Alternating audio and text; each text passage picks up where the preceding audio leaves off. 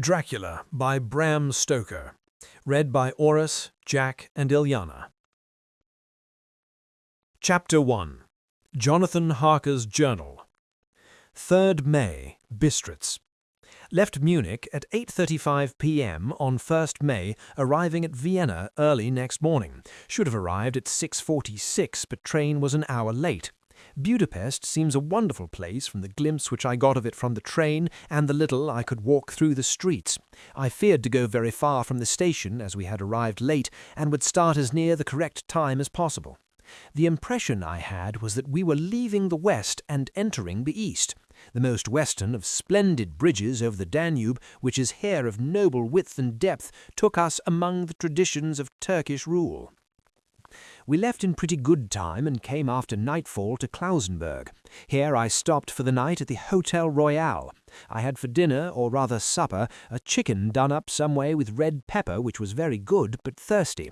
Mem, get recipe for Mina. I asked the waiter, and he said it was called paprika Hendel, and that I should be able to get it anywhere along the Carpathians. I found my smattering of German very useful here. Indeed, I don't know how I should be able to get on without it. Having had some time at my disposal when in London, I had visited the British Museum and made search among the books and maps in the library regarding Transylvania. It had struck me that some foreknowledge of the country could hardly fail to have some importance in dealing with a nobleman of that country. I find that the district he named is in the extreme east of the country, just on the borders of 3 states, Transylvania, Moldavia, and Bukovina, in the midst of the Carpathian Mountains, one of the wildest and least known portions of Europe. I was not able to light on any map or work giving the exact locality of the Castle Dracula, as there are no maps of this country as yet to compare with our own Ordenslave maps, but I found that Bistritz, the post town named by Count Dracula, is a fairly well-known place. I shall enter here some of my notes, as they may refresh my memory when I talk over my travels with Mina. In the population of Transylvania there are 4 distinct nationalities: Saxons in the south, and mixed with them the Wallacka, who are the descendants of the Dacians, Magyars in the west, and Sekeles in the east and north. I am going among the latter, who claim to be descended from Attila and the Huns. This may be, for when the Magyars conquered the country in the 11th century, they found the Huns settled in it. I read that every known superstition in the world is gathered into the horseshoe of the Carpathians, as if it were the centre of some sort of imaginative whirlpool. If so, my stay may be very interesting. Then I must ask the Count all about them. I did not sleep well, though my bed was comfortable enough, for I had all sorts of queer dreams. There was a dog howling all night under my window, which may have had something to do with it, or it may have been the paprika, for I had to drink up all the water in my carafe and was still thirsty. Towards morning I slept and was wakened by the continuous knocking at my door, so I guess I must have been sleeping soundly then. I had for breakfast more paprika and a sort of porridge of maize flour, which they said was mamaliga, and eggplant stuffed with forcemeat, a very excellent dish, which they call impletata. Mem, get recipe for this also. I had to hurry breakfast, for the train started a little before 8, or rather it ought to have done so, for after rushing to the station at 7:30, I had to sit in the carriage for more than an hour before we began to move. It seems to me that the further east you go, the more unpunctual are the trains. What ought they to be in China? All day long we seemed to dawdle through a country which was full of beauty of every kind. Sometimes we saw little towns or castles on the top of steep hills, such as we see in old missals. Sometimes we ran by rivers and streams which seemed from the wide stony margin on each side of them to be subject to great floods. It takes a lot of water and running strong to sweep the outside edge of a river clear. At every station there were groups of people, sometimes crowds and in all sorts of attire. Some of them were just like the peasants at home, or those I saw coming through France and Germany, with short jackets and round hats and homemade trousers, but others were very picturesque. The women looked pretty, except when you got near them, but they were very clumsy about the waist. They had all full white sleeves of some kind or other, and most of them had big belts with a lot of strips of something fluttering from them like the dresses in a ballet, but of course there were petticoats under them. The strangest figures we saw were the Slovaks, who were more barbarian than the rest, with their big cowboy hats, great baggy, dirty white trousers, white linen shirts, and enormous heavy leather belts, nearly a foot wide, all studded over with brass nails. They wore high boots with their trousers tucked into them, and had long black hair and heavy black moustaches. They are very picturesque, but do not look prepossessing. On the stage they would be set down at once as some old oriental band of brigands. They are, however, I am told, very harmless, and rather wanting in natural self-assertion. It was on the dark side of twilight when we got to Bistritz, which is a very interesting old place. Being practically on the frontier, for the Borgo Pass leads from it into Bukovina, it has had a very stormy existence, and it certainly shows marks of it. 50 years ago, a series of great fires took place, which made terrible havoc on 5 separate occasions. At the very beginning of the 16th century, it underwent a siege of 3 weeks and lost 13,000 people, the casualties of war proper being assisted by famine and disease. Count Dracula had directed me to go to the Golden Krone Hotel, which I found, to my great delight, to be thoroughly old-fashioned, for of course I wanted to see all I could of the ways of the country. I was evidently expected, for when I got near the door, I faced a cheery-looking elderly woman in the usual peasant dress, white undergarment with a long double apron front and back of coloured stuff fitting almost too tight for modesty. When I came close, she bowed and said, "The Herr Englishman." "Yes," I said, "Jonathan Harker." She smiled and gave some message to an elderly man in white shirt-sleeves who had followed her to the door. He went, but immediately returned with a letter. "My friend, welcome to the Carpathians. I am anxiously expecting you. Sleep well tonight. At 3 tomorrow the diligence will start for Bukovina. A place on it is kept for you. At the Borgo Pass my carriage will await you, and will bring you to me. I trust that your journey from London has been a happy one, and that you will enjoy your stay in my beautiful land. Your friend, Dracula. 4th May. I found that my landlord had got a letter from the Count directing him to secure the best place on the coach for me, but on making inquiries as to details, he seemed somewhat reticent and pretended that he could not understand my German. This could not be true, because up to then he had understood it perfectly. At least, he answered my questions exactly as if he did. He and his wife, the old lady who had received me, looked at each other in a frightened sort of way. He mumbled out that the money had been sent in a letter, and that was all he knew. When I asked him if he knew Count Dracula and could tell me anything of his castle, both he and his wife crossed themselves, and saying that they knew nothing at all, simply refused to speak further. It was so near the time of starting that I had no time to ask anyone else, for it was all very mysterious and not by any means comforting. Just before I was leaving, the old lady came up to my room and said in a hysterical way, "Must you go? Oh, young Herr, must you go?" She was in such an excited state that she seemed to have lost her grip of what German she knew and mixed it all up with some other language which I did not know at all. I was just able to follow her by asking many questions. When I told her that I must go at once and that I was engaged on important business, she asked again, "Do you know what day it is?" I answered that it was the 4th of May. She shook her head as she said again, "Oh yes, I know that, but do you know what day it is?" On my saying that I did not understand, she went on, "It is the eve of St. George's Day. Do you not know that tonight, when the clock strikes midnight, all the evil things in the world will have full sway? Do you know where you are going and what you are going to?" She was in such evident distress that I tried to comfort her, but without effect. Finally, she went down on her knees and implored me not to go, at least to wait a day or 2 before starting. It was all very ridiculous, but I did not feel comfortable. However, there was business to be done, and I could allow nothing to interfere with it. I tried to raise her up, and said as gravely as I could that I thanked her, but my duty was imperative, and that I must go. She then rose and dried her eyes, and taking a crucifix from her neck, offered it to me. I did not know what to do, for, as an English churchman, I have been taught to regard such things as in some measure idolatrous, and yet it seems so ungracious to refuse an old lady meaning so well and in such a state of mind. She saw, I suppose, the doubt in my face, for she put the rosary round my neck and said, "For your mother's sake," and went out of the room. I am writing up this part of the diary whilst I am waiting for the coach, which is, of course, late, and the crucifix is still round my neck. Whether it is the old lady's fear, or the many ghostly traditions of this place, or the crucifix itself, I do not know, but I am not feeling nearly as easy in my mind as usual. If this book should ever reach Mina before I do, let it bring my goodbye. Here comes the coach. 5th of May, the castle. The grey of the morning has passed, and the sun is high over the distant horizon, which seems jagged, whether with trees or hills I know not, for it is so far off that big things and little are mixed.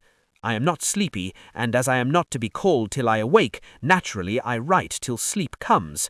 There are many odd things to put down, and lest who reads them may fancy that I dined too well before I left Bistritz, let me put down my dinner exactly.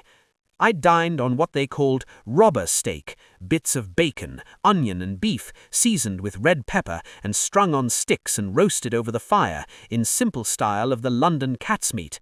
The wine was golden Medias, which produces a queer sting on the tongue, which is, however, not disagreeable. I had only a couple of glasses of this, and nothing else. When I got on the coach, the driver had not taken his seat, and I saw him talking to the landlady. They were evidently talking of me, for every now and then they looked at me, and some of the people who were sitting on the bench outside the door came and listened, and then looked at me, most of them pityingly. I could hear a lot of words often repeated, queer words, for there were many nationalities in the crowd, so I quietly got my polyglot dictionary from my bag and looked them out. I must say they were not cheering to me, for amongst them were Ordog, Satan, Pokol, Hell, Stregoica, Witch, Vrolok, and Vlokslak. Both mean the same thing, one being Slovak and the other Servian, for something that is either werewolf or vampire. Mem, I must ask the Count about these superstitions.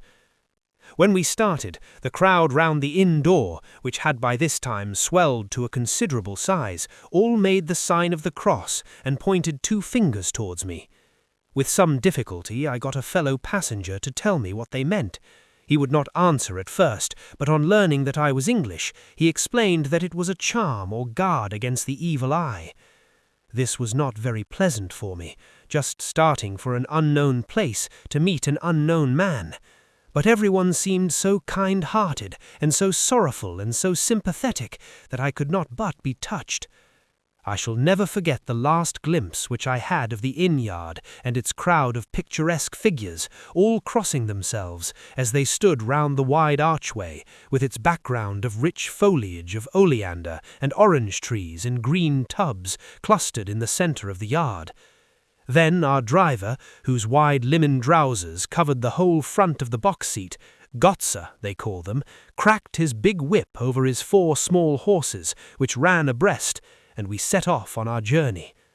I soon lost sight and recollection of ghostly fears in the beauty of the scene as we drove along, although had I known the language, or rather languages, which my fellow passengers were speaking, I might not have been able to throw them off so easily. Before us lay a green sloping land, full of forests and woods, with here and there steep hills, crowned with clumps of trees or with farmhouses, the blank gable end to the road. There was everywhere a bewildering mass of fruit blossom, apple, plum, pear, cherry, and as we drove by I could see the green grass under the trees spangled with the fallen petals. In and out amongst these green hills of what they call here the Mittelland ran the road, losing itself as it swept round the grassy curve or was shut out by the straggling ends of pine woods, which here and there ran down the hillsides like tongues of flame. The road was rugged, but still we seemed to fly over it with a feverish haste. I could not understand then what the haste meant, but the driver was evidently bent on losing no time in reaching Borgo Prund. I was told that this road is in summer-time excellent, but that it had not yet been put in order after the winter snows. In this respect it is different from the general run of roads in the Carpathians, for it is an old tradition that they are not to be kept in too good order. Of old the hospodars would not repair them, lest the Turk should think that they were preparing to bring in foreign troops, and so hasten the war which was always really at loading point. Beyond the green, swelling hills of the Mittelland rose mighty slopes of forest up to the lofty steeps of the Carpathians themselves. Right and left of us they towered, with the afternoon sun falling full upon them and bringing out all the glorious colours of this beautiful range. Deep blue and purple in the shadows of the peaks, green and brown where grass and rock mingled, and an endless perspective of jagged rock and pointed crags, until these were themselves lost in the distance where the snowy peaks rose grandly. Here and there seemed mighty rifts in the mountains, through which, as the sun began to sink, we saw now and again the white gleam of falling water. One of my companions touched my arm as we swept round the base of a hill and opened up the lofty snow-covered peak of a mountain, which seemed, as we wound on our serpentine way, to be right before us. "Look, Istansek, God's seat!" and he crossed himself reverently. As we wound on our endless way and the sun sank lower and lower behind us, the shadows of the evening began to creep around us. This was emphasized by the fact that the snowy mountain top still held the sunset and seemed to glow out with a delicate cool pink. Here and there we passed Czechs and Slovaks, all in picturesque attire, but I noticed that goiter was painfully prevalent. By the roadside were many crosses, and as we swept by, all my companions crossed themselves. Here and there was a peasant man or woman kneeling before a shrine, who did not even turn round as we approached, but seemed in the self-surrender of devotion to have neither eyes nor ears for the outer world. There were many things new to me, for instance, hayricks in the trees, and here and there very beautiful masses of weeping birch, their white stems shining like silver through the delicate green of the leaves. Now and again we passed a Leiterwagen, the ordinary peasant's cart with its long snake-like vertebra, calculated to suit the inequalities of the road. On this were sure to be seated quite a group of homecoming peasants, the Czechs with their white, and the Slovaks with their coloured sheepskins, the latter carrying lance-fashion their long staves, with axe at end. As the evening fell, it began to get very cold, and the growing twilight seemed to merge into one dark mistiness, the gloom of the trees, oak, beech, and pine, though in the valleys, which ran deep between the spurs of the hills, as we ascended through the pass, the dark firs stood out here and there against the background of late-lying snow. Sometimes, as the road was cut through the pine woods that seemed in the darkness to be closing down upon us, great masses of greyness, which here and there bestrewed the trees, produced a peculiarly weird and solemn effect, which carried on the thoughts and grim fancies engendered earlier in the evening, when the falling sunset threw into strange relief the ghost-like clouds which amongst the Carpathians seemed to wind ceaselessly through the valleys. Sometimes the hills were so steep that, despite our driver's haste, the horses could only go slowly. I wished to get down and walk them, as we do at home, but the driver would not hear of it. "No, no," he said, "you must not walk here. The dogs are too fierce." And then he added, with what he evidently meant for grim pleasantry, for he looked round to catch the approving smile of the rest, "and you may have enough of such matters before you go to sleep." The only stop he would make was a moment's pause to light his lamps. When it grew dark, there seemed to be some excitement amongst the passengers, and they kept speaking to him one after the other, as though urging him to further speed. He lashed the horses unmercifully with his long whip, and with wild cries of encouragement urged them on to further exertions. Then, through the darkness, I could see a sort of grey patch of light ahead of us, as though there were a cleft in the hills. The excitement of the passengers grew greater. The crazy coach rocked on its great leather springs and swayed like a boat tossed on a stormy sea. I had to hold on. The road grew more level, and we appeared to fly along. Then the mountains seemed to come nearer to us on each side, and to frown down upon us. We were entering on the Borgo Pass. One by one, several of the passengers offered me gifts, which they pressed upon me with an earnestness which would take no denial. These were certainly of an odd and varied kind, but each was given in simple good faith, with a kindly word and a blessing, and that same strange mixture of fear-meaning movements that I had seen outside the hotel at Bistritz, the sign of the cross and the guard against the evil eye. Then, as we flew along, the driver leaned forward, and on each side the passengers, craning over the edge of the coach, peered eagerly into the darkness. It was evident that something very exciting was either happening or expected, but though I asked each passenger, no one would give me the slightest explanation. This state of excitement kept on for some little time, and at last we saw before us the pass opening out on the eastern side. There were dark rolling clouds overhead, and in the air the heavy oppressive sense of thunder. It seemed as though the mountain range had separated two atmospheres, and that now we had got into the thunderous one. I was now myself looking out for the conveyance which was to take me to the Count. Each moment I expected to see the glare of lamps through the blackness, but all was dark. The only light was the flickering rays of our own lamps, in which the steam from our hard-driven horses rose in a white cloud. When we could see now the sandy road lying white before us, there was no sign of a vehicle. The passengers drew back with a sigh of gladness, which seemed to mock my own disappointment. I was already thinking what I had best do, when the driver, looking at his watch, said to the others something which I could hardly hear. It was spoken so quietly and in so low a tone. I thought it was an hour less than the time. Then, turning to me, he spoke in German worse than my own. "There is no carriage here. The heir is not expected after all. He will now come on to Bukovina and return tomorrow or the next day, better the next day." Whilst he was speaking, the horses began to neigh and snort and plunge wildly, so that the driver had to hold them up. Then, amongst a chorus of screams from the peasants and a universal crossing of themselves, a calèche with 4 horses drove up behind us, overtook us, and drew up beside the coach. I could see from the flash of our lamps, as the rays fell on them, that the horses were coal-black and splendid animals. They were driven by a tall, brown-bearded man with a great black hat that seemed to hide his face from us. I could only see the gleam of a pair of very bright eyes, which seemed red in the lamplight, as he turned to us. He said to the driver, "You are early tonight, my friend." The man stammered in reply. The English heir was in a hurry. To which the stranger replied, "That is why, I suppose, you wished him to go on to Bukovina. You cannot deceive me, my friend. I know too much, and my horses are swift." As he spoke, he smiled, and the lamplight fell on a hard-looking mouth with very red lips and sharp-looking teeth as white as ivory.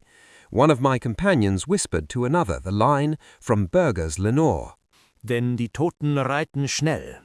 The strange driver evidently heard the words, for he looked up with a gleaming smile. The passenger turned his face away, at the same time putting out his 2 fingers and crossing himself. "Give me the Herr's luggage," said the driver, and with exceeding alacrity my bags were handed out and put in the calèche. Then I descended from the side of the coach, as the calèche was close alongside, the driver helping me with a hand which caught my arm in a grip of steel. His strength must have been prodigious. Without a word he shook his reins, the horses turned, and we swept into the darkness of the pass. As I looked back, I saw the steam from the horses of the coach by the light of the lamps, and projected against it the figures of my late companions crossing themselves. Then the driver cracked his whip and called to his horses, and off they swept on their way to Bukovina. As they sank into the darkness, I felt a strange chill and a lonely feeling come over me. But a cloak was thrown over my shoulders and a rug across my knees, and the driver said in excellent German, "The night is chill, mein Herr, and my master the Count bade me take all care of you. There is a flask of Slivovitz, the plum brandy of the country, if you should require it." I did not take any, but it was a comfort to know it was there all the same. I felt a little strangely, and not a little frightened. I think, had there been any alternative, I should have taken it instead of prosecuting that unknown night journey. The carriage went at a hard pace straight along. Then we made a complete turn and went along another straight road. It seemed to me that we were simply going over and over the same ground again, and so I took note of some salient point and found that this was so. I would have liked to have asked the driver what this all meant, but I really feared to do so, for I thought that, placed as I was, any protest would have had no effect in case there had been an intention to delay. By and by, however, as I was curious to know how time was passing, I struck a match, and by its flame looked at my watch. It was within a few minutes of midnight. This gave me a sort of shock, for I suppose the general superstition about midnight was increased by my recent experiences. I waited with a sick feeling of suspense. Then a dog began to howl somewhere in a farmhouse far down the road, a long, agonized wailing, as if from fear. The sound was taken up by another dog, and then another, and another, till, borne on the wind which now sighed softly through the pass, a wild howling began, which seemed to come from all over the country, as far as the imagination could grasp it through the gloom of the night. At the first howl, the horses began to strain and rear, but the driver spoke them soothingly, and they quieted down, but shivered and sweated as though after a runaway from sudden fright. Then, far off in the distance from the mountains on each side of us, began a louder and a sharper howling, that of wolves, which affected both the horses and myself in the same way, for I was minded to jump from the caleche and run, whilst they reared again and plunged madly, so that the driver had to use all his great strength to keep them from bolting.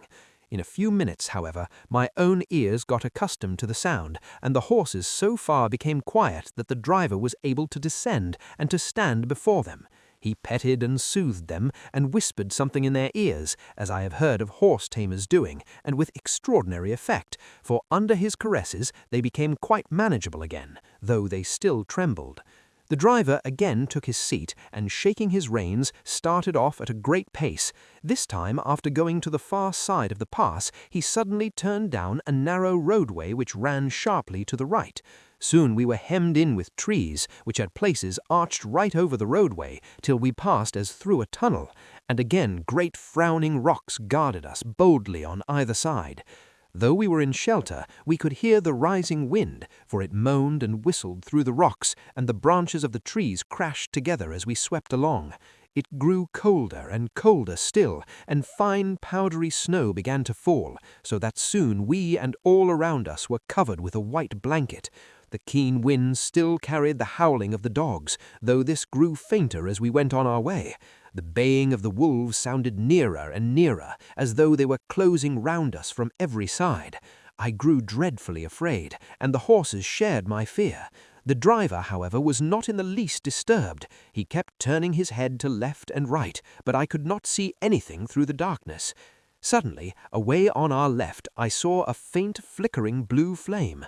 The driver saw it at the same moment. He at once checked the horses, and jumping to the ground, disappeared into the darkness. I did not know what to do, the less as the howling of the wolves grew closer.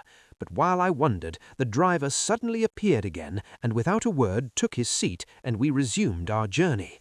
I think I must have fallen asleep and kept dreaming of the incident, for it seemed to be repeated endlessly, and now, looking back, it is like a sort of awful nightmare. Once there appeared a strange optical effect. When he stood between me and the flame, he did not obstruct it, for I could see its ghostly flicker all the same. This startled me, but as the effect was only momentary, I took it that my eyes deceived me straining through the darkness. Then, for a time, there were no blue flames, and we sped onwards through the gloom, with the howling of the wolves around us, as though they were following in a moving circle. At last, there came a time when the driver went further afield than he had yet gone, and during his absence the horses began to tremble worse than ever, and to snort and scream with fright. I could not see any cause for it, for the howling of the wolves had ceased altogether. But just then, the moon, sailing through the black clouds, appeared behind the jagged crest of a beetling, pine-clad rock, and by its light I saw around us a ring of wolves, with white teeth and lolling red tongues, with long, sinewy limbs and shaggy hair.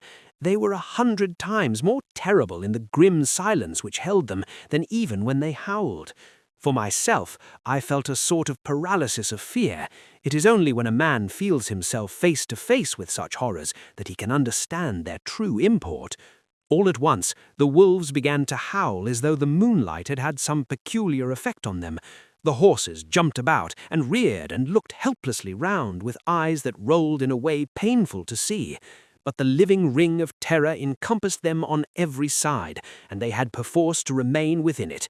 I called to the coachman to come, for it seemed to me that our only chance was to try to break out through the ring, and to aid his approach I shouted and beat the side of the caleche, hoping by the noise to scare the wolves from the side so as to give him a chance of reaching the trap. How he came there I know not, but I heard his voice raised in a tone of imperious command, and looking towards the sound saw him stand in the roadway. As he swept his long arms as though brushing aside some impalpable obstacle, the wolves fell back and back further still.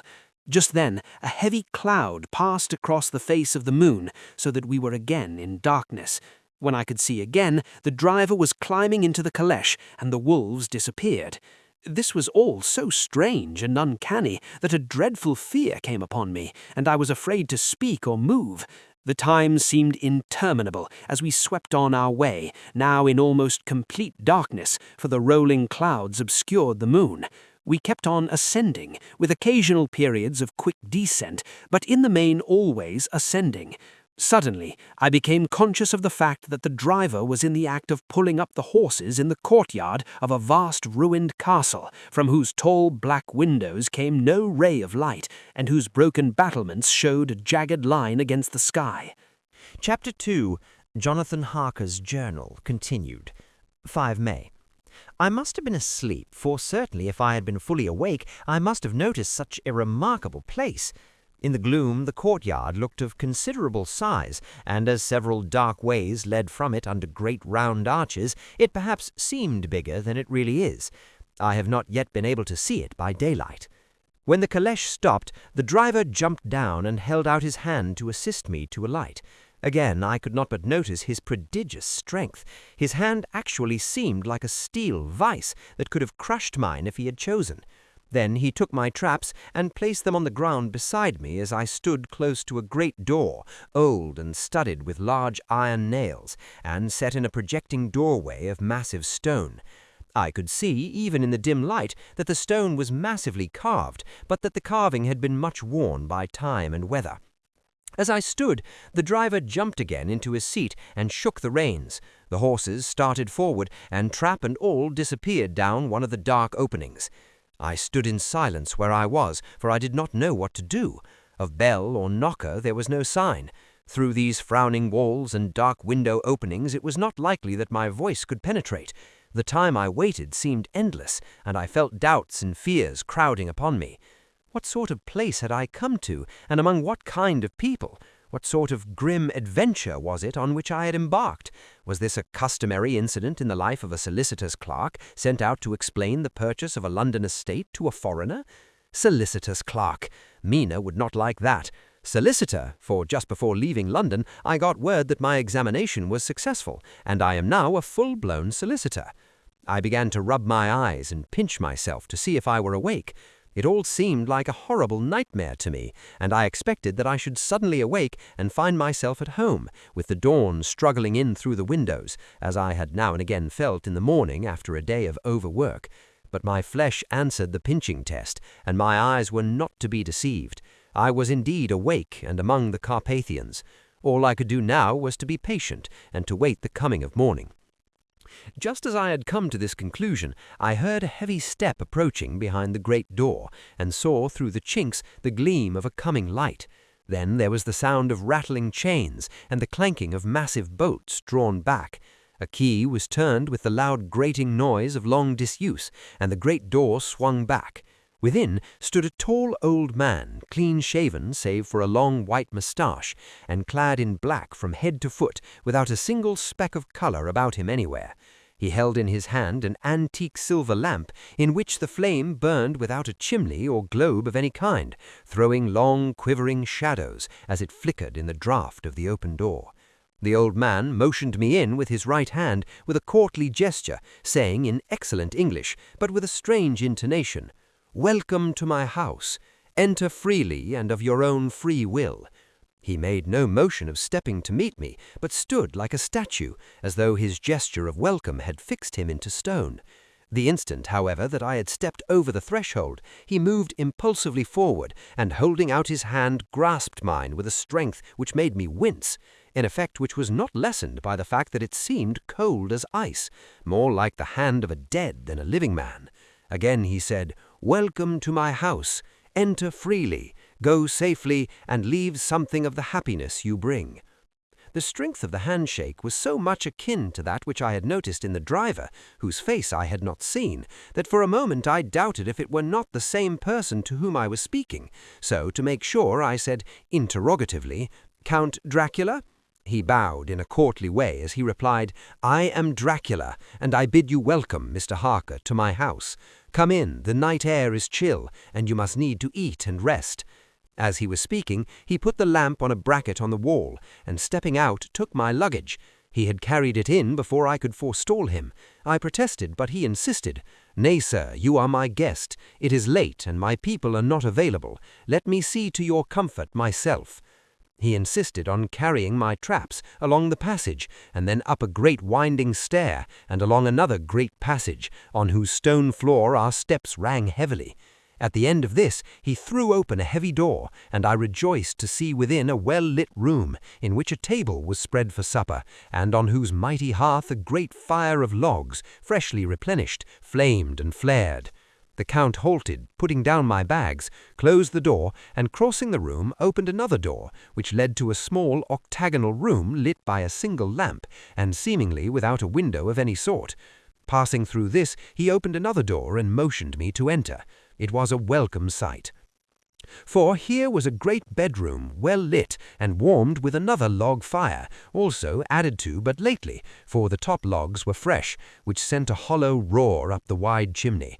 The Count himself left my luggage inside and withdrew, saying before he closed the door, "You will need after your journey to refresh yourself by making your toilet. I trust you will find all you wish. When you are ready, come into the other room where you will find your supper prepared." The light and warmth and the Count's courteous welcome seemed to have dissipated all my doubts and fears.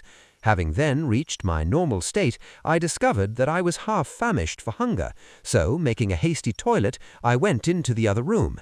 I found supper already laid out. My host, who stood on one side of the great fireplace, leaning against the stonework, made a graceful wave of his hand to the table, and said, "I pray you, be seated and sup how you please. You will, I trust, excuse me that I do not join you, but I have dined already, and I do not sup." I handed to him the sealed letter that Mr. Hawkins had entrusted me. He opened it and read it gravely. Then, with a charming smile, he handed it to me to read. One passage of it at least gave me a thrill of pleasure. "I must regret that an attack of gout, from which malady I am a constant sufferer, forbids absolutely any travelling on my part for some time to come, but I am happy to say I can send a sufficient substitute, one in whom I have every possible confidence." He is a young man, full of energy and talent in his own way, and of a very faithful disposition. He is discreet and silent, and has grown into manhood in my service. He shall be ready to attend on you when you will during his stay, and shall take your instructions in all matters. The Count himself came forward and took off the cover of a dish, and I fell to at once on an excellent roast chicken. This, with some cheese and a salad, and a bottle of old Tokay, of which I had 2 glasses, was my supper. During the time I was eating it, the Count asked me many questions as to my journey, and I told him by degrees all I had experienced. By this time I had finished my supper, and by my host's desire had drawn up a chair by the fire and begun to smoke a cigar which he offered me, at the same time excusing himself that he did not smoke. I now had an opportunity of observing him, and found him of a very marked physiognomy. His face was a very strong aquiline, with high bridge of the thin nose and peculiarly arched nostrils, with lofty domed forehead, and hair growing scantily round the temples but profusely elsewhere. His eyebrows were very massive, almost meeting over the nose, and with bushy hair that seemed to curl in its own profusion. The mouth, so far as I could see it under the heavy moustache, was fixed and rather cruel-looking, with peculiarly sharp white teeth. These protruded over the lips, whose remarkable ruddiness showed astonishing vitality in a man of his years. For the rest, his ears were pale, and at the tops extremely pointed. The chin was broad and strong, and the cheeks firm though thin. The general effect was one of extraordinary pallor. Hitherto I had noticed the backs of his hands as they lay on his knees in the firelight, and they seemed rather white and fine, but seeing them now close to me, I could not but notice that they were rather coarse, broad, with squat fingers. Strange to say, there were hairs in the centre of the palm. The nails were long and fine, and cut to a sharp point. As the Count leaned over me and his hands touched me, I could not repress a shudder. It may have been that his breath was rank, but a horrible feeling of nausea came over me, which, do what I would, I could not conceal. The Count, evidently noticing it, drew back, and with a grim sort of smile, which showed more than he had yet done his protuberant teeth, sat himself down again on his own side of the fireplace.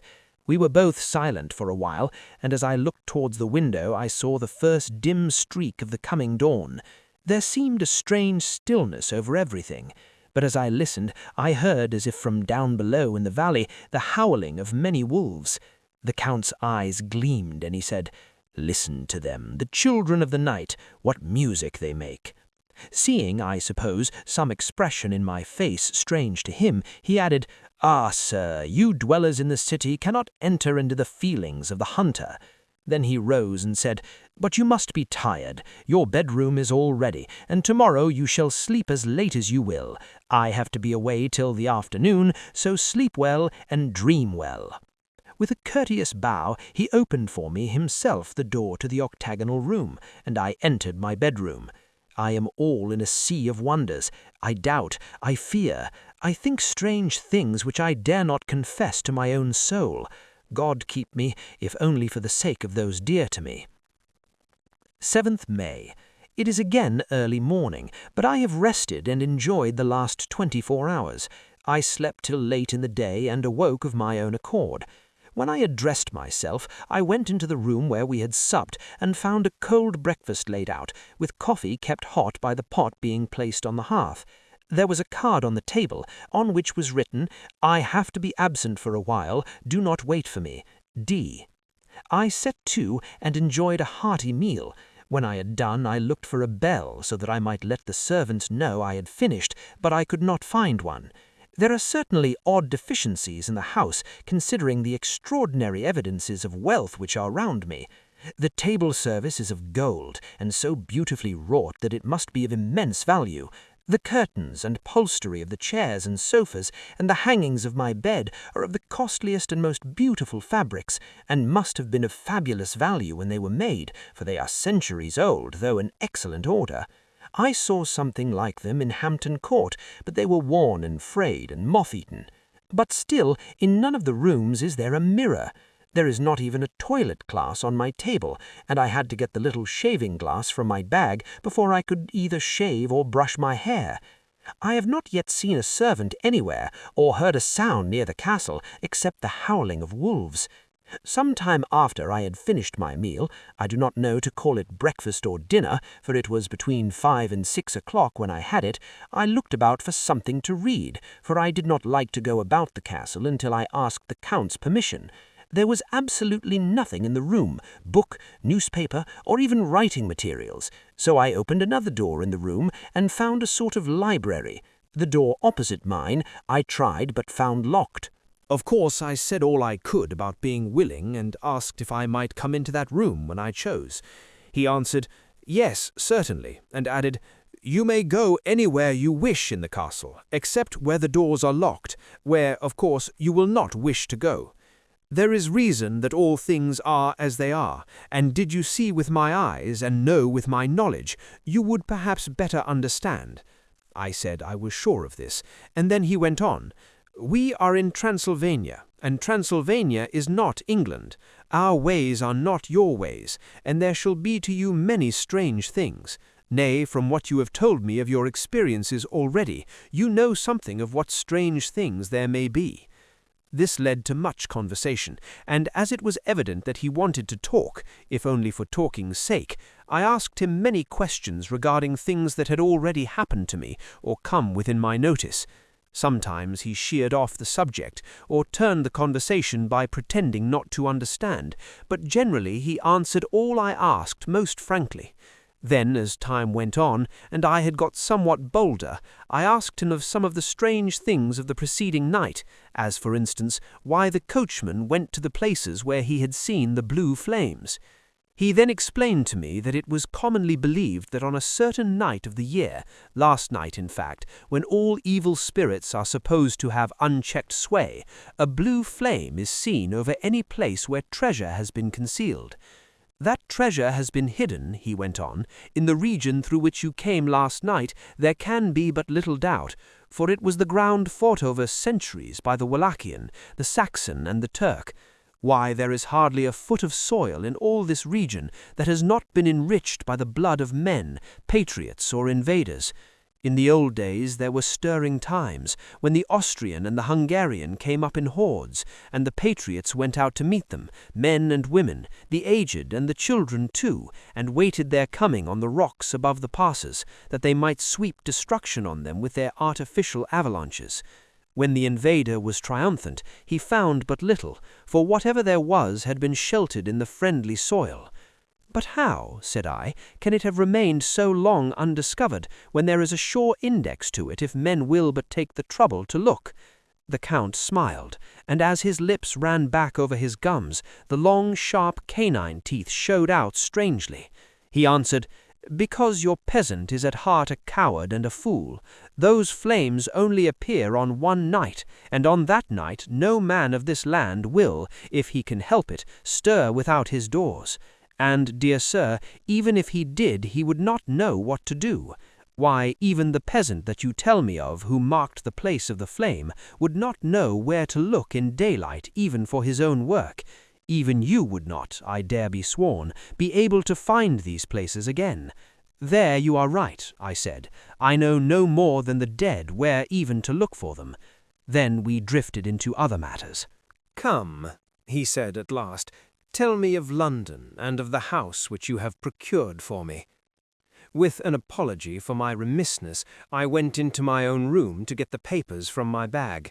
Whilst I was placing them in order, I heard a rattling of china and silver in the next room, and as I passed through noticed that the table had been cleared and the lamp lit, for it was by this time deep into the dark. The lamps were also lit in the study or library, and I found the Count lying on the sofa, reading, of all things in the world, an English Bradshaw's Guide. When I came in, he cleared the books and papers from the table, and with him I went into plans and deeds and figures of all sorts. He was interested in everything and asked me a myriad questions about the place and its surroundings. He clearly had studied beforehand all he could get on the subject of the neighbourhood, for he evidently at the end knew very much more than I did. When I remarked this, he answered, "Well, but my friend, is it not needful that I should? When I go there I shall be all alone, and my friend Harker Jonathan, nay, pardon me, I fall into my country's habit of putting your patronymic first, my friend Jonathan Harker will not be by my side to correct and aid me. He will be in Exeter, miles away, probably working at papers of the law with my other friend Peter Hawkins. So we went thoroughly into the business of the purchase of the estate at Purfleet. When I had told him the facts, and got his signature to the necessary papers, and had written a letter with them ready to post to Mr. Hawkins, he began to ask me how I had come across so suitable a place. I read to him the notes which I had made at the time, and which I inscribe here.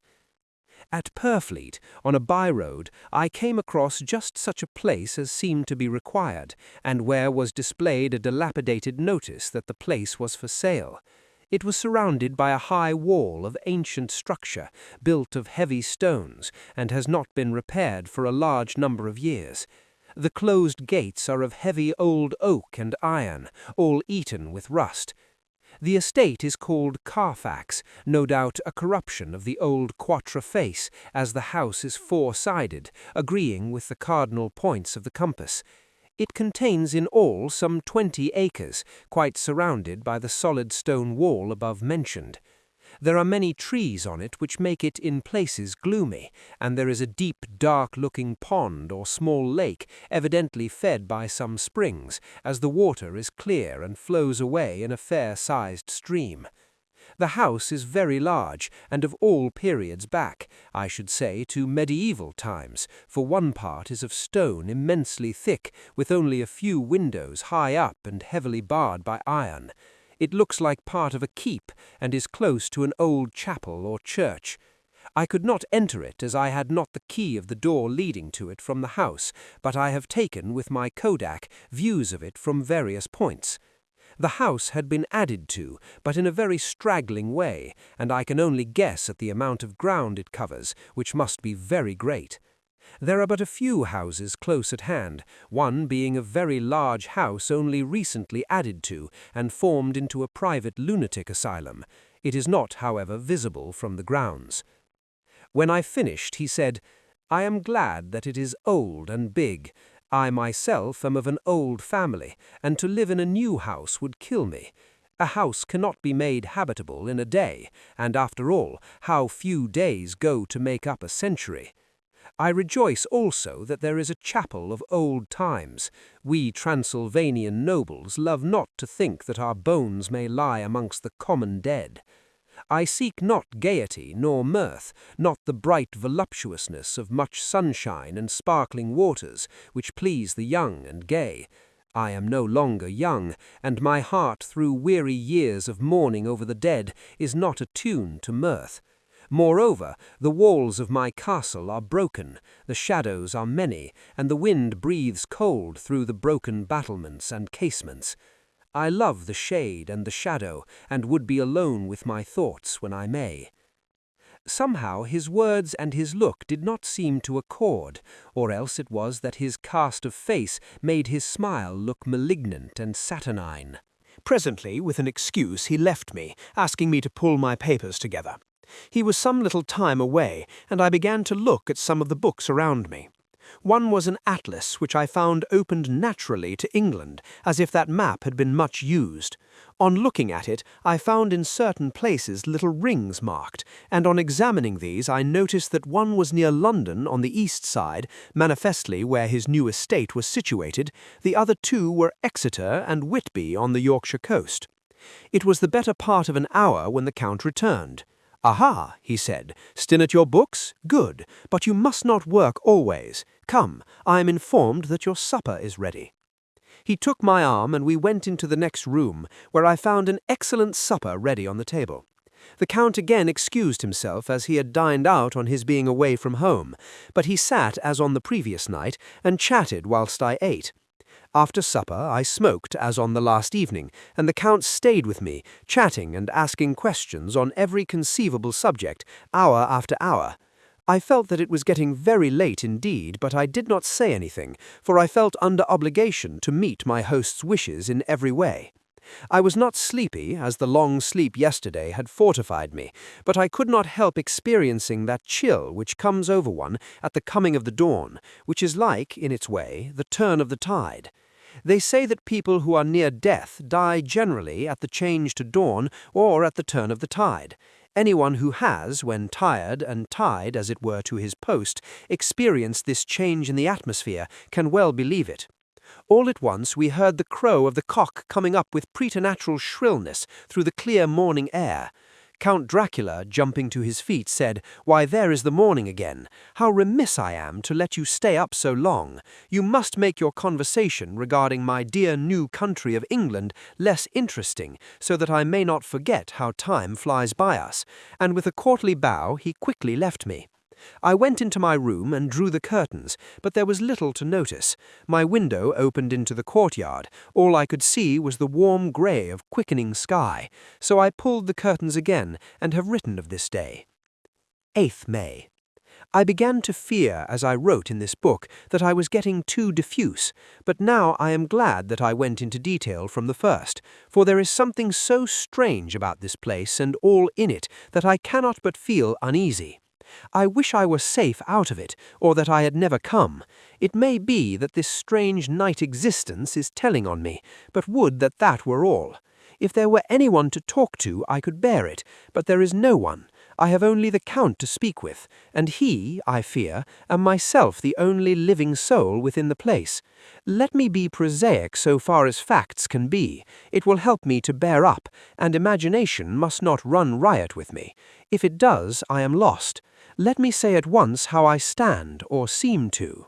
I only slept a few hours when I went to bed, and feeling that I could not sleep any more, got up. I had hung my shaving glass by the window and was just beginning to shave. Suddenly I felt a hand on my shoulder and heard the Count's voice saying to me, "Good morning." I started, for it amazed me that I had not seen him, since the reflection of the glass covered the whole room behind me. In starting I had cut myself slightly, but did not notice it at the moment. Having answered the Count's salutation, I turned to the glass again to see how I had been mistaken. This time there could be no error, for the man was close to me, and I could see him over my shoulder. But there was no reflection of him in the mirror. The whole room behind me was displayed, but there was no sign of a man in it, except myself.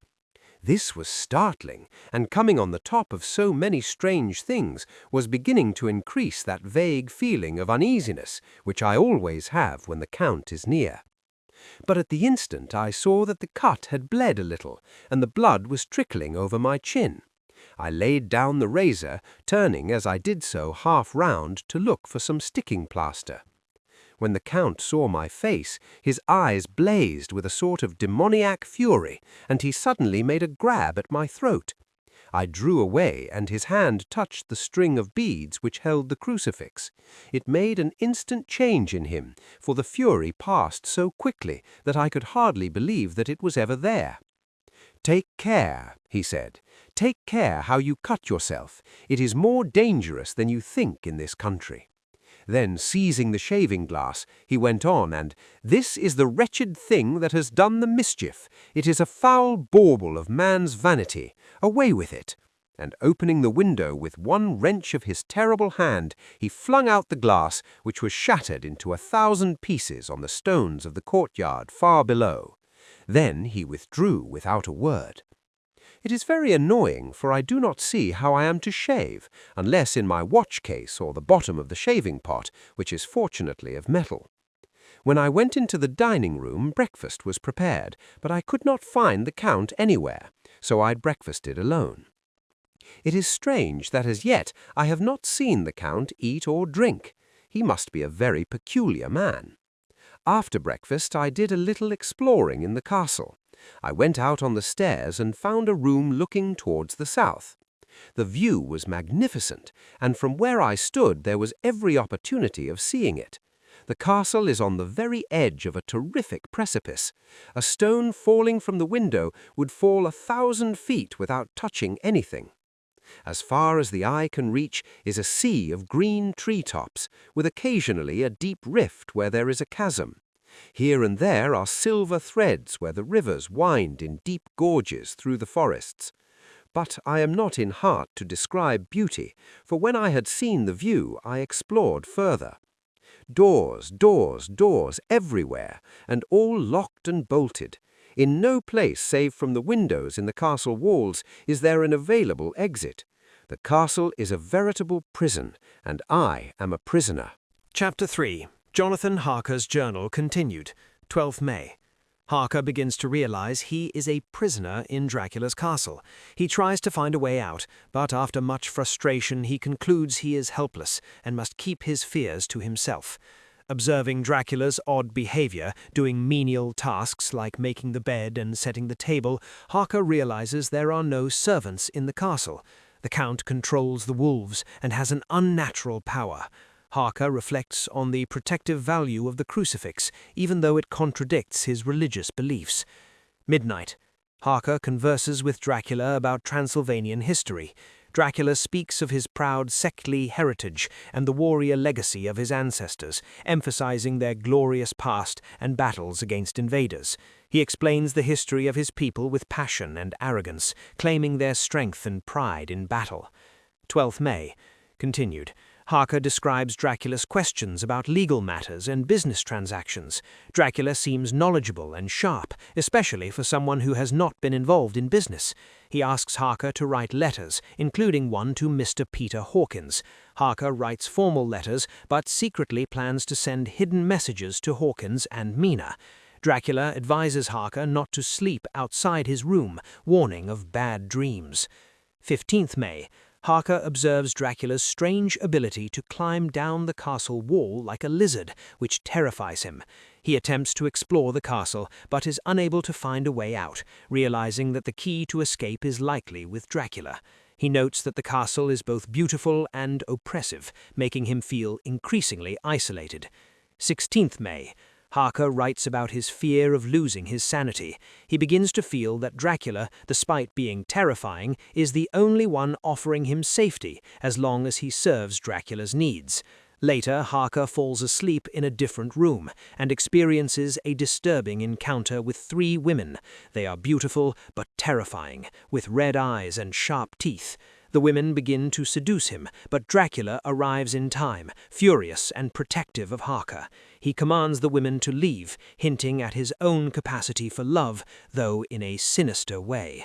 The women disappear mysteriously, leaving Harker horrified and fainting from the experience. Chapter 4. Jonathan Harker's Journal Continued. 18th May. Harker awakes in his bed, unsure if he was carried there by the Count or if it was all a dream. His clothes were folded neatly, suggesting the Count's involvement. Despite the terrifying events, the room now feels like a sanctuary compared to the horrifying women he encountered. 19 May. Harker is further trapped by the Count.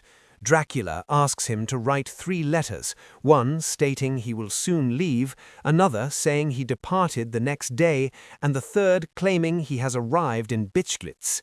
Harker resists, but fears for his safety, knowing Dracula would be suspicious if he refused.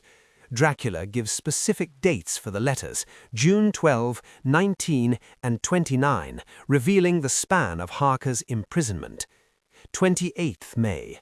A band of Cigani, gypsies, arrive at the castle, offering Harker a chance to communicate with the outside world. He writes letters, including one to Mina in shorthand, to explain his situation without revealing the horrors. He sends the letters through the Cigani, hoping they will reach their destination. 31st May. Harker's belongings, including his travel clothes and notes, are mysteriously gone. He realizes this is another part of Dracula's plot to control him. 17 June. Harker observes lighter wagons, large carts, arriving at the castle, but when he tries to signal the drivers, they ignore him. The wagons are filled with boxes, which are unloaded and stacked in the courtyard. 24th June. Harker watches as the Count leaves the castle in his clothes, carrying the same bag the women took. Harker suspects Dracula is using this to cover his tracks and implicate him in any misdeeds. 25th June. Harker, increasingly desperate, watches the Count interact with wolves. When he tries to escape, Dracula's wolves are summoned to block his way. Harker struggles, but is unable to break free. 29th June. Harker prepares to leave, but is once again thwarted by the Count's smooth manipulations. The Count locks the door and blocks his escape, all while planning to send Harker on a dangerous journey. The wolves' howling grows louder. 30th June. Harker makes a final attempt to escape, scaling the castle walls and entering the Count's empty room. He discovers a stash of gold and other treasures, but is unable to find the key to unlock the doors. He ventures into a crypt-like area, where he finds the Count lying still, his appearance unnervingly youthful. Harker, overcome with disgust and fear, decides to destroy the Count, but fails. He continues to feel trapped, hearing the sound of the Cigani and Slovaks outside. Harker concludes that the Count plans to escape to London, leaving him behind in the castle with the terrifying women. He considers further attempts to escape, but is aware that the castle is closing in on him. Chapter 5. Letter from Miss Mina Murray to Miss Lucy Westenra, 9 May. My dearest Lucy, forgive my long delay in writing, but I have been simply overwhelmed with work. The life of an assistant schoolmistress is sometimes trying. I am longing to be with you and by the sea, where we can talk together freely and build our castles in the air. I have been working very hard lately because I want to keep up with Jonathan's studies, and I have been practicing shorthand very assiduously. When we are married, I shall be able to be useful to Jonathan, and if I can stenograph well enough, I can take down what he wants to say in this way and write it out for him on the typewriter, at which also I am practicing very hard. He and I sometimes write letters in shorthand, and he is keeping a stenographic journal of his travels abroad. When I am with you, I shall keep a diary in the same way. I don't mean one of those 2 pages to the week with Sunday squeezed in a corner diaries, but a sort of journal which I can write in whenever I feel inclined. I do not suppose there will be much of interest to other people, but it is not intended for them. I may show it to Jonathan some day if there is in it anything worth sharing, but it is really an exercise book. I shall try to do what I see lady journalists do, interviewing and writing descriptions and trying to remember conversations. I am told that with a little practice one can remember all that goes on or that one hears said during a day. However, we shall see. I will tell you of my little plans when we meet. I have just had a few hurried lines from Jonathan from Transylvania. He is well and will be returning in about a week. I am longing to hear all his news.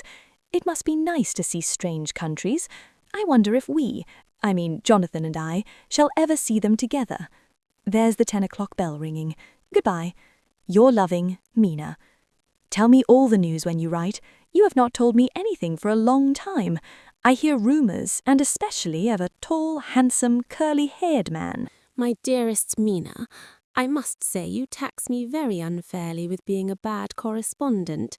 I wrote you twice since we parted, and your last letter was only your second. Besides, I have nothing to tell you. There is really nothing to interest you. Town is very pleasant just now, and we go a great deal to picture galleries and for walks and rides in the park. As to the tall, curly-haired man, I suppose it was the one who was with me at the last pop. Someone has evidently been telling tales. That was Mr. Homewood. He often comes to see us, and he and Mamma get on very well together. They have so many things to talk about in common. We met some time ago a man that would just do for you if you were not already engaged to Jonathan. He is an excellent parti, being handsome, well off, and of good birth. He is a doctor, and really clever. Just fancy, he is only 29, and he has an immense lunatic asylum all under his own care. Mr. Homewood introduced him to me, and he called here to see us, and often comes now. I think he is one of the most resolute men I ever saw, and yet the most calm. He seems absolutely imperturbable. I can fancy what a wonderful power he must have over his patients. He has a curious habit of looking one straight in the face, as if trying to read one's thoughts. He tries this on very much with me, but I flatter myself he has got a tough nut to crack. I know that from my glass. Do you ever try to read your own face? I do, and I can tell you it is not a bad study, and gives you more trouble than you can well fancy if you have never tried it. He says that I afford him a curious psychological study, and I humbly think I do. I do not, as you know, take sufficient interest in dress to be able to describe the new fashions. Dress is a bore. That is slang again, but never mind. Arthur says that every day. There, it is all out, Mina. We have told all our secrets to each other since we were children. We have slept together and eaten together and laughed and cried together, and now, though I have spoken, I would like to speak more. Oh, Mina, couldn't you guess? I love him. I am blushing as I write, for although I think he loves me, he has not told me so in words. But oh, Mina, I love him. I love him. There, that does me good. I wish I were with you, dear, sitting by the fire undressing as we used to sit, and I would try to tell you what I feel. I do not know how I am writing this even to you. I am afraid to stop, or I should tear up the letter, and I don't want to stop, for I do so want to tell you all. Let me hear from you at once, and tell me all that you think about it. Mina, pray for my happiness. Lucy. P.S. I need not tell you this is a secret. Good night again. L. My dearest Mina, thanks and thanks and thanks again for your sweet letter. It was so nice to be able to tell you and to have your sympathy. My dear, it never rains but it pours. How true the old proverbs are. Here am I, who shall be 20 in September, and yet I never had a proposal till today, not a real proposal, and today I had 3, just fancy, 3 proposals in one day. Isn't it awful? I feel sorry, really and truly sorry for 2 of the poor fellows. Oh, Mina, I am so happy that I don't know what to do with myself. And 3 proposals! But for goodness sake, don't tell any of the girls, or they would be getting all sorts of extravagant ideas and imagining themselves injured and slighted if in their very first day at home they did not get 6 at least. Some girls are so vain. You and I, Mina dear, who are engaged and are going to settle down soon soberly into old married women, can despise vanity. Well, I must tell you about the 3, but you must keep it a secret, dear, from everyone, except, of course, Jonathan. You will tell him, because I would, if I were in your place, certainly tell Arthur. A woman ought to tell her husband everything. Don't you think so, dear? And I must be fair. Men like women, certainly their wives, to be quite as fair as they are, and women, I'm afraid, are not always quite as fair as they should be. Well, my dear, number 1 came just before lunch. I told you of him, Dr. John Seward, the lunatic asylum man, with the strong jaw and the good forehead. He was very cool outwardly, but was nervous all the same. He had evidently been schooling himself as to all sorts of little things, and remembered them, but he almost managed to sit down on his silk hat, which men don't generally do when they are cool, and then when he wanted to appear at ease he kept playing with a lancet in a way that made me nearly scream. He spoke to me, Mina, very straightforwardly. He told me how dear I was to him, though he had known me so little, and what his life would be with me to help and cheer him. He was going to tell me how unhappy he would be if I did not care for him, but when he saw me cry he said he was a brute and would not add to my present trouble. Then he broke off and asked if I could love him in time, and when I shook my head his hands trembled, and then with some hesitation he asked me if I cared already for anyone else. He put it very nicely, saying that he did not want to wring my confidence from me, but only to know, because if a woman's heart was free, a man might have hope. And then, Mina, I felt a sort of duty to tell him that there was someone. I only told him that much, and then he stood up, and he looked very strong and very grave as he took both my hands in his, and said he hoped I would be happy, and that if I ever wanted a friend, I must count him one of my best.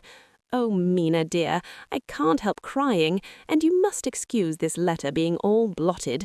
Being proposed to is all very nice and all that sort of thing, but it isn't at all a happy thing when you have to see a poor fellow, whom you know loves you honestly, going away and looking all broken-hearted, and to know that, no matter what he may say at the moment, you're passing out of his life. My dear, I must stop here at present. I feel so miserable, though I am so happy. Evening. Arthur has just gone, and I feel in better spirits than when I left off, so I can go on telling you about the day. Well, my dear, number 2 came after lunch. He is such a nice fellow, an American from Texas, and he looks so young and so fresh that it seems almost impossible that he has been to so many places and has such adventures. I sympathize with poor Desdemona when she had such a stream poured in her ear, even by a black man. I suppose that we women are such cowards that we think a man will save us from fears, and we marry him. I know now what I would do if I were a man, and wanted to make a girl love me. No, I don't, for there was Mr. Morris telling us his stories, and Arthur never told any, and yet... My dear, I am somewhat previous. Mr. Quincy P. Morris found me alone. It seems that a man always does find a girl alone. No, he doesn't, for Arthur tried twice to make a chance, and I helping him all I could. I am not ashamed to say it now. I must tell you beforehand that Mr. Morris doesn't always speak slang. That is to say, he never does so to strangers or before them, for he is really well educated and has exquisite manners. But he found out that it amused me to hear him talk American slang, and whenever I was present, and there was no one to be shocked, he said such funny things. I'm afraid, my dear, he has to invent it all, for it fits exactly into whatever else he has to say. But this is a way slang has. I do not know myself if I shall ever speak slang. I do not know if Arthur likes it, as I have never heard him use any as yet. Well, Mr. Morris sat down beside me and looked as happy and jolly as he could, but I could see all the same that he was very nervous. He took my hand in his and said ever so sweetly, "Miss Lucy, I know I ain't good enough to regulate the fixin's of your little shoes, but I guess if you wait till you find a man that is, you will go join them 7 young women with the lamps when you quit. Won't you just hitch up alongside of me and let us go down the long road together, driving in double harness?" Well, he did look so good-humoured and so jolly that it didn't seem half so hard to refuse him as it did poor Dr. Seward. So I said as lightly as I could that I did not know anything of hitching and that I wasn't broken to harness at all yet.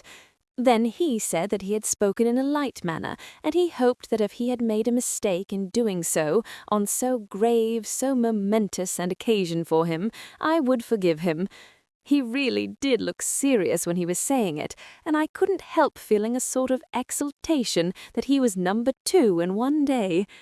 And then, my dear, before I could say a word, he began pouring out a perfect torrent of love-making, laying his very heart and soul at my feet. He looked so earnest over it that I shall never again think that a man must be playful always and never earnest, because he is merry at times.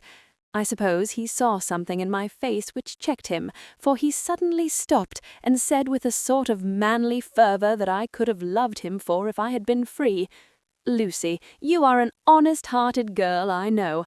I should not be here speaking to you as I am now if I did not believe you clean grit right through to the very depths of your soul. Tell me, like one good fellow to another, is there anyone else that you care for? And if there is, I'll never trouble you a hair's breadth again, but will be, if you will let me, a very faithful friend." My dear Mina, why are men so noble when we women are so little worthy of them?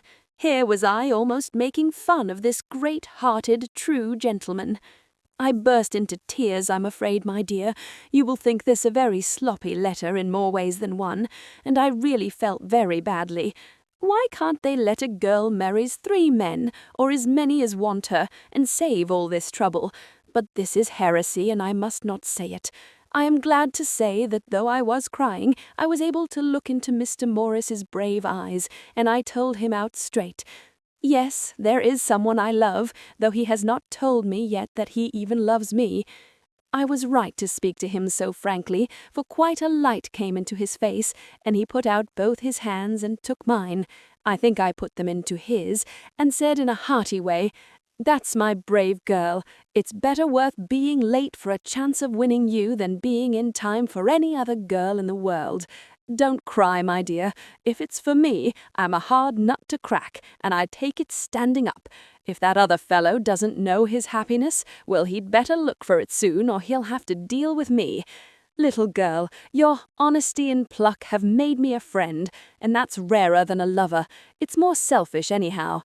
My dear, I'm going to have a pretty lonely walk between this and Kingdom Come. Won't you give me one kiss? It'll be something to keep off the darkness now and then.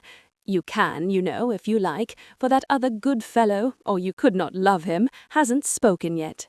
That quite won me, Mina, for it was brave and sweet of him, and noble, too, to a rival, wasn't it? And he's so sad. So I leant over and kissed him. He stood up with my 2 hands in his, and as he looked down into my face, I am afraid I was blushing very much, he said, "Little girl, I hold your hand, and you've kissed me, and if these things don't make us friends, nothing ever will. Thank you for your sweet honesty to me, and goodbye." He wrung my hand, and taking up his hat, went straight out of the room without looking back. without a tear or a quiver or a pause, and I'm crying like a baby. Oh, why must a man like that be made unhappy, when there are lots of girls about who would worship the very ground he trod on? I know I would if I were free. Only I don't want to be free. My dear, this quite upset me, and I feel I cannot write of happiness just at once, after telling you of it, and I don't wish to tell of the number 3 until it can be all happy. Ever your loving, Lucy. P.S. Oh, about number 3. I needn't tell you of number 3, need I? Besides, it was all so confused. It seemed only a moment from his coming into the room till both his arms were round me and he was kissing me. I am very, very happy, and I don't know what I have done to deserve it. I must only try in the future to show that I am not ungrateful to God for all his goodness to me in sending to me such a lover, such a husband, and such a friend. Goodbye. 25 May. Ebb tide in appetite today. Cannot eat, cannot rest, so diary instead. Since my rebuff of yesterday, I have a sort of empty feeling. Nothing in the world seems of sufficient importance to be worth the doing. As I knew that the only cure for this sort of thing was work, I went amongst the patients. I picked out one who has afforded me a study of much interest. He is so quaint that I am determined to understand him as well as I can. Today I seemed to get nearer than ever before to the heart of his mystery. I questioned him more fully than I had ever done, with a view to making myself master of the facts of his hallucination. In my manner of doing it there was, I now see, something of cruelty. I seemed to wish to keep him to the point of his madness, a thing which I avoid with the patients as I would the mouth of hell. Mem. Under what circumstances would I not avoid the pit of hell? Omnia Romae venalia sunt. Hell has its price. If there be anything behind this instinct, it will be valuable to trace it afterwards accurately, so I had better commence to do so. Therefore, R.M. Renfield, age 59, sanguine temperament, great physical strength, morbidly excitable, periods of gloom, ending in some fixed idea which I cannot make out. I presume that the sanguine temperament itself and the disturbing influence end in a mentally accomplished finish. A possibly dangerous man, probably dangerous if unselfish. In selfish men, caution is as secure an armour for their foes as for themselves. What I think of on this point is, when self is the fixed point, the centripetal force is balanced with the centrifugal. When duty, a cause, etc., is the fixed point, the latter force is paramount, and only accident or a series of accidents can balance it. Letter, Quincy P. Morris, to Honourable Arthur Holmwood. 25th May. My dear Art, we've told yarns by the campfire and the prairies, and dressed one another's wounds after trying a landing at the Marquesas, and drunk healths on the shore of Titicaca. There are more yarns to be told, and other wounds to be healed, and another health to be drunk. Won't you let this be at my campfire tomorrow night? I have no hesitation in asking you, as I know a certain lady is engaged to a certain dinner party, and that you are free. There will only be one other, our old pal at the Crea, Jack Seward. He's coming too, and we both want to mingle our weeps over the wine cup, and to drink a health with all our hearts to the happiest man in all the wide world, who has won the noblest heart that God has made, and best worth winning. We promise you a hearty welcome and a loving greeting, and a health as true as your own right hand. We shall both swear to leave you at home if you drink too deep to a certain pair of eyes. Come. Yours as ever and always, Quincy P. Morris. Telegram from Arthur Holmwood to Quincy P. Morris. 26th May. Count me in every time. I bear messages which will make both your ears tingle. Art. Chapter 6. Mina Maury's Journal. 24th of July, Whitby. Lucy met me at the station, looking sweeter and lovelier than ever, and we drove up to the house at the Crescent in which they have rooms. This is a lovely place. The little river, the Esk, runs through a deep valley which broadens out as it comes near the harbour. A great viaduct runs across, with high piers, through which the view seems somehow further away than it really is. The valley is beautifully green, and it is so steep that when you are on the high land on either side, you look right across it, unless you are near enough to see down. The houses of the old town, the side away from us, are all red-roofed and seem piled up one over the other anyhow, like the pictures we see of Nuremberg. Right over the town is the ruin of Whitby Abbey, which was sacked by the Danes, and which is the scene of part of Marmion, where the girl was built up in the wall. It is a most noble ruin, of immense size, and full of beautiful and romantic bits. There is a legend that a white lady is seen in one of the windows. Between it and the town there is another church, the parish one, round which is a big graveyard all full of tombstones. This is to my mind the nicest spot in Whitby, for it lies right over the town and has a full view of the harbour, and all up the bay to where the headland called Kettleness stretches out into the sea. It descends so steeply over the harbour that part of the bank has fallen away, and some of the graves have been destroyed. In one place, part of the stonework of the graves stretches out over the sandy pathway far below. There are walks with seats beside them through the churchyard, and people go and sit there all day long looking at the beautiful view and enjoying the breeze. I shall come and sit here often myself and work. Indeed, I am writing now, with my book on my knee and listening to the talk of the 3 old men who are sitting beside me. They seem to do nothing all day but sit here and talk. The harbour lies below me, with, on the far side, one long granite wall stretching out into the sea, with a curve outwards at the end of it, in the middle of which is a lighthouse. A heavy sea-wall runs along the outside of it. On the near side, the sea-wall makes an elbow crooked inversely, and its end too has a lighthouse. Between the 2 piers there is a narrow opening into the harbour, which end suddenly widens. It is nice at high water, but when the tide is out it shoals away to nothing, and there is merely the stream of the Esk running between banks of sand with rocks here and there. Outside the harbour on this side there rises for about half a mile a great reef, the sharp of which runs straight out from behind the south lighthouse. At the end of it is a buoy with a bell, which swings in bad weather and sends in a mournful sound on the wind.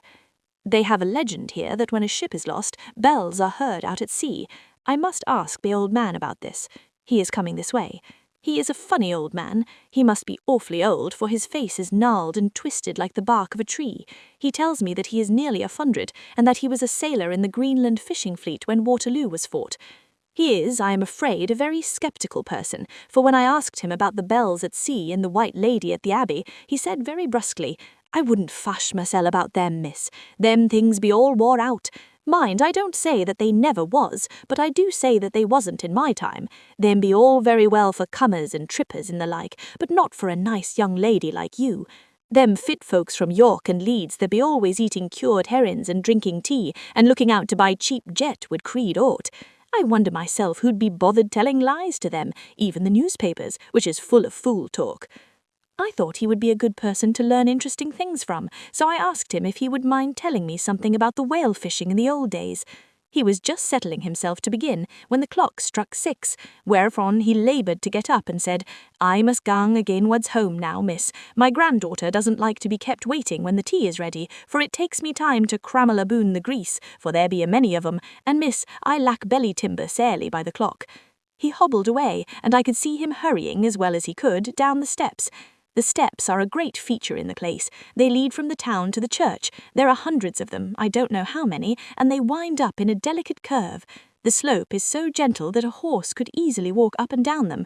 I think they must originally have had something to do with the Abbey. I shall go home too. Lucy went out visiting with her mother, and as they were only duty calls, I did not go. 1st of August. I came up here an hour ago with Lucy, and we had a most interesting talk with my old friend and the 2 others who always come and join him. He is evidently the Sir Oracle of them, and I should think must have been in his time a most dictatorial person. He will not admit anything, and Downs faces everybody. If he can't out-argue them, he bullies them, and then takes their silence for agreement with his views. Lucy was looking sweetly pretty in her white lawn frock. She has got a beautiful colour since she has been here. I noticed that the old men did not lose any time in coming and sitting near her when we sat down. She is so sweet with old people. I think they all fell in love with her on the spot. Even my old man succumbed and did not contradict her, but gave me double share instead. I got him on the subject of the legends, and he went off at once into a sort of sermon. I must try to remember it and put it down. It be all fool talk, lock, stock and barrel, that's what it be, and now else. These bands and wafts and bow ghosts and bar guests and bogles and all anent them is only fit to set bands and dizzy women a beldering. They be naught but air blebs. They and all grims and signs and warnings be all invented by parsons and ilsome birk bodies and railway touters to scare and scunner halflins and to get folks to do something that they don't other incline to. It makes me ireful to think of them. Why, it's them that, not content with printing lies on paper and preaching them out of pulpits, does want to be cutting them on the tombstones. Look here all around you in what airt ye will. All them stains, holding up their heads as well as they can out of their pride, is a cant simply tumbling down with the weight of the lies wrote on them. Here lies the body, or sacred to the memory, wrote on all of them, and yet in nigh half of them there bain't no bodies at all, and the memories of them bain't cared a pinch of snuff about, much less sacred. Lies, all of them, nothing but lies of one kind or another. My gog, but it'll be a quare scowdament at the day of judgment, when they come tumbling up in their death sarks, all joped together and trying to drag their tombstains with them, to prove how good they was, some of them trimmelin' and ditherin', with their hands that dozened and slippery from lying in the sea that they can't even keep their girp of them. I could see from the old fellow's self-satisfied air and the way in which he looked round for the approval of his cronies that he was showing off, so I put in a word to keep him going. "Oh, Mr. Swales, you can't be serious. Surely these tombstones are not all wrong." "Yablins! There may be a poorish few not wrong, saving where they make out the people too good, for there be folk that do think a balm bull be like the sea, if only it be their own. The whole thing be only lies. Now look ye here. You come here a stranger, and you see this Caircath." I nodded, for I thought it better to accent, though I did not quite understand his dialect. I knew it had something to do with the church. He went on, "And you can say it that all these stains be aboon folk that be haped here, snod and snog." I assented again. "Then that be just where the lie comes in. Why, there be scores of these lay beds that be tomb his old Don's back-a-box on Friday night." He nudged one of his companions, and they all laughed. And, my gog, how could they be otherwise? Look at that one, the aftest abaft the beer bank. Read it. I went over and read, "Edward Spensley, master mariner, murdered by pirates off the coast of Andros, April 1854, age 30. When I came back, Mr. Swales went on, "Who brought him home, I wonder, to hap him here? Murdered off the coast of Andros, and you constated his body lay under. Why, I could name you a dozen whose bones lie in the Greenland seas aboat," he pointed northwards, "or where the currents may have drifted them. There be the stains around ye. Ye can, with your young eyes, read the small print of the lies from here. This Braithwaite Lowry, I knew his father, lost in the Lively off Greenland in 20, or Andrew Woodhouse, drowned in the same seas in 1777, or John Paxton, drowned off Cape Farewell a year later, or old John Rawlins, whose grandfather sailed with me, drowned in the Gulf of Finland in 50. Do you think that all these men will have to make a rush to Whitby when the trumpet sounds? I have me antherems about it. I'd tell you that when they got here, they'd be jummelling and jostling one another that way that it'd be like a fight up on the ice in the old days, when we'd be at each other from daylight to dark, and trying to tie up our cuts by the Aurora Borealis." This was evidently local pleasantry, for the old man cackled over it, and his cronies joined in with gusto. "But," I said, "surely you are not quite correct, for you start on the assumption that all the poor people, or their spirits, will have to take their tombstones with them on the Day of Judgment. Do you think that will be really necessary? Well, what else be they tombstones for? Answer me that, miss." "To please their relatives, I suppose." To please their relatives, you suppose? This he said with intense scorn. How will it pleasure their relatives to know that lies is wrote over them, and that everybody in the place knows that they be lies? He pointed to a stone at our feet which had been laid down as a slab, on which the seat was rested, close to the edge of the cliff. "Read the lies on that thruff-stone," he said. The letters were upside down to me from where I sat, but Lucy was more opposite to them, so she leant over and read, "Sacred to the memory of George Cannon, who died in the hope of a glorious resurrection on July 29, 1873, falling from the rocks at Kettleness. This tomb was erected by his sorrowing mother to her dearly beloved son. He was the only son of his mother, and she was a widow. Really, Mr. Swales, I don't see anything very funny in that." She spoke her comment very gravely and somewhat severely. "You don't see art funny? But that's because you don't gown the sorrowing mother was a hellcat that hated him, because he was a crooked, a regular lamateur he was, and he hated her so that he committed suicide in order that she mightn't get an insurance she put on his life. He blew nigh the top of his head off with an old musket that they had for scaring crows with. 'Tweren't for crows then, for it brought the clegs and the doubts to him. That's the way he fell off the rocks. And as to hopes of a glorious resurrection, I've often heard him say mysel' that he hoped he'd go to hell, for his mother was so pious that she'd be sure to go to heaven, and he didn't want to addle where she was. Now isn't that steen at any rate," he hammered it with his stick as he spoke, "a pack o' lies?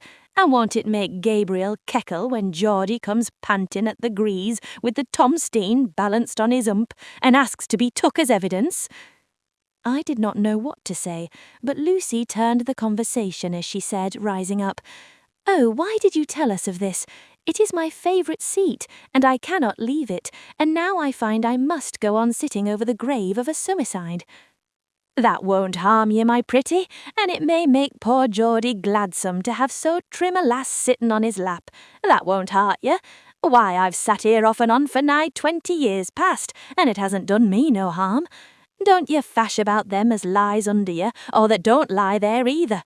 It'll be time for ye to be getting scat when ye see the Tom Steens all run away with, and the place as bare as a stubble field. There's the clock, and I must gang. Me service to ye, ladies." And off he hobbled.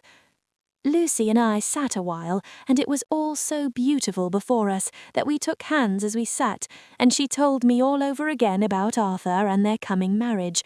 That made me just a little heartsick, for I haven't heard from Jonathan for a whole month. The same day, I came up here alone, for I am very sad. There was no letter for me. I hope there cannot be anything the matter with Jonathan. The clock has just struck 9. I see the lights scattered all over the town, sometimes in rows where the streets are, and sometimes singly. They run right up the Esk and die away in the curve of the valley. To my left, the view was cut off by a black line of roof of the old house next to the abbey.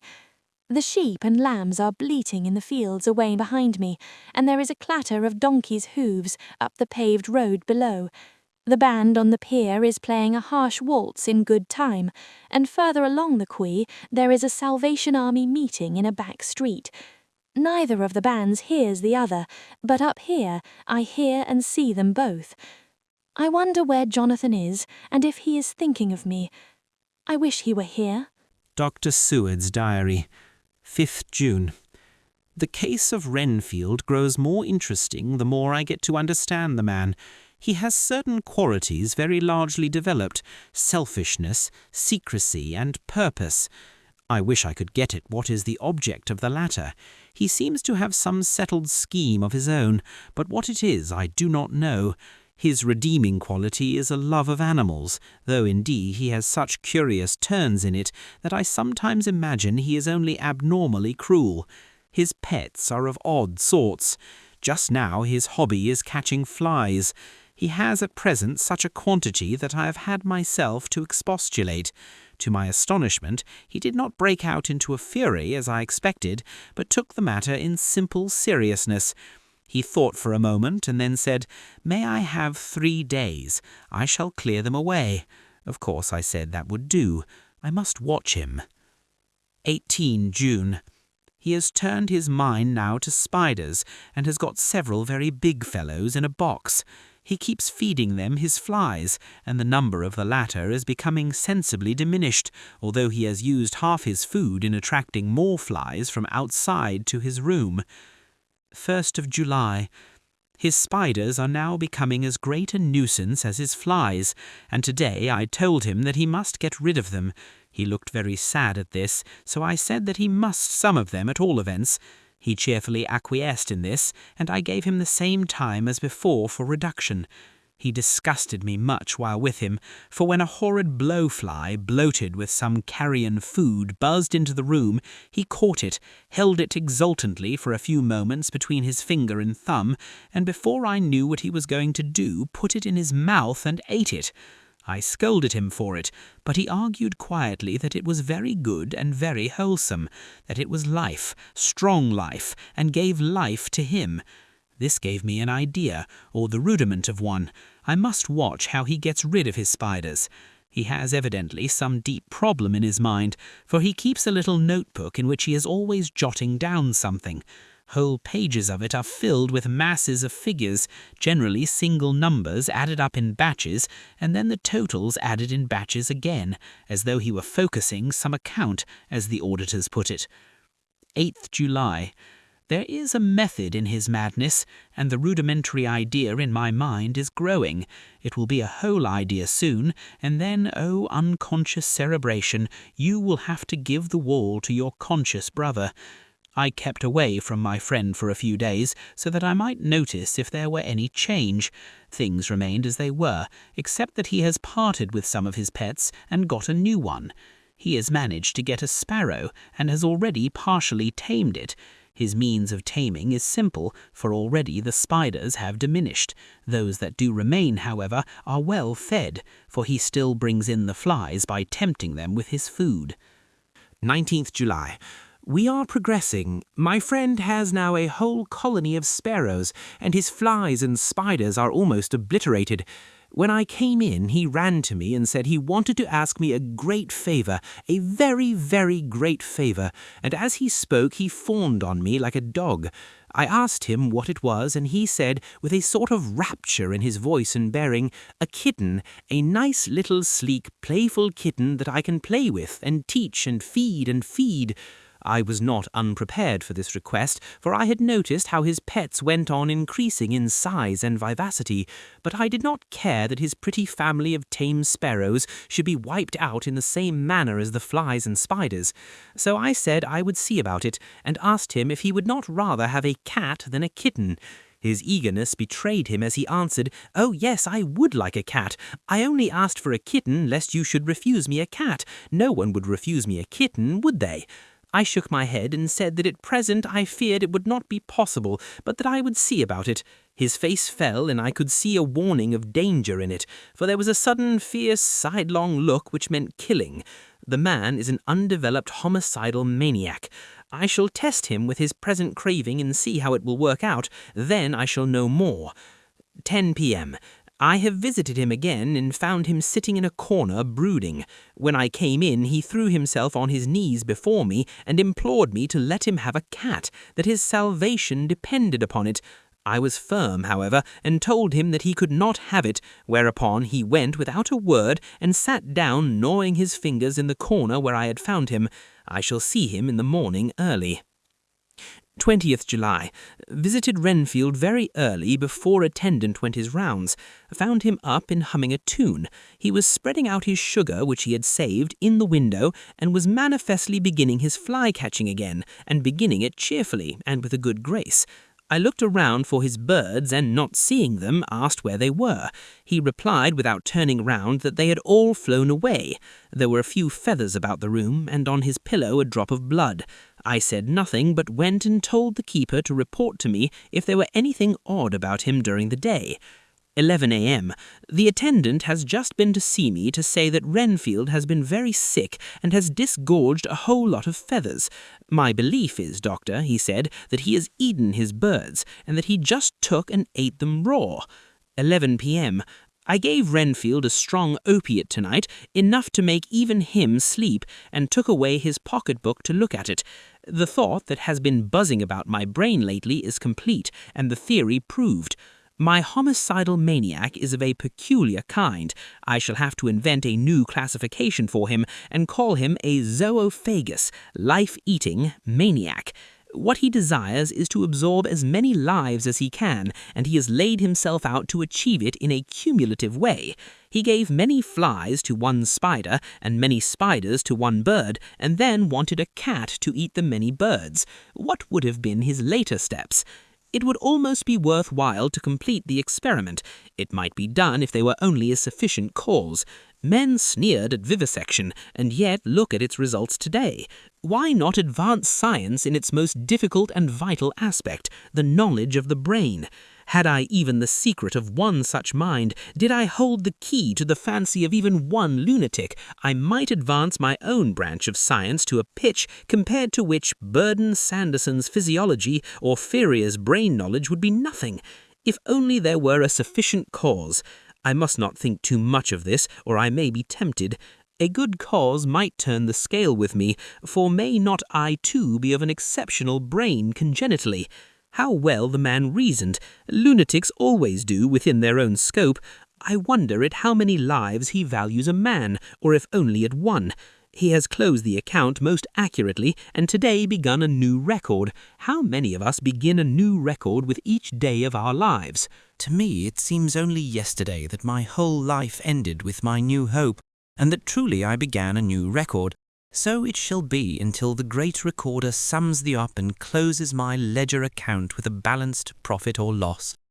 Oh, Lucy, Lucy, I cannot be angry with you, nor can I be angry with my friend whose happiness is yours, but I must only wait on hopeless and work, work, work. If I could have as strong a cause as my poor mad friend there, a good unselfish cause to make me work, that would be indeed happiness. Mina Murray's Journal, 26 July. I am anxious, and it soothes me to express myself here. It is like whispering to one's self and listening at the same time. And there is also something about the shorthand symbols that makes it different from writing. I am unhappy about Lucy and about Jonathan. I had not heard from Jonathan for some time and was very concerned, but yesterday dear Mr. Hawkins, who is always so kind, sent me a letter from him. I had written asking him if he had heard, and he said the enclosed had just been received. It is only a line dated from Castle Dracula, and says that he is just starting for home. That is not like Jonathan.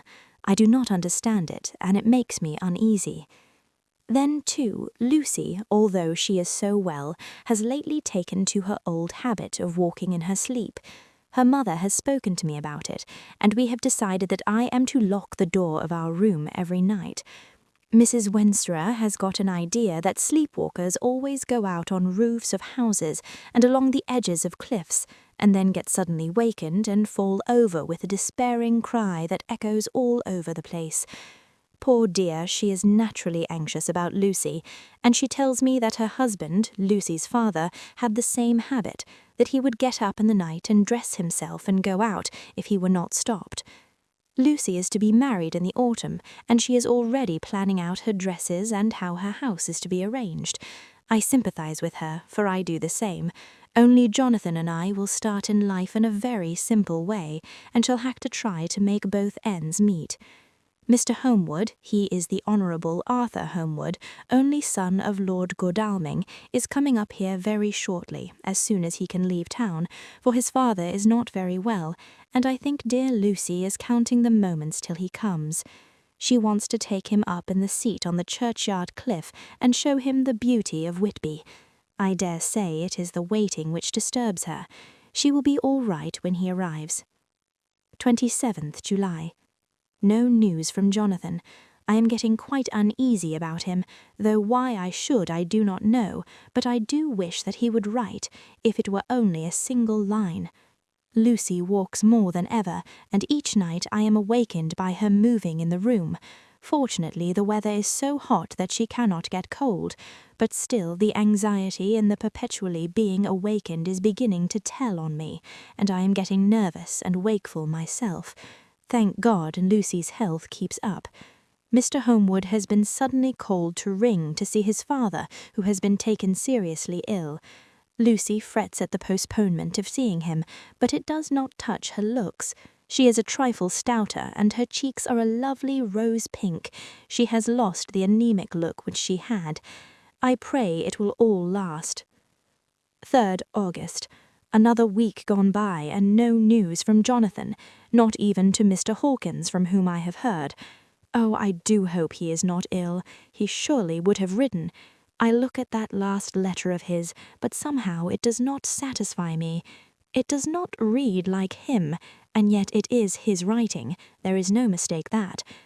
Lucy has not walked much in her sleep the last week, but there is an odd concentration about her which I do not understand. Even in her sleep she seems to be watching me. She tries the door, and finding it locked, goes about the room searching for the key. 6th August. Another 3 days and no news. The suspense is getting dreadful. If I only knew where to write to, or where to go to, I should feel easier. But no one has heard a word of Jonathan since that last letter. I must only pray to God for patience. Lucy is more excitable than ever, but is otherwise well. Last night was very threatening, and the fishermen say that we are in for a storm. I must try to watch it and learn the weather signs. Today is a grey day, and the sun, as I write, is hidden in thick clouds, high over Kettleness. Everything is grey, except the green grass, which seems like emerald amongst it, grey, earthy rock, grey clouds, tinged with the sunburst at the far edge, hang over the grey sea, into which the sand points stretch like grey figures. The sea is tumbling in over the shallows and the sandy flats with a roar, muffled in the sea mists drifting inland. The horizon is lost in a grey mist, all vastness. The clouds are piled up like giant rocks, and there is a brool over the sea that sounds like some passage of doom. Dark figures are on the beach here and there, sometimes half shrouded in the mist, and seem men like trees walking. The fishing boats are racing for home, and rise and dip in the ground swell as they sweep into the harbour, bending to the scuppers. Here comes old Mr. Swales. He is making straight for me, and I can see by the way he lifts his hat that he wants to talk. I have been quite touched by the change in the poor old man. When he sat down beside me, he said in a very gentle way, "I want to say something to you, miss." I could see he was not at ease, so I took his poor old wrinkled hand in mine and asked to speak fully. So he said, leaving his hand in mine, "I'm afraid, my dearie, that I must have shocked you by all the wicked things I've been saying about the dead and such like for weeks past, but I didn't mean 'em, and I want you to remember that when I'm gone. We old folks that be daffled and with one foot abaft the cruck-hole don't altogether like to think of it, and we don't want to feel scart of it, and that's why I've took to making light of it, so that I'd cheer up my own heart a bit. But Lord love you, miss, I ain't afraid of dying, not a bit, only I don't want to die if I can help it. My time must be nigh at hand now, for I be old, and 100 years is too much for any man to expect, and I'm so nigh it that the old man is already whetting his scythe. You see, I can't get out of the habit of caffing about it all at once. The chaffs will wag as they be used to. Some day soon the angel of death will sound his trumpet for me. But don't you duel and greet, my dearie, for he saw that I was crying. If he should come this very night, I'd not refuse to answer his call. For life be, after all, only a waitin' for something else than what we're doing, and death be all that we can rightly depend on. But I'm content, for it's comin' to me, my dearie, and comin' quick. It may be comin' while we're lookin' and wonderin'.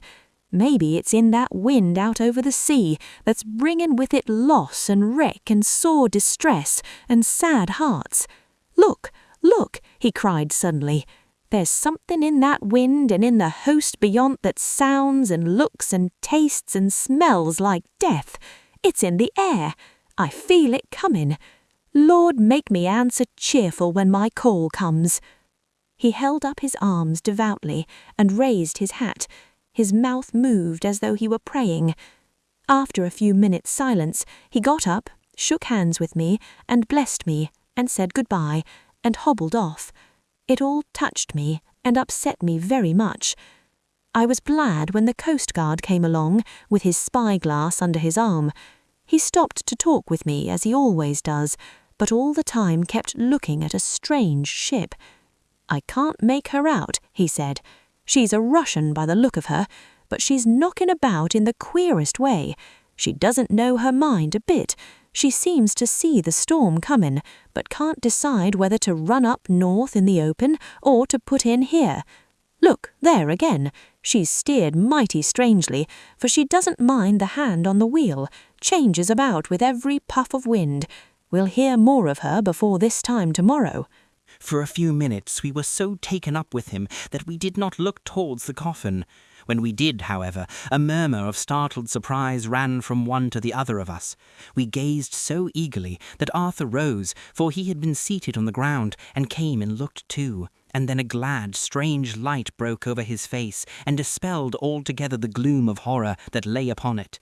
There, in the coffin, lay no longer the foul thing that we had so dreaded and grown to hate that the work of her destruction was yielded as a privilege to the one best entitled to it, but Lucy, as we had seen her in life, with a face of unequalled sweetness and purity. True that there were there, as we had seen them in life, the traces of care and pain and waste, but these were all dear to us, for they marked her truth to what we knew. One and all we felt that the holy calm that lay like sunshine over the wasted face and form was only an earthly token and symbol of the calm that was to reign forever. Van Helsing came and laid his hand on Arthur's shoulder and said to him, "And now, my friend, dear lad, am I not forgiven?" The reaction of the terrible strain came as he took the old man's hand in his, and raising it to his lips, pressed it, and said, "Forgiven. God bless you that you have given my dear one her soul again, and me peace." He put his hands on the professor's shoulder, and laying his head on his breast, cried for a while silently, whilst we stood unmoving. When he raised his head, Van Helsing said to him, "And now, my child, you may kiss her. Kiss her dead lips if you will, as she would have you too, if for her to choose. For she is not a grinning devil now, not any more a foul thing for all eternity. No longer she is the devil's undead. She is God's true dead, whose soul is with him." Arthur bent and kissed her, and then we sent him and Quincy out of the tomb. The professor and I sawed the top off the stake, leaving the point of it in the body. Then we cut off the head and filled the mouth with garlic. We soldered up the leaden coffin, screwed on the coffin lid, and gathering up our belongings came away. When the professor locked the door, he gave the key to Arthur. Outside the air was sweet, the sun shone and the birds sang, and it seemed as if all nature were tuned to a different pitch. There was gladness and mirth and peace everywhere, for we were at rest ourselves on one account, and we were glad, though it was with a tempered joy. Before we moved away, Van Helsing said, "Now, my friends, one step of our work is done, one the most harrowing to ourselves, but there remains a greater task, to find out the author of all this our sorrow and to stamp him out. I have clues which we can follow, but it is a long task and a difficult one, and there is danger in it and pain. Shall you not all help me? We have learned to believe, all of us, is it not so? And since so, do we not see our duty? Yes, and do we not promise to go on to the bitter end?" Each in turn we took his hand, and the promise was made. Then said the professor as we moved off, "2 nights hence you shall meet with me, and dine together at 7 of the clock with friend John. I shall entreat 2 others, 2 that you know not as yet, and I shall be ready to all our work show, and our plans unfold. Friend John, you come with me home, for I have much to consult you about, and you can help me. Tonight I leave for Amsterdam, but shall return tomorrow night, and then begins our great quest. But first I shall have much to say, so that you may know what to do and to dread. Then our promise shall be made to each other anew, for there is a terrible task before us, and once our feet are on the ploughshare, we must not draw back. Chapter 7. Cutting from the Daily Graph, 8th August, pasted in Mina Murray's journal. From a correspondent, Whitby. One of the greatest and suddenest storms on record has just been experienced here, with results both strange and unique. The weather had been somewhat sultry, but not to any degree uncommon in the month of August. Saturday evening was as fine as was ever known, and the great body of holiday-makers laid out yesterday for visits to Mulgrave Woods, Robin Hood's Bay, Rig Mill, Runswick, Staithes, and the various trips in the neighbourhood of Whitby. The steamers Emma and Scarborough made trips up and down the coast, and there was an unusual amount of tripping both to and from Whitby. The day was unusually fine till the afternoon, when some of the gossips who frequent the East Cliff churchyard and from the commanding eminence watch the wide sweep of sea visible to the north and east, called attention to a sudden show of mares' tails high in the sky to the northwest. The wind was then blowing from the southwest in the mild degree which in barometrical language is ranked number 2 light breeze. The coastguard on duty at once made report, and one old fisherman who for more than half a century has kept watch on weather signs from the East Cliff foretold in an emphatic manner the coming of a sudden storm. The approach of sunset was so very beautiful, so grand in its masses of splendidly coloured clouds, that there was quite an assemblage on the walk along the cliff in the old churchyard to enjoy the beauty.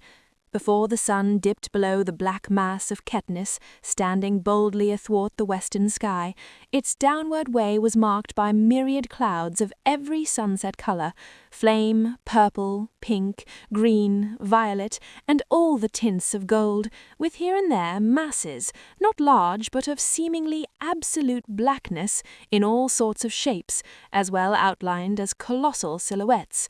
The experience was not lost on the painters, and doubtless some of the sketches of The Prelude to the Great Storm will grace the R.A. and R.I. walls in May next.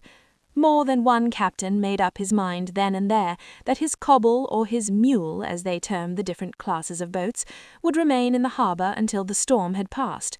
The wind fell away entirely during the evening, and at midnight there was a dead calm, a sultry heat, and that prevailing intensity which on the approach of thunder affects persons of a sensitive nature. There were but a few lights in sight at sea, for even the coasting steamers which usually hug the shore so closely kept well to seaward, and but few fishing boats were in sight. The only sail noticeable was a foreign schooner, with all sails set, which was seemingly going westwards. The foolhardiness or ignorance of her officers was a prolific theme for comment. While she remained in sight, before the night shut down, she was seen with sails idly flapping as she gently rolled on the undulating swell of the sea. As idle as a painted ship upon a painted ocean.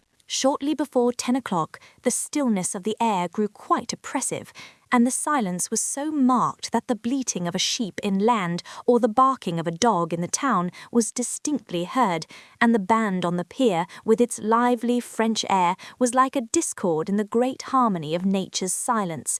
A little after midnight came a strange sound from over the sea, and high overhead the air began to carry a strange, faint, hollow booming.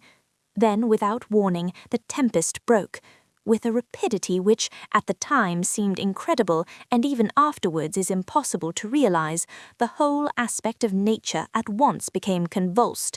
The waves rose in growing fury, each overtopping its fellow, till in a very few minutes the lately glassy sea was like a roaring and devouring monster. White-crested waves beat madly on the level sands and rushed up the shelving cliffs.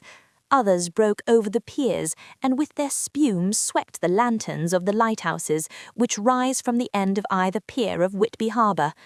The wind roared like thunder, and blew with such force that it was with difficulty that even strong men kept their feet, or clung with grim clasp to the iron stanchions. It was found necessary to clear the entire pier from the mass of onlookers, or else the fatalities of the night would have increased manifold. To add to the difficulties and dangers of the time, masses of sea fog came drifting inland. white, wet clouds which swept by in ghostly fashion, so dank and damp and cold that it needed but little effort of imagination to think that the spirits of those lost at sea were touching their living brethren with the clammy hands of death, and many a one shuddered as the wreaths of sea mist swept by. At times the mist cleared, and the sea for some distance could be seen in the glare of the lightning, which came thick and fast, followed by such peals of thunder that the whole sky overhead seemed trembling under the shock of the footsteps of the storm. Some of the scenes thus revealed were of immeasurable grandeur and of absorbing interest. The sea running mountains high, threw skywards with each wave mighty masses of white foam, which the tempest seemed to snatch at and whirl away into space. Here and there a fishing boat with a rag of sail, running madly for shelter before the blast, now and again the white wings of a storm-tossed seabird. On the summit of the east cliff the new searchlight was ready for experiment, but had not yet been tried. The officers in charge of it got it into working order, and in the pauses of on-rushing mist swept the surface of the sea. Once or twice its service was most effective, as when a fishing boat with gunwale under water rushed into the harbour, able by the guidance of the sheltering light to avoid the danger of dashing against the piers. As each boat achieved the safety of the port, there was a shout of joy from the mass of people on the shore, a shout which for a moment seemed to cleave the gale, and was then swept away in its rush.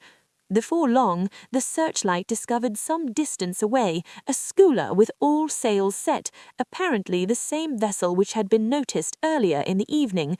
The wind had by this time backed to the east, and there was a shudder among the watchers on the cliff as they realized the terrible danger in which she was now. Between her and the port lay the great flat reef on which so many good ships have from time to time suffered, and with the wind blowing from its present quarter, it would be quite impossible that she should fetch the entrance of the harbour. It was now nearly the hour of high tide, but the waves were so great that in their troughs the shallows of the shore were almost visible, and the schooner with all sails set was rushing with such speed that, in the words of one old salt, she must fetch up somewhere if it was only in hell. Then came another rush of sea fog, greater than any hitherto, a mass of dank mist which seemed to close on all things like a grey pall, and left available to men only the organ of hearing, for the roar of the tempest, and the crash of the thunder, and the booming of the mighty billows came through the damp oblivion even louder than before. The rays of the searchlight were kept fixed on the harbour mouth across the east pier, where the shock was expected, and men waited breathless. The wind suddenly shifted to the northeast, and the remnant of the sea fog melted in the blast, and then, mirabile dictu, between the piers, leaping from wave to wave as it rushed at headlong speed, swept the strange schooner before the blast, with all sails set, and gained the safety of the harbour. The searchlight followed her, and a shudder ran through all who saw her, for lashed to the helm was a corpse with drooping head, which swung horribly to and fro at each motion of the ship. No other form could be seen on the deck at all. A great awe came on all as they realized that the ship, as if by a miracle, had found the harbour, unsteered save by the hand of a dead man. However, all took place more quickly than it takes to write these words. The schooner paused not, but rushing across the harbour, pitched herself on that accumulation of sand and gravel, washed by many tides and many storms into the southeast corner of the pier, jutting under the east cliff, known locally as Tate Hill Pier. There was, of course, a considerable concussion as the vessel drove up on the sand heap. Every spar, rope and stay was strained, and some of the top hammer came crashing down. But strangest of all, the very instant the shore was touched, an immense dog sprang up on deck from below, as if shut up by the concussion, and running forward jumped from the bow on the sand. Making straight for the steep cliff where the churchyard hangs over the laneway to the east quay so steeply that some of the flat tombstones, throofsteins, or through-stones as they call them in Whitby vernacular, actually project over where the sustaining cliff has fallen away, it disappeared in the darkness, which seemed intensified just beyond the focus of the searchlight. It so happened that there was no one at the moment on Tate Hill Pier, as all those whose houses are in close proximity were either in bed or were out on the heights above. Thus the coast guard on duty on the eastern side of the harbour, who at once ran down to the little pier, was the first to climb aboard. The men working the searchlight, after scouring the entrance of the harbour without seeing anything, then turned the light on the derelict and kept it there. The coastguard ran aft, and when he came beside the wheel, bent over to examine it, and recoiled at once as though under some sudden emotion. This seemed to pique general curiosity, and quite a number of people began to run. It is a good way round from the West Cliff by the drawbridge to Tate Hill Pier, but your correspondent is a fairly good runner, and came well ahead of the crowd. When I arrived, however, I found already assembled on the pier a crowd whom the coastguard and police refused to allow to come on board. By the courtesy of the chief boatman, I was, as your correspondent, permitted to climb on deck, and was one of a small group who saw the dead seaman whilst actually lashed to the wheel. It was no wonder that the coastguard was surprised, or even awed, for not often can such a sight have been seen. The man was simply fastened by his hands, tied one over the other, to a spoke of the wheel. Between the inner hand and the wood was a crucifix, the set of beads on which it was fastened being around both wrists and wheel, and all kept fast by the binding cords. The poor fellow may have been seated at one time, but the flapping and buffeting of the sails had worked through the rudder of the wheel and had dragged him to and fro, so that the cords with which he was tied had cut the flesh to the bone. Accurate note was made of the state of things, and a doctor, Surgeon J. M. Caffin, of 33 East Eliot Place, who came immediately after me, declared after making examination that the man must have been dead for quite 2 days.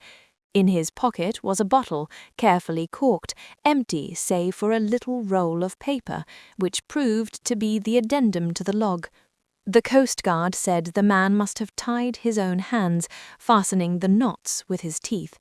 The fact that a coastguard was the first on board may save some complications later on in the Admiralty Court, for coastguards cannot claim the salvage which is the right of the first civilian entering on a derelict. Already, however, the legal tongues are wagging, and one young law student is loudly asserting that the rights of the owner are already completely sacrificed, his property being held in contravention of the statutes of Mortmain, since the tiller, as emblemship if not proof of delegated possession, is held in a dead hand. It is needless to say that the dead steersman has been reverently removed from the place where he held his honourable watch and ward till death, a steadfastness as noble as that of the young Casabianca, and placed in the mortuary to await inquest. Already the sudden storm is passing, and its fierceness is abating. Crowds are scattering backward, and the sky is beginning to redden over the Yorkshire wolds. I shall send, in time for your next issue, further details of the derelict ship which found her way so miraculously into harbour in the storm last night. 9th August. The sequel to the strange arrival of the derelict in the storm last night is almost more startling than the thing itself. It turns out that the schooner is Russian, from Varna, and is called the Demeter. She is almost entirely in ballast of silver sand, with only a small amount of cargo, a number of great wooden boxes filled with mould. This cargo was consigned to a Whitby solicitor, Mr. C. F. Billington, of 7 The Crescent, who this morning went aboard and took formal possession of the goods consigned to him. The Russian consul, too, acting for the charter party, took formal possession of the ship and paid all harbour dues, etc. Nothing is talked about here today except the strange coincidence. The officials of the Board of Trade have been most exacting in seeing that every compliance has been made with existing regulations. As the matter is to be a 9 days' wonder, they are evidently determined that there shall be no cause of other complaint. A good deal of interest was abroad concerning the dog which landed when the ship struck, and more than a few of the members of the SPCA, which is very strong in Whitby, have tried to befriend the animal. To the general disappointment, however, it was not to be found. It seems to have disappeared entirely from the town.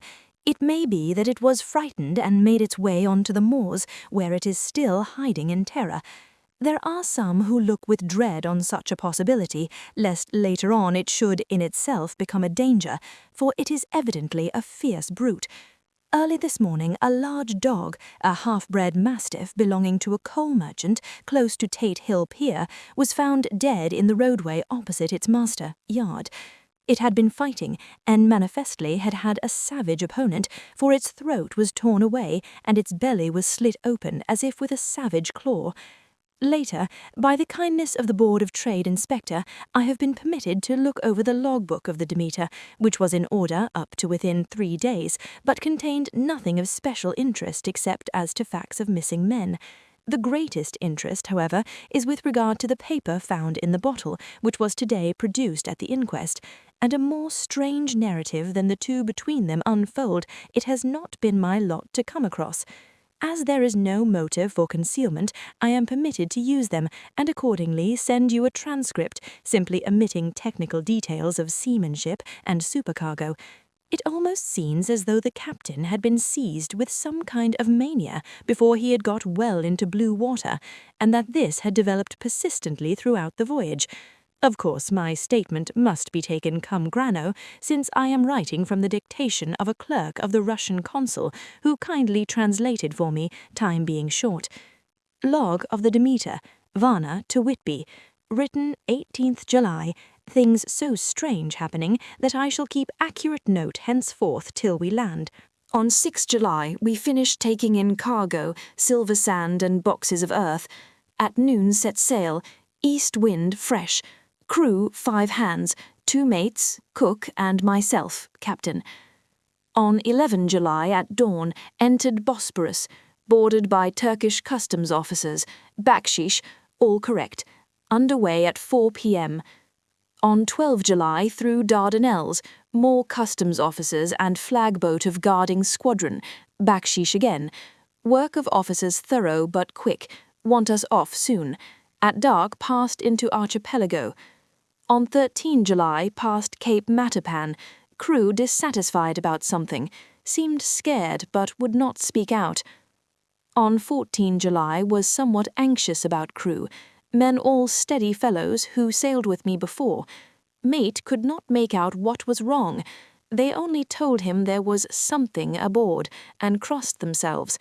Mate lost temper with one of them that day and struck him. Expected a fierce quarrel, but all was quiet.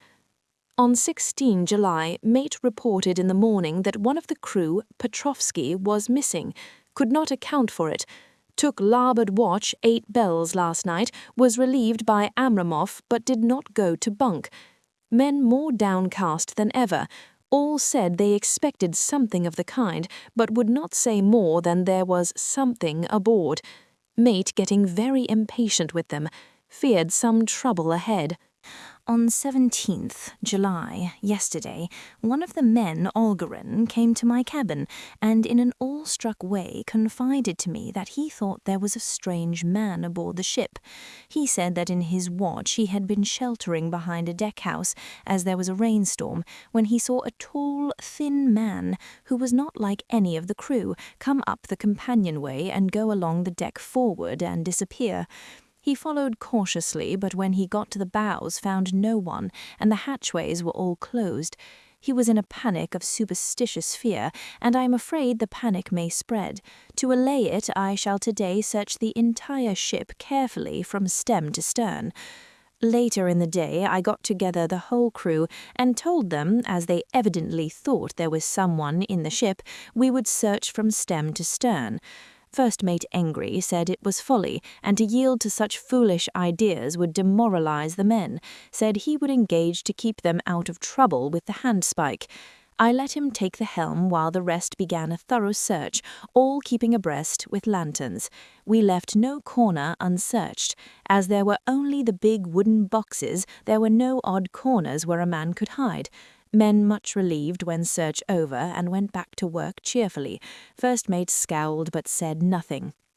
22nd July. Rough weather last 3 days and all hands busy with sails. No time to be frightened. Men seem to have forgotten their dread. Mate cheerful again and all on good terms. Praised men for work in bad weather. Past Gibraltar and out through the Straits. All well. 24th July.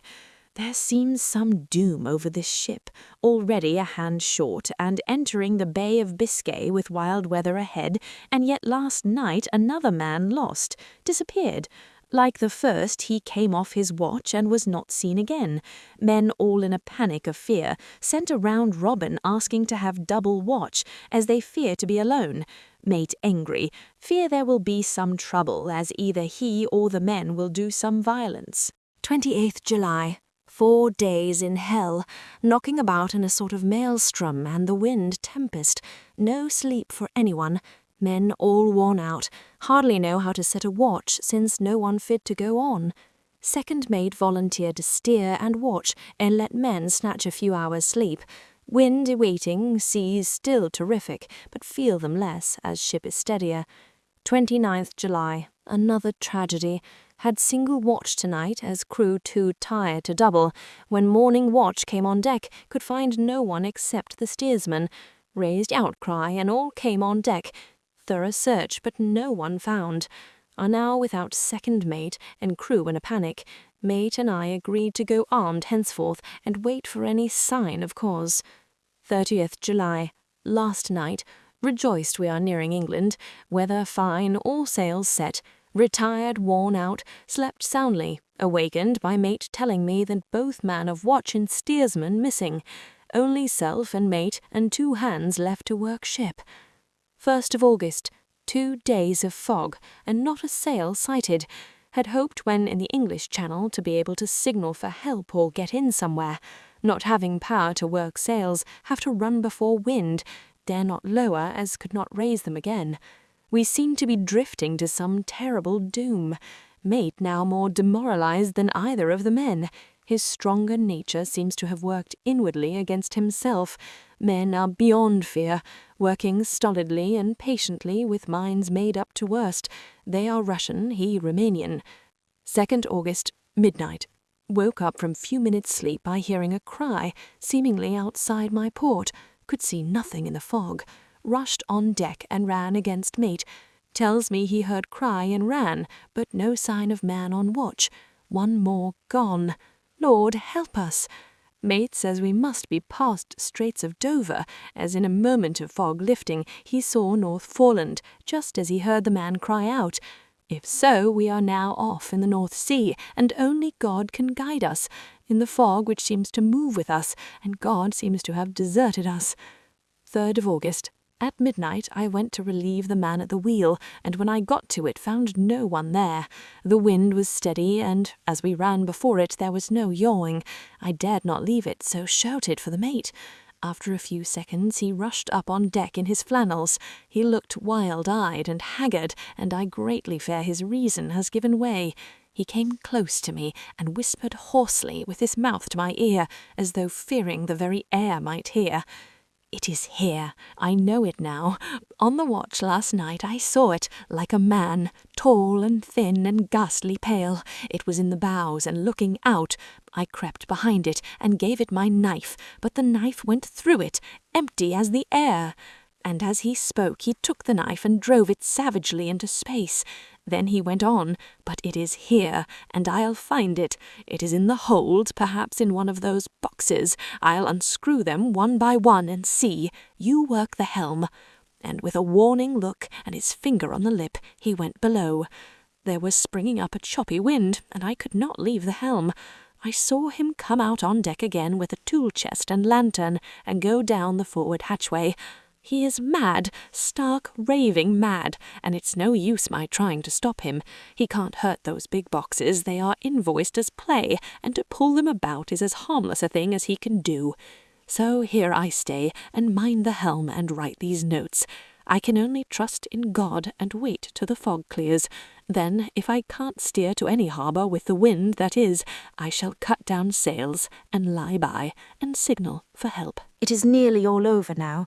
Just as I was beginning to hope that the mate would come out calmer, for I heard him knocking away at something in the hold, and work is good for him, there came up the hatchway a sudden startled scream, which made my blood run cold. And up on the deck he came as if shot from a gun, a raging madman, with his eyes rolling and his face convulsed with fear. "Save me! Save me!" he cried, and then looked round on the blanket of flog. His horror turned to despair, and in a steady voice he said, "You had better come too, Captain, before it is too late. He is there.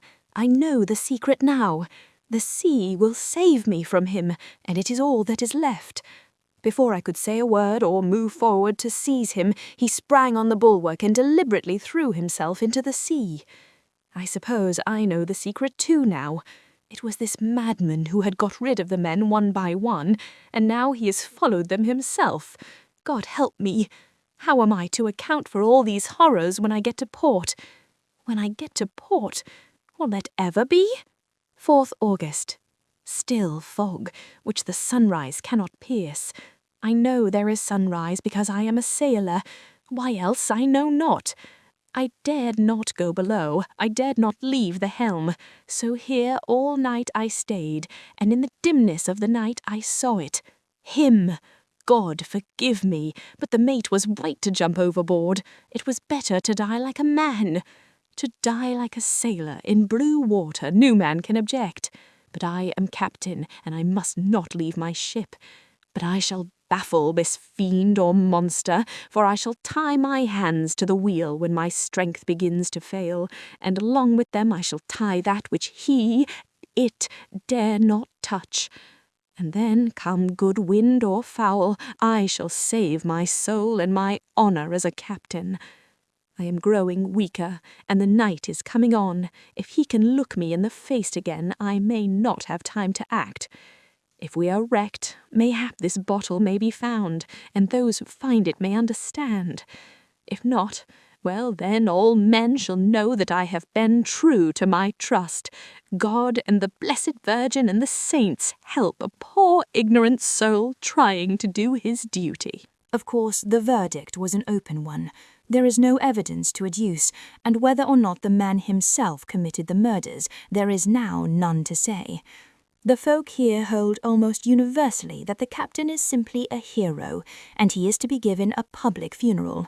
Already it is arranged that his body is to be taken with a train of boats up the Esk for a piece, and then brought back to Tate Hill Pier and up the Abbey steps, for he is to be buried in the churchyard on the cliff.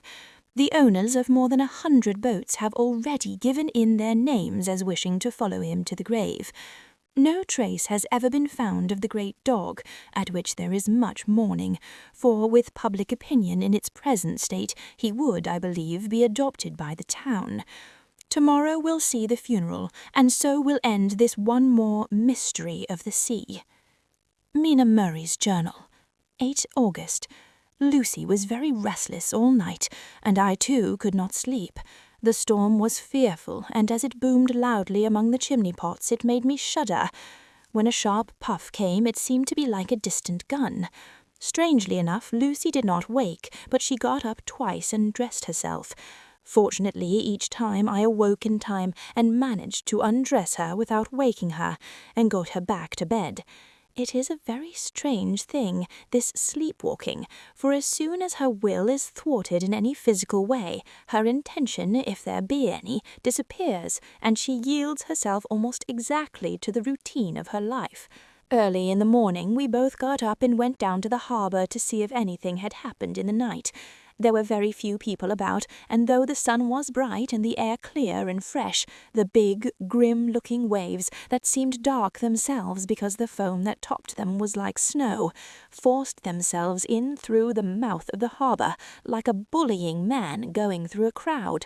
Somehow I felt glad that Jonathan was not on the sea last night, but on land. But oh, is he on land or sea? Where is he, and how? I'm getting fearfully anxious about him. If I only knew what to do, and could do anything. 10 August. The funeral of the poor sea captain today was most touching. Every boat in the harbour seemed to be there, and the coffin was carried by captains all the way from Tate Hill Pier up to the churchyard. Lucy came with me, and we went early to our old seat, whilst the cortege of boats went up the river to the viaduct and came back down again. We had a lovely view, and saw the procession nearly all the way. The poor fellow was laid to rest near our seat, so that we stood on it when the time came and saw everything. Poor Lucy seemed much upset. She was restless and uneasy all the time, and I cannot but think that her dreaming at night is telling on her. She is quite odd in one thing. She will not admit to me that there is any cause for restlessness, or if there be, she does not understand it herself. There is an additional cause in that poor Mr. Swales was found dead this morning on our seat, his neck being broken. He had evidently, as the doctor said, fallen back in the seat in some sort of fright, for there was a look of fear and horror on his face that the men said made them shudder. Poor dear old man. Lucy is so sweet and sensitive that she feels influences more acutely than other people do. Just now she was quite upset by a little thing which I did not much heed, though I am myself very fond of animals. One of the men who came up here often to look for the boats was followed by his dog. The dog is always with him. They are both quiet persons, and I never saw the man angry nor heard the dog bark. During the service, the dog would not come to its master, who was on the seat with us, but kept a few yards off, barking and howling. Its master spoke to it gently, and then harshly, and then angrily, but it would neither come nor cease to make a noise. It was in a fury, with its eyes savage and all its hair bristling out like a cat's tail when puss is on the wall-path. Finally, the man too got angry and jumped down and kicked the dog, and then took it by the scruff of the neck and half dragged and half threw it on the tombstone on which the seat is fixed. The moment it touched the stone, the poor thing began to tremble. It did not try to get away, but crouched down, quivering and cowering, and was in such a pitiable state of terror that I tried, though without effect, to comfort it. Lucy was full of pity too, but she did not attempt to touch the dog, but looked at it in some agonized sort of way. I greatly fear that she is of too supersensitive a nature to go through the world without trouble. She will be dreaming of this tonight, I'm sure. The whole agglomeration of things, the ship steered into port by a dead man, his attitude tied to the wheel with a crucifix and beads, the touching funeral, the dog now furious and now in terror, will all afford material for her dreams. I think it will be best for her to go to bed tired out physically, so I shall take her for a long walk by the cliffs to Robin Hood's Bay and back. She ought not to have much inclination for sleepwalking then. Chapter 8. Mina Murray's Journal, 11:00 p.m. Oh, but I am tired. If it were not that I had made my diary a duty, I should not open it tonight. We had a lovely walk. Lucy, after a while, was in gay spirits, owing, I think, to some dear cows who came nosing towards us in a field close to the lighthouse and frightened the wits out of us. I believe we forgot everything, except, of course, personal fear, and it seemed to wipe the slate clean and give us a fresh start. We had a capital severe tea at Robin Hood's Bay in a sweet little old-fashioned inn with a bow window right over the seaweed-covered rocks of the Strand. I believe we should have shocked the new woman with our appetites. Men are more tolerant, bless them. Then we walked home with some, or rather many, stoppages to rest, and with our hearts full of a constant dread of wild bulls. Lucy was really tired, and we intended to creep off to bed as soon as we could. The young curate came in, however, and Mrs. Wenstra asked him to stay for supper. Lucy and I had both a fight for it with the dusty miller. I know it was a hard fight on my part, and I'm quite heroic. I think that some day the bishops must get together and see about breeding up a new class of curates who don't take supper, no matter how hard they may be pressed to, and who will know when girls are tired. Lucy is asleep and breathing softly. She has more colour in her cheeks than usual and looks, oh, so sweet. If Mr. Holmwood fell in love with her, seeing her only in the drawing-room, I wonder what he would say if he saw her now. Some of the New Women writers will some day start an idea that men and women should be allowed to see each other asleep before proposing or accepting. But I suppose the New Woman won't condescend in future to accept. She will do the proposing herself, and a nice job she will make of it too. There's some consolation in that. I am so happy tonight because dear Lucy seems better. I really believe she has turned the corner and that we are over her troubles with dreaming. I should be quite happy if I only knew if Jonathan, God bless and keep him. 11th of August. Diary again. No sleep now, so I may as well write. I am too agitated to sleep. We have had such an adventure, such an agonizing experience. I fell asleep as soon as I had closed my diary. Suddenly I became broad awake and sat up with a horrible sense of fear upon me, and of some feeling of emptiness around me. The room was dark, so I could not see Lucy's bed. I stole across and felt for her. The bed was empty. I lit a match and found that she was not in the room. The door was shut, but not locked as I had left it. I feared to wake her mother, who has been more than usually ill lately, so threw on some clothes and got ready to look for her. As I was leaving the room, it struck me that the clothes she wore might give me some clue to her dreaming intention. Dressing gown would mean house, dress outside. Dressing gown and dress were both in their places.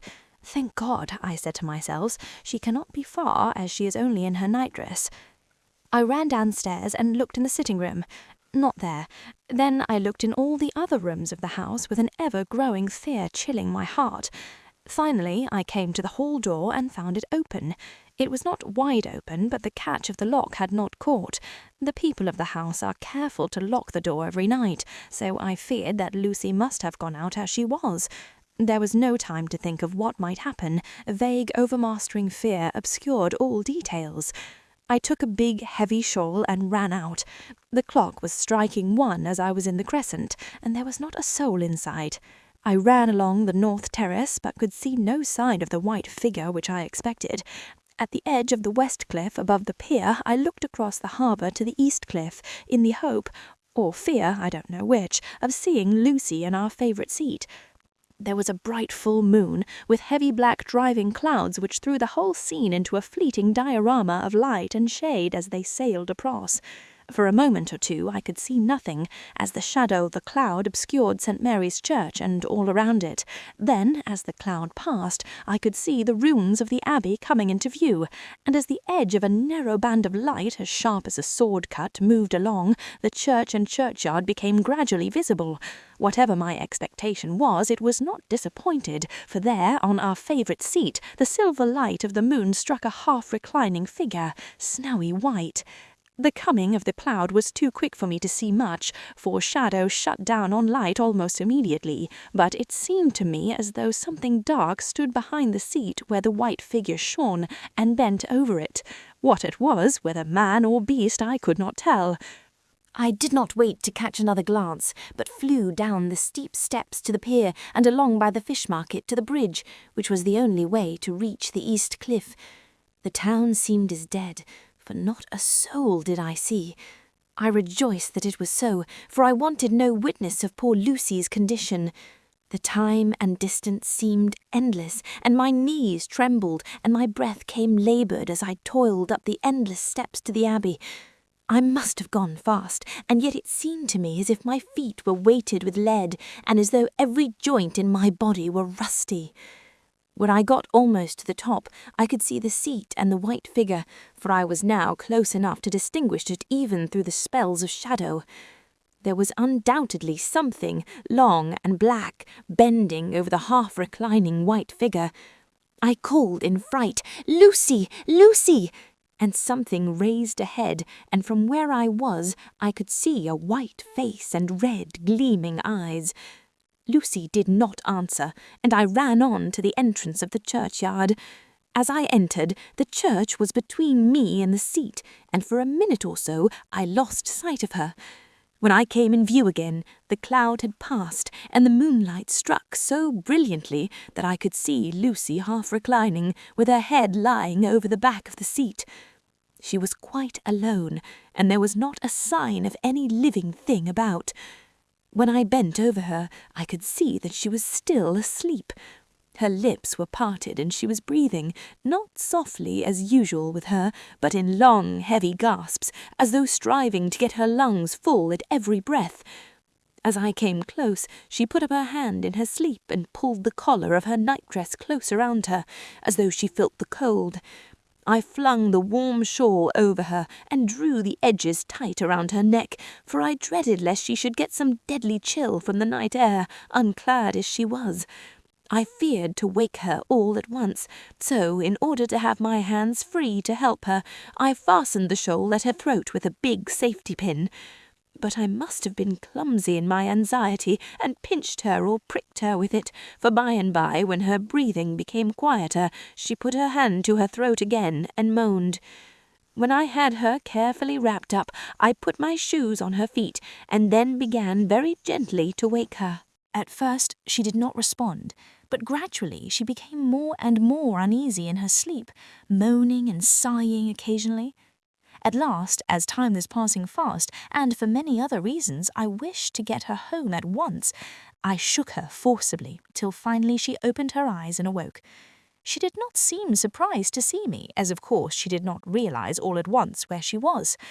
Lucy always wakes prettily, and even at such a time when her body must have been chilled with cold, and her mind somewhat appalled at waking unclad in a churchyard at night, she did not lose her grace. She trembled a little and clung to me. When I told her to come at once with me home, she rose without a word, with the obedience of a child. As we passed along, the gravel hurt my feet, and Lucy noticed me wince. She stopped and wanted to insist upon my taking my shoes, but I would not. However, when we got to the pathway outside the churchyard, where there was a puddle of water remaining from the storm, I daubed my feet with mud, using each foot in turn on the other, so that as we went home, no one, in case we should meet anyone, should notice my bare feet. Fortune favoured us, and we got home without meeting a soul. Once we saw a man who seemed not quite sober passing along a street in front of us, but we hid in a door till he had disappeared up an opening, such as there are here, steep little closes, or wynds as they call them in Scotland. My heart beat so loud all the time, sometimes I thought I should faint. I was filled with anxiety about Lucy, not only for her health, lest she should suffer from the exposure, but for her reputation in case the story should get wind. When we got in and had washed our feet and had said a prayer of thankfulness together, I tucked her into bed. Before falling asleep, she asked, even implored me not to say a word to anyone, even her mother, about her sleepwalking adventure. I hesitated at first to promise, but on thinking of the state of her mother's health, and how the knowledge of such a thing would fret her, and think too of how such a story might become distorted, nay, infallibly would in case it should leak out, I thought it wiser to do so. I hope I did right.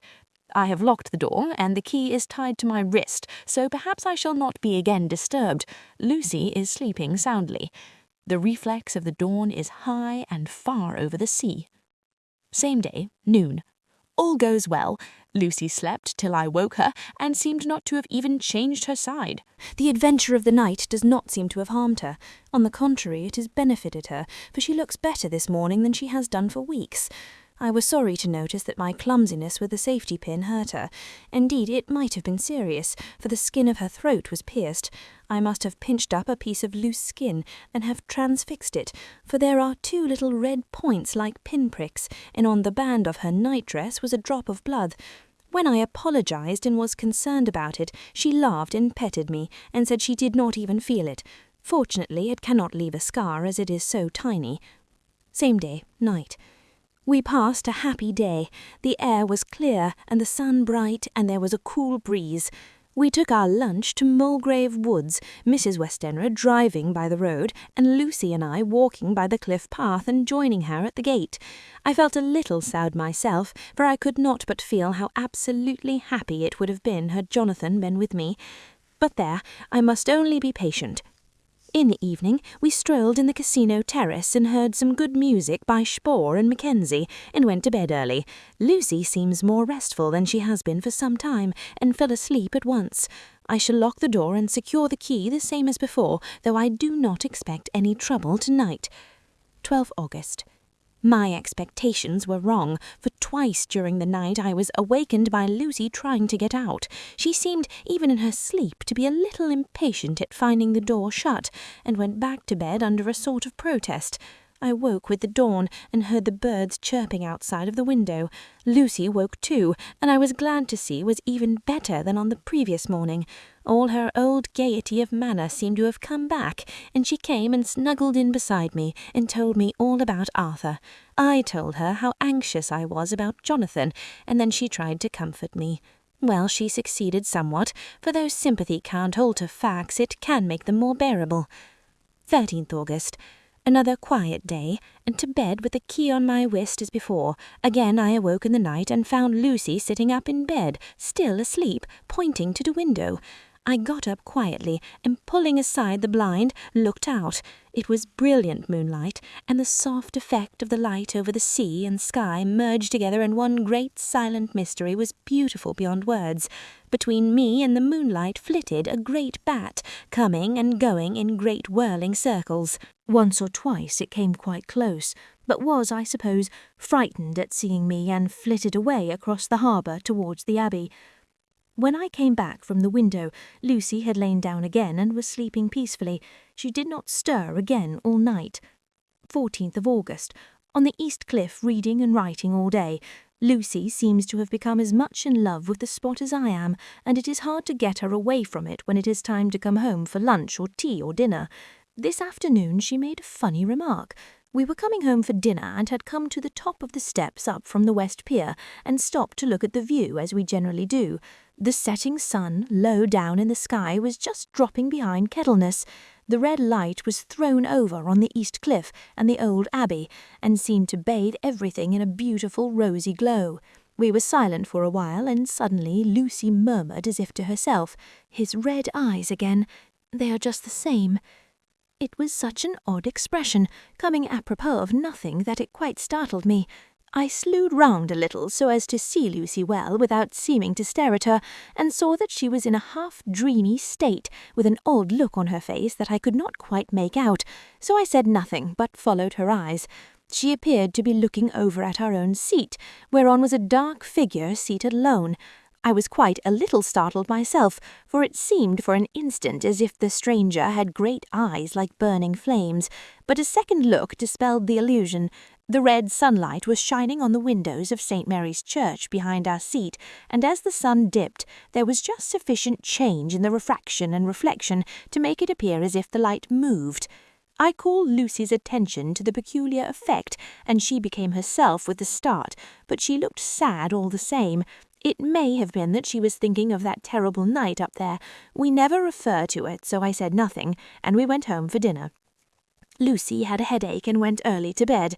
I saw her asleep and went out for a little stroll myself. I walked along the cliffs to the westward, and was full of sweet sadness, for I was thinking of Jonathan. When coming home, it was then bright moonlight, so bright that though the front of our part of the crescent was in shadow, everything could be well seen. I threw a handkerchief and waved it.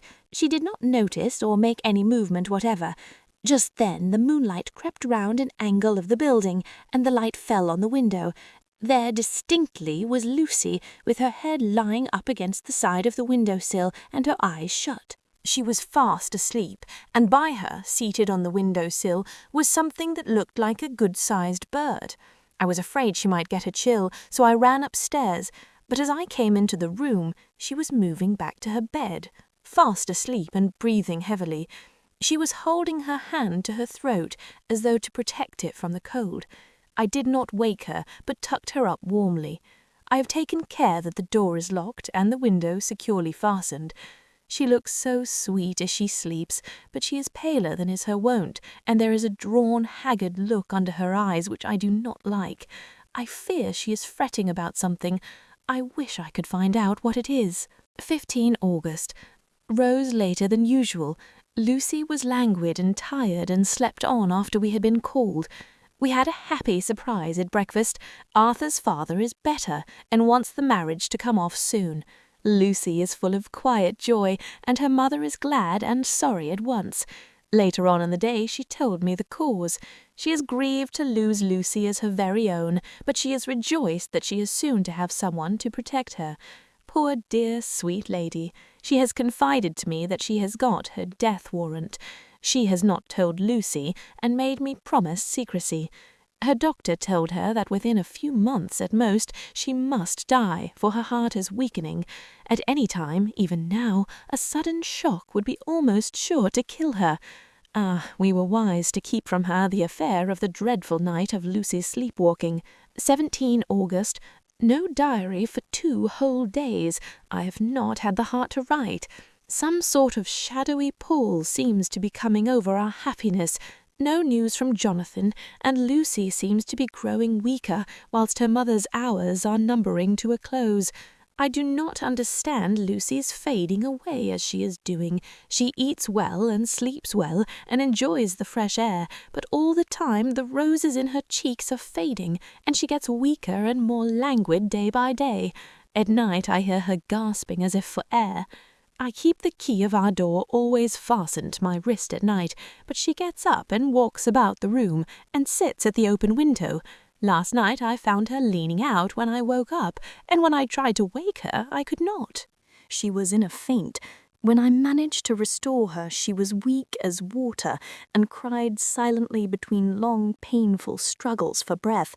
When I asked her how she came to be at the window, she shook her head and turned away. I trust her feeling ill may not be from that unlucky prick of the safety pin. I looked at her throat just now as she lay asleep, and the tiny wounds seem not to have healed. They are still open, and if anything, larger than before, and the edges of them are faintly white. They are like little white dots with red centres.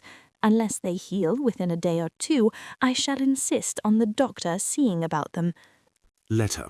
Samuel F. Billington and Son, Solicitors Whitby, to Messrs. Carter, Patterson and Co., London, 17th August. Dear Sirs, herewith please receive invoice of goods sent by Great Northern Railway. Same are to be delivered at Carfax near Purfleet, immediately on receipt at Goods Station, King's Cross. The house is at present empty, but enclosed please find keys, all of which are labelled. You will please deposit the boxes, 50 in number, which form the consignment, in the partially ruined building forming part of the house, and marked A on rough diagrams enclosed. Your agent will easily recognize the locality, as it is the ancient chapel of the mansion. The goods leave by the train at 9:30 tonight, and will be due at King's Cross at 4:30 tomorrow afternoon. As our client wishes the delivery made as soon as possible, we shall be obliged by your having teams ready at King's Cross at the time named and forthwith conveying the goods to destination. In order to obviate any delays possible through any routine requirements as to payment in your departments, we enclose cheque herewith for £10, receipt of which please acknowledge. Should the charge be less than this amount, you can return balance. If greater, we shall at once send cheque for the difference on hearing from you. You are to leave the keys on coming away in the main hall of the house, where the proprietor may get them on his entering the house by means of his duplicate key. Pray do not take us as exceeding the bounds of business courtesy in pressing you in all ways to use the utmost expedition. We are, dear sirs, faithfully yours, Samuel F. Billington and Son. Letter. Messrs. Carter, Patterson and Co., London, to Messrs. Billington and Son, Whitby, 21st August. Dear Sirs, we beg to acknowledge £10 received and to return cheque of £1 17 shillings and 9 pence, amount of overplus as shown in receipted account herewith. Goods are delivered in exact accordance with instructions and keys left in parcel in main hall as directed. We are, dear Sirs, yours respectfully, Pro. Carter, Patterson and Co. Mina Murray's Journal, 18 August. I'm happy today, and write sitting on the seat in the churchyard. Lucy is ever so much better. Last night she slept well all night, and did not disturb me once. The roses seem coming back already to her cheeks, though she is still sadly pale and wan-looking. If she were in any way anemic, I could understand it, but she is not. She is in gay spirits and full of life and cheerfulness. All the morbid reticence seems to have passed from her, and she has just reminded me, as if I needed any reminding, of that night, and that it was here, on this very seat, I found her asleep. As she told me, she tapped playfully with the heel of her boot on the stone slab and said, My poor little feet didn't make much noise then. I dare say poor old Mr. Swales would have told me that it was because I didn't want to wake up Geordie. As she was in such a communicative humour, I asked her if she had dreamed it all that night. Before she answered, that sweet puckered look came into her forehead, which Arthur, I call him Arthur from her habit, says he loves, and indeed I don't wonder that he does. Then she went on in a half-dreaming kind of way, as if trying to recall it to herself. I didn't quite dream, but it all seemed to be real. I only wanted to be here, in this spot. I don't know why, for I was afraid of something. I don't know what. I remember, though I suppose I was asleep, passing through the streets and over the bridge. A fish leaped as I went by, and I heard a lot of dogs howling. The whole town seemed as if it must be full of dogs, all howling at once as I went up the steps. Then I had a vague memory of something long and dark, with red eyes, just as we saw in the sunset, and something very sweet and very bitter all around me at once. And then I seemed sinking into deep green water, and there was a singing in my ears, as I have heard there is to drowning men. And then everything seemed passing away from me. My soul seemed to go out from my body and floated out the air. I seemed to remember that once the West Lighthouse was right under me, and then there was a sort of agonizing feeling, as if I were in an earthquake. And I came back and found you shaking my body. I saw you do it before I felt you. Then she began to laugh. It seemed a little uncanny to me, and I listened to her breathlessly. I did not quite like it, and thought it better not to keep her mind on the subject, so we drifted on to another subject, and Lucy was like her old self again. When we got home, the fresh breeze had braced her up, and her pale cheeks were really more rosy. Her mother rejoiced when she saw her, and we all spent a very happy evening together. 19 August. Joy, joy, joy, although not all joy. At last, news of Jonathan. The dear fellow has been ill, that is why he did not write. I am not afraid to think it or to say it, now that I know. Mr. Hawkins sent me on the letter, and wrote himself, oh, so kindly. I am to leave in the morning and go over to Jonathan, and to help to nurse him if necessary, and to bring him home. Mr. Hawkins says it would not be a bad thing if we were to be married out there. I have cried over the good sister's letter till I can feel it wet against my bosom where it lies. It is of Jonathan, and must be near my heart, for he is in my heart. My journey is all mapped out, and my luggage ready. I'm only taking one change of dress. Lucy will bring my trunk to London and keep it till I send for it may be that I must write no more. I must keep it to say to Jonathan, my husband. The letter that he has seen and touched must comfort me till we meet. Letter Sister Agatha, Hospital of St. Joseph and St. Mary, Budapest, to Miss Wilhelmina Murray, 12 August. Dear Madam, I write by desire of Mr. Jonathan Harker, who is himself not strong enough to write, though progressing well, thanks to God and St. Joseph and St. Mary. He has been under our care for nearly 6 weeks, suffering from a violent brain fever. He wishes me to convey his love, and to say that by this post I write for him to Mr. Peter Hawkins, Exeter, to say, with his dutiful respects, that he is sorry for his delay, and that all of his work is completed. He will require some few weeks' rest in our sanatorium in the hills, but will then return. He wishes me to say that he has not sufficient money with him, and that he would like to pay for his staying here, so that others who need shall not be wanting for help. Believe me, yours with sympathy and all blessings, Sister Agatha. P.S. My patient being asleep, I open this to let you know something more. He has told me all about you, and that you are shortly to be his wife. All blessings to you both. He has had some fearful shock, so says our doctor, and in his delirium his ravings have been dreadful, of wolves and poison and blood, of ghosts and demons, and I fear to say of what. Be careful of him always, that there may be nothing to excite him of this kind for a long time to come. The traces of such an illness as his do not lightly die away. We should have written long ago, but we knew nothing of his friends, and there was nothing on him, nothing that anyone could understand. He came in the train from Klausenburg, and the guard was told by the station master there that he rushed into the station shouting for a ticket for home. Seeing from his violent demeanour that he was English, they gave him a ticket for the furthest station on the way thither that the train reached. Be assured that he is well cared for. He has won all hearts by his sweetness and gentleness. He is truly getting on well, and I have no doubt will in a few weeks be all himself. But be careful of him for safety's sake.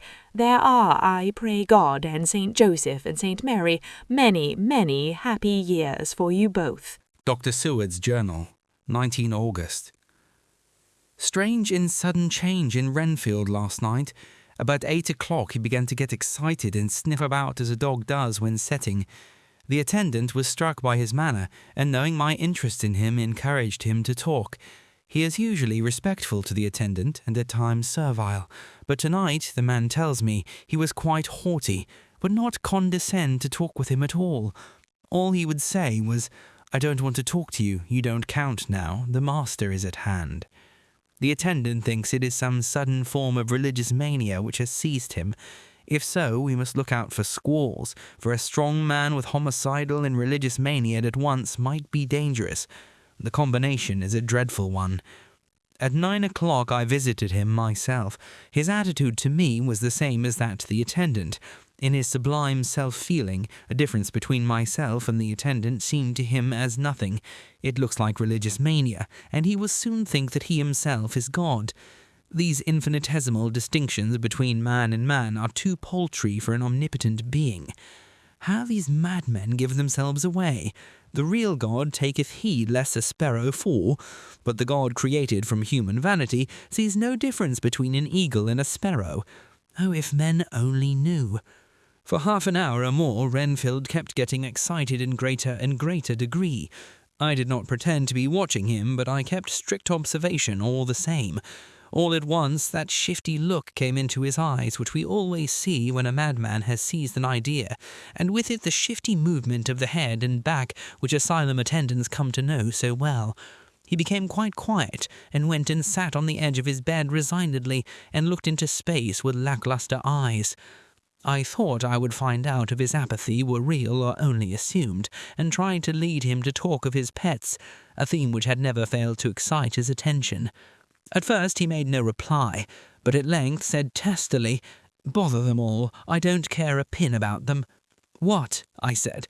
"You don't mean to tell me you don't care about spiders?" Spiders, at present, are his hobby, and the notebook is filling up with columns of small figures. To this he answered enigmatically, "The bride-maidens rejoice the eyes that wait the coming of the bride, but when the bride draweth nigh, then the maidens shine not the eyes that are filled." He would not explain himself, but remained obstinately seated on his bed all the time I remained with him.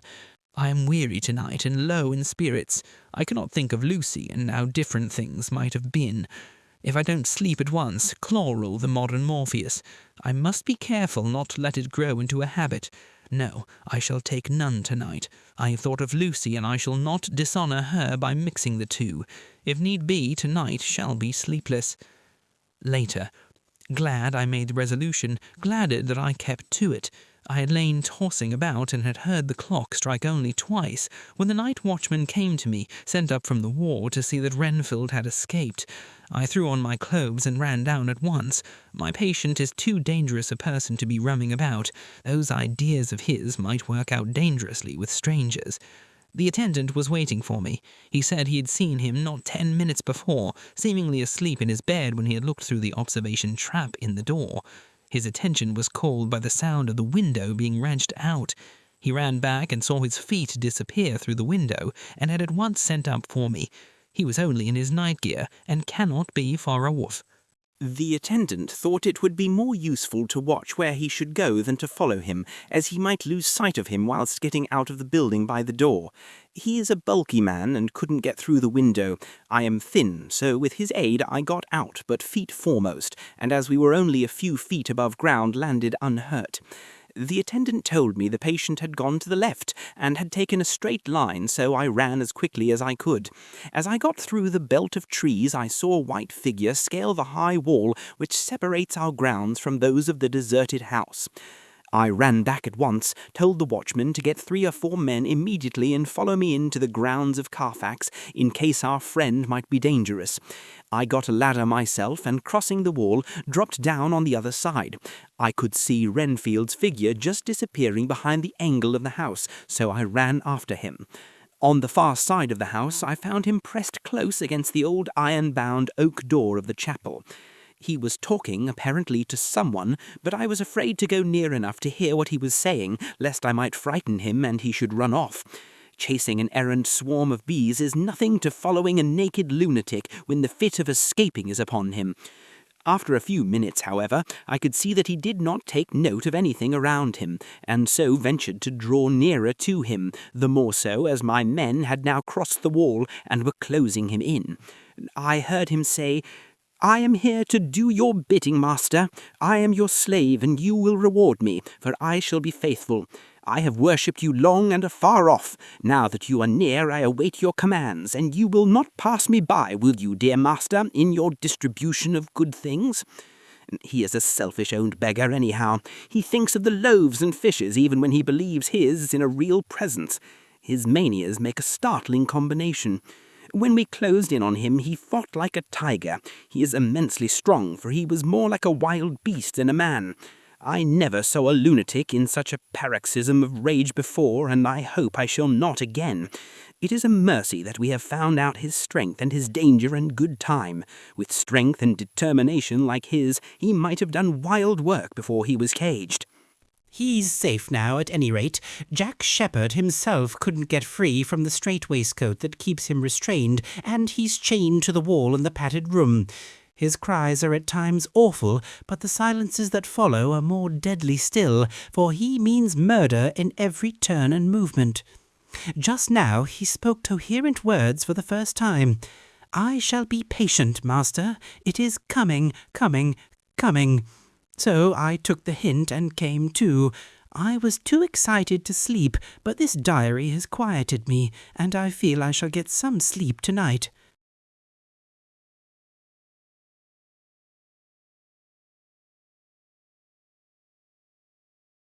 Chapter 9. Letter, Mina Harker to Lucy Westenra. Budapest, 24 August. My dearest Lucy, I know you'll be anxious to hear all that has happened since we parted at the railway station at Whitby. Well, my dear, I got to Hull all right, and caught the boat to Hamburg, and then the train on here. I feel that I can hardly recall anything of the journey, except that I knew I was coming to Jonathan, and that, as I should have to do some nursing, I had better get all the sleep I could. I found my dear so thin and pale and weak-looking. All the resolution has gone out of his dear eyes, and that quiet dignity which I told you was in his face has vanished. He is only a wreck of himself, and he does not remember anything that has happened to him for a long time past. At least, he wants me to believe so, and I shall never ask. He has had some terrible shock, and I fear it might tax his poor brain if he were to try to recall it. Sister Agatha, who is a good creature and a born nurse, tells me that he wanted her to tell me what they were, but she would only cross herself and say she would never tell, that the ravings of the sick were the secrets of God, and that if a nurse through her vocation should hear them, she should respect her trust.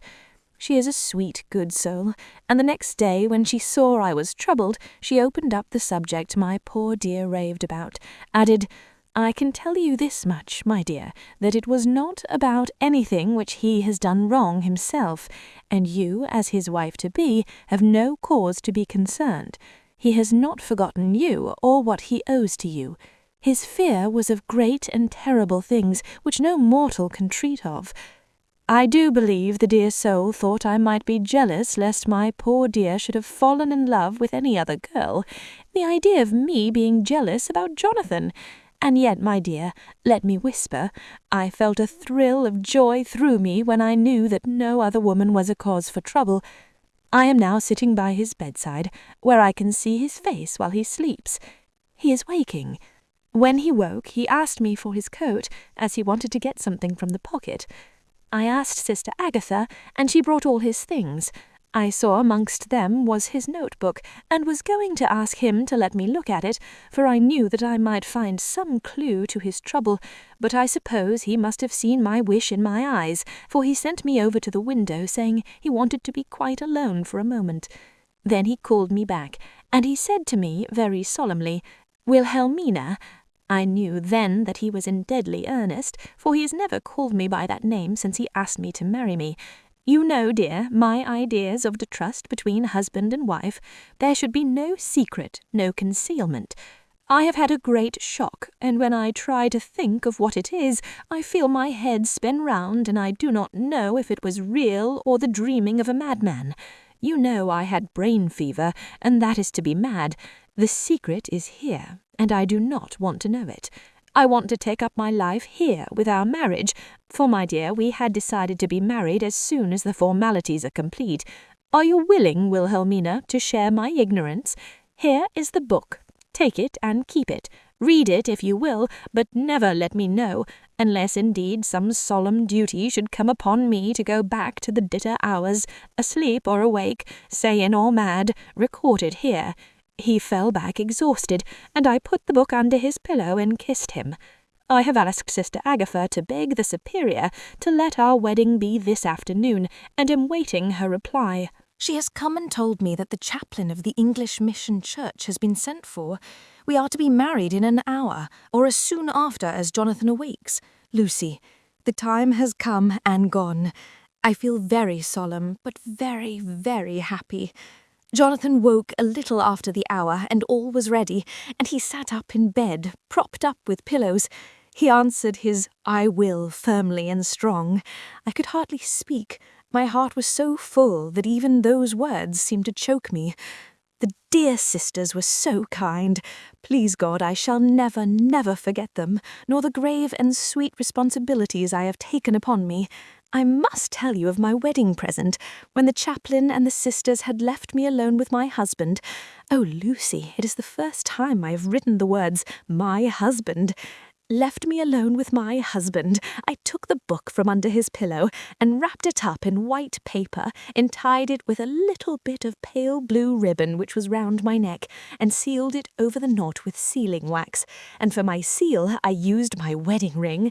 Then I kissed it and showed it to my husband, and told him that I would keep it so, and then it would be an outward and visible sign for us all our lives that we trusted each other, that I would never open it unless it were for his own dear sake, or for the sake of some stern duty.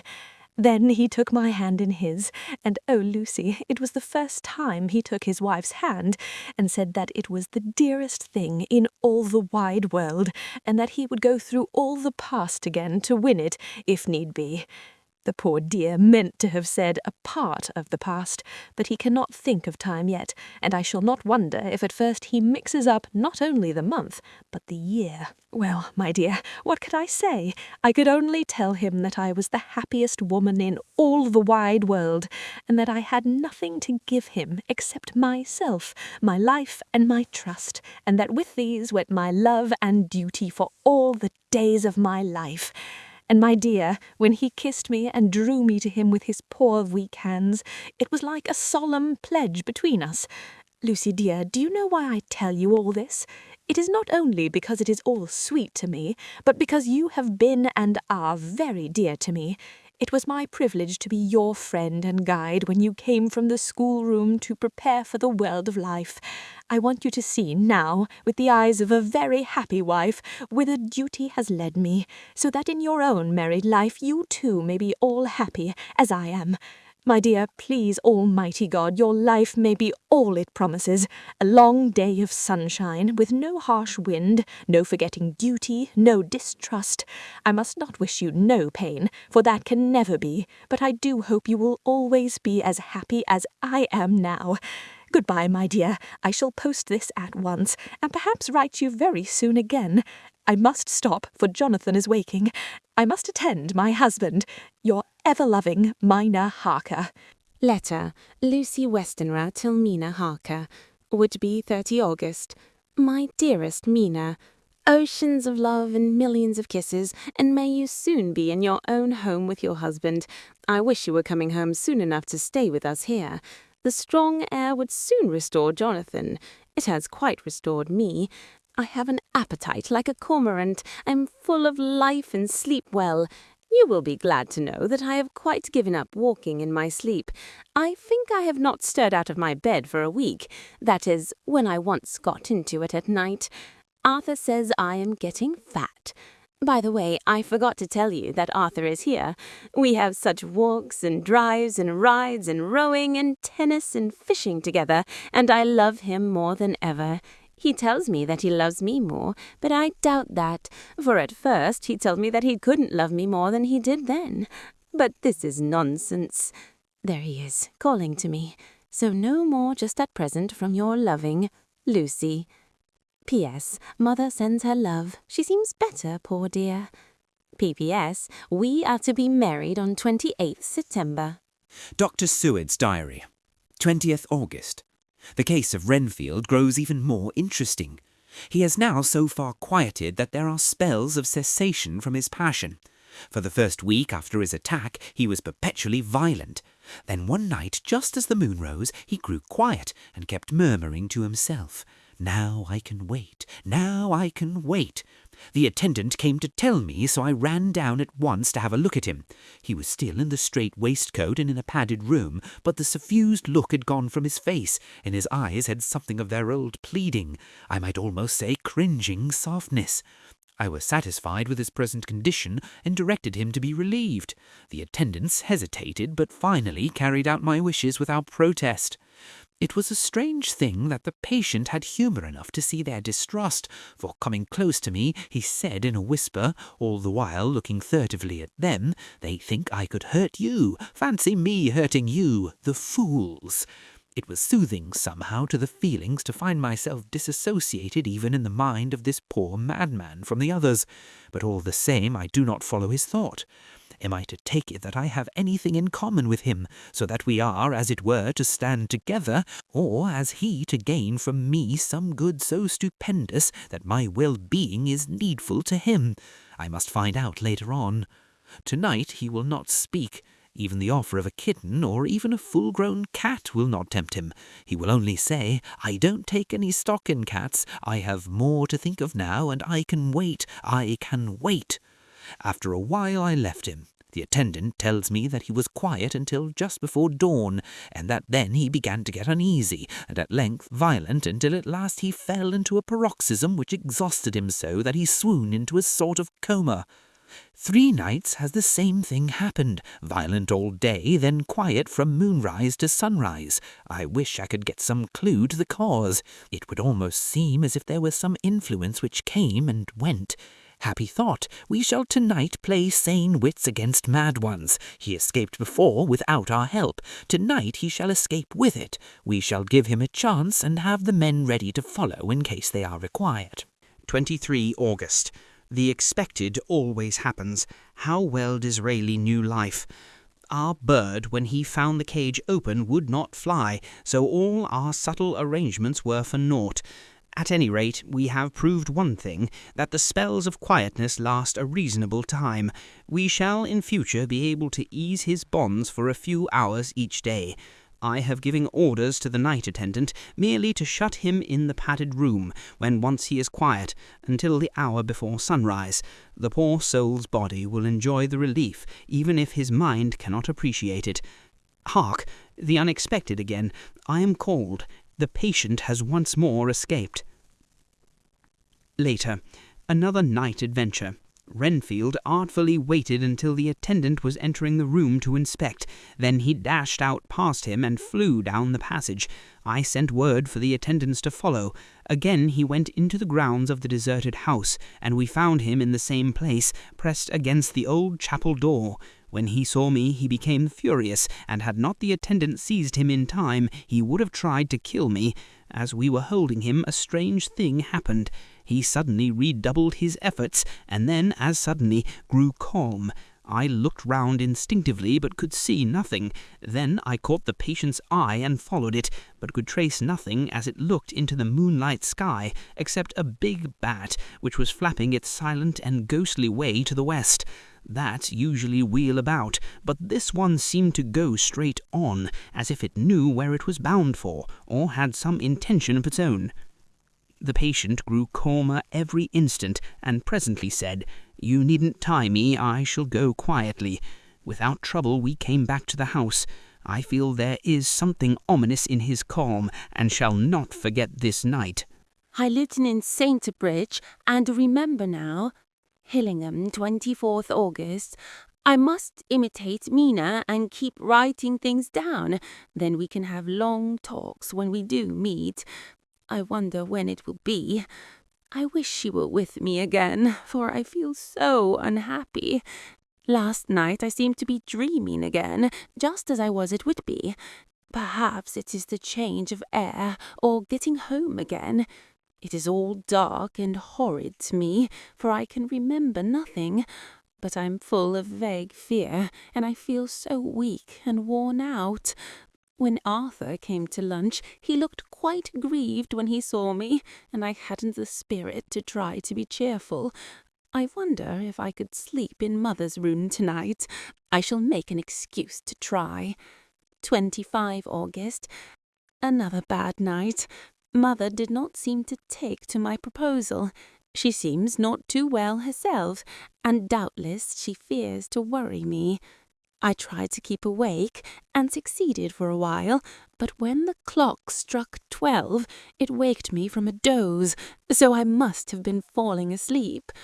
There was a sort of scratching or flapping at the window, but I did not mind it, and as I remember no more, I suppose I must have fallen asleep. More bad dreams. I wish I could remember them. This morning I am horribly weak. My face is ghastly pale, and my throat pains me. It must be something wrong with my lungs, for I don't seem to be getting air enough. I shall try to cheer up when Arthur comes, or else I know he will be miserable to see me so. Letter. Arthur to Dr. Seward. Albemarle Hotel, 31 August. My dear Jack, I want you to do me a favour. Lucy is ill. That is, she has no special disease, but she looks awful, and is getting worse every day. I have asked her if there is any cause. I not dare to ask her mother, for to disturb the poor lady's mind about her daughter in her present state of health would be fatal. Mrs. Wenstera has confided it to me, that her doom is spoken, disease of the heart, though poor Lucy does not know it yet. I am sure that there is something preying on my dear girl's mind. I am almost distracted when I think of her. To look at her gives me a pang. I told her I should ask you to see her, and though she demurred at first, I know why, old fellow, she finally consented. It will be a painful task for you, I know, old friend, but it is for her sake, and I must not hesitate to ask, or you to act. You are to come to lunch at Hillingham tomorrow, 2 o'clock, so as not to arouse any suspicion in Mrs. Wenstera, and after lunch Lucy will take an opportunity of being alone with you. I'm filled with anxiety, and want to consult with you alone as soon as I can after you have seen her. Do not fail. Arthur. Telegram Arthur Homewood to Seward, 1 September. Am summoned to see my father, who is worse. Am writing. Write me fully by tonight's post to Ring. Wire me if necessary. Letter from Dr. Seward to Arthur Homewood, 2nd of September. My dear old fellow, with regard to Miss Westenra's health, I hasten to let you know at once that in my opinion there is not any functional disturbance or any malady that I know of. At the same time, I am not by any means satisfied with her appearance. She is woefully different from what she was when I saw her last. Of course, you must bear in mind that I did not have full opportunity of examination, such as I should wish. Our very friendship makes a little difficulty which not even medical science or custom can bridge over. I had better tell you exactly what happened, leaving you to draw in a measure your own conclusions. I shall then say what I have done and propose doing. I found Miss Westenra in seemingly gay spirits. Her mother was present, and in a few seconds I made up my mind that she was trying all she knew to mislead her mother and prevent her from being anxious. I have no doubt she guesses, if she does not know, what need of caution there is. We lunched alone, and as we all exerted ourselves to be cheerful, we got, as some kind of reward for our labours, some real cheerfulness amongst us. Then Mrs. Westenra went to lie down, and Lucy was left with me. We went into her boudoir, and till we got there her gaiety remained, for the servants were coming and going. And as soon as the door was closed, however, the mask fell from her face, and she sank down into a chair with a great sigh, and hid her eyes with her hand. When I saw that her high spirits had failed, I at once took advantage of her reaction to make a diagnosis. She said to me very sweetly, "I cannot tell you how I loathe talking about myself." I reminded her that a doctor's confidence was sacred, but that you were grievously anxious about her. She caught on to my meaning at once, and settled that matter in a word. "Tell Arthur everything you choose. I do not care for myself, but for him. So I am quite free." I could easily see that she was somewhat bloodless, but I could not see the usual anemic signs, and by the chance I was able to test the actual quality of her blood, for in opening a window which was stiff, a cord gave way, and she cut her hand slightly with broken glass. It was a slight matter in itself, but it gave me an evident chance, and I have secured a few drops of the blood and have analyzed them. The qualitative analysis gave a quite normal condition, and shows, I should infer, in itself a vigorous state of health.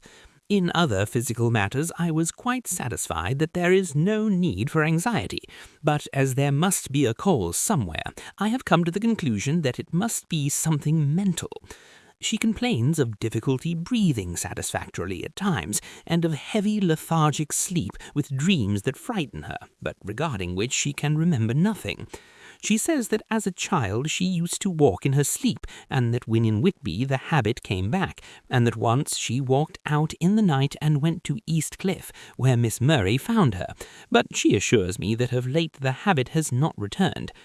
I am in doubt, so have done the best thing I know of. I have written to my old friend and master, Professor Van Helsing of Amsterdam, who knows as much about obscure diseases as anyone in the world. I have asked him to come at once, and as you told me that all things were to be at your charge, I have mentioned to him who you are and your relations to Miss Westenra. This, my dear fellow, is in obedience to your wishes, for I am only too proud and happy to do anything I can for her. Van Helsing would, I know, do anything for me for a personal reason, so no matter on what ground he comes, we must accept his wishes. He is a seemingly arbitrary man. This is because he knows what he is talking about better than anyone else. He is a philosopher and a metaphysician, and one of the most advanced scientists of his day, and he has, I believe, an absolutely open mind. This, with an iron nerve, a temper of the ice-brook, and indomitable resolution, self-command, and toleration exalted from virtues to blessings, and the kindliest and truest heart that beats, these form his equipment for the noble work that he is doing for mankind, work both in theory and practice, for his views are as wide as his all-embracing sympathy. I tell you these facts that you may know why I have such confidence in him. I have asked him to come at once. I shall see Miss Westenra tomorrow again. She is to meet me at the stores, so that I may not alarm her mother by too early a repetition of my call. Yours always, John Seward. Letter, Abraham Van Helsing, MD, DPG, DLT, etc., etc., to Dr. Seward. 2nd September. My good friend, when I received your letter, I am already coming to you. By good fortune, I can leave just at once, without wrong to any of those who have trusted me. Were fortune other, then it were bad for those who have trusted, for I come to my friend when he call me to aid those he holds dear. Tell your friend that when that time you suck from my wound so swiftly the poison of the gangrene from that knife that our other friend, too nervous, let slip, you did more for him when he wants my aids and you call for them than all his great fortune could do. But it is pleasure added to do for him, your friend. It is to you that I come. Have near at hand, and please it so arrange that we may see the young lady not too late on tomorrow, for it is likely that I may have to return here that night.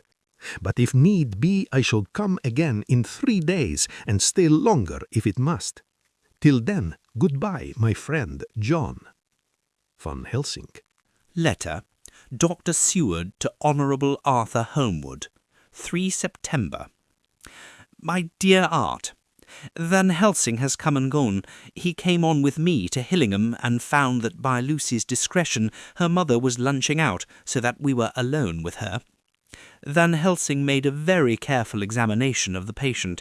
He is to report to me, and I shall advise you, for of course I was not present all the time. He is, I fear, much concerned, but says he must think. When I told him of our friendship and how you trust to me in the matter, he said, "You must tell him all you think. Tell him what I think, if you can get it, if you will. Nay, I am not jesting. This is no jest, but life and death perhaps more." I asked what he meant by that, for he was very serious. This was when we had come back to town, and he was having a cup of tea before starting on his return to Amsterdam. He would not give me any further clue. You must not be angry with me, Art, because his very reticence means that all his brains are working for her good. He will speak plainly enough when the time comes, be sure. So I told him I would simply write an account of our visit, just as if I were doing a descriptive special article for the Daily Telegraph. He seemed not to notice, but remarked that the smuts of London were not quite so bad as they used to be when he was a student here. I am to get his report tomorrow if he can possibly make it. In any case, I am to have a letter. Well, as to the visit, Lucy was more cheerful than on the day I first saw her, and certainly looked better. She had lost something of the ghastly look that so upset you, and her breathing was normal. She was very sweet to the Professor, as she always is, and tried to make him feel at ease, though I could see the poor girl was making a hard struggle for it. I believe Van Helsing saw it too, for I saw the quick look under his bushy brows that I knew of old. Then he began to chat of all things except ourselves and diseases, and with such an infinite geniality that I could see poor Lucy's pretence of animation merge into reality. Then, without any seeming change, he brought the conversation gently round to his visit, and suavely said, "My dear young miss, I have the so great pleasure because you are so much beloved. That is much, my dear, even were there that which I do not see. They told me you were down in the spirit, and that you were of a ghastly pale. To them I say, poof!" And he snapped his fingers at me and went on. "But you and I shall show them how wrong they are. How can he," and he pointed at me with the same look and gesture as that with which he pointed me out in his class, on, or rather after, a particular occasion, which he never fails to remind me of, know anything of a young lady's? He has his madmen to play with, and to bring them back to happiness, and to those that love them. It is much to do, and oh, but there are rewards in that we can bestow such happiness. But the young ladies, he has no wife nor daughter, and the young do not tell themselves to the young, but to the old, like me, who have known so many sorrows and the causes of them. So, my dear, we will send him away to smoke the cigarette in the garden, whiles you and I have little talk all to ourselves." I took the hint and strolled about, and presently the Professor came to the window and called me in. He looked grave, but said, "I have made careful examination, but there is no functional cause." With you I agree that there has been much blood lost. It has been, but is not. But the conditions of her are in no way anemic. I have asked her to send me her maid, that I may ask just 1 or 2 questions, that so I may not chance to miss nothing. I know well what she will say, and yet there is cause. There is always cause for everything. I must go back home and think. You must send me the telegram every day, and if there be cause, I shall come again. The disease, for not to be well is a disease, interest me, and the sweet young dear, she interest me too. She charm me, and for her, if not for you or disease, I come. As I tell you, he would not say a word more, even when we were alone. And so now, Art, you know all I know. I should keep stern watch. I trust your poor father is rallying. It must be a terrible thing to you, my dear old fellow, to be placed in such a position between two people who are both so dear to you. I know your idea of duty to your father, and you are right to stick to it, but if need be, I shall send you word to come at once to Lucy, so do not be over-anxious unless you hear from me. Dr. Seward's Diary, 4 September. Zoophagus patient still keeps up our interest in him. He had only one outburst, and that was yesterday at an unusual time. Just before the stroke of noon he began to grow restless. The attendant knew the symptoms, and at once summoned aid. Fortunately, the men came at a run, and were just in time, for at the stroke of noon he became so violent that it took all their strength to hold him. In about 5 minutes, however, he began to get more quiet, and finally sank into a sort of melancholy, in which state he has remained up to now. The attendant tells me that his screams whilst in the paroxysm were really appalling. I found my hands full when I got in, attending to some of the other patients who were frightened by him. Indeed, I can quite understand the effect, for the sounds disturbed even me, though I was some distance away. It is now after the dinner hour of the asylum, and as yet my patient sits in a corner brooding, with a dull, sullen, woe-begone look in his face, which seems rather to indicate than to show something directly. I cannot quite understand it. Later, another change in my patient. At 5 o'clock, I looked in on him and found him seemingly as happy and contented as he used to be.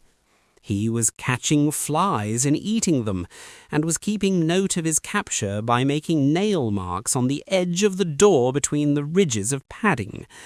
When he saw me, he came over and apologized for his bad conduct, and asked me in a very humble, cringing way to be led back to his own room and to have his notebook again. I thought it well to humour him, so he is back in his room with the window open. He has the sugar of his tea spread out on the window-sill, and is reaping quite a harvest of flies. He is not now eating them, but putting them into a box as of old, and is already examining the corners of his room to find a spider. I tried to get him to talk about the past few days, for any clue to his thoughts would be of immense help to me, but he would not rise. For a moment or two he looked very sad, and said in a sort of far-away voice, as though saying it rather to himself than to me, "All over, all over. He has deserted me. No hope for me now unless I do it myself." Then suddenly turning to me in a resolute way, he said, "Doctor, won't you be very good to me and let me have a little more sugar? I think it would be very good for me." "And the flies," I said. "Yes, the flies like it too, and I like the flies. Therefore I like it. And there are people who know so little as to think that madmen do not argue." I procured him a double supply, and left him as happy a man as I suppose any in the world. I wish I could fathom his mind. Midnight. Another change in him. I had been to see Miss Western Era, whom I found much better, and had just returned, and was standing at our own gate looking at the sunset, when once more I heard him yelling. As his room is on this side of the house, I could hear it better than in the morning.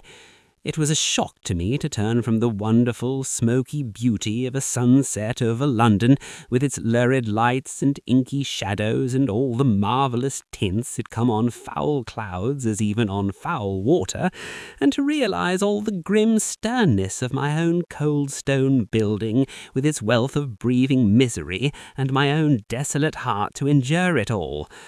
I reached him just as the sun was going down, and from his window saw the red disk sink. As it sank, he became less and less frenzied, and just as it dipped, he slid from the hands that held him, an inert mass on the floor. It is wonderful, however, what intellectual recuperative power lunatics have, for within a few minutes he stood up quite calmly and looked around him. I signalled to the attendants not to hold him, for I was anxious to see what he would do. He went straight over to the window and brushed out the crumbs of sugar. Then he took his fly box and emptied it outside and threw away the box. Then he shut the window and, crossing over, sat down on his bed. All this surprised me, so I asked him, "Are you going to keep flies any more?" "No," said he, "I am sick of all that rubbish. He certainly is a wonderfully interesting study. I wish I could get some glimpse of his mind or of the cause of his sudden passion. Stop, there may be a clue after all, if we can find why today his paroxysms came on at high noon and at sunset. Can it be that there is a malign influence of the sun at periods which affects certain natures as at times the moon does others? We shall see. Telegram, Seward, London to Van Helsing, Amsterdam, 4 September. Patient still better today. Telegram, Seward, London to Van Helsing, Amsterdam, 5 September. Patient greatly improved, good appetite, sleeps naturally, good spirits, colour coming back. Telegram, Seward, London to Van Helsing, Amsterdam, 6 September. Terrible change for the worse. Come at once. Do not lose an hour. I hold over telegram to Homewood till have seen you. Chapter 10. Letter Dr. Seward to Honourable Arthur Holmwood. 6 September. My dear Art, my news today is not so good. Lucy this morning had gone back a bit. There is, however, one good thing which has arisen from it. Mrs. Westenra was naturally anxious concerning Lucy, and has consulted me professionally about her. I took advantage of the opportunity and told her that my old master, Van Helsing, the great specialist, was coming to stay with me, and that I would put her in his charge conjointly with myself. So now he can come and go without alarming her unduly, for a shock to her would mean sudden death, and this in Lucy's weak condition might be disastrous to her. We are hedged in with difficulties, all of us, my poor fellow, but please God we shall come through them all right. If any need, I shall write, so that if you do not hear from me, take it for granted that I am simply waiting for news. In haste, yours ever, John Seward. Dr. Seward's Diary, 7th September. The first thing Van Helsing said to me when we met at Liverpool Street was, "Have you said anything to our young friend to lover her?" "No," I said. "I waited till I had seen you, as I said in my telegram. I wrote him a letter simply telling him that you were coming, as Miss Westenra was not so well, and that I should let him know if need be." "Right, my friend," he said. "Quite right. Better he not know it yet. Perhaps he will never know. I pray so, but if it be needed, then he shall know all. And, my good friend John, let me caution you. You deal with the madmen. All men are mad in some way or the other, and inasmuch as you deal discreetly with your madmen, so deal with God's madmen, the rest of the world. You tell not your madmen what you do, nor why you do it. You tell them not what you think. So you shall keep knowledge in its place, where it may rest, where it may gather its kind around it and breed. You and I shall keep as yet what we know here, and here." He touched me on the heart and on the forehead, then touched himself the same way. "I have for myself thoughts at the present. Later I shall unfold to you." "Why not now?" I asked. "It may do some good. We may arrive at some decision." He looked at me and said, "My friend John, when the corn is grown, even before it has ripened, while the milk of its mother earth is in him, and the sunshine has not yet begun to paint him with his gold, the husbandman he pull the ear and rub him between his rough hands, and blow away the green chaff, and say to you, 'Look, he's good corn, he will make a good crop when the time comes.' I did not see the application and told him so. For reply, he reached over and took my ear in his hand and pulled it playfully, as he used long ago to do at lectures, and said, 'The good husbandman tell you then because he knows, but not till then. But you do not find the good husbandman dig up his planted corn to see if he grow. That is for the children who play at husbandry, and not for those who take it as of the work of their life. See you now, friend John, I have sown my corn, and nature has her work to do in making it sprout. If he sprout at all, there's some promise, and I wait till the ear begins to swell." He broke off, for he evidently saw that I understood.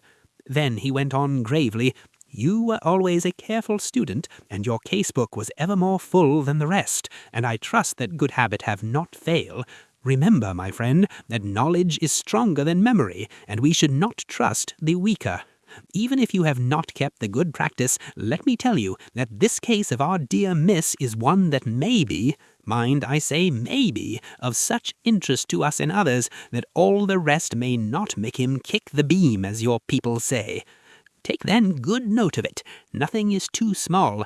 I counsel you put down in record even your doubts and surmises. Hereafter it may be of interest to you to see how true you guess. We learn from failure, not from success.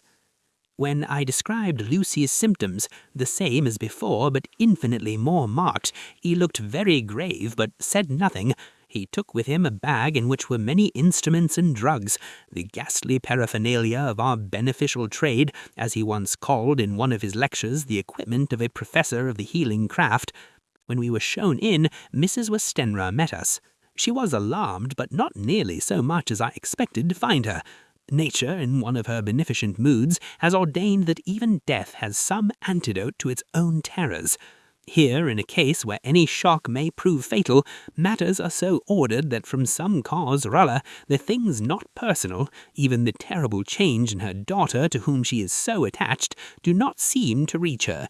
It is something like the way Dame Nature gathers around a foreign body an envelope of some insensitive tissue, which can protect from evil that which it would otherwise harm by contact.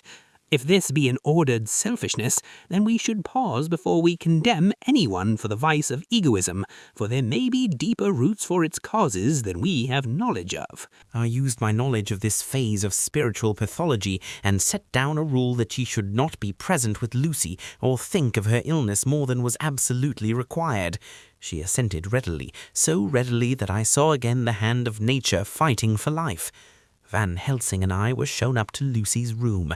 If I was shocked when I saw her yesterday, I was horrified when I saw her today. She was ghastly, chalkily pale.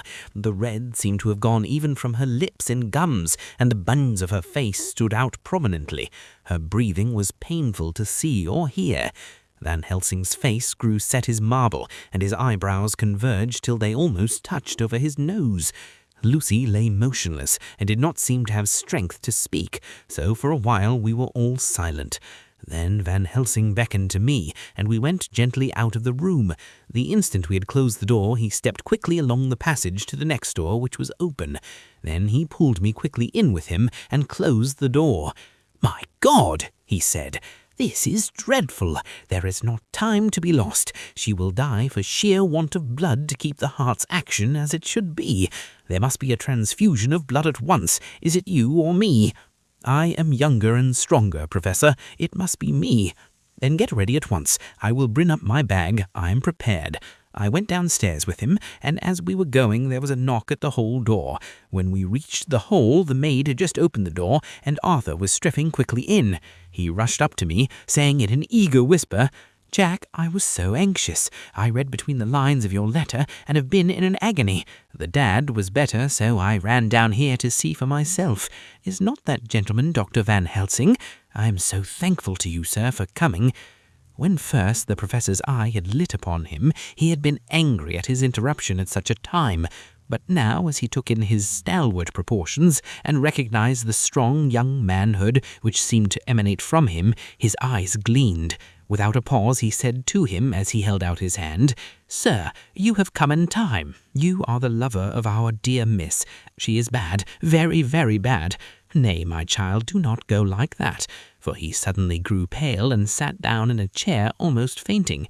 "You are to help her. You can do more than any that live, and your courage is your best help." "What can I do?" asked Arthur hoarsely. "Tell me, and I shall do it. My life is hers, and I would give the last drop of blood in my body for her." The professor has a strongly humorous side, and I could from old knowledge detect a trace of its origin in his answer. "My young sir, I do not ask so much as that, not the last. What shall I do?" There was a fire in his eyes, and his open nostrils quivered with intent. Van Helsing slapped him on the shoulder. "Come," he said, "you are a man, and it is a man we want. You are better than me, better than my friend John." Arthur looked bewildered, and the professor went on by explaining in a kindly way. Young Miss is bad, very bad. She wants blood, and blood she must have or die. My friend John and I have consulted, and we are about to perform what we call transfusion of blood, to transfer from full veins of one to the empty veins which pine for him. John was to give his blood, as he is the more young and strong than me. Here Arthur took my hand and wrung it hard in silence. But now you are here, you are more good than us, old or young, who toil much in the world of thought. Our nerves are not so calm, and our blood so bright than yours. Arthur turned to him and said, "If you only knew how gladly I would die for her, you would understand." He stopped with a sort of choke in his voice. "Good boy," said Van Helsing. "In the not so far off you will be happy that you have done all for her you love. Come now, and be silent. You shall kiss her once before it is done, but then you must go, and you must leave at my sign. Say no word to Madame. You know how it is with her. There must be no shock. Any knowledge of this would be one. Come." We all went up to Lucy's room. Arthur, by direction, remained outside. Lucy turned her head and looked at us, but said nothing. She was not asleep, but she was simply too weak to make the effort. Her eyes spoke to us, that was all. Van Helsing took some things from his bag and laid them on a little table out of sight. Then he mixed a narcotic, and coming over to the bed, said cheerily, "Now, little miss, here is your medicine. Drink it off like a good child. See, I lift you so that to swallow is easy.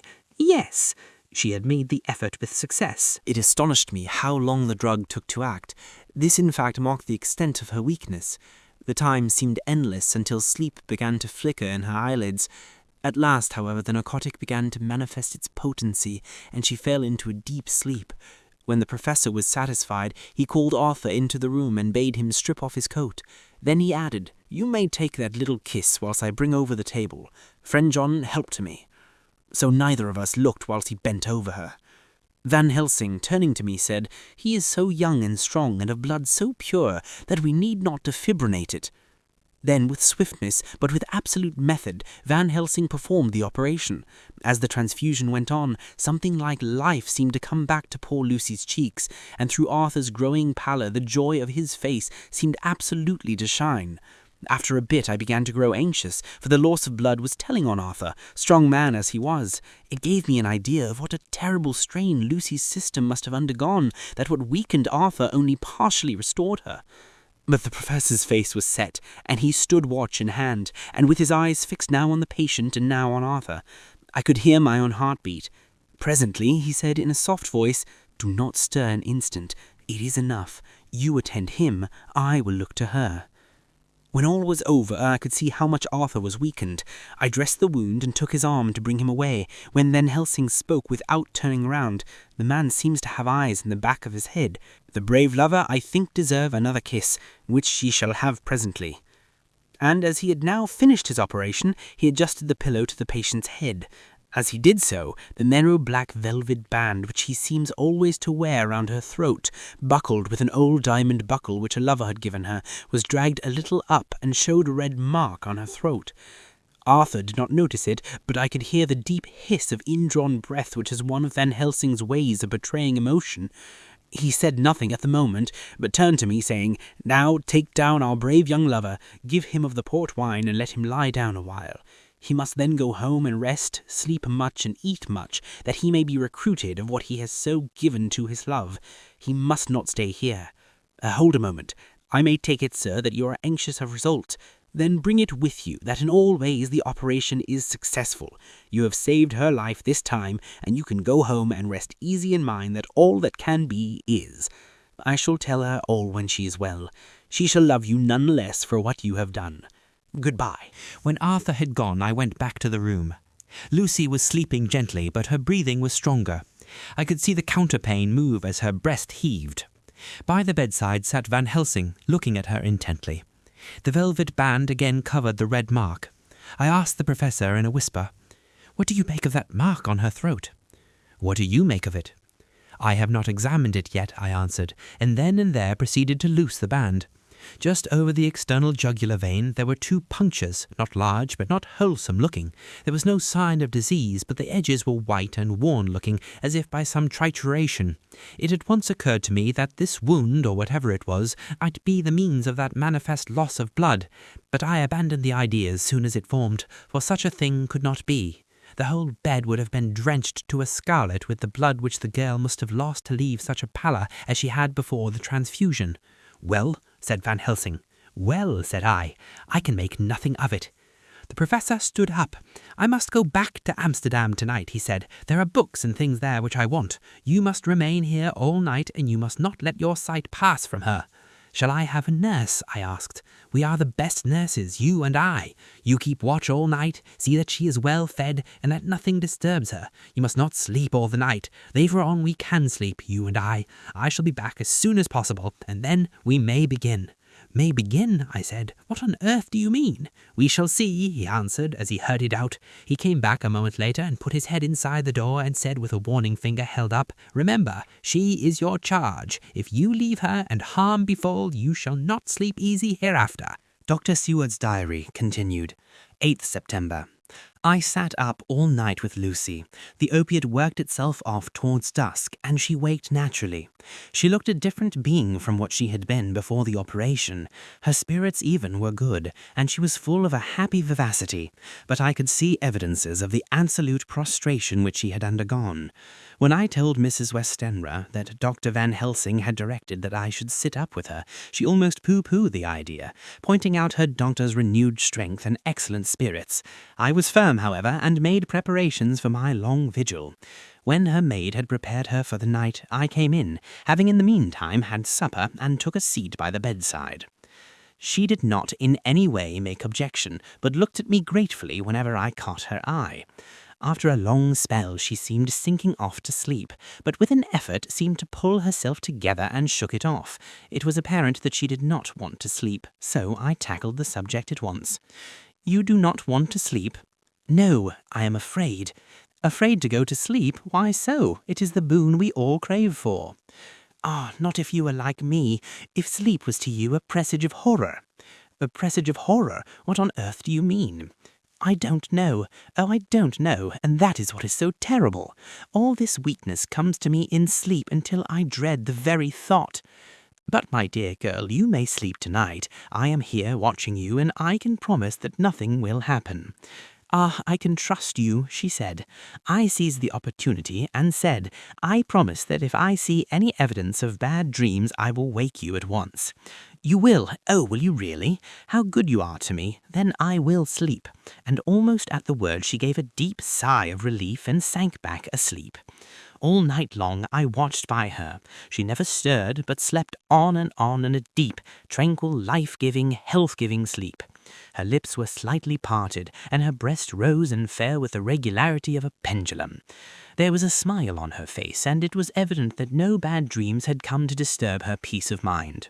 In the early morning her maid came, and I left her in her care and took myself back home, for I was anxious about many things. I sent a short wire to Van Helsing and to Arthur, telling them of the excellent result of the operation. My own work, with its manifold arrears, took me all day to clear off. It was dark when I was able to inquire about my sua facis patient. The report was good. He had been quite quiet for the past day and night. A telegram came from Van Helsing at Amsterdam whilst I was at dinner, suggesting that I should be at Hillingham tonight, as it might be well to be at hand, and stating that he was leaving by the night mail and would join me early in the morning. 9th September. I was pretty tired and worn out when I got to Hillingham. For 2 nights I had hardly had a wink of sleep, and my brain was beginning to feel that numbness which marks cerebral exhaustion.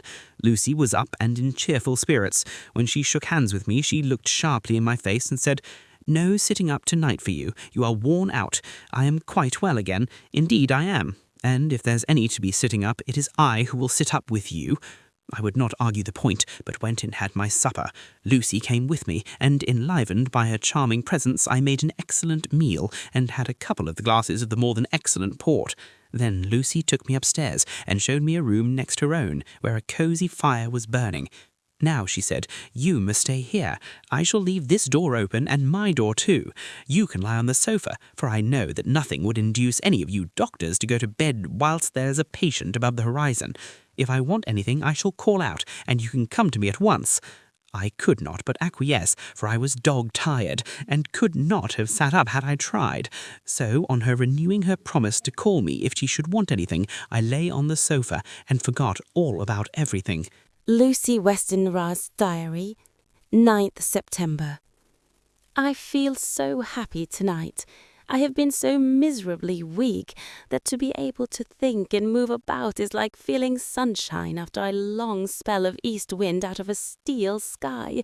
Somehow Arthur feels very, very close to me. I seem to feel his presence warm about me. I suppose it is that sickness and weakness are selfish things, and turn our inner eyes and sympathy on ourselves, whilst health and strength give love rein, and in thought and feeling he can wander where he wills. I know where my thoughts are. If only Arthur knew. My dear, your ears must tingle as you sleep, as mine do waking. Oh, the blissful rest of last night. How I slept, with that dear good Dr. Seward watching me. And tonight I shall not fear to sleep, since he is close at hand and within call. Thank everybody for being so good to me. Thank God. Good night, Arthur. Dr. Seward's diary, 10th September. I was conscious of the professor's hand on my head and started awake all in a second. That is one of the things that we learn in an asylum, at any rate. And how is our patient? Well, when I left her, or rather when she left me, I answered. Come, let us see, he said, and together we went into the room. The blind was down, and I went over to raise it gently, whilst Van Helsing stepped with his soft, cat-like tread over to the bed. As I raised the blind, and the morning sunlight flooded the room, I heard the professor's low hiss of inspiration, and knowing its rarity, a deadly fear shot through my heart. As I passed over, he moved back, and his exclamation of horror, Gott in Himmel, needed no enforcement from his agonized face. He raised his hand and pointed to the bed, and his iron face was drawn and ashen white. I felt my knees begin to tremble. There on the bed, seemingly in a swoon, lay poor Lucy, more horribly white and worn-looking than ever. Even the lips were white, and the gums seemed to have shrunken back from the teeth, as we sometimes see in a corpse after a prolonged illness. Van Helsing raised his foot to stamp in anger, but the instinct of his life and all the long years of habit stood to him, and he put it down again softly. "Quick," he said, "bring the brandy." I flew to the dining-room and returned with the decanter. He wetted the poor white lips with it, and together we rubbed palm and wrist and heart. He felt her heart, and after a few moments of agonizing suspense said, "It is not too late. It beats, though but feebly. All our work is undone. We must begin again. There is no young Arthur here now. I have to call on you yourself this time, friend John." As he spoke, he was dipping into his bag and producing the instruments of transfusion. I had taken off my coat and rolled up my shirt-sleeve. There was no possibility of an opiate just at present, and no need of one, and so, without a moment's delay, we began the operation. After a time, it did not seem a short time either, for the draining away of one's blood, no matter how willingly it be given, is a terrible feeling. Van Helsing held up a warning finger. "Do not stir," he said, "but I fear that with growing strength she may awake, and that would make danger. Oh, so much danger. But I shall precaution take. I shall give hypodermic injection of morphia." He proceeded then, swiftly and deftly, to carry out his intent. The effect on Lucy was not bad, for the faint seemed to merge subtly into the narcotic sleep. It was with a feeling of personal pride that I could see a faint tinge of colour steal back into the pallid cheeks and lips. No man knows till he experiences it what it is to feel his own lifeblood drawn into the veins of the woman he loves. The professor watched me critically. "That will do," he said. "Already?" I remonstrated. "You took a great deal more from art," to which he smiled a sad sort of smile, as he replied, "He is her lover, her fiancé. You have much work to do for her and for others, and the present will suffice." When we stopped the operation, he attended to Lucy, whilst I applied digital pressure to my own incision. I lay down while I waited his leisure to attend to me, for I felt faint and a little sick. By and by he bound up my wound and sent me downstairs to get a glass of wine for myself. As I was leaving the room, he came after me and half whispered, Mind, nothing must be said of this. If our young lover should turn up unexpected as before, no word to him. It would at once frighten him and enjealous him too. There must be none. So, when I came back, he looked at me carefully and then said, "You are not much the worse. Go into the room and lie on your sofa and rest a while. Then have much breakfast and come here to me." I followed out his orders, for I knew how right and wise they were. I had done my part, and now my next duty was to keep up my strength. I felt very weak, and in the weakness lost something of the amazement at what had occurred. I fell asleep on the sofa, however, wondering over and over again how Lucy had made such a retrograde movement, and how she could have been drained of so much blood with no sign anywhere to show for it. I think I must have continued my wonder in my dreams, for, sleeping and waking, my thoughts always came back to the little punctures in her throat and the ragged, exhausted appearance of their edges, tiny though they were.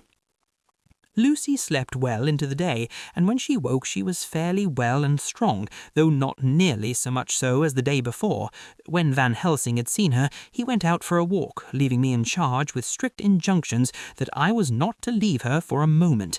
I could hear his voice in the hall, asking the way to the nearest telegraph office. Lucy chatted with me freely, and seemed quite unconscious that anything had happened.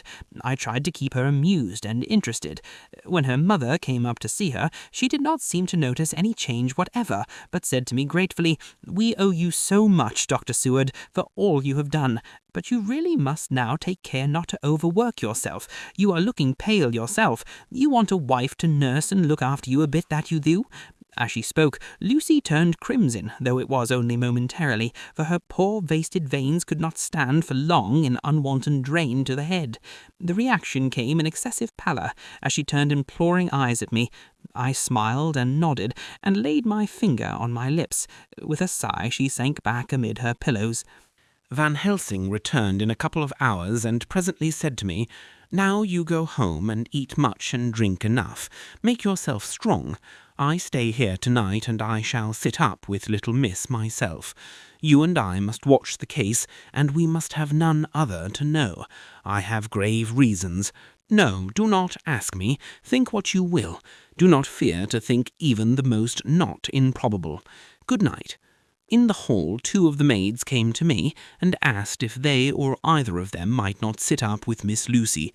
They implored me to let them, and when I said it was Dr. Van Helsing's wish that either he or I should sit up, they asked me quite piteously to intercede with the foreign gentleman. I was much touched by their kindness.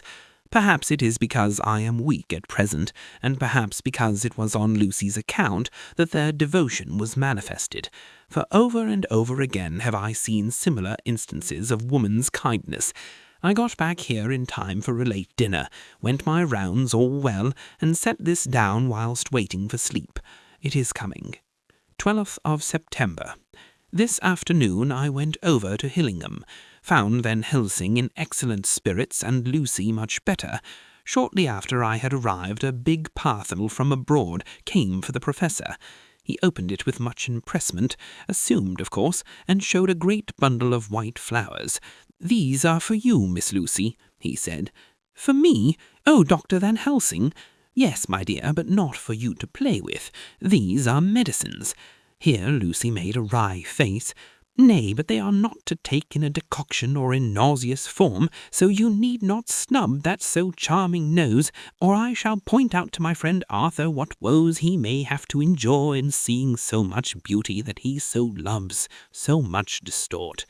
Aha, my pretty miss, that bring that so nice nose all straight again. This is medicinal, but you do not know how. I put him in your window, I make pretty wreath, and hanged him round your neck so you sleep well. Oh yes, they like the lotus flower make your trouble forgotten. It smells so like the waters of Lethe and of that fountain of youth that the conquistadors sought for in the Floridas, and find him all too late." Whilst he was speaking, Lucy had been examining the flowers and smelling them. Now she threw them down, saying with half laughter and half disgust, "Oh, Professor, I believe you are only putting up a joke on me. Why, these flowers are only common garlic." To my surprise, Van Helsing rose up and said with all his sternness, his iron jaw set and his bushy eyebrows meeting, "No trifling with me. I never jest. There is grim purpose in what I do, and I warn you that you do not thwart me. Take care for the sake of others, if not for your own." Then, seeing poor Lucy scared, as she might well be, he went on more gently. "Oh, little miss, my dear, do not fear me. I only do for your good, but there is much virtue to you in those so common flowers. See, I place them myself in your room. I make myself the wreath that you are to wear. But hush, no telling to others that make so inquisitive questions. We must obey, and obedience is a part of obeying, and obedience is to bring you strong and well into loving arms that wait for you. Now sit still a while. Come with me, friend John, and you shall help me deck the room with my garlic, which is all the way from Harlem, where my friend Vanderpool raised herb in his glass houses, all the year. I had to telegraph yesterday, or they would not have been here." We went into the room, taking the flowers with us. The professor's actions were certainly odd and not to be found in any pharmacopoeia that I ever heard of. First, he fastened up the windows and latched them securely. Next, taking a handful of the flowers, he rubbed them all over the sashes, as though to ensure that every whiff of air that might get in would be laden with the garlic smell. Then, with the wisp, he rubbed all over the jamb of the door, above, below, and at each side, and round the fireplace in the same way. It all seemed grotesque to me, and presently I said, "Well, Professor, I know you always have a reason for what you do, but this certainly puzzles me. It is well we have no skeptic here, or he would say that you are working some spell to keep out an evil spirit." "Perhaps I am," he answered quietly as he began to make the wreath which Lucy was to wear round her neck. We then waited whilst Lucy made her toilette for the night, and when she was in bed he came and himself fixed the wreath of garlic round her neck. The last words he said to her were, "Take care you do not disturb it, and even if the room feel close, do not tonight open the window or the door." "I promise," said Lucy, "and thank you both 1,000 times for all your kindness to me. Oh, what have I done to be blessed with such friends?" As we left the house in my fly, which was waiting, Van Helsing said, "Tonight I can sleep in peace, and sleep I want. 2 nights of travel, much reading in the day between, and much anxiety on the day to follow, and a night to sit up without to wink. Tomorrow in the morning early you call for me, and we come together to see our pretty miss, so much throng for my spell which I have work. Ho, ho." He seemed so confident that I, remembering my own confidence 2 nights before, and with the baneful result, felt awe and vague terror. It must have been my weakness that made me hesitate to tell it to my friend, but I felt it all the more like unshed tears. 12 September. How good they all are to me. I quite love that dear Dr. Van Helsing. I wonder why he was so anxious about these flowers. He positively frightened me, he was so fierce, and yet he must have been right, for I feel comfort from them already. Somehow I do not dread being alone tonight, and I can go to sleep without fear. I shall not mind any flapping outside the window. Oh, the terrible struggle that I have had against sleep so often of late, the pain of sleeplessness or the pain of the fear of sleep, and with such unknown horrors that it has for me. How blessed are some people whose lives have no fears, no dreads, to whom sleep is a blessing that comes nightly and brings nothing but sweet dreams. Well, here I am tonight, hoping for sleep, and lying like Ophelia in the play, with virgin krantz and maiden struments. I never liked garlic before, but tonight it is delightful. There is peace as its smell. I feel sleep coming already. Good night, everybody. Dr. Seward's Diary, 13th September. Called at the Berkeley and found Van Helsing, as usual, up to time. The carriage ordered from the hotel was waiting. The professor took his bag, which he always brings with him now. Let all be put down exactly. Van Helsing and I arrived at Hillingham at 8 o'clock. It was a lovely morning. The bright sunshine and all the fresh feeling of early autumn seemed like the completion of nature's annual work. The leaves were turning to all kinds of beautiful colours, but had not yet begun to drop from the trees. When we entered, we met Mrs. Wenstera coming out of the morning room. She is always an early riser. She greeted us warmly and said, "You will be glad to know that Lucy is better. The dear child is still asleep. I looked into her room and saw her, but did not go in lest I should disturb her. The professor smiled and looked quite jubilant. He rubbed his hands together and said, "Aha! I thought I had diagnosed the case. My treatment is working." To which she replied, "You must not take all the credit to yourself, doctor. Lucy's stake this morning is due in part to me." "How do you mean, ma'am?" asked the professor. "Well, I was anxious about the dear child in the night, and went into her room. She was sleeping soundly, so soundly that even my coming did not wake her, but the room was awfully stuffy. There were a lot of those horrible, strong-smelling flowers about everywhere, and she had actually had a bunch of them round her neck. I fear that the heavy odour would be too much for the dear child in her weak state, so I took them all away and opened a bit of the window to let in a little fresh air. You will be pleased with her, I am sure." She moved off into her boudoir, where she usually breakfasted early. As she had spoken, I watched the professor's face and saw it turn ashen grey. He had been able to retain his self-command whilst the poor lady was present, for he knew her state and how mischievous the shock would be. He actually smiled on her as he held open the door for her to pass into her room, but the instant she had disappeared, he pulled me, suddenly and forcibly, into the dining room and closed the door. Then, for the first time in my life, I saw Van Helsing break down. He raised his hands over his head in a sort of mute despair and then beat his palms together in a helpless way. Finally, he sat down on a chair and, putting his hands before his face, began to sob, with loud, dry sobs that seemed to come from the very racking of his heart. Then he raised his arms again, as though appealing to the whole universe. "God, God, God," he said, "what have we done? What has this poor thing done, that we are so sore beset? Is there fate amongst us still, sent down from the pagan world of old, that such things must be, and in such way? This poor mother, all unknowing, and all for the best as she think, does such thing as lose her daughter body and soul, and we must not tell her, we must not even warn her, or she die, then both die. Oh, how we are beset! How are all the powers of the devils against us?" Suddenly he jumped to his feet. "Come," he said, "come, we must see and act. Devils or no devils, or all the devils at once, it matters not. We must fight him all the same." He went to the hall door for his bag, and together we went up to Lucy's room. Once again I drew up the blind, whilst Van Helsing went towards the bed.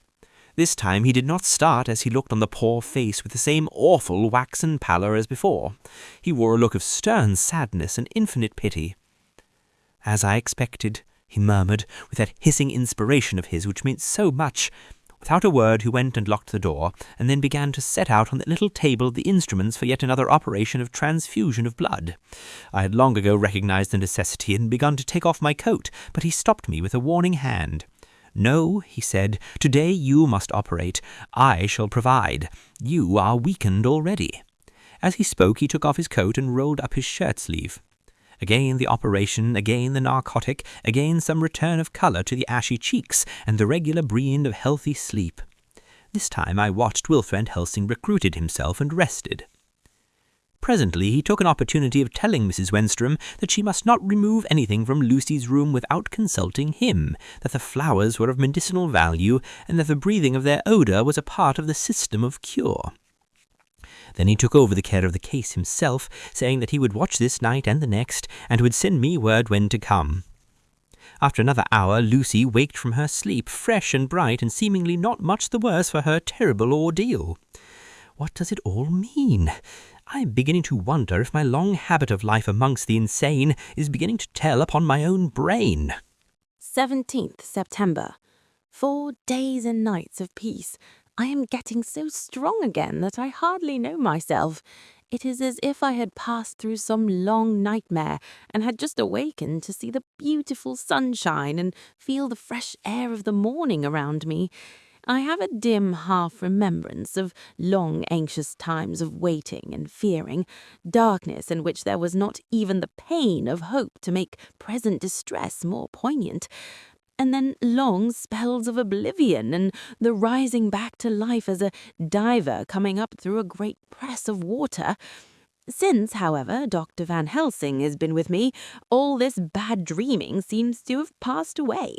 The noises that used to frighten me out of my wits, the flapping against the windows, the distant voices which seemed so close to me, the harsh sounds that came from I know not where and commanded me to do I know not what, have all ceased. I go to bed now without any fear of sleep. I do not even try to keep awake. I have grown quite fond of the garlic, and a boxful arrives for me every day from Harlem. Tonight Dr. Van Helsing is going away, as he has to be for a day in Amsterdam, but I need not be watched. I am well enough to be left alone. Thank God for Mother's sake, and dear Arthur's, and for all our friends who've been so kind. I shall not even feel the change, for last night Dr. Van Helsing slept in his chair a lot of the time. I found him sleep twice when I awoke, but I did not fear to go to sleep again, although the boughs or bats or something flapped almost angrily against the window panes. The Pall Mall Gazette, 18th September. The Escaped Wolf. Perilous adventure of our interviewer. Interview with the keeper in the Zoological Gardens. After many inquiries and almost as many refusals, and perpetually using the words Pall Mall Gazette as a sort of talisman, I managed to find the keeper of the section of the Zoological Gardens in which the wolf department is included. Thomas Builder lives in one of the cottages in the enclosure behind the Elephant House, and was just sitting down to his tea when I found him. Thomas and his wife are hospitable folk, elderly and without children, and if the specimen I enjoyed of their hospitality be of the average kind, their lives must be pretty comfortable. The keeper would not enter on what he called business until the supper was over, and we were all satisfied. Then, when the table was cleared and he had lit his pipe, he said, "Now, sir, you can go on and ask me what you want. You'll excuse me refusing to talk of professional subjects afore meals. I gives the wolves and the jackals and the hyenas in all our section their tea afore I begins to ask them questions." "How do you mean, ask them questions?" I queried, wishful to get him into a talkative humour. "Hitting of them over the head with a pole is one way, scratching of their ears is another, when gents as is flush wants a bit of a show-off to their gals. I don't so much mind the first, the hitting of the pole part, afore I chucks in their dinner, but I waits till they've had their sherry and coffee, so to speak, afore I tries on with the ear-scratching. Mind you," he added philosophically, "there's a deal of the same nature in us as in them there animals. Here's you a-coming and asking of me questions about my business, and I that grump-like that only for your bloomin' half-quid I'd ha-seen you blowed fast for I answer. Not even when you ask me, sarcastic-like, if you'd like me to ask the superintendent if you might ask me questions. Without offence, did I tell you to go to hell? You did. And when you said you'd report me for using obscene language, that was hitting me over the head. But the half-quid made that all right. I wanted to go in a fight, so I waited for the food and did with my owl as the wolves and lions and tigers does. But Lord love your heart, now that the old 'oman has stuck a chunk of the tea cake in me and rinsed me out with her bloomin' old teapot, and I've lit up, you may scratch my ears for all you're worth, and won't even get a growl out of me. Drive along with your questions. I know what you're a-comin' at, that 'ere escaped wolf." "Exactly. I want you to give me your view of it. Just tell me how it happened, and when I know the facts I'll get you to say what you consider was the cause of it, and how you think the whole affair will end." "All right, governor, this here is about the old story. That here wolf, what we call Berserker, was one of 3 grey ones that came from Norway to Jamrashes, which we bought off him 4 years ago. He was a nice, well-behaved wolf that never gave no trouble to talk of. I'm more surprised at him for wanting to get out nor any other animal in the place. But there, you can't trust wolves no more nor women." "Don't you mind him, sir," broke in Mrs. Tom with a cheery laugh. "He's got minding the animals so long that blessed if he ain't like old wolf hisself, but there ain't no harm in him." "Well, sir, it was about 2 hours after feeding yesterday when I first hear my disturbance. I was making up a litter in the monkey house for a young puma which is ill, but when I heard the yelping and the howling I kem away straight. There was Berserker a-tearing like a mad thing at the bars as if he wanted to get out. There wasn't much people about that day, and close at hand was only one man, a tall, thin chap with a hooked nose and a pointed beard with a few white hairs running through it. He had hard, cold look and red eyes, and I took a sort of mislike to him, for it seemed as if it was him that they was irritated at. He had white kid gloves on his hands, and he pointed out the animals to me and says, "Keeper, these wolves seem upset at something." "Maybe it's you," says I, for I did not like the airs as he give hisself. He didn't get angry, as I hoped he would, but he smiled a kind of insolent smile with a mouth full of white sharp teeth. "Oh no, they wouldn't like me," he says. "Oh yes, they would," says I, imitating of him. "They always like a bone or two to clean their teeth on about tea time, which you has a bag full." Well, it was an odd thing, but when the animals see us a-talking, they lay down, and when I went over to Berserker, he let me stroke his ears, same as ever. That here man came over, and blessed but if he didn't put in his hand and stroke the old wolf's ears too. "Take care," says I, "Berserker's quick." "Never mind," he says, "I'm used to them." "Are you in the business yourself?" I says, taking off my hat, for a man what trades in wolves, etc., is a good friend to keepers. "Nom," says he, "not exactly in the business, but I have made pets of several." And with that he lifts his hat as polite as a lord and walks away. Old Berserker kept a looking after him till he was out of sight, and then went and lay down in a corner and wouldn't come out the whole evening. Well, last night, so soon as the moon was up, the wolves here all began a-howling. It warn't nothing for them to howl at. There warn't no one near except someone that was evidently a-calling a dog somewheres out back of the gardens in the Park Road. Once or twice I went out to see that all was right, and it was, and then the howling stopped. Just before 12 o'clock I just took a look round afore turning in, and bust me, but when I come opposite to old Berserker's cage, I see the rails broken and twisted about, and the cage empty. And that's all I know for certain. Did anyone else see anything? One of our gardeners was a-coming home about that time from an harmony, when he sees a big grey dog coming out through the garden edges. At least so he says, but I don't give much for it myself, for if he did, he never said a word about it to his missus when he got home, and it was only after the escape of the wolf was made known, and we had been up all night a-hunting of the park for Berserker, that he remembered seeing anything. My own belief was that the harmony had got into his head. Now, Mr. Builder, can you account in any way for the escape of the wolf? Well, so, he said, with a suspicious sort of modesty, I think I can, but I don't know as how you'd be satisfied with the theory. Certainly I shall. If a man like you, who knows the animals from experience, can't hazard a good guess at any rate, who is even to try? Well then, sir, I accounts for it this way. It seems to me that their wolf escaped simply because he wanted to get out. From the hearty way that both Thomas and his wife laughed at the joke, I could see that it had done service before, and that the whole explanation was simply an elaborate sell. I couldn't cope in badinage with the worthy Thomas, but I thought I knew a surer way to his heart, so I said, "Now, Mr. Builder, we'll consider that first half-sovereign worked off, and this brother of his is waiting to be claimed when you've told me what you think will happen." "Right you are, sir," he said briskly. "You'll excuse me, I know, for a chaffing of you, but the old woman here winked at me, which was as much as telling me to go on." "Well, I never," said the old lady. "My opinion is this. Their ere wolf is hiding of somewheres. The gardener what didn't remember said he was a-galloping northward faster than a horse could go, but I don't believe him, for, you see, sir, wolves don't gallop no more than dogs does, they not being built that way. Wolves is fine things in a storybook, and I dessay when they gets in packs and does be chivying something that's more afeard than they is, they can make a devil of a noise and chop it up, whatever it is. But Lord bless you, in real life a wolf is only a low creature, not half so clever or bold as a good dog, and not half a quarter so much fight in him.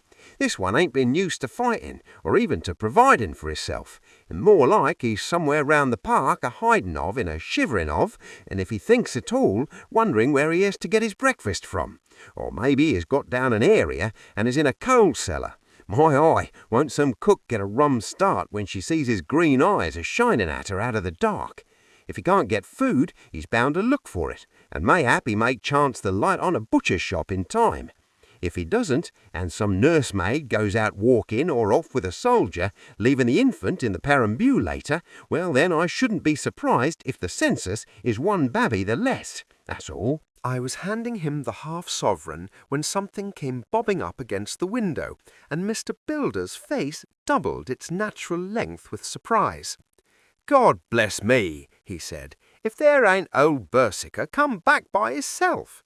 He went to the door and opened it, a most unnecessary proceeding, it seemed to me.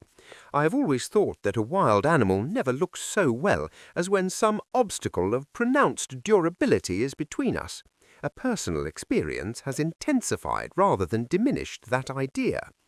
After all, however, there is nothing like custom, for neither Builder nor his wife thought any more of the wolf than I should of a dog.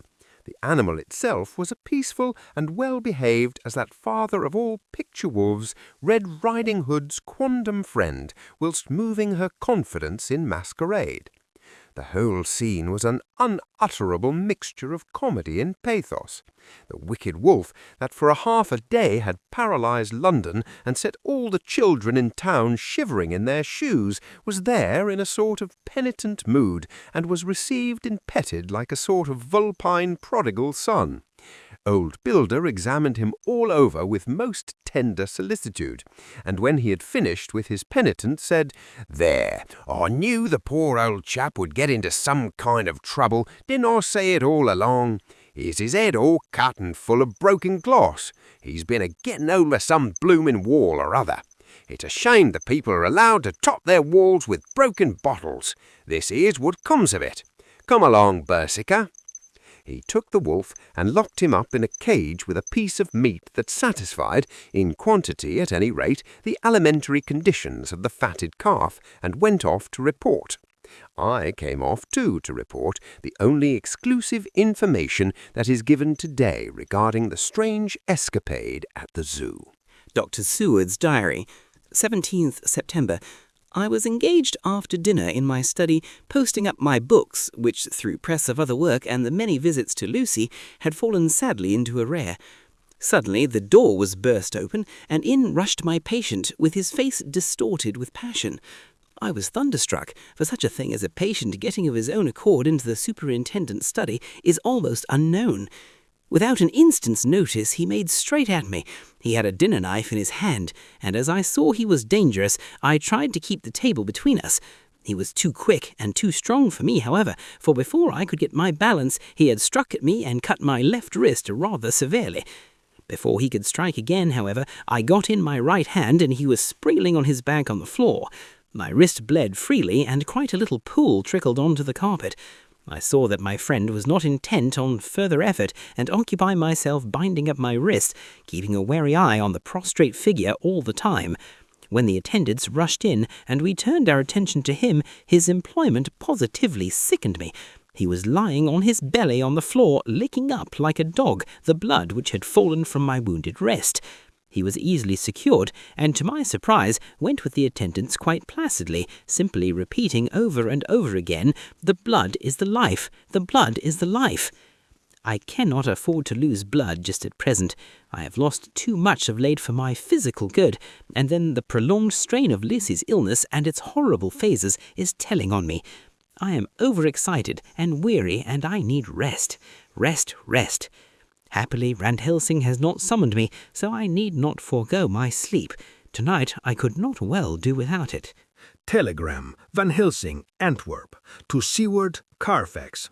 Sent to Carfax, Sussex, as no county given, delivered late by 22 hours. 17 September. Do not fail to be at Hillingham tonight.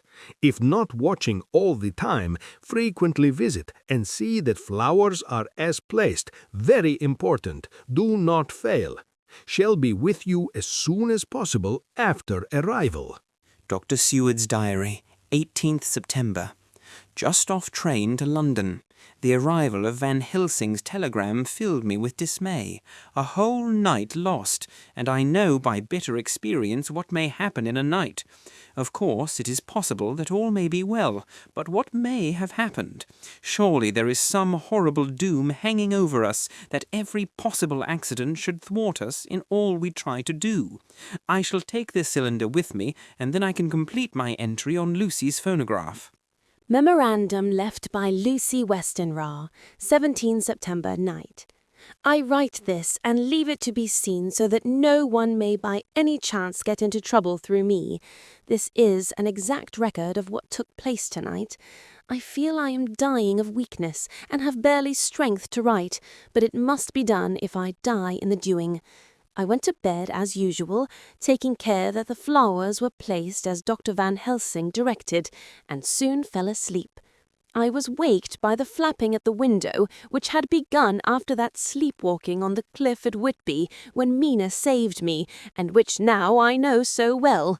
I was not afraid, but I did wish that Dr. Seward was in the next room, as Dr. Van Helsing said he would be, so that I might have called him. I tried to sleep, but I could not.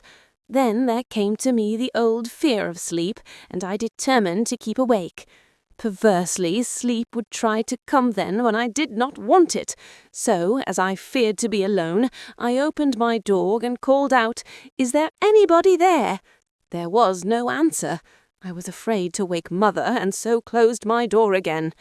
Then, outside in the shrubbery, I heard a sort of howl like a dog's, but more fierce and deeper.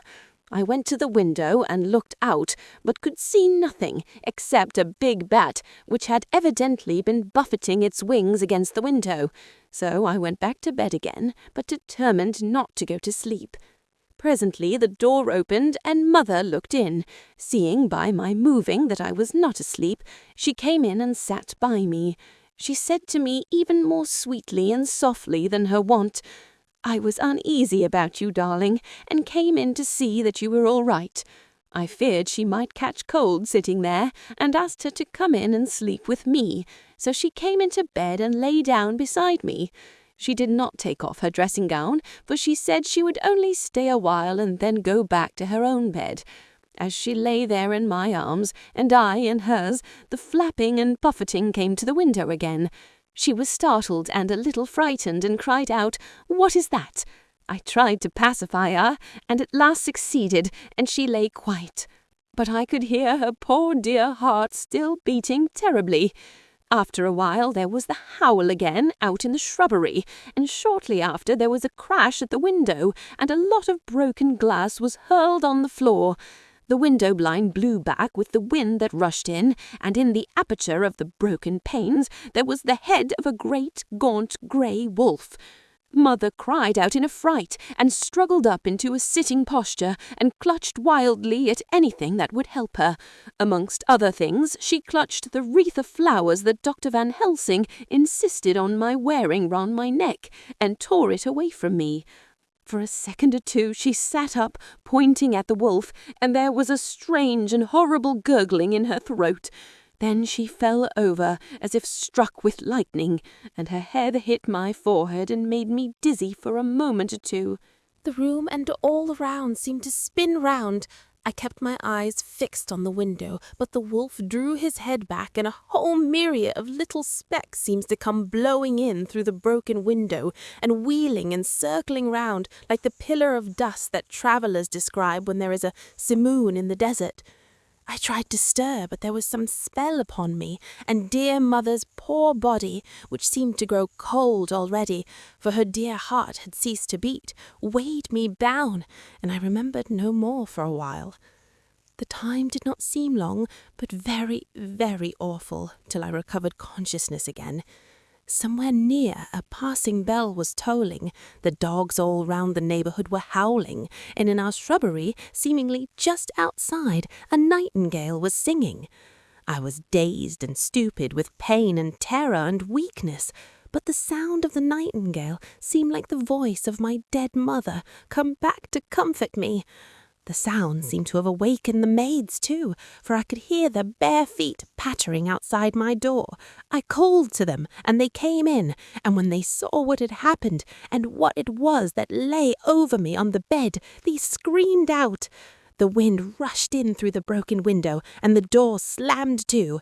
They lifted off the body of my dear mother, and laid her, covered up with the sheet, on the bed after I had got up. They were all so frightened and nervous that I directed them to go to the dining room and each have a glass of wine. The door flew open for an instant and closed again.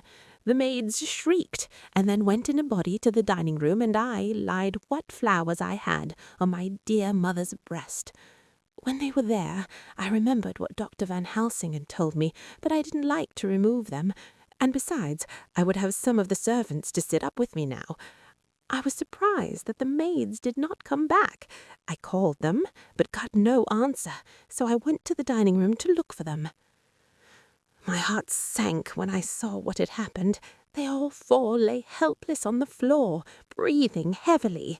The decanter of sherry was on the table, half full, but there was a queer, acrid smell about. I was suspicious and examined the decanter. It smelt of laudanum, and looking on the sideboard, I found that the bottle which my dear mother's doctor uses for her, did use, was empty. What am I to do? What am I to do? I am back in the room with mother. I cannot leave her, and I am alone, save for the sleeping servant, whom someone has drugged, alone with the dead. I dare not go out, for I can hear the low howl of the wolf through the broken window. The air seems full of specks, floating and circling in the draught from the window, and the lights burn blue and dim. What am I to do? God shield me from harm this night. I shall hide this paper in my breast, where they shall find it when they come to lay me out. My dear mother gone. It is time that I go too. Goodbye, dear Arthur, if I should not survive this night. God keep you, dear, and God help me. Chapter 12. Dr. Seward's Diary, 18th September. I drove at once to Hillingham and arrived early. Keeping my cab at the gate, I went up the avenue alone. I knocked gently and rang as quietly as possible, for I feared to disturb Lucy or her mother, and hoped to only bring a servant to the door. After a while, finding no response, I knocked and rang again, still no answer. I cursed the laziness of the servants that they should lie abed at such an hour, for it was now 10 o'clock, and so rang and knocked again, but more impatiently, but still without response. Hitherto I had blamed only the servants, but now a terrible fear began to assail me. Was this desolation but another link in the chain of doom, which seemed drawing tight round us? Was it indeed a house of death to which I had come too late? I know that minutes, even seconds of delay, might mean hours of danger to Lucy if she had had again one of those frightful relapses, and I went round the house to try if I could find by chance an entry anywhere. I could find no means of ingress. Every window and door was fastened and locked, and I returned baffled to the porch. As I did so, I heard the rapid pit-pat of a swiftly driven horse's feet. They stopped at the gate, and a few seconds later I met Van Helsing running up the avenue. When he saw me, he gasped out, "Then it was you, and just arrived. How is she? Are we too late? Did you not get my telegram?" I answered as quickly and coherently as I could that I had only got his telegram early in the morning, and I had not a minute in coming here, and that I could not make anyone in the house hear me. He paused and raised his hat as he said solemnly, "Then I fear we are too late. God's will be done." With his usual recuperative energy he went on, "Come, if there be no way open to get in, we must make one. Time is all in all to us now." We went round to the back of the house, where there was a kitchen window. The professor took a small surgical saw from his case and, handing it to me, pointed to the iron bars which guarded the window. I attacked them at once, and had very soon cut through 3 of them. Then, with a long, thin knife, we pushed back the fastenings of the sashes and opened the window. I helped the professor in and followed him. There was no one in the kitchen or in the servants' rooms, which were close at hand. We tried all the rooms as we went along, and in the dining room, dimly lit by rays of light through the shutters, found 4 servant women lying on the floor. There was no need to think them dead, for their stertorous breathing and the acrid smell of laudanum in the room left no doubt as to their condition. Van Helsing and I looked at each other, and as we moved away he said, "We can attend to them later." Then we ascended to Lucy's room. For an instant or two we paused at the door to listen, but there was no sound that we could hear. With white faces and trembling hands, we opened the door gently and entered the room. How shall I describe what we saw? On the bed lay two women, Lucy and her mother. The latter lay farthest in, and she was covered with a white sheet, the edge of which had been blown back by the draught through the broken window, showing the drawn white face with a look of terror fixed upon it. By her side lay Lucy, with face white and still more drawn. The flowers which had been round her neck we found upon her mother's bosom, and her throat was bare, showing the two little wounds which we had noticed before, but looking horribly white and mangled. Without a word, the Professor bent over the bed, his head almost touching poor Lucy's breast. Then he gave a quick turn of his head, as of one who listens, and leaping to his feet he cried out to me, "It is not yet too late. Quick, quick, bring the brandy." I flew downstairs and returned with it, taking care to smell and taste it, lest it too were drugged like the decanter of sherry which I found on the table. The maids were still breathing, but more restlessly, and I fancied that the narcotic was wearing off. I did not stay to make sure, but returned to Van Helsing. He rubbed the brandy, as on another occasion, on her lips and gums, and on her wrists and the palms of her hands. He said to me, "I can do this, all that can be, at the present. You go wake those maids, flick them in the face with a wet towel, and flick them hard. Make them get heat and fire and a warm bath. This poor soul is nearly as cold as that beside her. She will need be heated before we can do anything more." I went at once and found little difficulty in waking 3 of the women. The 4th was only a young girl, and the drug had evidently affected her more strongly, so I lifted her on the sofa and let her sleep. The others were dazed at first, but as remembrance came back to them, they cried and sobbed in a hysterical manner. I was stern with them, however, and would not let them talk. I told them that one life was bad enough to lose, and if they delayed, they would sacrifice Miss Lucy. So, sobbing and crying, they went about their way, half-clad as they were, and prepared fire and water.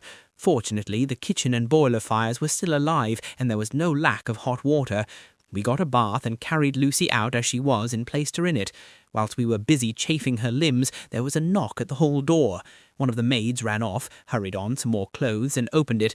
Then she returned and whispered to us that there was a gentleman who had come with a message from Mr. Holmwood. I bade her simply to tell him that he must wait, for we can see no one now. She went away with the message, and engrossed with our work, I clean forgot all about him. I never saw in all my experience the Professor work in such deadly earnest. I knew, as he knew, that it was a stand-up fight with death, and in a pause told him so. He answered me in a way that I did not understand, but with the sternest look that his face could wear. If that were all, I would stop here where we are now, and let her fade away into peace, for I see no light in life over her horizon. He went on with his work with, if possible, renewed and more frenzied vigour. Presently we both began to be conscious that the heat was beginning to be of some effect. Lucy's heart beat a trifle more audibly to the stethoscope, and her lungs had a perceptible movement. Van Helsing's face almost beamed, and as we lifted her from the bath and rolled her in a hot sheet to dry her, he said to me, "The first gain is ours. Check to the king." We took Lucy into another room, which had by now been prepared, and laid her in bed and forced a few drops of brandy down her throat. I noticed that Van Helsing tied a soft silk handkerchief round her throat. She was still unconscious, and was quite as bad as, if not worse than, we had ever seen her.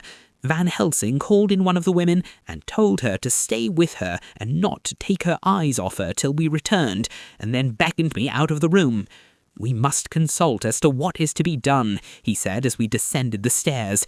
In the hall he opened the dining-room door, and we passed in, he closing the door carefully behind him. The shutters had been opened, but the blinds were already down, with that obedience to the etiquette of death which the British woman of the lower classes always rigidly observes. The room was therefore dimly dark. It was, however, light enough for our purposes. Van Helsing's sternness was somewhat relieved by a look of perplexity. He was evidently torturing his mind about something, so I waited for an instant, and he spoke. What are we to do now? Where are we to turn for help? We must have another transfusion of blood, and that soon, or that poor girl's life would be worth an hour's purchase. You are exhausted already. I am exhausted too. I fear to trust those women, even if they would have courage to submit. What are we to do for someone who will open his veins for her? What's the matter with me, anyhow? The voice came from the sofa across the room, and its tones brought relief and joy to my heart, for they were those of Quincy Morris. Van Helsing started angrily at the first sound, but his face softened, and a glad look came into his eyes as I cried out, "Quincy Morris!" and rushed towards him with outstretched hands. "What brought you here?" I cried as our hands met. "I guess art is the cause." He handed me a telegram. "Have not heard from Seward for 3 days and am terribly anxious. Cannot leave. Father still in same condition. Send me word how Lucy is. Do not delay. Holmwood." I think I came just in the nick of time. You know you have only to tell me what to do. Van Helsing strode forward and took his hand, looking him straight in the eyes as he said, "A brave man's blood is the best thing on this earth when a woman is in trouble. You're a man and no mistake. Well, the devil may work against us for all he's worth, but God sends us men when we want them. Once again we went through that ghastly operation. I have not the heart to go through with the details.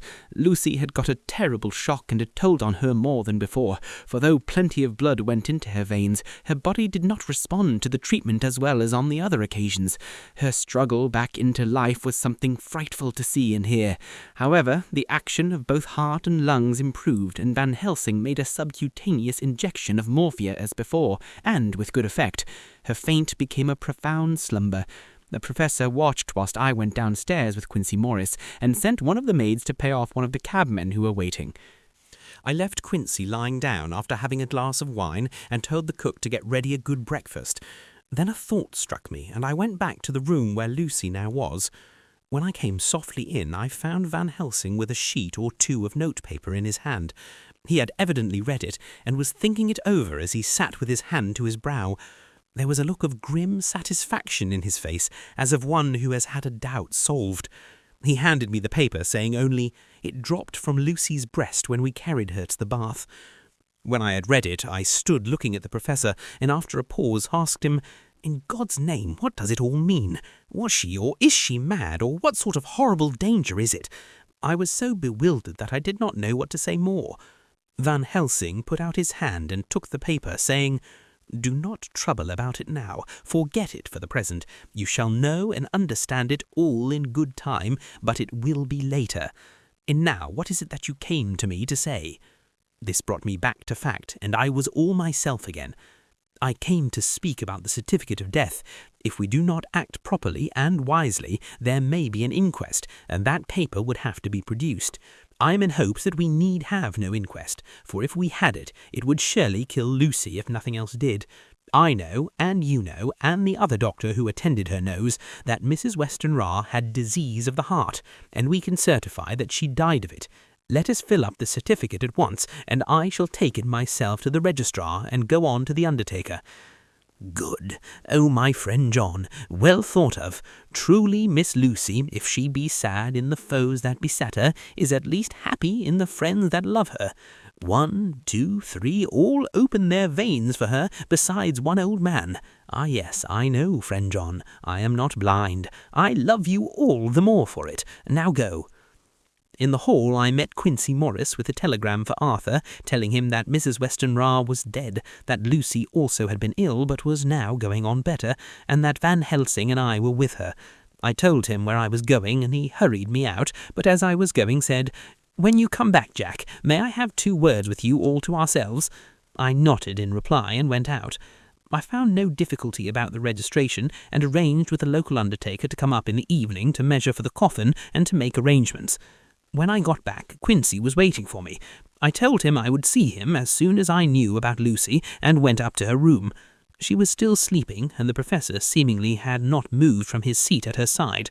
From his putting his finger to his lips, I gathered that he expected her to wake before long, and was afraid of forestalling nature.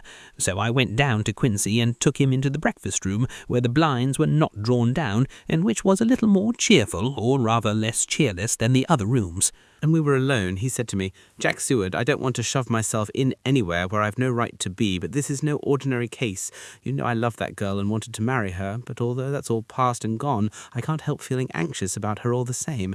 What is it that's wrong with her? The Dutchman, and a fine old fellow he is, I can see that, said that time you two came into the room that you must have another transfusion of blood, and that both you and he were exhausted. Now I know well that you medical men speak in camera, and that a man must not expect to know what they consult about in private, but this is no common matter, and whatever it is, I have done my part. Is not that so?" "That's so," I said, and he went on. "I take it that both you and Van Helsing had done already what I did today. Is not that so?" "That's so, and I guess Art was in it too. When I saw him 4 days ago down at his own place, he looked clear. I have not seen anything pulled down so quick since I was on the pampas, and had a mare that I was fond of go to grass all in a night. One of those big bats that they call vampires had got at her in the night, and what with his gorge and the vein left open, there wasn't enough blood in her to let her stand up, and I had to put a bullet through her as she lay. Jack, if you may tell me without betraying confidence, Arthur was the first. Is not that so?"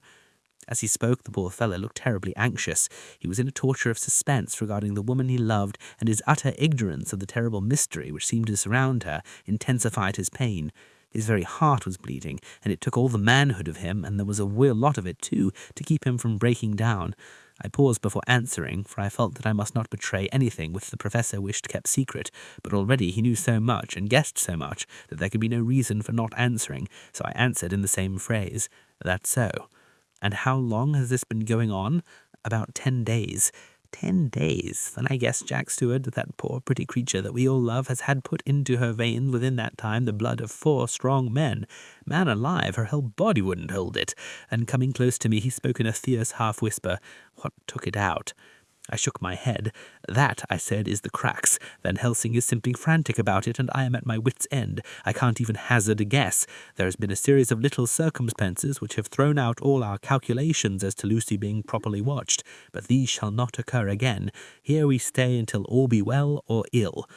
Quincy held out his hand. "Count me in," he said. "You and the Dutchman will tell me what to do, and I'll do it." When she woke late in the afternoon, Lucy's first movement was to feel in her breast and, to my surprise, produce the paper which Van Helsing had given me to read. The careful professor had replaced it where it had come from, lest on waking she should be alarmed.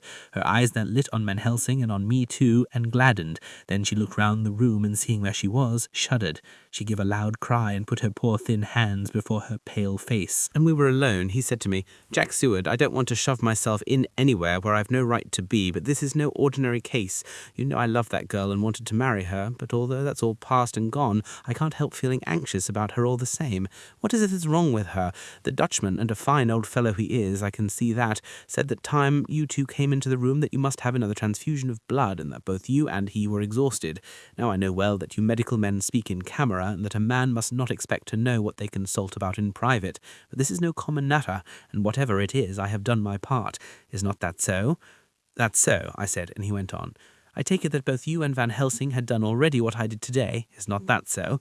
"That's so, and I guess Art was in it too. When I saw him 4 days ago down at his own place, he looked clear. I have not seen anything pulled down so quick since I was on the pampas, and had a mare that I was fond of go to grass all in a night. One of those big bats that they call vampires had got at her in the night, and what with his gorge and the vein left open, there wasn't enough blood in her to let her stand up, and I had to put a bullet through her as she lay. Jack, if you may tell me without betraying confidence, Arthur was the first. Is not that so?" As he spoke, the poor fellow looked terribly anxious. He was in a torture of suspense regarding the woman he loved, and his utter ignorance of the terrible mystery which seemed to surround her intensified his pain. His very heart was bleeding, and it took all the manhood of him, and there was a real lot of it too, to keep him from breaking down. I paused before answering, for I felt that I must not betray anything which the Professor wished kept secret, but already he knew so much and guessed so much that there could be no reason for not answering, so I answered in the same phrase, "That's so." "And how long has this been going on?" "About 10 days. 10 days. Then I guess, Jack Stewart, that poor pretty creature that we all love has had put into her veins within that time the blood of 4 strong men. Man alive, her whole body wouldn't hold it."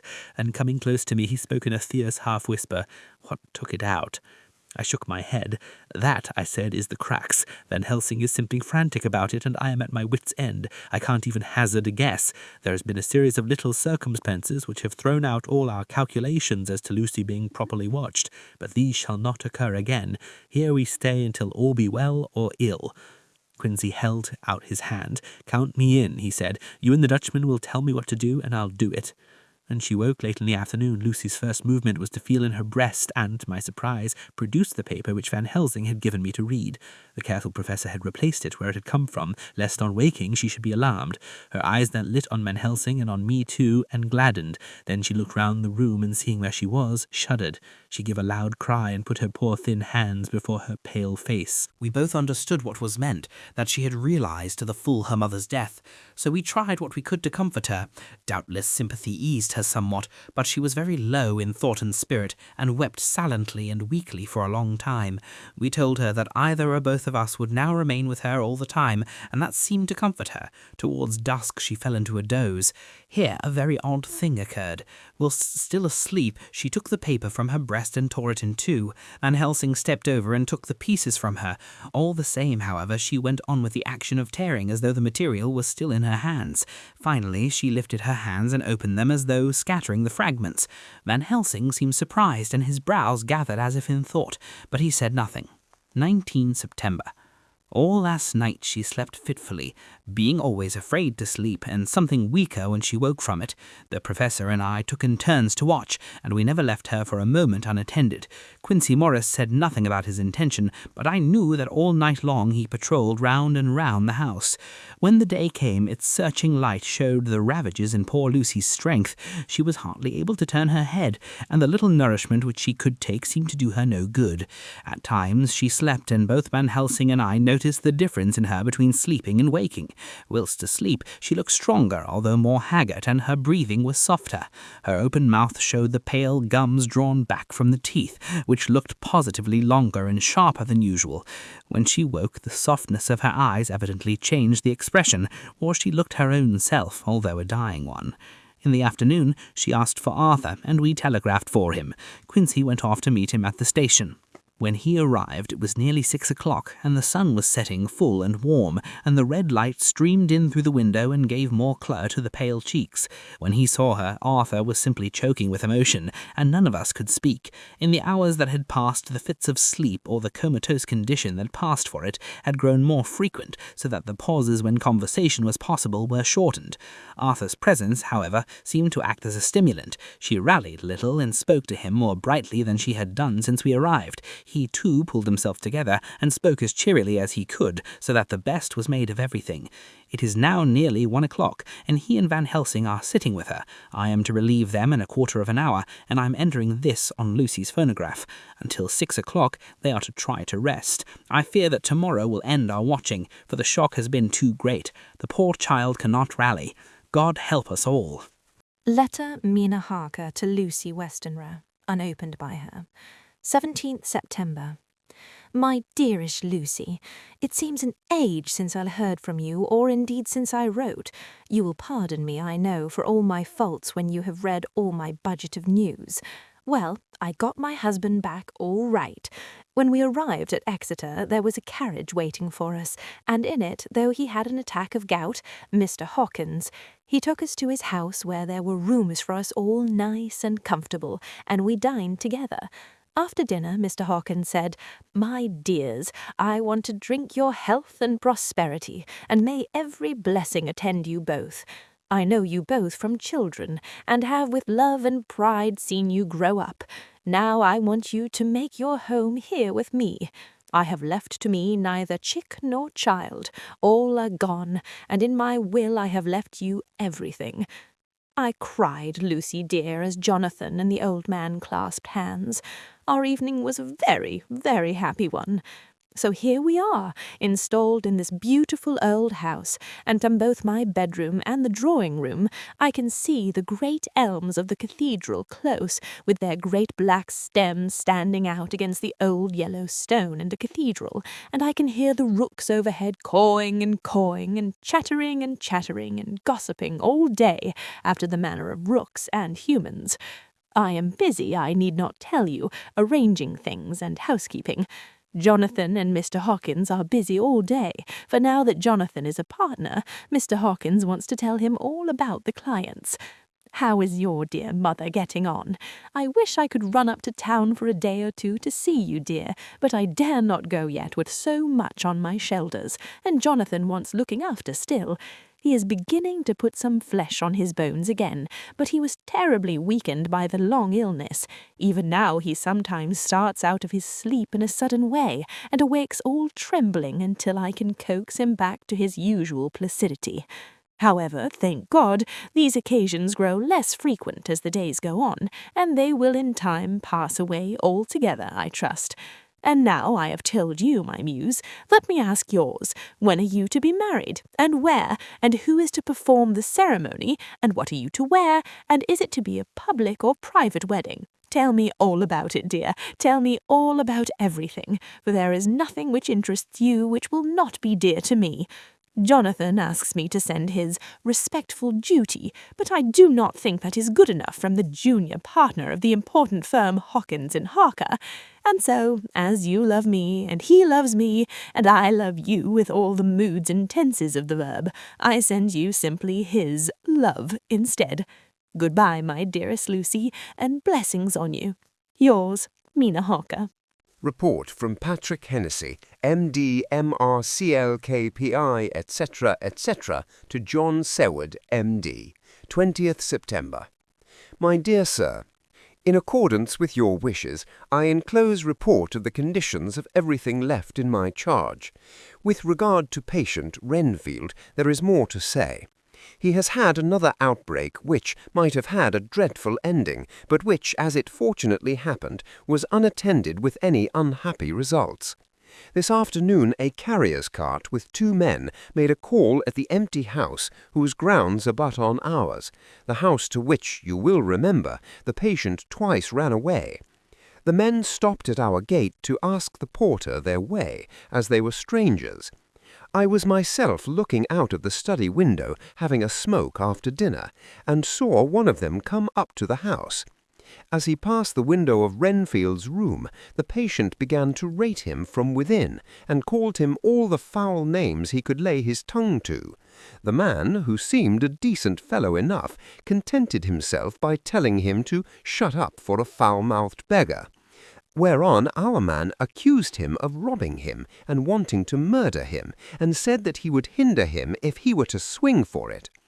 I opened the window and signed to the man not to notice, so he contented himself, after looking the place over and making up his mind as to what kind of place he had got to, by saying, "Law bless you, sir, I wouldn't mind what was said to me in a bloomin' madhouse. I pity ye and the governor for having to live in the house with a wild beast like that." Then he asked his way civilly enough, and I told him where the gate of the empty house was. He went away, followed by threats and curses and revilings from our man. I went down to see if I could make out any cause for his anger, since he is usually such a well-behaved man, and except his violent fits, nothing of the kind had ever occurred. I found him, to my astonishment, quite composed and most genial in his manner. I tried to get him to talk of the incident, but he blandly asked me questions as to what I meant, and led me to believe that he was completely oblivious of the affair. It was, I am sorry to say, however, only another instance of his cunning, for within half an hour I heard of him again. This time he had broken out through the window of his room, and was running down the avenue. I called to the attendants to follow me, and ran after him, for I feared he was intent on some mischief. My fear was justified when I saw the same cart which had passed before, coming down the road, having on it some great wooden boxes. The men were wiping their foreheads, and were flushed in the face, as if with violent exercise. Before I could get up to him, the patient rushed at them, and pulling one of them off the cart, began to knock his head against the ground. If I had not seized him just at the moment, I believe he would have killed the man there and then. The other fellow jumped down, and struck him over the head with the butt end of his heavy whip. It was a horrible blow, but he did not seem to mind it, but seized him also, and struggled with the 3 of us, pulling us to and fro as if we were kittens. You know I'm no light weight, and the others were both burly men. At first he was silent in his fighting, but as we began to master him, and the attendants were putting a strait waistcoat on him, he began to shout, "I'll frustrate them! They shan't rob me! They shan't murder me by inches! I'll fight for my lord and master!" and all sorts of similar incoherent ravings. It was with very considerable difficulty that they got him back to the house and put him in the padded room. One of the attendants, Hardy, had a finger broken. However, I set it all right, and he is going on well. The two carriers were at first loud in their threats of actions for damages, and promised to rain all the penalties of the law on us. Their threats were, however, mingled with some sort of indirect apology for the defeat of the two of them by a feeble madman. They said that if it had not been for the way their strength had been spent in carrying and raising the heavy boxes to the cart, they would have made short work of him. They gave us another reason for their defeat, the extraordinary state of drought to which they had been reduced by the dusty nature of their occupation, and the reprehensible distance from the scene of their labours of any place of public entertainment. I quite understood their drift, and after a stiff glass of strong grog, or rather more of the same, and with each a sovereign in hand, they made light of the attack, and swore that they would encounter a worse madman any day for the pleasure of meeting so bloomin' good a bloke as your correspondent. I took their names and addresses, in case they might be needed. They are as follows: Jack Smollett of Dudding's Rents, King George's Road, Great Walworth, and Thomas Snelling, Peter Farley's Row, Guide Court, Bethnal Green. They are both in the employment of Harris and Sons Moving and Shipment Company, Orange Masters Yard, Soho. I shall report to you any matter of interest occurring here, and shall wire you at once if there is anything of importance. Believe me, dear sir, yours faithfully, Patrick Hennessy. My dearest Lucy, such a sad blow has befallen us. Mr. Hawkins has died very suddenly. Some may not think it so sad for us, but we had both come to so love him that it really seems as though we had lost a father. I never knew either father or mother, so that the dear old man's death is a real blow to me. Jonathan is greatly distressed. It is not only that he feels sorrow, deep sorrow, for the dear, good man who has befriended him all his life, and now at the end has treated him like his own son, and left him a fortune which to people of our modest bringing up is wealth beyond the dream of avarice, but Jonathan feels it on another account. He says the amount of responsibility which it puts upon him makes him nervous. He begins to doubt himself. I try to cheer him up, and my belief in him helps him to have a belief in himself. But it is here that the grave shock that he experienced tells upon him the most. Oh, it is too hard that a sweet, simple, noble, strong nature such as his, a nature which enabled him, by our dear good friend's aid, to rise from clerk to master in a few years, should be so injured that the very essence of its strength is gone. Forgive me, dear, if I worry you with my troubles in the midst of your own happiness, but Lucy, dear, I must tell someone, for the strain of keeping up a brave and cheerful appearance to Jonathan tries me, and I have no one here that I can confide in. I dread coming up to London, as we must do that day after tomorrow, for poor Mr. Hawkins left in his will that he was to be buried in the grave with his father. As there are no relations at all, Jonathan will have to be chief mourner. I shall try to run over to see you, dearest, if only for a few minutes. Forgive me for troubling you. With all blessings, your loving, Mina Harker. 20 September. Only resolution and habit can let me make an entry tonight. I am too miserable, too low-spirited, too sick of the world and all in it, including life itself, that I would not care if I heard this moment the flapping of the wings of the angel of death. And he has been flapping those grim wings to some purpose of late, Lucy's mother and Arthur's father, and now— let me get on with my work. I duly relieved Van Helsing in his watch over Lucy. We wanted Arthur to go to rest also, but he refused at first. It was only when I told him that we should want him to help us during the day, and that we must not all break down for want of rest, lest Lucy should suffer, that he agreed to go. Van Helsing was very kind to him. "Come, my child," he said, "come with me. You are sick and weak, and have had much sorrow and much mental pain, as well as that tax on your strength that we know of. You must not be alone, for to be alone is to be full of fears and alarms. Come to the drawing-room, where there is a big fire, and there are 2 sofas. You shall lie on one, and I on the other, and our sympathy will be comfort to each other, even if we do not speak, and even if we sleep. Arthur went off with him, casting back a longing look on Lucy's face, which lay in her pillow, almost whiter than the lawn. She lay quite still, and I looked around the room to see that all was as it should be. I could see that the Professor had carried out in this room, as in the other, his purpose of using the garlic. The whole of the window sashes reeked with it, and round Lucy's neck, over the silk handkerchief which Van Helsing made her keep on, was a rough chaplet of the same odorous flowers. Lucy was breathing somewhat stertorously, and her face was at its worst, for the open mouth showed the paled gums. Her teeth, in the dim, uncertain light, seemed longer and sharper than they had been in the morning. In particular, by some trick of the light, the canine teeth looked longer and sharper than the rest. I sat down beside her, and presently she moved uneasily. At the same moment there came a sort of dull flapping or buffeting at the window. I went over to it softly and peeped out by the corner of the blind. There was a full moonlight, and I could see that the noise was made by a great bat, which wheeled round, doubtless attracted by the light, although so dim, and every now and again struck the window with its wings. When I came back to my seat, I found that Lucy had moved slightly and had torn away the garlic flowers from her throat. I replaced them as well as I could, and sat watching her. Presently she woke, and I gave her food as Van Helsing had prescribed. She took but a little, and that languidly. There did not seem to be with her now the unconscious struggle for life and strength that had hitherto so marked her illness. It struck me as curious that the moment she became conscious, she pressed the garlic flowers close to her. It was certainly odd that whenever she got into that lethargic state, with the stertorous breathing, she put the flowers from her, but that when she waked, she clutched them close. There was no possibility of making any mistake about this, for in the long hours that followed, she had many spells of sleeping and waking, and repeated both actions many times. At 6 o'clock, Van Helsing came to relieve me. Arthur had then fallen into a doze, and he mercifully let him sleep on. When he saw Lucy's face, I could hear the hissing indraw of breath, and he said to me in a sharp whisper, "Draw up the blind, I want light." Then he bent down, and with his face almost touching Lucy's, examined her carefully. He removed the flowers and lifted the silk handkerchief from her throat.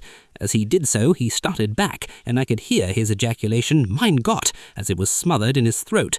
I bent over and looked too, and as I noticed, some queer chill came over me. The wounds on the throat had absolutely disappeared. For 5 minutes Van Helsing stood looking at her with his face at its sternest. Then he turned to me and said calmly, "She is dying. It will not be long now. It will be much difference, mark me, whether she dies conscious or in her sleep. Wake that poor boy and let him come and see the last. He trusts us, and we have promised him." I went to the dining-room and waked him. He was dazed for a moment, but when he saw the sunlight streaming in through the edges of the shutters, he thought he was late and expressed his fear. I assured him that Lucy was still asleep, but told him as gently as I could that both Van Helsing and I feared that the end was near. He covered his face with his hands and slid down on his knees by the sofa, where he remained perhaps a minute, with his head buried, praying, whilst his shoulders shook with grief. I took him by the hand and raised him up. "Come," I said, "my dear old fellow, summon all your fortitude. It will be best and easiest for her." When we came into Lucy's room, I could see that Van Helsing had, with his usual forethought, been putting matters straight and making everything look as pleasing as possible. He had even brushed Lucy's hair so that it lay on the pillow in its usual sunny ripples. When we came into the room, she opened her eyes and, seeing him, whispered softly, "Arthur, oh my love, I am so glad you've come." He was stooping to kiss her when Van Helsing motioned him back. "No," he whispered, "not yet. Hold her hand, it will comfort her more." So Arthur took her hand and knelt beside her, and she looked her best, with all the soft lines matching the angelic beauty of her eyes. Then, gradually, her eyes closed, and she sank to sleep. For a little bit her breast heaved softly, and her breath came and went like a tired child's. And then insensibly there came the strange change which I had noticed in the night. Her breathing grew stertorous, the mouth opened, and the pale gums drawn back made the teeth look longer and sharper than ever. In a sort of sleep-waking, vague, unconscious way she opened her eyes, which were now dull and hard at once, and said in a soft, voluptuous voice, such as I had never heard from her lips, "Arthur, oh my love, I am so glad you have come. Kiss me." Arthur bent eagerly over to kiss her, but at that instant Van Helsing, who, like me, had been startled by her voice, swooped upon him, and catching him by the neck with both hands, dragged him back with a fury of strength which I never thought he could have possessed, and actually hurled him almost across the room. "Not on your life," he said. "Not for your living soul and hers." And he stood between them like a lion at bay. Arthur was so taken aback that he did not for a moment know what to do or say, and before any impulse of violence could seize him, he realized the place and the occasion, and stood silent, waiting. I kept my eyes fixed on Lucy, as did Van Helsing, and we saw a spasm as of rage flit like a shadow over her face. The sharp teeth clamped together. Then her eyes closed, and she breathed heavily. Very shortly after, she opened her eyes in all their softness, and putting out her poor, pale, thin hand, took Van Helsing's great brown one, drawing it close to her. She kissed it. "My true friend," he said in a faint voice, but with untellable pathos, "my true friend, and his. Oh, guard him and give me peace." "I swear it," he said solemnly, kneeling beside her and holding up his hand, as one who registers an oath. Then he turned to Arthur and said to him, "Come, my child, take her hand in yours, and kiss her on the forehead, and only once." Their eyes met instead of their lips, and so they parted. Lucy's eyes closed, and Van Helsing, who had been watching closely, took Arthur's arm and drew him away. And then Lucy's breathing became stertorous again, and all at once it ceased.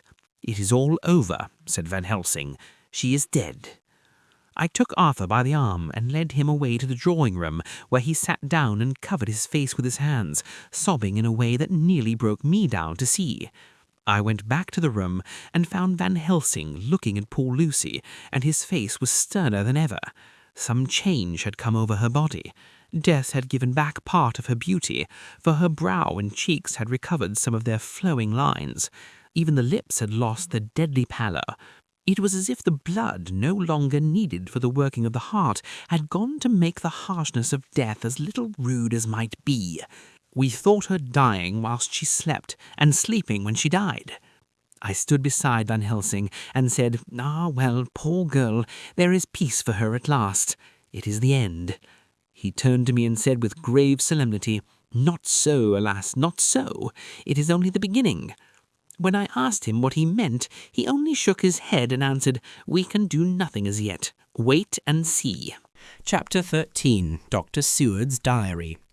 The funeral was arranged for the next succeeding day, so that Lucy and her mother might be buried together. I attended to all the ghastly formalities, and the urbane undertaker crewed that his staff was afflicted, or blessed, with something of his own obsequious suavity. Even the woman who performed the last offices for the dead remarked to me, in a confidential, brother professional way, when she had come out from the death chamber, "She makes a very beautiful corpse, sir. It's quite a privilege to attend on her. It's not too much to say that she will do credit to our establishment." I noticed that Van Helsing never kept far away. This was possible from the disordered state of things in the household. There were no relatives at hand, and as Arthur had to be back the next day to attend at his father's funeral, we were unable to notify anyone who should have been bidden. Under the circumstances, Van Helsing and I took it upon ourselves to examine papers, etc. He insisted upon looking over Lucy's papers himself. I asked him why, for I feared that he, being a foreigner, might not be quite aware of English legal requirements, and so might in ignorance make some unnecessary trouble. He answered me, I know. You forget that I am a lawyer as well as a doctor, but this is not altogether for the law. You knew that when you avoided the coroner. I have more than him to avoid. There may be papers more, such as this." As he spoke, he took from his pocket-book the memorandum which had been in Lucy's breast, and which she had torn in her sleep. "When you find anything of the solicitor who is for the late Mrs. Wenstera, seal all her papers and write in tonight. For me, I watch here in his room, and in Lucy's old room all night, and I myself search for what may be. It is not well that her very thoughts go into the hands of strangers." I went on with my part of the work, and in another half-hour had found the name and address of Mrs. Wenstera, solicitor, and had written to him. All the poor lady's papers were in order. Explicit directions regarding the place of burial were given. I had hardly sealed the letter when, to my surprise, Van Helsing walked into the room, saying, "Can I help you, friend John? I'm free, and if I may, my service is to you." "Have you got what you looked for?" I asked. To which he replied, "I did not look for a specific thing. I only hoped to find, and find I have, all that there was, only some letters and a few memoranda, and a diary new begun. But I have them here, and we shall for the present say nothing of them. I shall see that poor lad tomorrow evening, and with his sanction I shall use some." When we had finished the work in hand, he said to me, "And now, friend John, I think we may to bed. We want sleep, both you and I, and rest to recuperate. Tomorrow we shall have much to do, but for the tonight there is no need of us. Alas!" Before turning in, we went to look at poor Lucy. The undertaker had certainly done his work well, for the room was turned into a small chapelle ardente. There was a wilderness of beautiful white flowers, and death was made as little repulsive as might be. The end of the winding sheet was laid over the face. When the professor bent over and turned it gently back, we both started at the beauty before us, the tall wax candles showing a sufficient light to note it well. All Lucy's loveliness had come back to her in death, and the hours that had passed, instead of leaving traces of decay's effacing fingers, had but restored the beauty of life, till positively I could not believe my eyes that I was looking at a corpse. The professor looked sternly grave. He had not loved her as I had, and there was no need for tears in his eyes. He said to me, "Remain till I return," and left the room. He came back with a handful of wild garlic from the box waiting in the hall, which had not been opened, and placed the flowers amongst the others on and around the bed. Then he took from his neck, inside his collar, a little gold crucifix and placed it over the mouth. He restored the sheet to its place, and we came away. I was undressing in my own room when, with a premonitory tap at the door, he entered, and at once began to speak. "Tomorrow I want you to bring me, before night, a set of post-mortem knives." "Must we make an autopsy?" I asked. "Yes and no. I want to operate, but not when you think. Let me tell you now, but not word to another. I want to cut off her head and take out her heart. Ah, you, a surgeon, and so shocked. You, whom I have seen with no tremble of hand or heart, do operations of life and death that make the rest shudder. Oh, but I must not forget, my dear friend, John, that you loved her, and I have not forgotten it, for it is I that shall operate, and you must not help. I would like to do it tonight, but for Arthur I must not. He will be free after his father's funeral tomorrow, and he will want to see her, to see it. Then, when she is coffined and ready for the next day, you and I shall come when all sleep. We shall unscrew the coffin lid and shall do our operation, and then replace all so that none know save we alone. But why do it at all? The girl is dead. Why mutilate her poor body without need? And if there is no necessity for a post-mortem and nothing to gain by it, no good to her, to us, to science, to human knowledge, why do it? Without such it is monstrous. For answer he put his hand on my shoulder and said, with infinite tenderness, "Friend John, I pity your poor bleeding heart, and I love you the more because it does so bleed. If I could, I would take on myself the burden that you do bear. But there are things that you know not, but that you shall know, and bless me for knowing, though they are not pleasant things. John, my child, you have been my friend now many years. And yet did you ever know me to do any without good cause? Yes. Was it not for these causes that you sent for me when the great trouble came? Yes. Were you not amazed, nay horrified, when I would not let Arthur kiss his love, though she was dying, and snatched him away by all my strength? Yes. And did you not hear me swear promise to her that she show closed her eyes grateful? Yes. Well, I have good reason now for all I want to do. You have for many years trust me. You have believed me weeks past, when there be things so strange that you might have well doubt. Believe me yet a little, friend John. If you trust me not, then I must tell what I think, and that is not perhaps well. And if I work, as work I shall, no matter trust or no trust, without my friend trust in me, I work with heavy heart, and feel oh so lonely when I want all help and courage that may be. He paused a moment and went on solemnly. Friend John, there are strange and terrible days before us. Let us not be two, but one, that so we work to a good end. Will you not have faith in me? I took his hand and promised him. I held my door open as he went away, and watched him go to his room and close the door. As I stood without moving, I saw one of the maids pass silently along the passage. She had her back to me, so did not see me, and go into the room where Lucy lay. The sight touched me. Devotion is so rare, and we are so grateful to those who show it unasked to those we love. Here was a poor girl putting aside the terrors which she naturally had of death, to go watch alone by the bier of the mistress whom she loved, so that the poor clay might not be lonely to laid to eternal rest. I must have slept long and soundly, for it was broad daylight when Van Helsing waked me by coming into my room. He came over to my bedside and said, "You need not trouble about the knives. We shall not do it." "Why not?" I asked, for his solemnity of the night before had greatly impressed me. "Because," he said sternly, "it is too late or too early. See, here," he held up the little golden crucifix. "This was stolen in the night." "How stolen?" I asked in wonder, "since you have it now."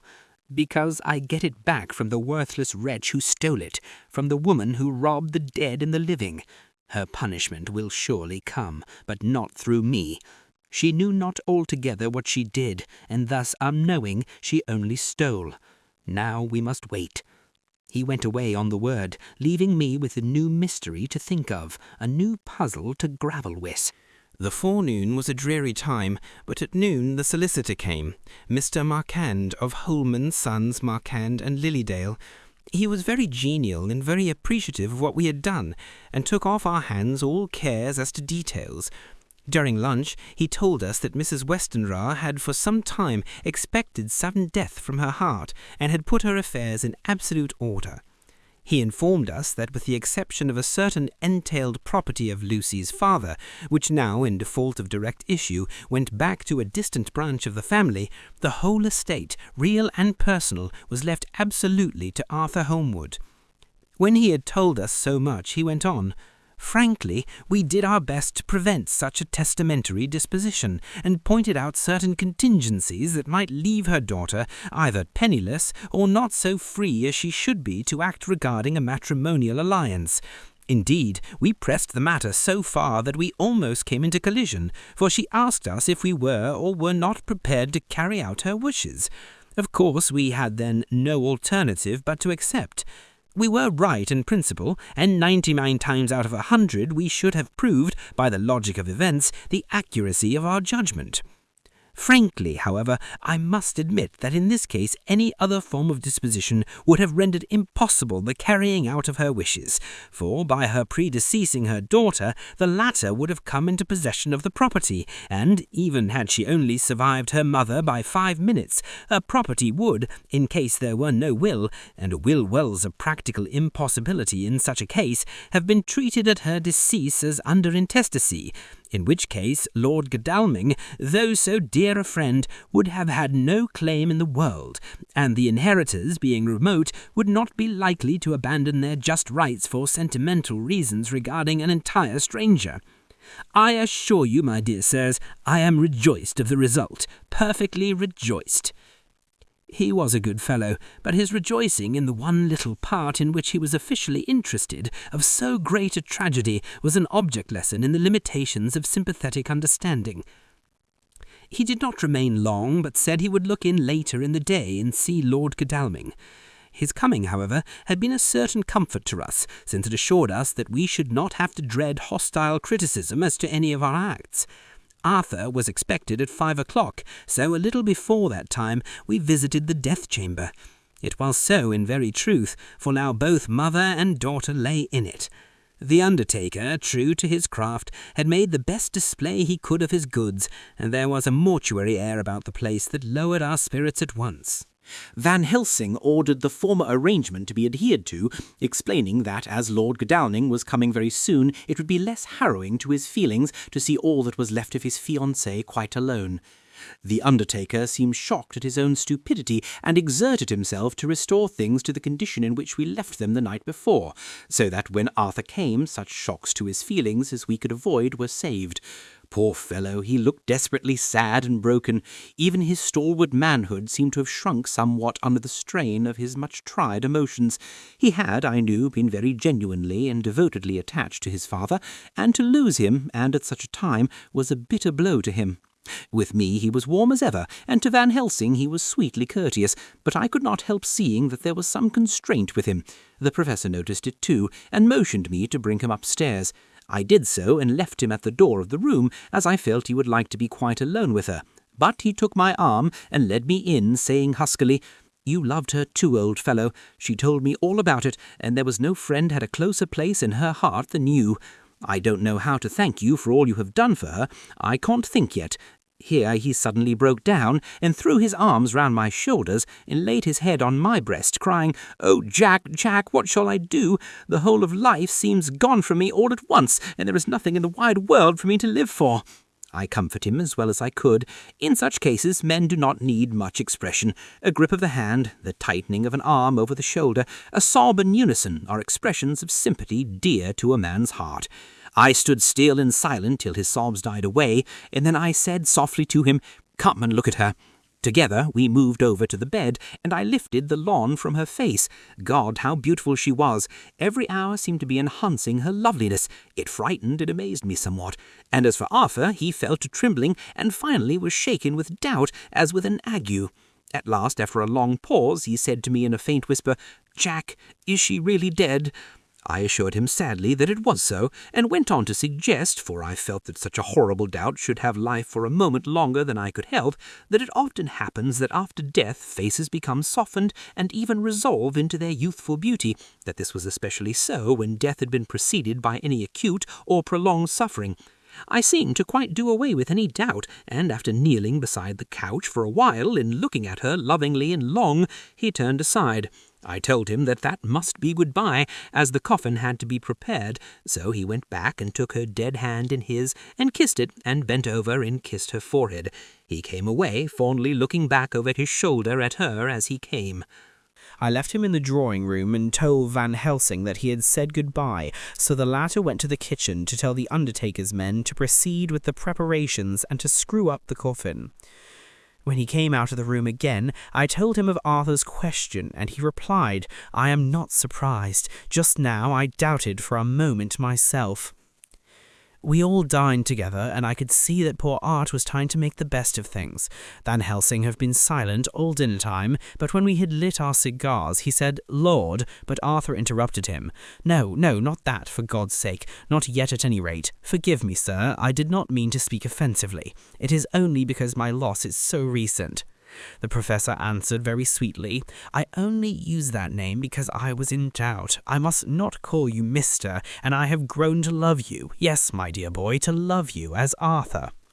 Arthur held out his hand and took the old man's warmly. "Call me what you will," he said. "I hope I may always have the title of a friend, and let me say that I am at a loss for words to thank you for your goodness to my poor dear."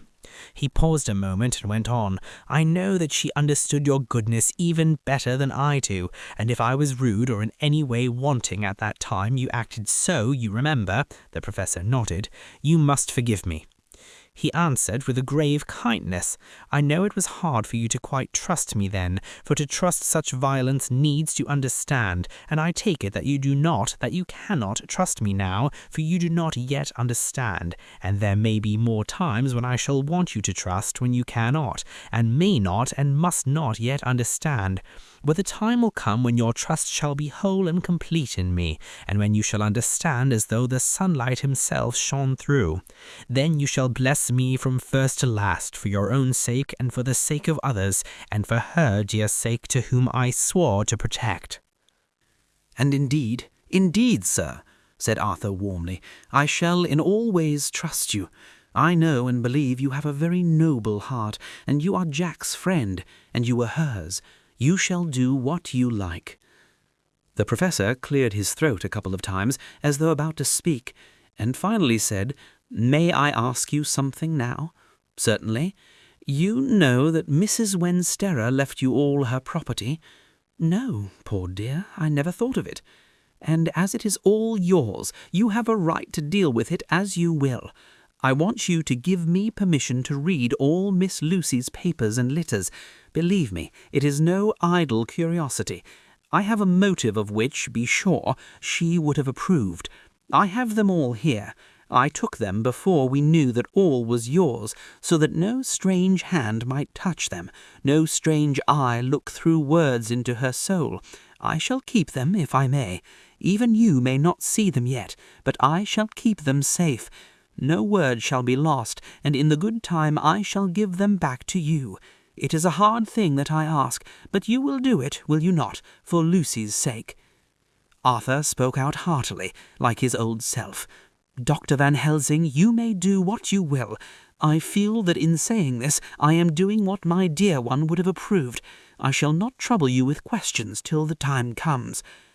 The old professor stood up as he said solemnly, And you are right. There will be pain for us all, but it will not be all pain, nor will this pain be the last.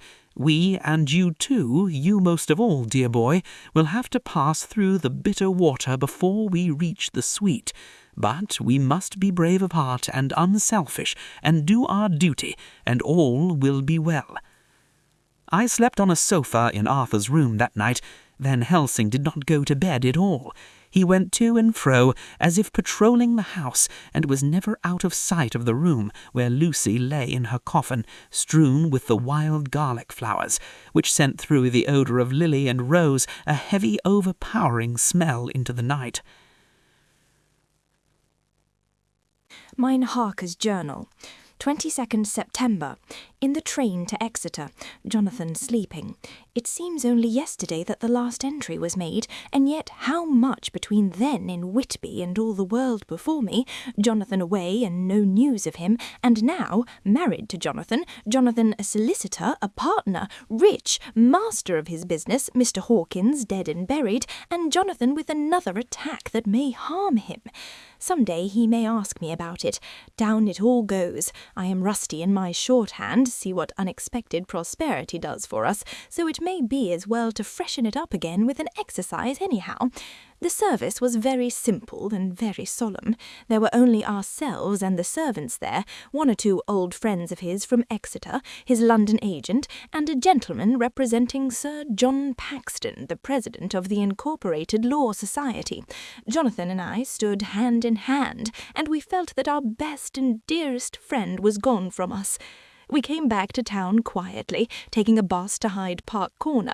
Jonathan thought it would interest me to go into the Row for a while, so we sat down, but there were very few people there, and it was sad-looking and desolate to see so many empty chairs.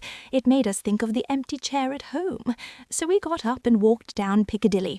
Jonathan was holding me by the arm the way he used to in the old days before I went to school.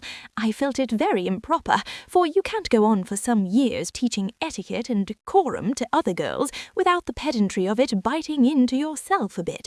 But it was Jonathan, and he was my husband, and we didn't know anybody who saw us, and we didn't care if they did, so on we walked. I was looking at a very beautiful girl in a big cartwheel hat sitting in a Victoria outside Giuliano's when I felt Jonathan clutch my arm so tight that he hurt me, and he said under his breath, "My God!" I am always anxious for Jonathan, for I fear that some nervous fit may upset him again, so I turned to him quickly and asked him what it was that disturbed him. He was very pale, and his eyes seemed bulging out, as half in terror and half in amazement he gazed at a tall, thin man with a beaky nose and black moustache and pointed beard, who was also observing the pretty girl. He was looking at her so hard that he did not see either of us, and so I had a good view of him. His face was not a good face. It was hard and cruel and sensual, and big white teeth that looked all the whiter because his lips were so red were pointed like an animal's. Jonathan kept staring at him till I was afraid he would notice. I feared he might take it ill. He looked so fierce and nasty. I asked Jonathan why he was disturbed, and he answered, evidently thinking that I knew as much as he did. "Do you see who it is?" "No, dear," I said. "I don't know him. Who is it?" His answer seemed to shock and thrill me, for it was said as if he did not know that it was me, Mina, to whom he was speaking. "It is the man himself." The poor dear was evidently terrified at something, very greatly terrified. I do believe that he had not had me to lean on and to support him, he would have sunk down. He kept staring. A man came out of the shop with a small parcel and gave it to the lady, who then drove off. The dark man kept his eyes fixed on her, and when the carriage moved up Piccadilly he followed in the same direction and hailed a hansom. Jonathan kept looking after him, and said, as if to himself, "I believe it is the Count, but he has grown young. My God, if this be so! Oh, my God, if only I knew! If only I knew!" He was distressing himself so much that I feared to keep his mind on the subject by asking him any questions, so I remained silent. I drew away quietly, and he, holding my arm, came easily. We walked a little further, and then went in and sat for a while in the Green Park. It was a hot day for autumn, and there was a comfortable seat in a shady place. After a few minutes staring at nothing, Jonathan's eyes closed, and he went quickly into a sleep with his head on my shoulder. I thought it was the best thing for him, so did not disturb him. In about 20 minutes he woke up and said to me quite cheerfully, "Why, Mina, have I been asleep? Oh, do forgive me for being so rude. Come, and we'll have a cup of tea somewhere." He had evidently forgotten all about the dark stranger, as in his illness he had forgotten all that this episode had reminded him of. I don't like this lapsing into forgetfulness. It may make or continue some injury to the brain. I must not ask him, for fear I shall do more harm than good, but I must somehow learn the facts of his journey abroad. The time is come, I fear, when I must open the parcel and know what is written. Oh, Jonathan, you will, I know, forgive me if I do wrong, but it is for your own dear sake. Later. A sad homecoming in every way, the house empty of the dear soul who was so good to us, Jonathan still pale and dizzy under a slight relapse of his malady, and now a telegram from Van Helsing, whoever he may be.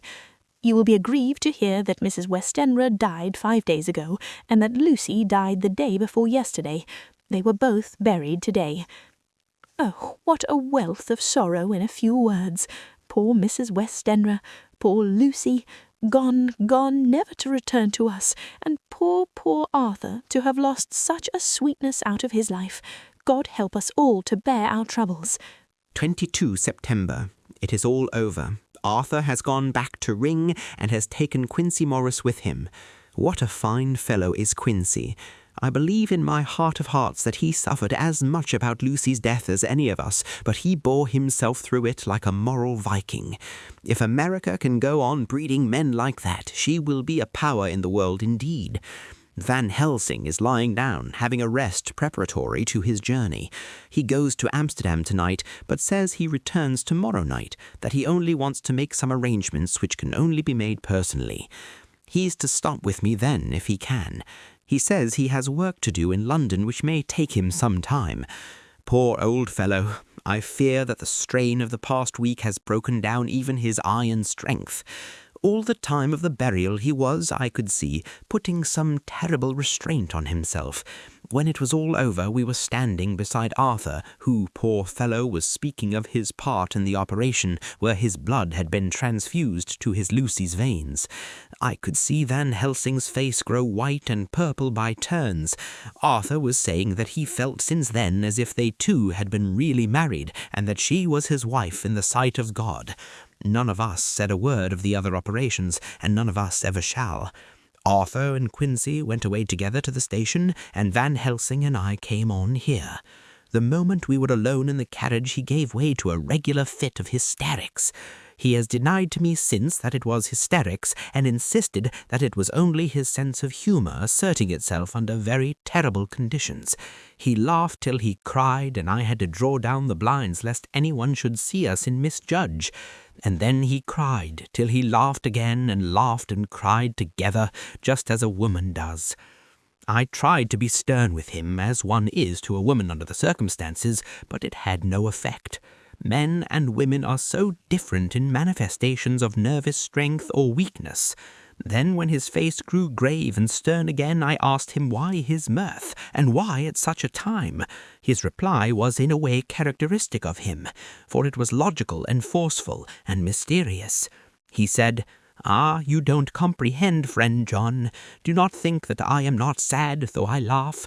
See, I have cried even when the laugh did choke me. But no more think that I am all sorry when I cry, for the laugh he come just the same. Keep it always with you that laughter, who knock at your door and say, 'May I come in?' is not true laughter. No, he is a king, and he come when and how he like. He ask no person, he choose no time of suitability. He say, 'I am here.' Behold, in example, I grieve my heart out that so sweet young girl. I give my blood for her, though I am old and worn. I give my time, my skill, my sleep. I let my other sufferers want, that she may have all. And yet I can laugh at her very grave, laugh when the clay from the spade of the sexton drop upon her coffin, and say thud thud to my heart, till it send back the blood from my cheek. My heart bleed for that poor boy, that dear boy. So of the age of mine own boy had I been so blessed that he live, and with his hair and eyes the same. There, you know now why I love him so, and yet when he say things that touch my husband heart to the quick, and make my father heart yearn to him as to no other man, not even you, friend John, for we are more level in experiences than father and son, yet even at such a moment, King Lath, he come to me and shout and bellow in my ear, 'Here I am, till the blood come dance back and bring some of the sunshine that he carry with him to my cheek. Oh, friend John, it is a strange world, a sad world, a world full of miseries and woes and troubles. And yet when King Laugh come, he make them all dance to the tune he play. Bleeding hearts and dry bones of the churchyard and tears that burn as they fall, all dance together to the music that he make with that smileless mouth of him.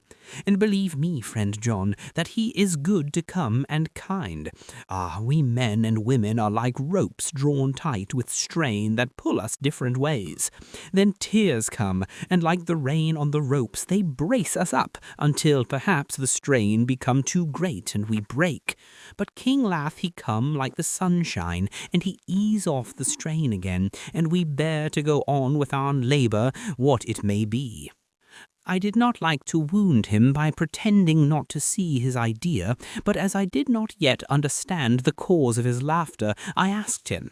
As he answered me, his face grew stern, and he said in quite a different tone, "Oh, it was the grim irony of it all, this so lovely lady garlanded with flowers that looked so fair as life, till one by one we wondered if she were truly dead. She laid in that so fine marble house, in that lonely churchyard, where rest so many of her kin, laid there with the mother who loved her and whom she loved, and that sacred bell going toll, toll, toll, so sad and slow, and those holy men with the white garments of the angel, pretending to read books, and yet all the time their eyes never on the page, and all of us with the bowed head. And all for what? She is dead, so, is it not?" "Well, for the life of me, Professor," I said, I can't see anything to laugh at and all that. Why, your expression makes it a harder puzzle than before. But even if the burial service was comic, what about poor Art and his trouble? Why, his heart was simply breaking. Just so. Said he not that the transfusion of his blood to her veins had made her truly his bride? Yes, and it was a sweet and comforting idea for him.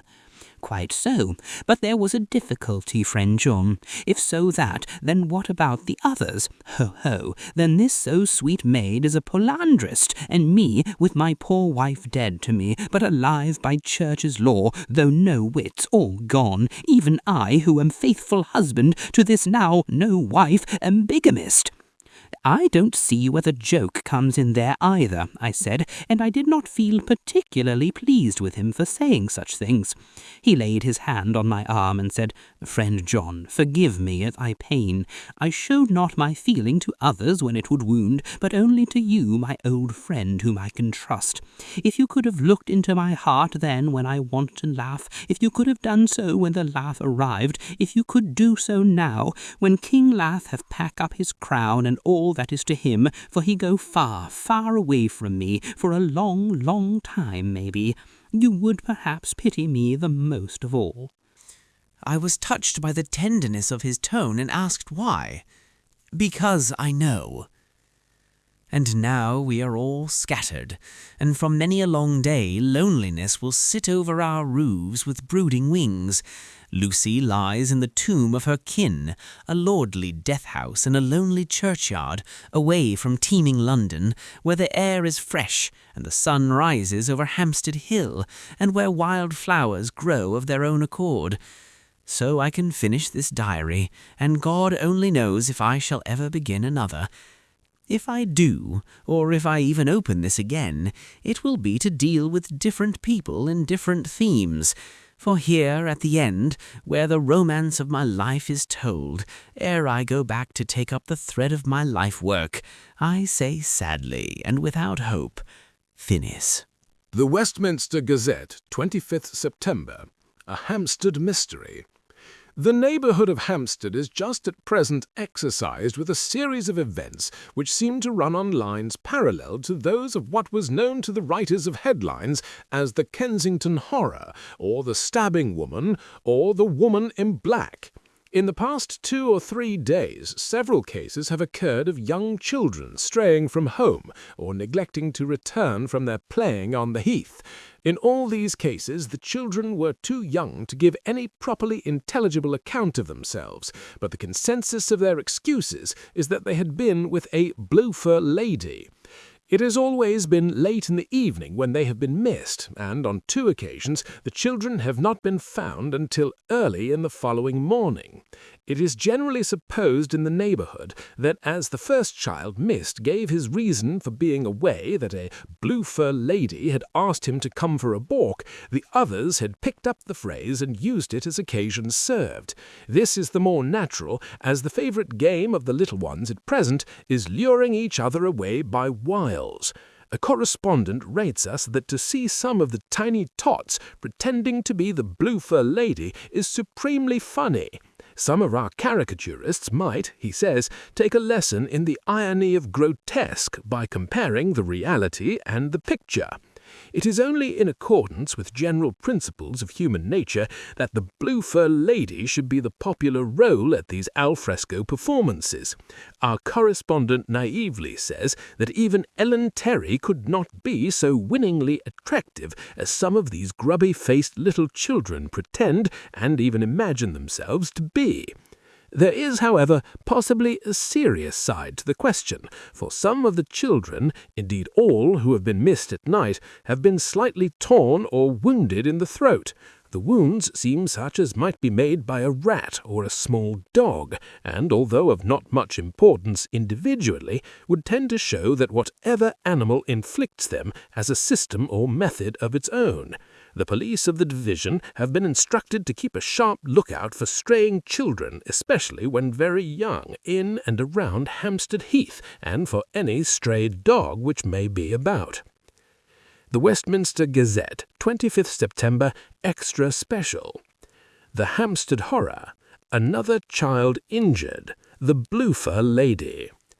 We have just received intelligence that another child, missed last night, was only discovered late in the morning under a furze bush at the Shooter's hillside of Hampstead Heath, which is perhaps less frequented than the other parts.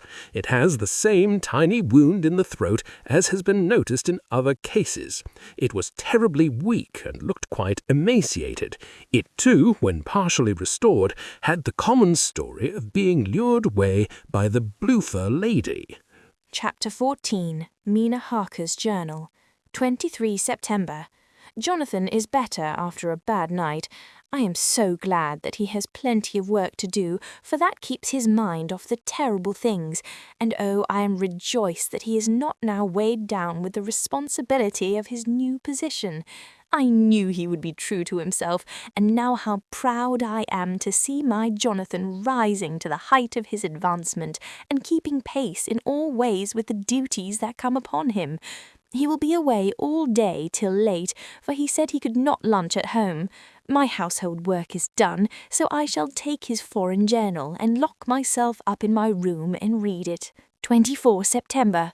I hadn't the heart to write last night. That terrible record of Jonathan's upset me so. Poor dear, how he must have suffered, whether it be true or only imagination. I wonder if there is any truth in it at all. Did he get his brain fever and then write all those terrible things, or had he some cause for it all? I suppose I shall never know, for I dare not open the subject to him. And yet that man we saw yesterday, he seemed quite certain of him, poor fellow. I suppose it was the funeral upset him and sent his mind back on some train of thought. He believes it all himself. I remember how on our wedding day he said, "Unless some solemn duty come upon me to go back to the bitter hours, asleep or awake, mad or sane." There seems to be through it all some thread of continuity. That fearful Count was coming to London. If it should be, and he came to London with its teeming millions, there may be a solemn duty, and if it come, we must not shrink from it. I shall be prepared. I shall get my typewriter this very hour and begin transcribing. Then we shall be ready for other eyes if required. And if it be wanted, then perhaps if I am ready, poor Jonathan may not be upset, for I can speak for him and never let him be troubled or worried with it at all.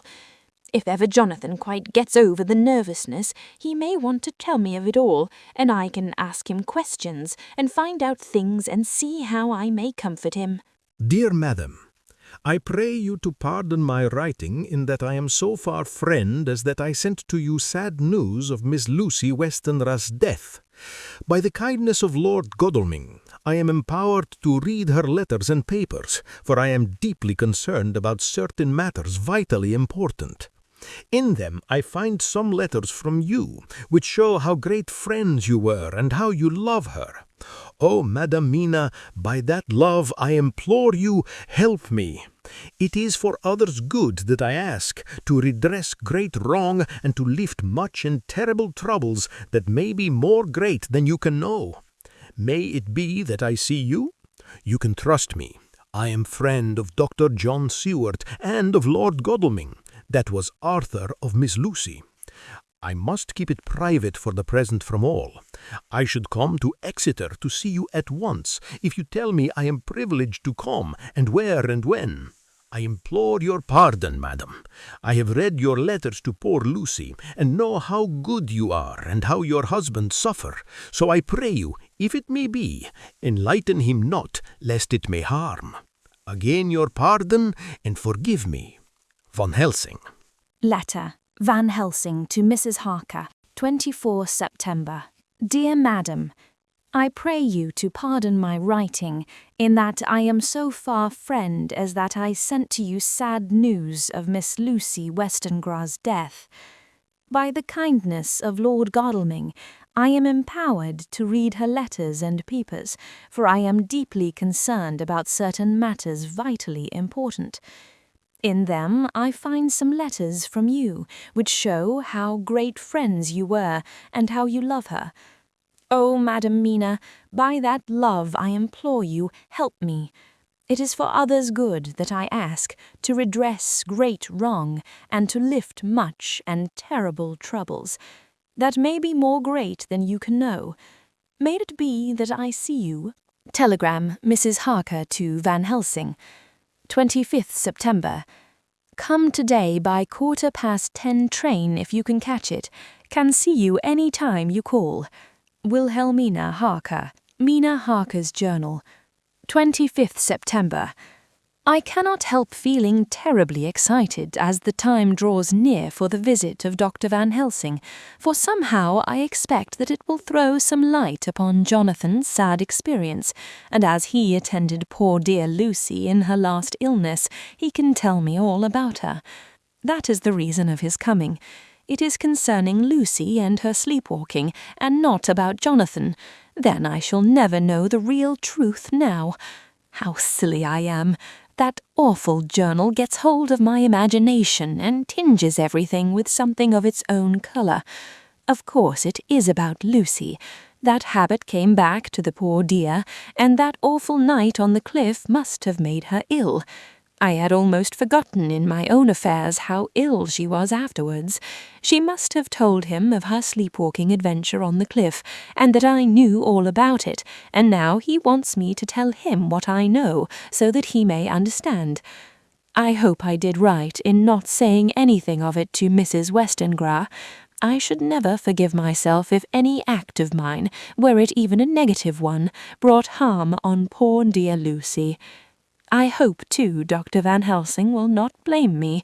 I have had so much trouble and anxiety of late that I feel I cannot bear more just at present. I suppose a cry does us all good at times, clears the air as other rain does. Perhaps it was reading the journal yesterday that upset me, and then Jonathan went away this morning to stay away from me a whole day and night, the first time we have been parted since our marriage. I do hope the dear fellow will take care of himself, and that nothing will occur to upset him. It is 2:00, and the doctor will be here soon now.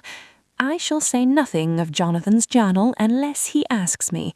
I am so glad I have typewritten out my own journal, so that, in case he asks about Lucy, I can hand it to him. It will save much questioning. Later. He has come and gone. Oh, what a strange meeting! And how it all makes my head whirl round. I feel like one in a dream. Can it be all possible, or even a part of it?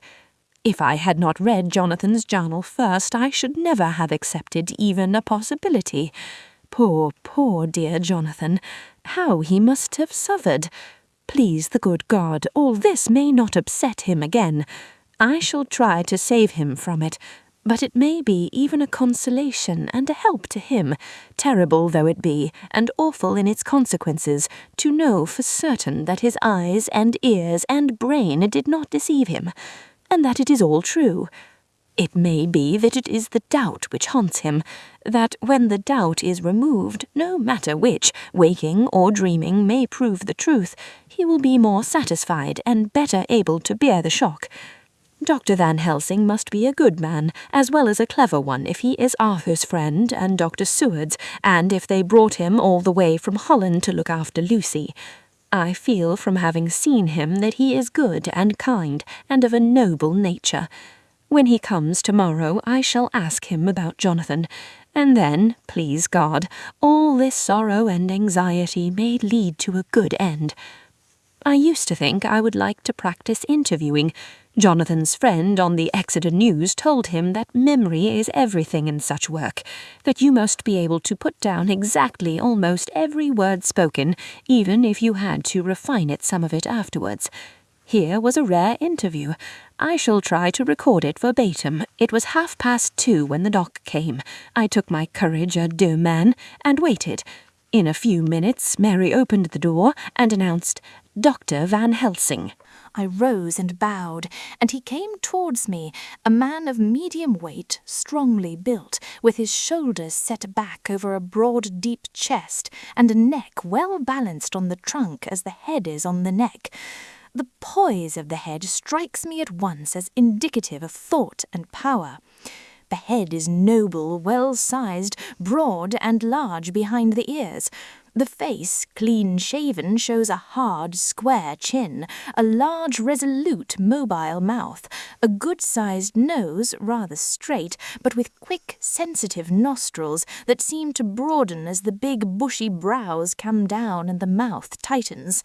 The forehead is broad and fine, rising at first almost straight, and then sloping back above two bumps or ridges wide apart, such a forehead that the reddish hair cannot possibly tumble over it, but falls naturally back and to the sides. Big dark blue eyes are set widely apart, and are quick and tender, or stern with the man's moods. He said to me, "Mrs. Harker, is it not?" I bowed assent. "That was Miss Mina Murray?" Again I assented. "It is Mina Murray that I came to see, that was friend of that poor dear child Lucy Westenra. Madam Mina, it is on account of the dead that I come." "Sir," I said, "you could have no better claim on me than that you were a friend and helper of Lucy Westenra," and I held out my hand. He took it and said tenderly, "Oh, Madam Mina, I know that the friend of that poor little girl must be good, but I had yet to learn." He finished his speech with a courtly bow. I asked him what it was that he wanted to see me about, so he at once began. "I have read your letters to Miss Lucy. Forgive me, but I had to begin to inquire somewhere, and there was none to ask. I know that you were with her at Whitby. She sometimes kept a diary. You need not look surprised, Madam Mina. It was begun after you had left, and was an imitation of you. And in that diary she traces by inference certain things to a sleepwalking in which she puts down that you saved her. In great perplexity, then, I come to you and ask you, out of your so much kindness, to tell me all of it that you can." "I can tell you, I think, Dr. Van Helsing, all about it." "Ah, then you have a good memory for facts, for details. It is not always so with young ladies." "No, Doctor, but I wrote it all down at the time. I can show it to you if you like." "Oh, Madam Mina, I will be grateful. You will do me much favour." I could not resist the temptation of mystifying him a bit. I suppose it is some taste of the original apple that remains still in our mouths. So I handed him the shorthand diary. He took it with a grateful bow and said, "May I read it?" "If you wish," I answered as demurely as I could. He opened it, and for an instant his face fell. Then he stood up and bowed. "Oh, you so clever woman," he said. "I knew long that Mr. Jonathan was a man of much thankfulness. But see, his wife have all the good things. And will you not so much honour me, and so help me, as to read it for me? Alas, I know not the shorthand." By this time my little joke was over, and I was almost ashamed, so I took the typewritten copy from my work-basket and handed it to him. "Forgive me," I said, "I could not help it, but I had been thinking that it was of dear Lucy that you wished to ask, and so that you might not have time to wait, not on my account, but because I know your time must be precious, I have written it out on the typewriter for you." He took it, and his eyes glistened.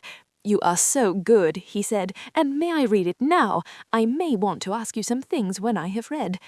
"By all means," I said. "Read it over whilst I order lunch, and then you can ask me questions whilst we eat." He bowed and settled himself in a chair with his back to the light, and became so absorbed in the papers, whilst I went to see after lunch, chiefly in order that he might not be disturbed. When I came back, I found him walking hurriedly up and down the room, his face all ablaze with excitement. He rushed up to me and took me by both hands. "Oh, Madam Mina," he said, "how can I say what I owe to you? This paper is as sunshine. It opens the gate to me. I am dazed, I'm dazzled with so much light, and yet clouds roll in behind the light every time, but that you cannot comprehend. Oh, but I am grateful to you, you so clever woman." "Madame," he said this very solemnly, "if ever Abraham Van Helsing can do anything for you or yours, I trust you will let me know. It will be pleasure and delight if I may serve you as a friend, but all I have ever learned, All I can ever do shall be for you and those you love. There are darknesses in life, and there are lights. You are one of the lights. You will have a happy life and a good life, and your husband will be blessed in you. But, doctor, you praise me too much, and you do not know me. Not know you? I, who am old, and who have studied all my life men and women, I who have made my specialty the brain, and all that belongs to him, and all that follow from him. And I have read your diary that you have so goodly written for me, and which breathes out truth in every line. I, who have read your so sweet letter to poor Lucy of your marriage and your trust, not know you? Oh, Madam Mina, good women tell all their lives, and by day and by hour and by minute, such things that angels can read. And we men who wish to know have in us something of angels' eyes. Your husband is noble nature, and you are noble too, for you trust, and trust cannot be where there is mean nature. And your husband, tell me of him, is he quite well? Is all that fever gone, and is he strong and hearty? I saw here an opening to ask him about Jonathan, so I said, he was almost recovered, but he has been greatly upset by Mr. Hawkins' death. He interrupted, Oh yes, I know, I have read your last 2 letters. I went on, I suppose this upset him, for when we were in town on Thursday last, he had a sort of shock. A shock, and after brain fever so soon. That is not good. What kind of shock was it? He thought he saw someone who recalled something terrible, something which led to his brain fever. And here the whole thing seemed to overwhelm me in a rush. The pity for Jonathan, the horror which he experienced, the whole fearful mystery of his diary, and the fear that has been brooding over me ever since, all came in a tumult. I suppose I was hysterical, for I threw myself on my knees and held up my hands to him, and implored him to make my husband well again. He took my hands and raised me up, and made me sit on the sofa, and sat by me. He held my hand in his, and said to me, with, such infinite sweetness, My life is a barren and lonely one, and so full of work that I have not had much time for friendships. But since I have been summoned to here by my friend John Seward, I have known so many good people, and seen such nobility, that I feel more than ever, and it has grown with my advancing years, the loneliness of my life. Believe me, then, that I come here full of respect for you, and you have given me hope, not in what I am seeking of, but that there are good women still left to make life happy, good women whose lives and whose truths may make good lesson for the children that are to be. I am glad that I may here be of some use to you, for if your husband suffer, he suffer within the range of my study and experience. I promise you that I will gladly do all for him that I can, all to make his life strong and manly, and your life a happy one. Now you must eat. You are overwrought and perhaps over-anxious. Husband Jonathan would not like to see you so pale, and what he like not, where he love, is not to his good. Therefore, for his sake, you must eat and smile. You have told me about Lucy, and so now we shall not speak of it, lest it distress. I shall stay in Exeter tonight, for I want to think much over what you have told me, and when I have thought I will ask you questions, if I may, and then too you will tell me of husband Jonathan's trouble so far as you can, but not yet. You must eat now. Afterwards you shall tell me all. After lunch, when we went back to the drawing-room, he said to me, And now tell me all about him. When it came to speaking to this great learned man, I began to fear that he would think me a weak fool, and Jonathan a madman. That journal is all so strange, and I hesitated to go on, but he was so sweet and kind, and he had promised to help, and I trusted him. So I said, Dr. Van Helsing, what I have to tell you is so queer that you must not laugh at me or at my husband. I have been since yesterday in a sort of fever of doubt. You must be kind to me, and not think me foolish that I have even half believed some very strange things. He reassured me by his manner as well as his words when he said, Oh, my dear, if you only know how strange is the matter regarding which I am here, it is you who would laugh. I have learned not to think little of anyone's belief, no matter how strange it may be. I have tried to keep an open mind, and it is not the ordinary things of life that could close it, but the strange things, the extraordinary things, the things that make one doubt if they be mad or sane. Thank you 1,000 times. You have taken a weight off my mind. If you will let me, I shall give you a paper to read. It is long, but I have typewritten it out. It will tell you my trouble and Jonathan's. It is the copy of his journal when abroad, and all that happened. I dare not say anything of it. You will read for yourself and judge, and then when I see you perhaps, you will be very kind and tell me what you think. I promise, he said as I gave him the papers, I shall in the morning, as soon as I can, come to see you and your husband, if I may. Jonathan will be here at 11:30, and you must come to lunch with us and see him then. You could catch the quick 3:34 train, which will leave you at Paddington before 8. He was surprised at my knowledge of the trains offhand, but he does not know that I have made up all the trains to and from Exeter, so that I may help Jonathan in case he is in a hurry.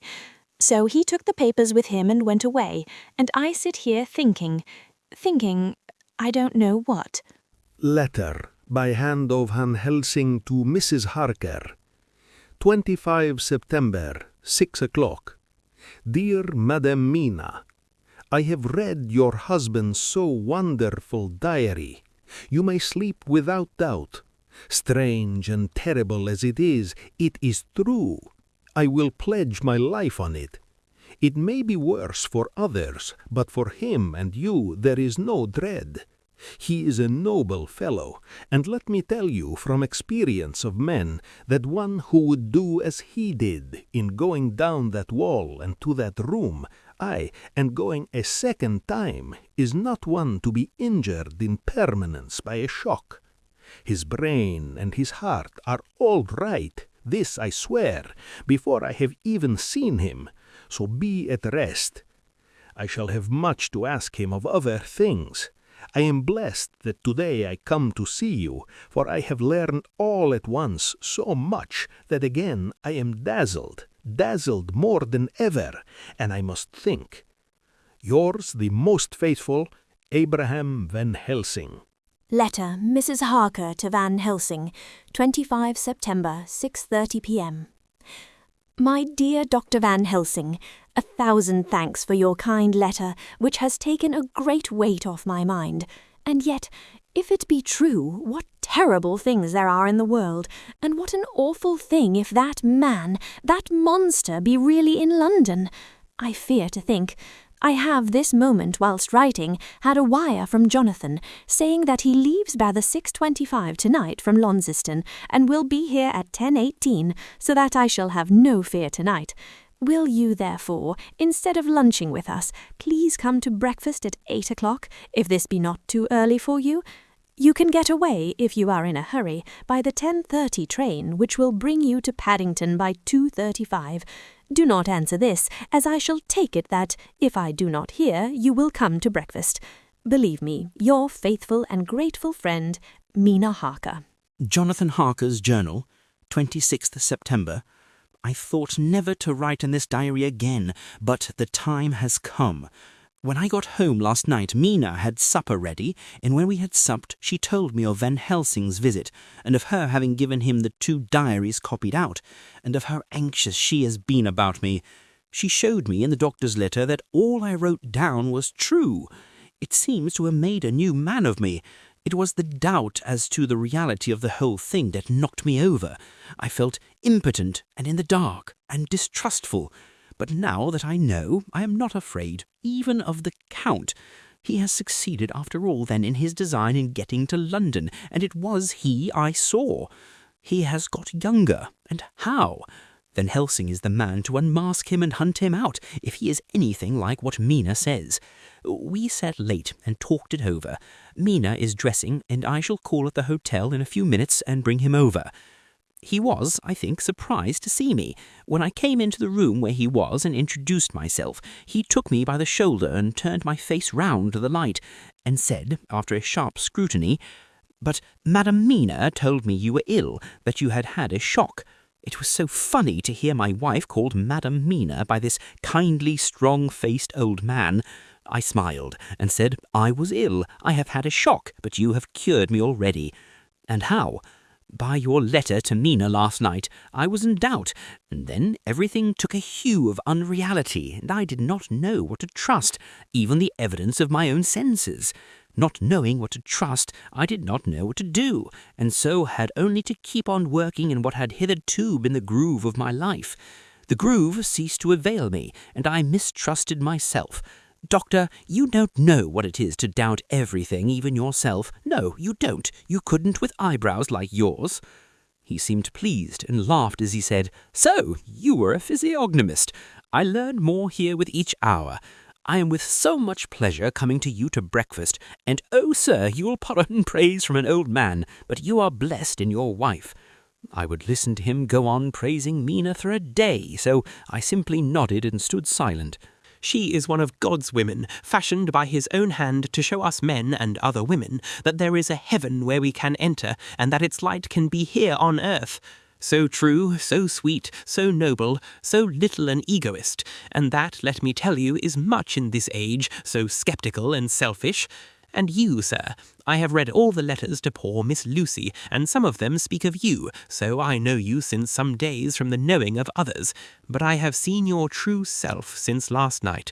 You will give me your hand, will you not, and let us be friends for all our lives." We shook hands, and he was so earnest and so kind that it made me quite choky. "And now," he said, "may I ask you for some more help?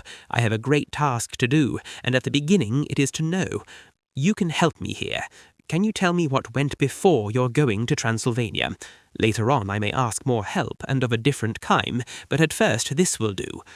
"Look here, sir," I said, "does what you have to do concern to Count?" "It does," he said solemnly. "Then I am with you heart and soul. As you go by the 10:30 train, you will not have time to read them, but I shall get the bundle of papers. You can take them with you and read them in the train." After breakfast I saw him to the station. When we were parting, he said, "Perhaps you will come to town if I send for you, and take Madam Mina too." "We shall both come when you will," I said. I had got him the morning papers and the London papers of the previous night, and while we were talking at the carriage window, waiting for the train to start, he was turning them over. His eyes suddenly seemed to catch something in one of them, the Westminster Gazette, I knew it by the colour, and he grew quite white. He read something intently, groaning to himself, mein Gott, so soon, so soon." I do not think he remembered me at the moment.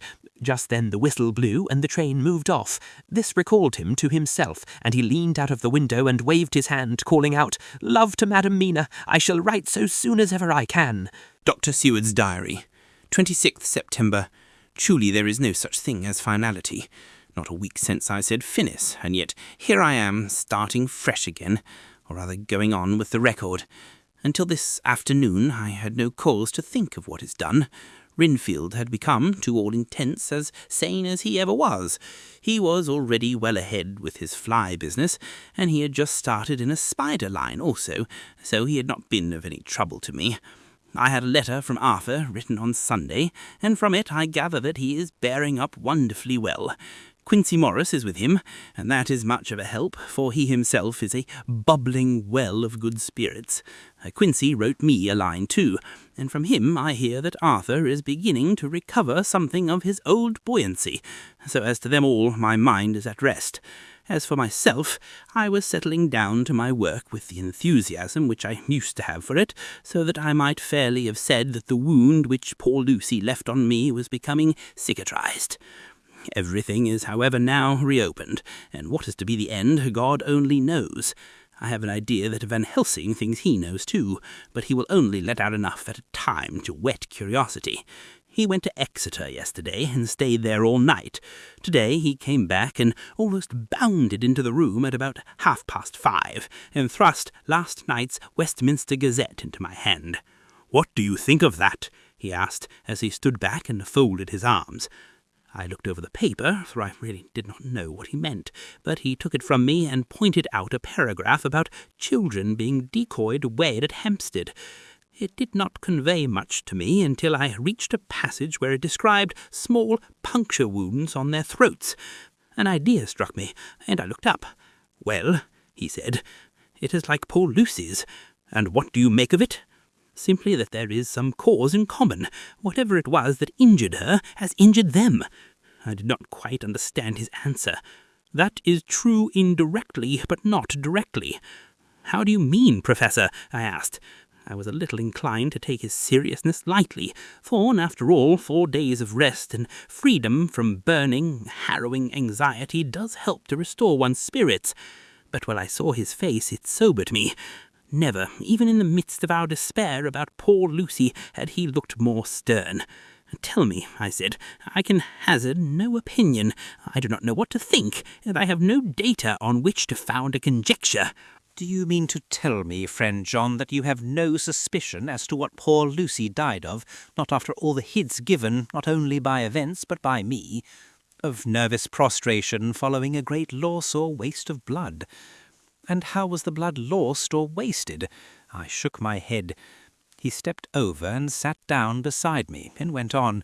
"You are a clever man, friend John. You reason well, and your wit is bold, but you are too prejudiced. You do not let your eyes see, nor your ears hear, and that which is outside your daily life is not of account to you.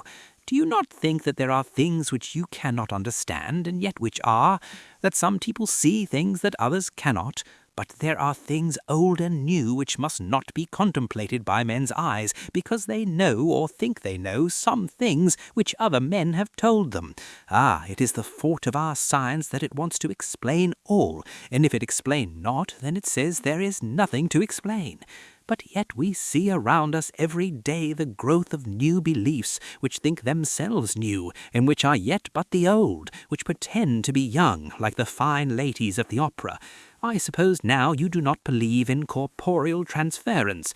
No. Nor in materialization. No. Nor in astral bodies. No. Nor in the reading of thought. No. Nor in hypnotism. "Yes," I said, "Charcot has proved that pretty well." He smiled as he went on. "Then you are satisfied as to it, yes? And of course then you understand how it act, and can follow the mind of the great Charcot, alas that he is no more, into the very soul of the patient that he influence? No? Then, friend John, am I to take it that you simply accept fact, and are satisfied to let from premise to conclusion be a blank? No. Then tell me, for I'm a student of the brain, how you accept hypnotism and reject the thought-reading. Let me tell you, my friend, that there are things done today in electrical science which would have been deemed unholy by the very man who discovered electricity, who would themselves not so long before have been burned as wizards. There are always mysteries in life. Why was it that Methuselah lived 900 years, and old Pa 169, and yet that poor Lucy, with 4 men's blood in her veins, could not live even 1 day? For had she lived 1 more day, we could save her. Do you know all the mystery of life and death? Do you know the altogether of comparative anatomy, and can say wherefore the qualities of brutes are in some men and not in others? Can you tell me why, when other spiders die small and soon, that one great spider lived for centuries in the tower of the old Spanish church, and grew, till, on descending, he could drink the oil of all the church lamps? Can you tell me why in the pampas, aye, and elsewhere, there are bats that come out at night and open the veins of cattle and horses and suck dry their veins? How in some islands of the western seas there are bats which hang on trees all day, and those who have seen describe as like giant nuts or pods, and that when the sailors sleep on the deck, because that it is hot, flit down on them, and then in the morning are found dead men, white as even Miss Lucy was?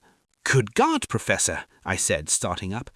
"Do you mean to tell me that Lucy was bitten by such a bat, and that such a thing is here in London in the 19th century?" He waved his hand for silence and went on. "Can you tell me why the tortoise lives more long than generations of men, why the elephant goes on till he have seized dynasties, and why the parrot never die only of bite of cat or dog or other complaint? Can you tell me why men believe in all ages and places that there are men and women who cannot die? We all know because science has vouched for the fact that there have been toads shut up in rocks for thousands of years, shut in one so small hole that only held him since the youth of the world. Can you tell me how the Indian fakir can make himself to die and have been buried and his grave sealed and corn sowed on it, and the corn reaped and be cut and sown and reaped and cut again, and then men come and take away the unbroken seal, and that there lie the Indian fakir, not dead, but that rise up and walk amongst them as before? Here I interrupted him. I was getting bewildered. He so crowded on my mind his list of nature's eccentricities and possible impossibilities that my imagination was getting fired.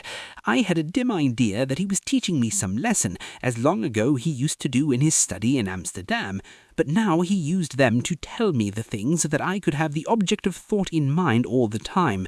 But now I was without his help, yet I wanted to follow him, so I said, "Professor, let me be your pet student again.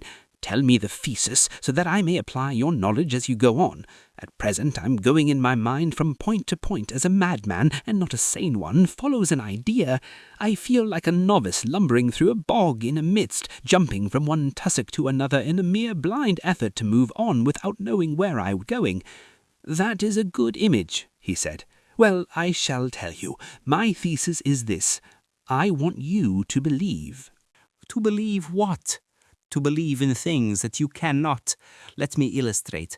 I heard once of an American who so defined faith, that faculty which enables us to believe things which we know to be untrue. For one, I follow that man. He meant that we shall have an open mind, and not let a little bit of truth check the rush of the big truth, like a small rock does a railway truck. We get the small truth first. Good. We keep him, and we value him, but all the same, we must not let him think himself all the truth in the universe.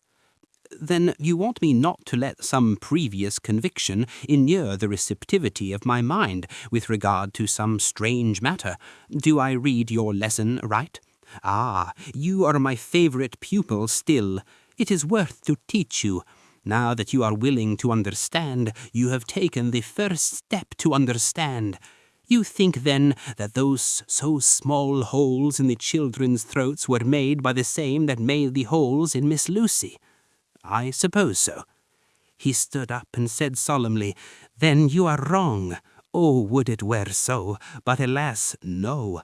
It is worse, far, far worse." "In God's name, Professor Van Helsing, what do you mean?" I cried.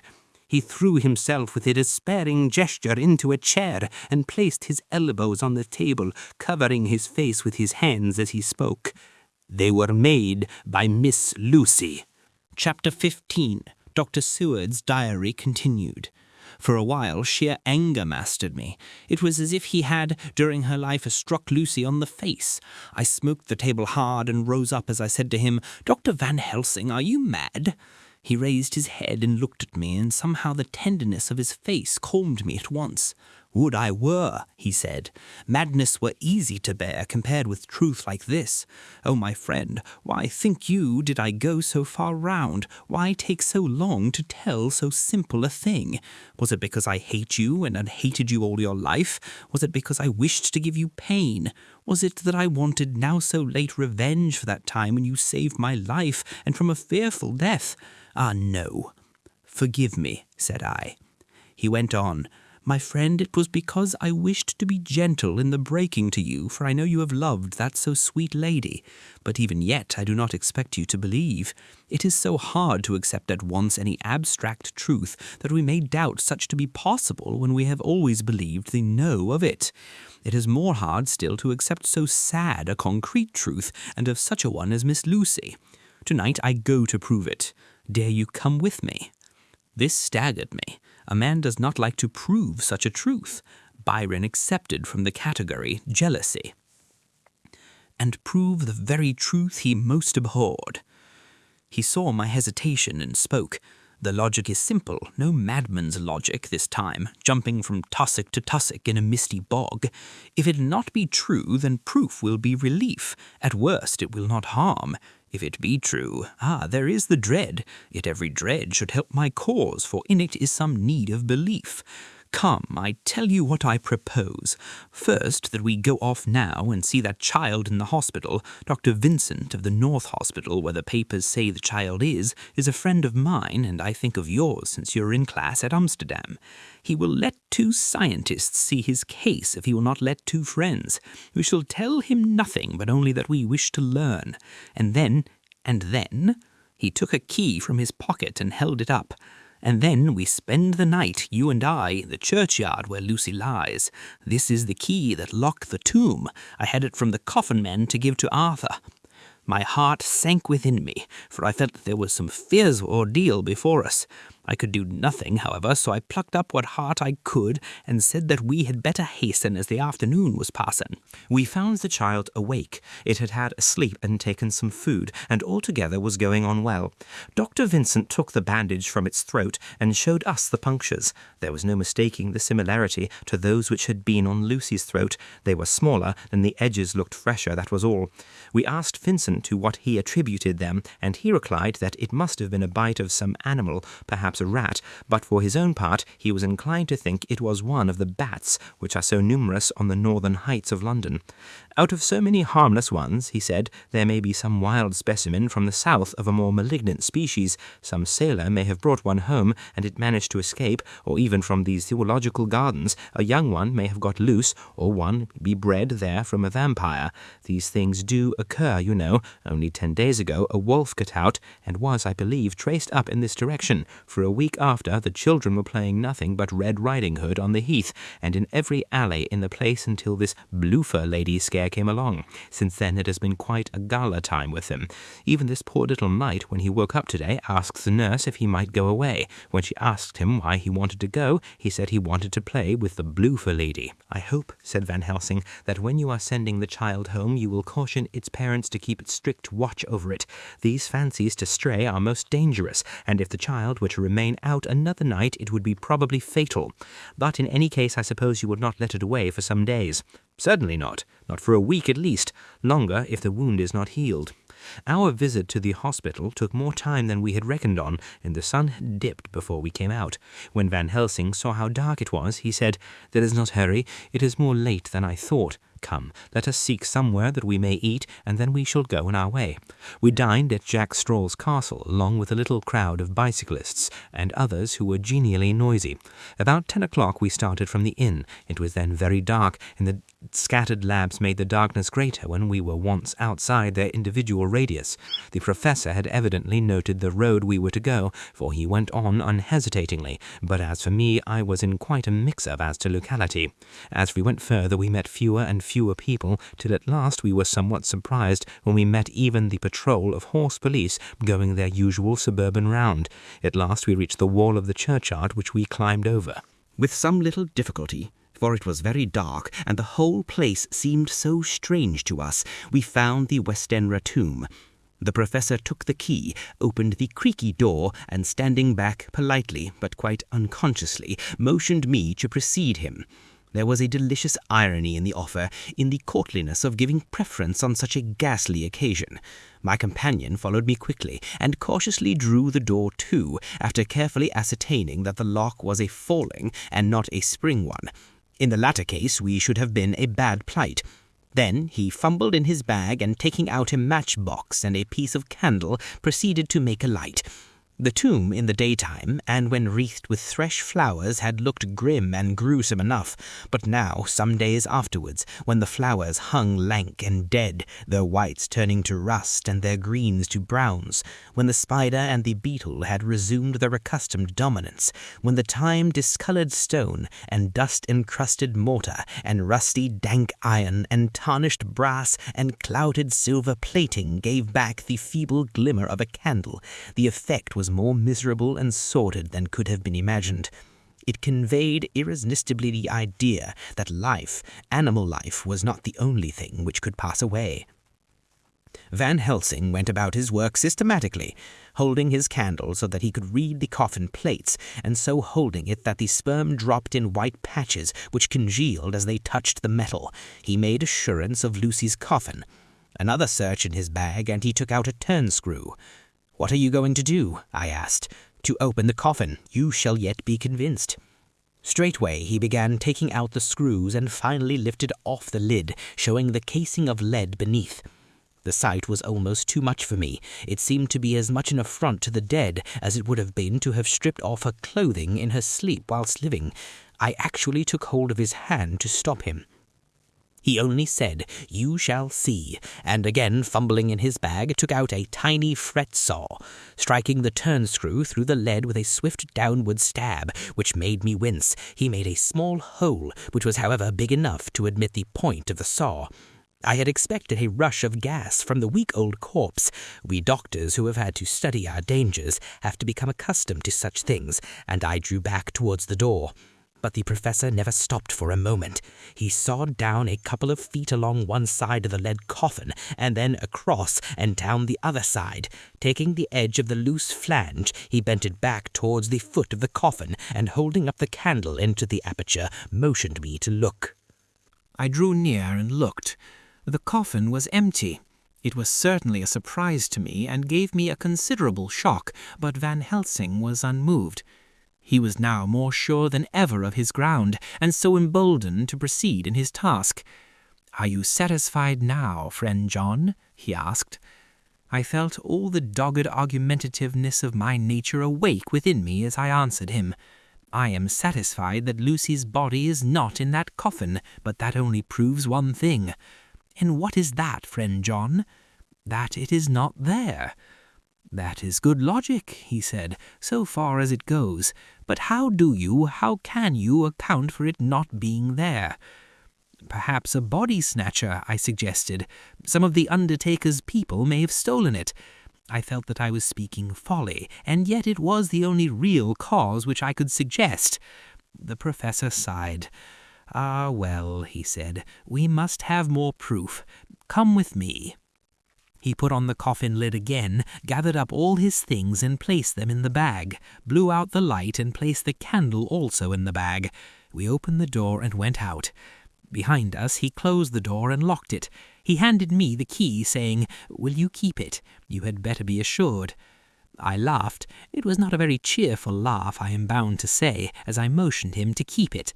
"A key is nothing," I said. "There are many duplicates, and anyhow it is not difficult to pick a lock of this kind." He said nothing, but put the key in his pocket. Then he told me to watch at one side of the churchyard, whilst he would watch at the other. I took up my place behind a yew tree, and I saw his dark figure move until the intervening headstones and trees hid it from my sight. It was a lonely vigil. Just after I had taken my place, I heard a distant clock strike 12, and in time came 1 and 2. I was chilled and unnerved and angry with the professor for taking me on such an errand, and with myself for coming. I was too cold and too sleepy to be keenly observant, and not sleepy enough to betray my trust, so altogether I had a dreary, miserable time. Suddenly, as I turned round, I thought I saw something like a white streak moving between 2 dark yew trees at the side of the churchyard, farthest from the tomb. At the same time, a dark mass moved from the professor's side of the ground, and hurriedly went towards it. Then I too moved, but I had to go round headstones and railed-off tombs, and I stumbled over graves. The sky was overcast, and somewhere far off an early cock crew. A little ways off, beyond a line of scattered juniper trees which marked the pathway to the church, a white dim figure flitted in the direction of the tomb. The tomb itself was hidden by trees, and I could not see where the figure had disappeared. I heard the rustle of actual movement where I had first seen the white figure, and, coming over, found the professor holding in his arms a tiny child. When he saw me, he held it out to me and said, "Are you satisfied now?" "No," I said, in a way that I felt was aggressive. "Do you not see the child?" "Yes, it is a child, but who brought it here, and is it wounded?" "We shall see," said the professor, and with one impulse we took our way out of the churchyard, he carrying the sleeping child. When we had got some little distance away, we went into a clump of trees and struck a match and looked at the child's throat. It was without a scratch or scar of any kind. "Was I right?" I asked triumphantly. "We were just in time," said the professor thankfully. We had now to decide what we were to do with the child, and so consulted about it. If we were to take it to a police station, we should have to give some account of our movements during the night. At least we should have had to make some statement as to how we had come to find the child. So finally we decided that we would take it to the heath, and when we heard of policemen coming, would leave it where he could not fail to find it. We would then seek our way home as quickly as we could. All fell out well. At the edge of Hampstead Heath we heard a policeman's heavy tramp, and laying the child on the pathway, we waited and watched until he saw it as he flashed his lantern to and fro. We heard his exclamation of astonishment, and then we went away, silently. By good chance we got a cab near the Spaniards, and drove to town. I cannot sleep, so I make this entry, but I must try to get a few hours' sleep, as Van Helsing is to call for me at noon. He insists that I go with him on another expedition, 27th September. It was 2 o'clock before we found a suitable opportunity for our attempt. The funeral held at noon was all completed, and the last stragglers of the mourners had taken themselves lazily away, when, looking carefully from behind a clump of alder trees, we saw the sexton lock the gate after him. We knew that we were safe till morning did we desire it, but the professor told me that we should not want more than an hour at most. Again I felt that horrid sense of the reality of things, in which any effort of imagination seemed out of place, and I realized distinctly the perils of the law which we were incurring in our unhallowed work. Besides, I felt it was all so useless, outrageous as it was, to open a leaden coffin to see if a woman dead nearly a week were really dead.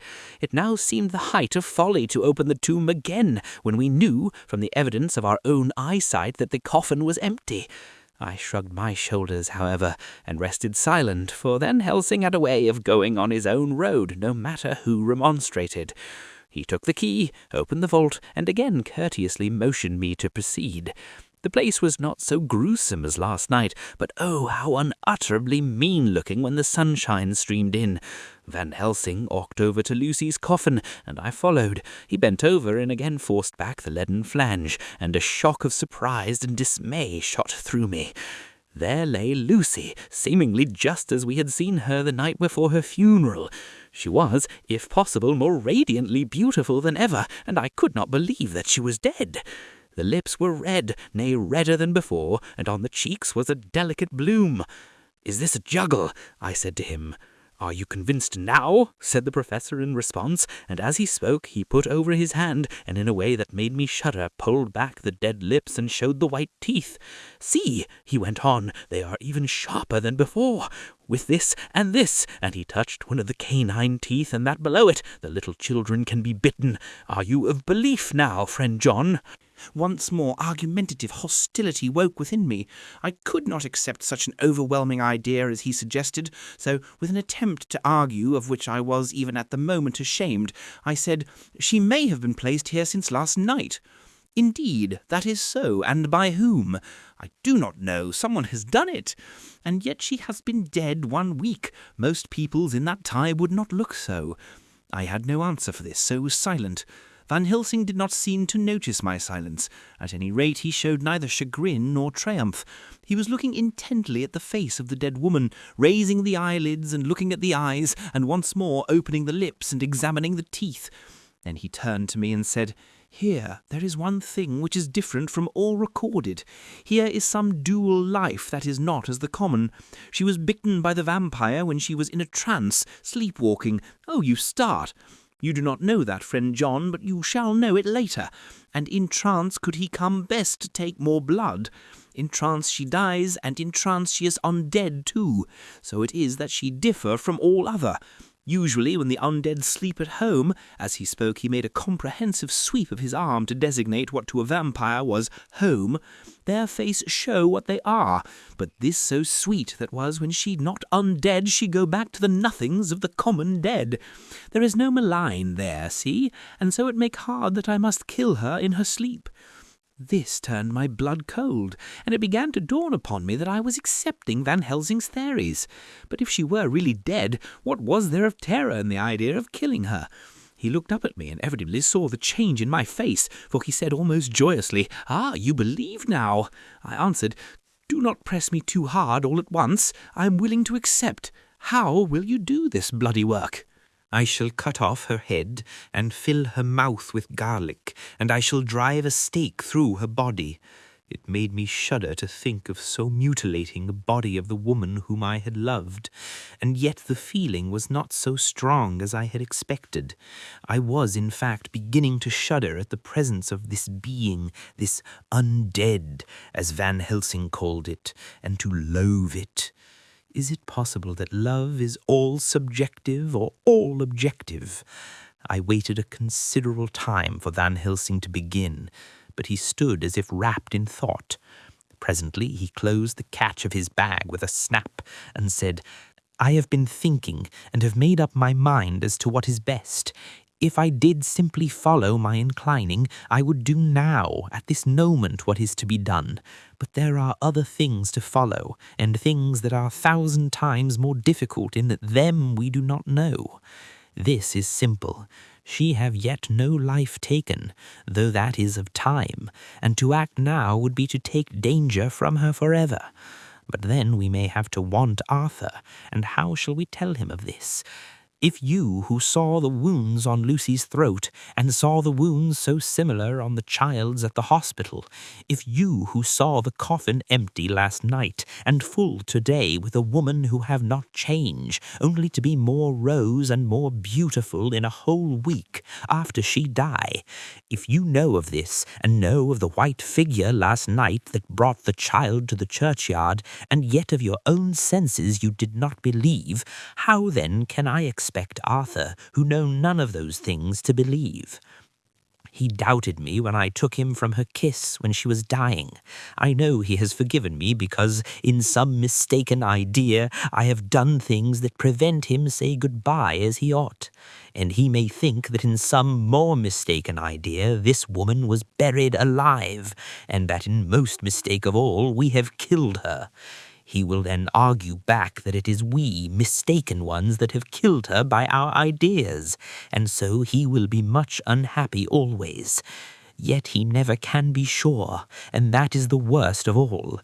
And he will sometimes think that she he loved was buried alive, and that will paint his dreams with horrors of what she must have suffered. And again, he will think that we may be right, and that his so beloved was, after all, an undead. No, I told him once, and since then I learn much. Now, since I know it is all true, 100,000 times more do I know that he must pass through the bitter waters to reach the sweet. He, poor fellow, must have 1 hour that will make the very face of heaven grow black to him. Then we can act for good all round and ascend in peace. My mind is made up. Let us go. You return home for tonight to your asylum and see that all be well. As for me, I shall spend the night here in this churchyard in my own way. Tomorrow night you will come to me to the Berkeley Hotel at 10 of the clock. I shall send for Arthur to come too, and also that so fine young man of America that gave his blood. Later we shall all have work to do. I come with you so far as Piccadilly and there dine, for I must be back here before the sun set. So we locked the tomb and came away and got over the wall of the churchyard, which was not much of a task, and drove back to Piccadilly. Note left by Van Helsing in his portmanteau, Berkeley Hotel, directed to John Seward, M.D., not delivered. 27 September. Friend John, I write this in case anything should happen. I go alone to watch in that churchyard. It pleases me that the undead Miss Lucy shall not leave tonight, that so on the morrow night she may be more eager. Therefore I shall fix some things she like not, garlic, and a crucifix, and so seal up the door of the tomb. She is young as undead, and will heed.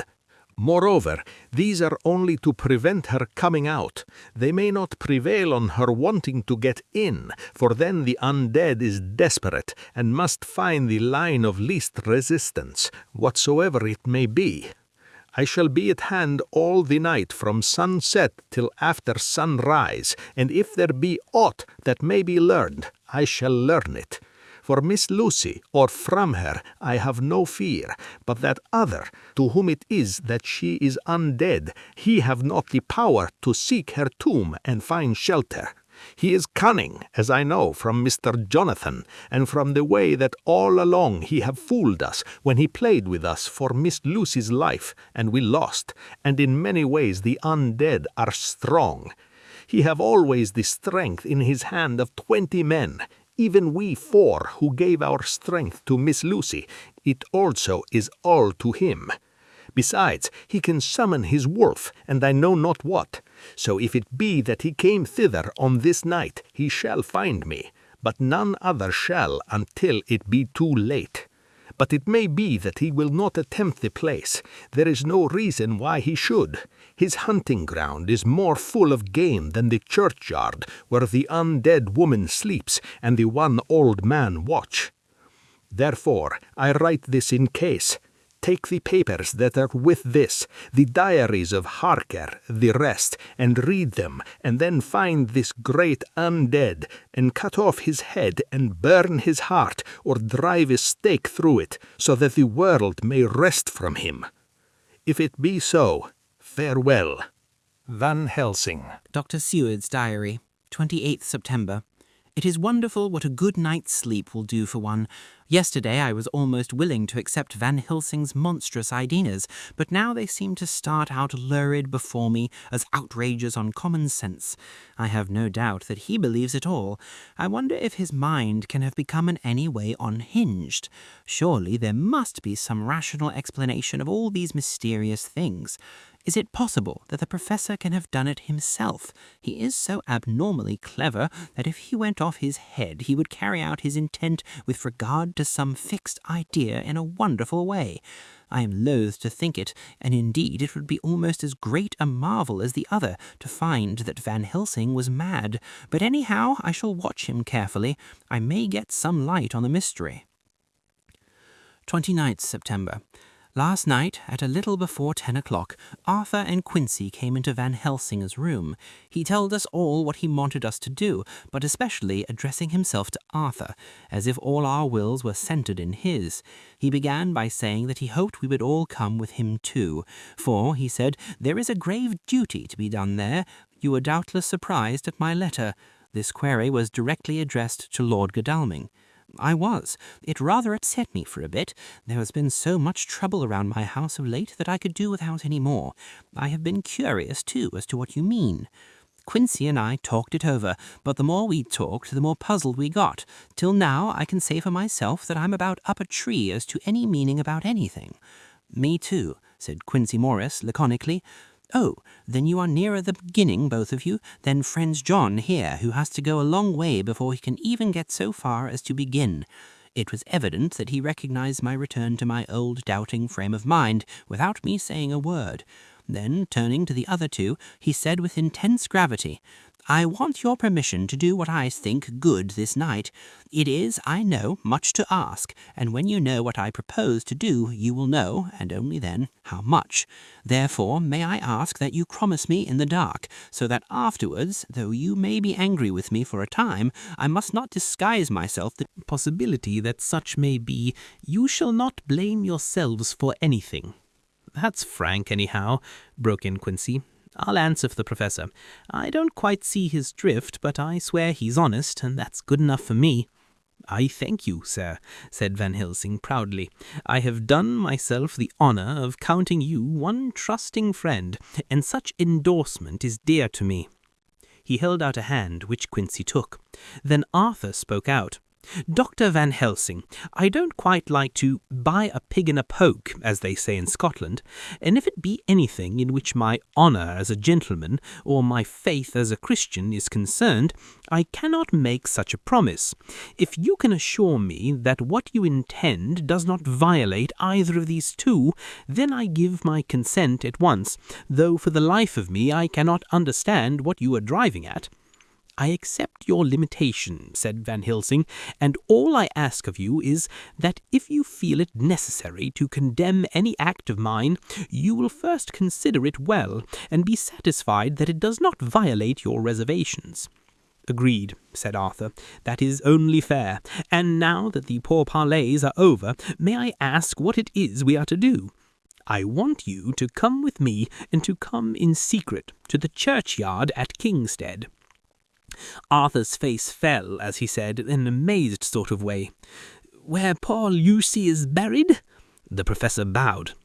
Arthur went on, And when there, to enter the tomb. Arthur stood up. Professor, are you in earnest, or is it some monstrous joke? Pardon me, I see that you are in earnest. He sat down again, but I could see that he sat firmly and proudly, as one who was on his dignity. There was silence until he asked again, And when in the tomb? To open the coffin. This is too much, he said, angrily, rising again. I am willing to be patient in all things that are reasonable, but in this desecration of the grave of one who... He fairly choked with indignation. The professor looked pityingly at him. If I could spare you one pang, my poor friend, he said, God knows I would, but this night our feet must tread in thorny paths, or later, and forever, the feet you love must walk in paths of flame. Arthur looked up with a set, white face and said, Take care, sir, take care. Would it not be well to hear what I have to say, said Van Helsing, and then you will at least know the limit of my purpose. Shall I go on? That's fair enough, broke in Morris. After a pause, Van Helsing went on, evidently with an effort. Miss Lucy is dead, is it not so? Yes. Then there can be no wrong to her, but if she be not dead... Arthur jumped to his feet. Good God! He cried. What do you mean? Has there been any mistake? Has she been buried alive? He groaned in anguish that not even hope could soften. I did not say she was alive, my child. I did not think it. I go no further than to say that she might be... undead. Undead? Not alive? What do you mean? Is this all a nightmare, or what is it? There are mysteries which men can only guess at, which age by age they may solve only in part. Believe me, we are now on the verge of one, but I have not done. May I cut off the head of dead Miss Lucy? Heavens and earth, no! Cried Arthur in a storm of passion. Not for the wide world will I consent to any mutilation of her dead body. Dr. Van Helsing, you try me too far. What have I done to you that you should torture me so? What did that poor, sweet girl do that you should want to cast such dishonour on her grave? Are you mad that you speak of such things, or am I mad to listen to them? Don't dare think more of such a desecration. I shall not give my consent to anything you do. I have a duty to do in protecting her grave from outrage, and by God I shall do it.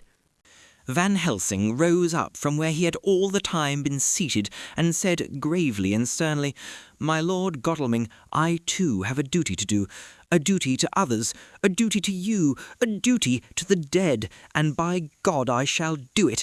All I ask you now is that you come with me, that you look and listen, and if, when later I make the same request, you do not be more eager for its fulfilment even than I am, then I shall do my duty, whatever it may seem to me.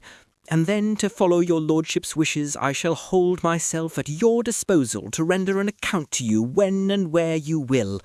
His voice broke a little, and he went on with a voice full of pity. But I beseech you, do not go forth in anger with me, in a long life of acts which were often not pleasant to do, and which sometimes did wring my heart. I have never had so heavy a task as now. Believe me that if the time comes for you to change your mind towards me, one look from you will wipe away all this so sad hour, for I would do what a man can to save you from sorrow. Just think. For why should I give myself so much labour and so much of sorrow? I have come here from my own land to do what I can of good, at the first to please my friend John, and then to help a sweet young lady, whom, too, I come to love. For her, I am ashamed to say so much, but I say it in kindness. I gave what you gave, the blood of my veins. I gave it, I who was not, like you, her lover, but only her physician and her friend. I gave her my nights and days, before death, after death, and if my death can do her good even now when she is the dead undead, she shall have it freely. He said this with a very grave, sweet pride, and Arthur was much affected by it. He took the old man's hand and said in a broken voice, "Oh, it is hard to think of it, and I cannot understand, but at least I shall go with you and wait." It was just 12:15 o'clock when we got into the churchyard over the low wall. The night was dark, with occasional gleams of moonlight between the dents of the heavy clouds that scudded across the sky. We all kept somehow close together, with Van Helsing slightly in front as he led the way. When we had come close to the tomb, I looked well at Arthur, for I feared the proximity to a place laden with so sorrowful a memory would upset him, but he bore himself well. I took it that the very mystery of the proceeding was in some way a counteractant to his grief. The Professor unlocked the door, and seeing a natural hesitation amongst us for various reasons, solved the difficulty by entering first himself. The rest of us followed, and he closed the door. He then lit a dark lantern and pointed to a coffin. Arthur stepped forward hesitatingly. Van Helsing said to me, "You were with me here yesterday. Was the body of Miss Lucy in that coffin?" It was. The Professor turned to the rest, saying, "You hear, and yet there is no one who does not believe with me." He took his screwdriver and again took off the lid of the coffin. Arthur looked on, very pale but silent. When the lid was removed, he stepped forward. He evidently did not know that there was a leaden coffin, or at any rate had not thought of it. When he saw the rent in the lead, the blood rushed to his face for an instant, but as quickly fell away again, so that he remained of a ghastly whiteness. He was still silent. Van Helsing forced back the leaden flange, and we all looked in and recoiled. The coffin was empty. For several minutes no one spoke a word. The silence was broken by Quincy Morris. "Professor, I answered for you. Your word is all I want. I wouldn't ask such a thing ordinarily. I wouldn't so dishonour you as to imply a doubt, but this is a mystery that goes beyond any honour or dishonour. Is this your doing?" "I swear to you by all that I hold sacred that I have not removed or touched her. What happened was this. 2 nights ago my friend Seward and I came here, with good purpose, believe me. I opened that coffin, which was then sealed up, and we found it as now empty. We then waited and saw something white come through the trees. The next day we came here in daytime, and she lay there. Did she not, friend John? Yes, that night we were just in time. One more so small child was missing, and we find it, thank God, unharmed amongst the graves. Yesterday I came here before sundown, for at sundown the undead can move. I waited here all night till the sun rose, but I saw nothing. It was most probable that it was, because I had laid over the clamps of those doors garlic which the undead cannot bear, and other things which they shun. Last night there was no exodus, so tonight, before the sundown, I took away my garlic and other things, and so it is we find this coffin empty. But bear with me. So far there is much that is strange. Wait you with me outside, unseen and unheard, and things much stranger are yet to be. So here he shut the dark side of his lantern. Now to the outside. He opened the door and we filed out, he coming last and locking the door behind him. Oh, but it seemed fresh and pure in the night air after the terror of that vault. How sweet it was to see the clouds race by, and the passing gleams of the moonlight between the scudding clouds crossing and passing, like the gladness and sorrow of a man's life. How sweet it was to breathe the fresh air, that had no taint of death and decay. How humanizing to see the red lighting of the sky beyond the hill, and to hear far away the muffled roar that marks the life of a great city. Each in his own way was solemn and overcome. Arthur was silent, and was, I could see, striving to grasp the purpose and the inner meaning of the mystery. I was myself tolerably patient, and half inclined again to throw aside doubt and to accept Van Helsing's conclusions. Quincy Morris was phlegmatic in the way of a man who accepts all things, and accepts them in the spirit of cool bravery, with hazard of all he has at stake. Not being able to smoke, he cut himself a good-sized plug of tobacco and began to chew. As to Van Helsing, he was employed in a definite way. First, he took from his bag a mass of what looked like thin, wafer-like biscuit, which was carefully rolled up in a white napkin. Next, he took out a double handful of some whitish stuff, like dough or putty. He crumbled the wafer up fine and worked it into the mass between his hands. This he then took, and rolling it into thin strips, began to lay them into the crevices between the door and its setting in the tomb. tomb. I was somewhat puzzled at this, and being close, asked him what it was that he was doing. Arthur and Quincy drew near also, as they too were curious. He answered, I am closing the tomb so that the undead may not enter. And is that stuff you have there going to do it? It is. What is that which you are using? This time the question was by Arthur. Van Helsing reverently lifted his hat as he answered, The host. I brought it from Amsterdam. I have an indulgence. It was an answer that appalled the most sceptical of us, and we felt individually that in the presence of such earnest purpose as the Professor's, a purpose which could thus use to him most sacred of things, it was impossible to distrust. In respectful silence we took the places assigned to us close round the tomb, but hidden from the sight of anyone approaching. I pitied the others, especially Arthur. I had myself been apprenticed by my former visits to this watching horror, and yet I, who had up to an hour ago repudiated the proofs, felt my heart sink within me. Never did tombs look so ghastly white, never did cypress or yew or juniper so seem the embodiment of funeral gloom, never did tree or grass wave or rustle so ominously, never did bough creak so mysteriously, and never did the faraway howling of dogs send such a woeful presage to the night. There was a long spell of silence, big, eking, void, and then from the Professor a keen sss. He pointed, and far down the avenue of yews we saw a white figure advance, a dim white figure, which held something dark at its breast. The figure stopped, and at the moment a ray of moonlight fell upon the masses of driving clouds, and showed in startling prominence a dark-haired woman, dressed in the cerements of the grave. We could not see the face, for it was bent down over what we saw to be a fair-haired child. There was a pause and a sharp little cry, such as a child gives in sleep, or a dog as it lies before the fire and dreams. We were starting forward, but the Professor's warning hand, seen by us as he stood behind a yew tree, kept us back. And then, as we looked, the white figure moved forwards again. It was now near enough for us to see clearly, and the moonlight still held.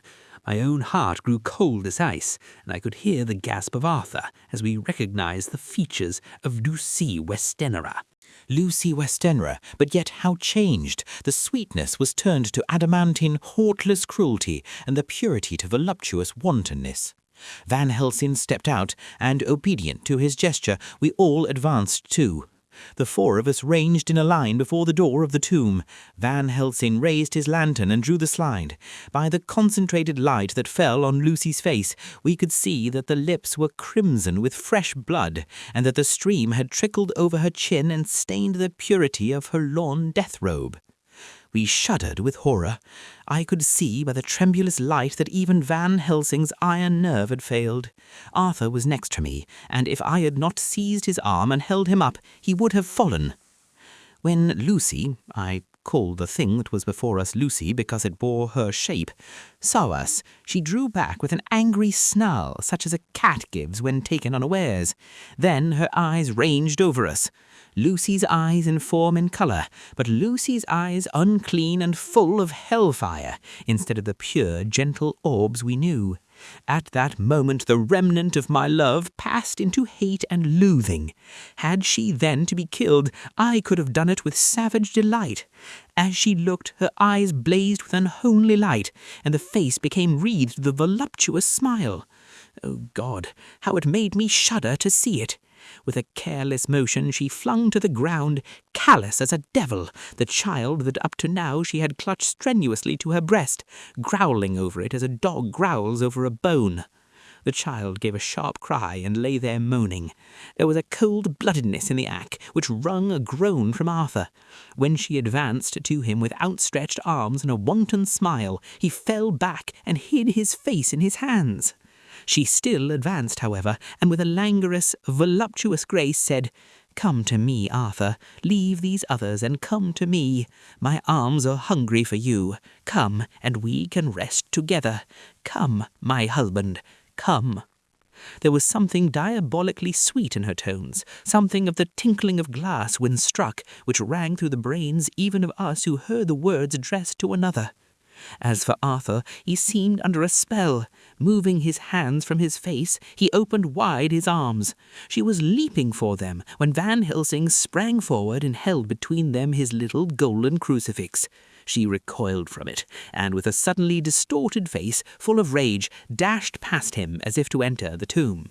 When within a foot or two of the door, however, she stopped, as if arrested by some irresistible force.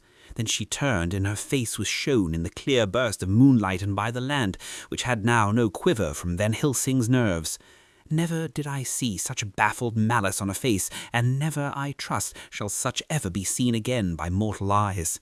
The beautiful colour became livid, the eyes seemed to throw out sparks of hell fire, the brows were wrinkled as though the folds of flesh were the coils of Medusa's sneaks, and the lovely blood-stained mouth grew to an open square as in the passion masks of the Greeks and Japanese.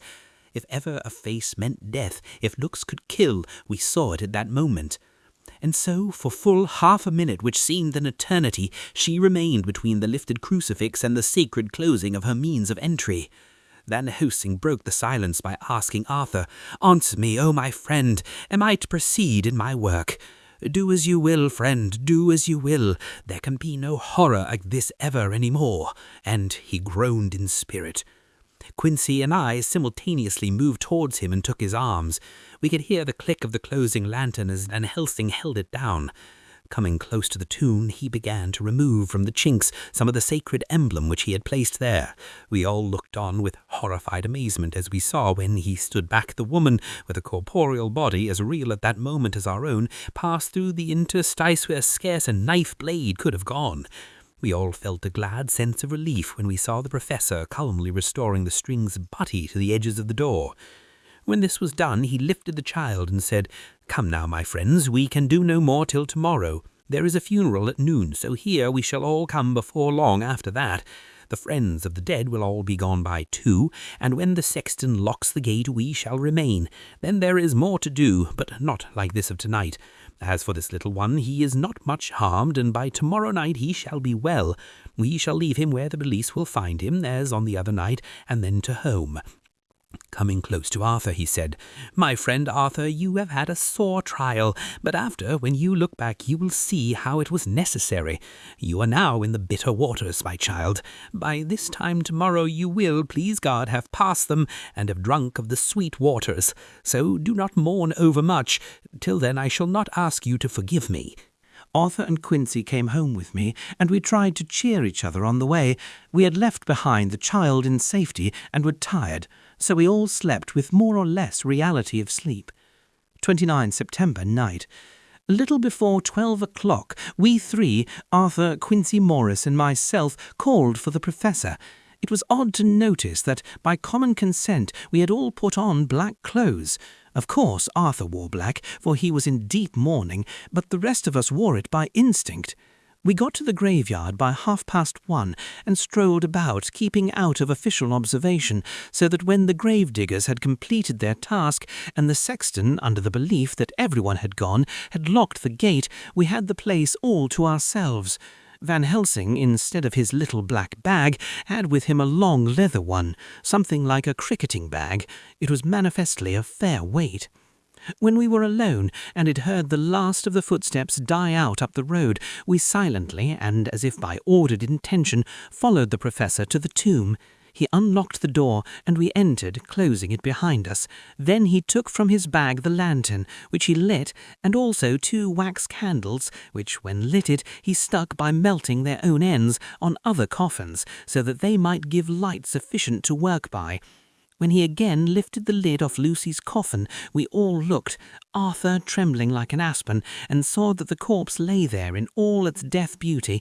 But there was no love in my own heart, nothing but loathing for the foul thing which had taken Lucy's shape without her soul. I could see even Arthur's face grow hard as he looked.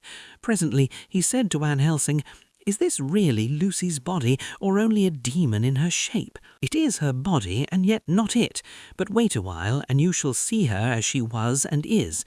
She seemed like a nightmare of Lucy as she lay there, the pointed teeth, the blood-stained, voluptuous mouth, which made one shudder to see, the whole carnal and unspirited appearance seeming like a devilish mockery of Lucy's sweet purity.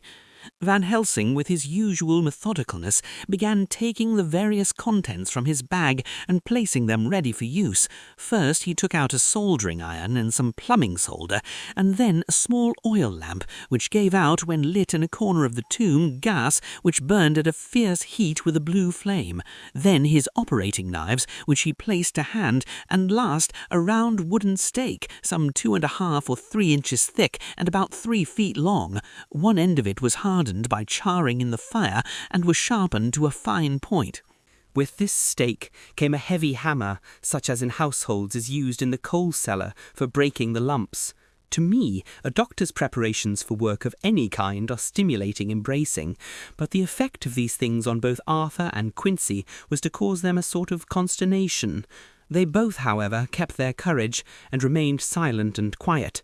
When all was ready, Van Helsing said, "Before we do anything, let me tell you this. It is out of the law and experience of the ancients and of all those who have studied the powers of the undead. When they become such, there comes with the change the curse of immortality. They cannot die, but must go on age after age, adding new victims and multiplying the evils of the world.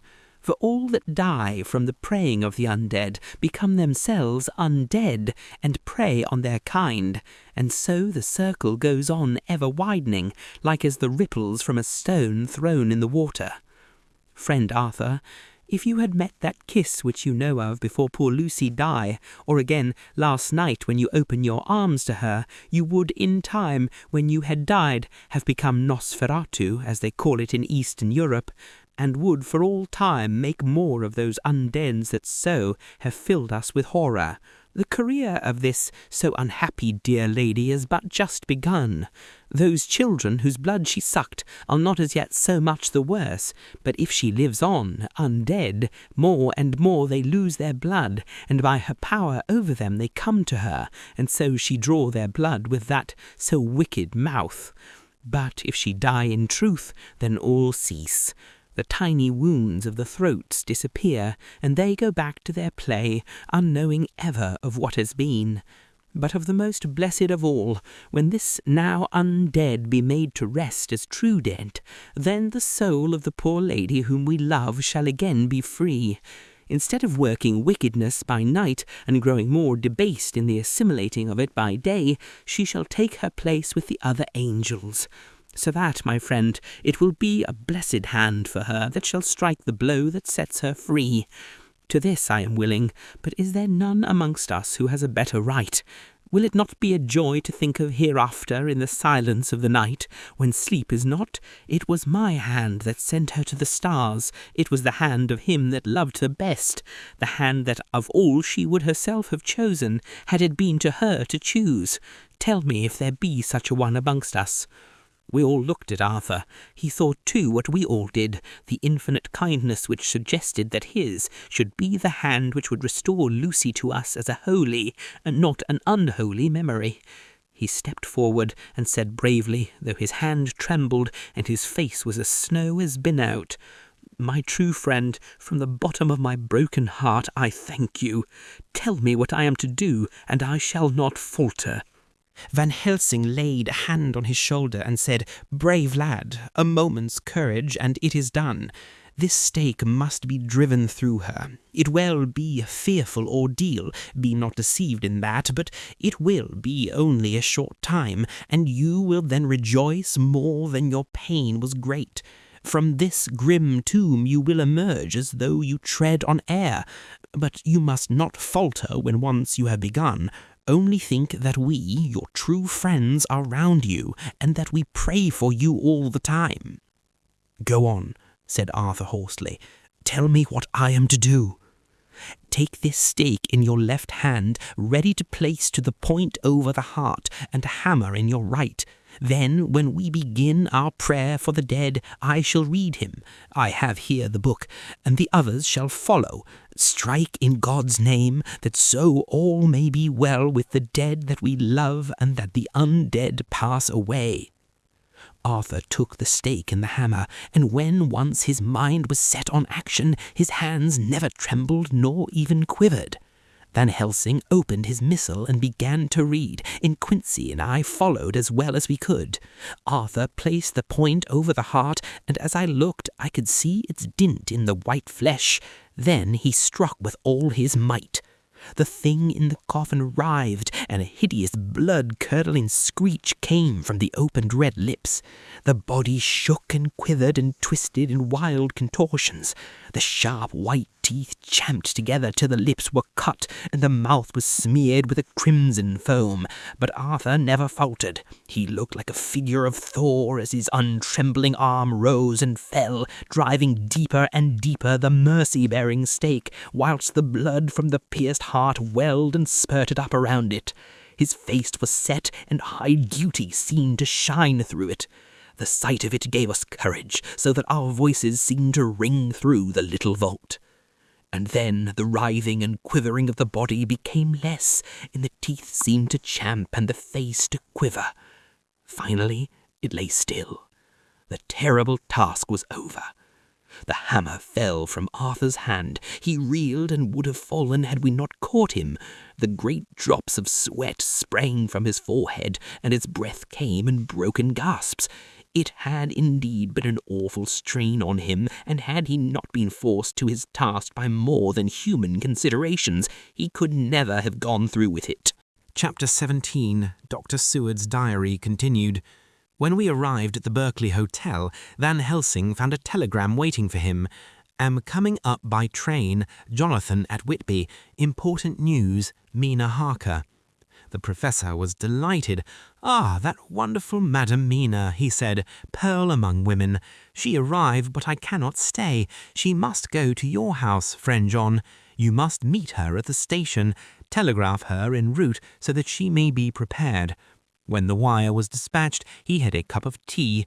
Over it he told me of a diary kept by Jonathan Harker when abroad, and gave me a typewritten copy of it, as also of Mrs. Harker's diary at Whitby. Take these, he said, and study them well. When I have returned, you will be master of all the facts, and we can then better enter on our inquisition. Keep them safe, for there is in them much of treasure. You will need all your faith, even you who had such an experience as that of today. What is here told, he laid his hand heavily and gravely on the packet of papers as he spoke, may be the beginning of the end to you and me, and many another, or it may sound the knell of the undead who walk the earth. Read all, I pray you, with the open mind, and if you can add in any way to the story here told, do so, for it is all important. You have kept a diary of all these so strange things, is it not so? Yes, then we shall go through all these together when we meet. He then made ready for his departure, and shortly drove off to Liverpool Street. I took my way to Paddington, where I arrived about 15 minutes before the train came in. The crowd melted away after the bustling fashion common to arrival platforms, and I was beginning to feel uneasy lest I might miss my guest, when a sweet-faced, dainty-looking girl stepped up to me, and after a quick glance said, "Dr. Seward, is it not?" "And you are Mrs. Harker," I answered at once, whereupon she held out her hand. "I knew you from the description of poor dear Lucy, but—" She stopped suddenly, and a quick blush overspread her face. The blush that rose to my own cheeks somehow set us both at ease, for it was a tacit answer to her own. I got her luggage, which included a typewriter, and we took the Underground to Fenchurch Street, after I had sent a wire to my housekeeper to have a sitting-room and a bedroom prepared at once for Mrs. Harker. In due time we arrived. She knew, of course, that the place was a lunatic asylum, but I could see that she was unable to repress a shudder when we entered. She told me that if she might, she would come presently to my study, as she had much to say. So here I am, finishing my entry in my phonograph diary, whilst I await her. As yet, I have not had the chance of looking at the papers which Van Helsing left with me, though they lie open before me. I must get her interested in something, so that I may have an opportunity of reading them. She does not know how precious time is, or what a task we have in hand. I must be careful not to frighten her. Here she is. Mina Harker's Journal, 29th September. After I had tidied myself, I went down to Dr. Seward's study. At the door I paused a moment, for I thought I heard him talking with someone. As, however, he had pressed me to be quick, I knocked at the door, and on his calling out, "Come in," I entered. To my intense surprise, there was no one with him. He was quite alone, and on the table opposite him was what I knew at once from the description to be a phonograph. I had never seen one and was much interested. "I hope I did not keep you waiting," I said, "but I stayed at the door as I heard you talking and thought there was someone with you." "Oh," he replied with a smile, "I was only entering my diary." "Your diary?" I asked him in surprise. "Yes," he answered, "I keep it in this." As he spoke, he laid his hand on the phonograph. I felt quite excited over it, and blurted out, "Why, this beats even shorthand. May I hear it say something?" "Certainly," he replied with alacrity, and stood up to put it in train for speaking. Then he paused, and a troubled look overspread his face. "The fact is," he began awkwardly, "I only keep my diary in it, and as it is entirely, almost entirely, about my cases, it may be awkward. That is, I mean—" He stopped, and I tried to help him out of his embarrassment. "You helped to attend dear Lucy at the end. Let me hear how she died. For all that I know of her, I shall be very grateful. She was very, very dear to me." To my surprise, he answered with a horror-struck look in his face, "Tell you of her death? Not for the wide world."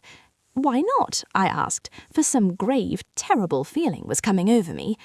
Again he paused, and I could see that he was trying to invent an excuse. At length he stammered out, "You see, I do not know how to pick out any particular part of the diary." Even while he was speaking, an idea dawned upon him, and he said with unconscious simplicity in a different voice and with the naivety of a child, "That's quite true, upon my honour, honest Indian." I could not but smile, at which he grimaced. "I gave myself away that time," he said, "but do you know that although I have kept the diary for months past, it never once struck me how I was going to find any particular part of it in case I wanted to look it up?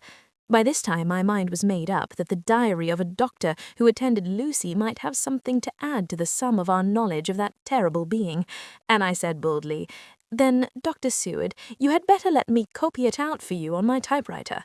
He grew to a positively deathly pallor as he said, "No, no, no, for all the world, I wouldn't let you know that terrible story."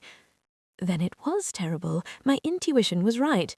For a moment I thought, and as my eyes ranged the room, unconsciously looking for something or some opportunity to aid me, they lit on a great batch of typewriting on the table. His eyes caught the look in mine, and without his thinking followed their direction. As they saw the parcel, he realized my meaning. "You do not know me," I said. "When you have read those papers, my own diary and my husband's also, which I have typed, you will know me better. I have not faltered in giving every thought of my own heart in this cause, but of course you do not know me yet, and I must not expect you to trust me so far." He is certainly a man of noble nature. Poor dear Lucy was right about him. He stood up and opened a large drawer in which were arranged in order a number of hollow cylinders of metal covered with dark wax, and said, "You are quite right. I did not trust you because I did not know you, but I know you now, and let me say that I should have known you long ago. I know that Lucy told me of you. She told me of you too. May I make the only atonement in my power? Take the cylinders and hear them. The first half-dozen of them are personal to me, and they will not horrify you. Then you will know me better. Dinner will by then be ready. In the meantime I shall read over some of these documents, and shall be better able to understand certain things." He carried the phonograph himself up to my sitting-room and adjusted it for me. Now I shall learn something pleasant, I am sure, for it will tell me the other side of a true love episode of which I know one side already. Dr. Seward's diary, 29th September. I was so absorbed in that wonderful diary of Jonathan Harker and that other of his wife Mina that I let the time run on without thinking. Mrs. Harker was not down when the maid came to announce dinner, so I said, "She is possibly tired. Let dinner wait an hour," and I went on with my work. I had just finished Mrs. Harker's diary when she came in. She looked sweetly pretty, but very sad, and her eyes were flushed with crying. This somehow moved me much. Of late I have had cause for tears, God knows, but the relief of them was denied me, and now the sight of those sweet eyes, brightened by recent tears, went straight to my heart. So I said as gently as I could, "I greatly fear I have distressed you." "Oh, no, not distressed me," she replied, "but I have been more touched than I can say by your grief. That is a wonderful machine, but it is cruelly true. It told me in its very tones the anguish of your heart. It was like a soul crying out to Almighty God. No one must hear them spoken ever again. See, I have tried to be useful. I have copied out the words of my typewriter, and none other need now hear your heart beat as I did. No one need ever know, shall ever know," I said in a low voice. She laid her hand on mine and said very gravely, "Ah, but they must. But why?" I asked. "Because it is a part of the terrible story, a part of poor Lucy's death and all that led to it. Because in the struggle which we have before us to rid the earth of this terrible monster, we must have all the knowledge and all the help which we can get. I think that the cylinders which you gave me contained more than you intended me to know, but I can see that there are in your record many lights to this dark mystery. You will let me help, will you not? I know all up to a certain point, and I see, already, though your diary only took me to 7th September, how poor Lucy was beset, and how her terrible doom was being wrought out. Jonathan and I have been working day and night since Professor Van Helsing saw us. He is going to Whitby to get more information, and he will be here tomorrow to help us. We need have no secrets amongst us. Working together and with absolute trust, we can surely be stronger than if some of us were in the dark." She looked at me so appealingly, and at the same time manifested such courage and resolution in her bearing, that I gave in at once to her wishes. "You shall," I said, "do as you like in the matter. God forgive me if I do wrong. There are terrible things yet to learn of, but if you have so far travelled on the road to poor Lucy's death, you will be not content, I know, to remain in the dark. Nay, the end, the very end, may give you a gleam of peace. Come, there is dinner. We must keep one another strong for what is before us. We have a cruel and dreadful task. When you have eaten, you shall learn the rest, and I shall answer any questions you ask, if there be anything which you do not understand, though it was apparent to us who were present." Mina Harker's Journal, 29th September. After dinner, I came with Dr. Seward to his study. He brought back the phonograph from my room, and I took a chair and arranged the phonograph so that I could touch it without getting up, and showed me how to stop it in case I should want to pause. Then he very thoughtfully took a chair with his back to me, so that I might be as free as possible, and began to read. I put the forked metal to my ears and listened. When the terrible story of Lucy's death and all that followed was done, I lay back in my chair powerless. Fortunately, I'm not of a fainting disposition. When Dr. Seward saw me, he jumped up with a horrified exclamation, and hurriedly taking a case bottle from the cupboard, gave me some brandy, which in a few minutes somewhat restored me. My brain was all in a whirl, and only that there came through all the multitude of horrors the holy ray of light that my dear Lucy was at last at peace. I do not think I could have borne it without making a scene. It is all so wild and mysterious and strange that if I had not known Jonathan's experience in Transylvania, I could not have believed. As it was, I didn't know what to believe, and so got out of my difficulty by attending to something else. I took the cover off my typewriter and said to Dr. Seward, "Let me write this all out now. We must be ready for Dr. Van Helsing when he comes. I have sent a telegram to Jonathan to come on here when he arrives in London from Whitby." In this matter, dates are everything, and I think that if we get all of our material ready and have every item put in chronological order, we shall have done much.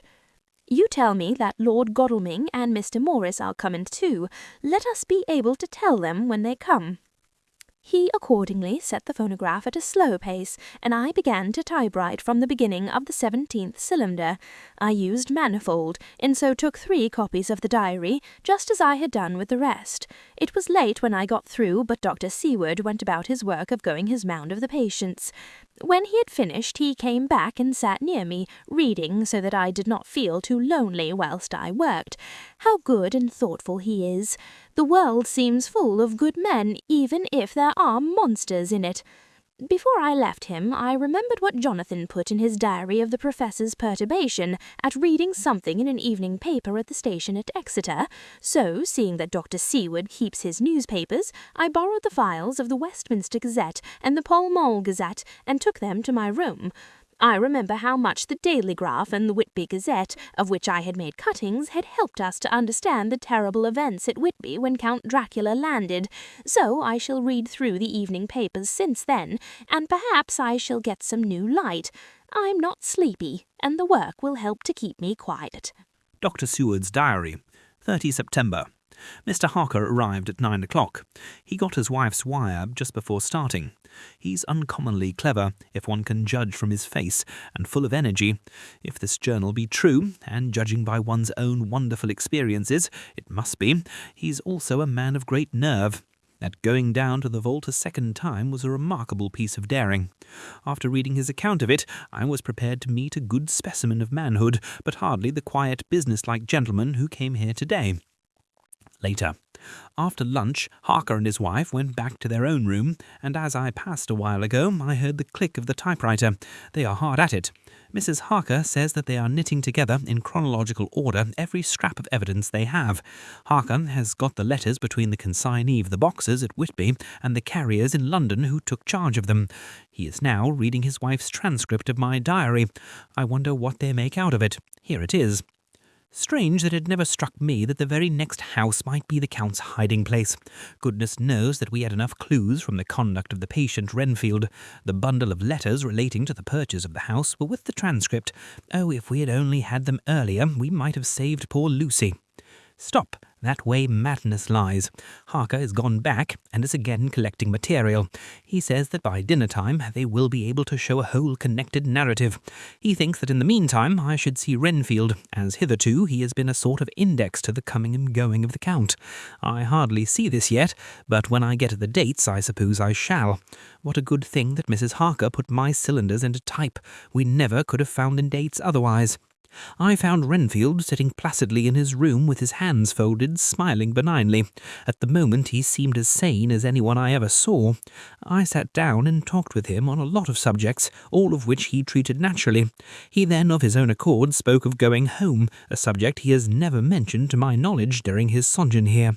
In fact, he spoke quite confidently of getting his discharge at once.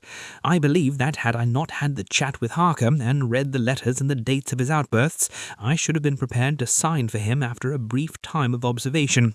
As it is, I am darkly suspicious. All those outbreaks were in some way linked with the proximity of the Count. What then does this absolute content mean? Can it be that his instinct is satisfied as to the ultimate triumph? Stay, he is himself zoophagus, and in his wild ravings outside the chapel door of the deserted house he always spoke of master. This all seems confirmation of our idea. However, after a while I came away. My friend is just a little too sane at present to make it safe to probe him too deep with questions. He might begin to think, and then... So I came away. I mistrust these quiet moods of his, so I have given the attendant a hint to look closely after him, and to have a straight waistcoat ready in case of need. Jonathan Harker's Journal, 29th September, in train to London. When I received Mr. Billington's courteous message that he would give me any information in his power, I thought it best to go down to Whitby and make, on the spot, such inquiries as I wanted. It was now my object to trace that horrid cargo of the Count's to its place in London. Later we may be able to deal with it. Billington Jr., a nice lad, met me at the station and brought me to his father's house, where they had decided that I must spend the night. They are hospitable with true Yorkshire hospitality, give a guest everything and leave him to do as he likes. They all knew that I was busy and that my stay was short, and Mr. Billington had ready in his office all the papers concerning the consignment of boxes. It gave me almost a turn to see again one of the letters which I had seen at the Count's table before I knew of his diabolical plans. Everything had been carefully thought out and done systematically and with precision. He seemed to have been prepared for every obstacle which might be placed by accident in the way of his intentions being carried out. To use an Americanism, he had taken no chances, and the absolute accuracy with which his instructions were fulfilled was simply the logical result of his care. I saw the invoice and took note of it. 50 cases of common earth to be used for experimental purposes. Also the copy of the letter to Carter Patterson and their reply. Of both these I got copies. This was all the information Mr. Billington could give me, so I went down to the port and saw the Coast Guards, the customs officers, and the harbour master, who kindly put me in communication with the men who had actually received the boxes. Their tally was exact with the list, and they had nothing to add to the simple description, 50 cases of common earth, except that the boxes were main and mortal heavy, and that shifting them was dry work. One of them added that it was hard lines, that there wasn't any gentleman, such like as like yourself, squire, to show some sort of appreciation in a liquid form. Another put in a rider that the thirst then generated was such that even the time which had elapsed had not completely allayed it. Needless to add, I took care before leaving to lift forever and adequately this source of reproach. 30th September. The station master was good enough to give me a line to his old companion, the station master at King's Cross, so that when I arrived there in the morning, I was able to ask him about the arrival of the boxes. He, too, put me at once in communication with the proper officials, and I saw that their tally was correct with the original invoice. The opportunities of acquiring an abnormal thirst had here been limited. A noble use of them had, however, been made, and again I was compelled to deal with the result in ex post facto manner. From thence I went to Carter Paterson's central office, where I met with the utmost courtesy. They looked up the transaction in their day book and letter book, and at once telephoned to their King's Cross office for more details. By good fortune, the men who did the teaming were waiting for work, and the official at once sent them over, sending also by one of them the waybill and all the papers connected with the delivery of the boxes at Carfax. Here again I found the tally agreeing exactly. The carrier's men were able to supplement the paucity of the written words with a few more details. These were, I shortly found, connected almost solely with the dusty nature of the job and the consequent thirst engendered in the operators. On my affording an opportunity, through the medium of the currency of the realm, of the allaying at a later period this beneficial evil, one of the men remarked, "That 'ere house, governor, is the rummiest I ever was in. Blimey, but it ain't been touched since 100 years. There was dust that thick in the place that you might have slept on it without hurting of your bones. And the place was that neglected that you might have smelled old Jerusalem in it. But the old chapel, that took the cake, that did. Me and my mate, we thought we would never get out quick enough. Lor, I wouldn't take less nor a quid a moment to stay there out of dark." Having been in the house, I could well believe him, but if he knew what I know, he would, I think, have raised his terms. Of one thing I am now satisfied, that all those boxes which arrived at Whitby from Varna in the Demeter were safely deposited in the old chapel at Carfax.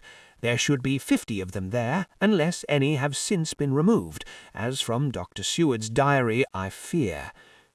Later. Mina and I have worked all day, and we have put all the papers into order. Mina Harker's Journal, 30th September. I am so glad that I hardly know how to contain myself.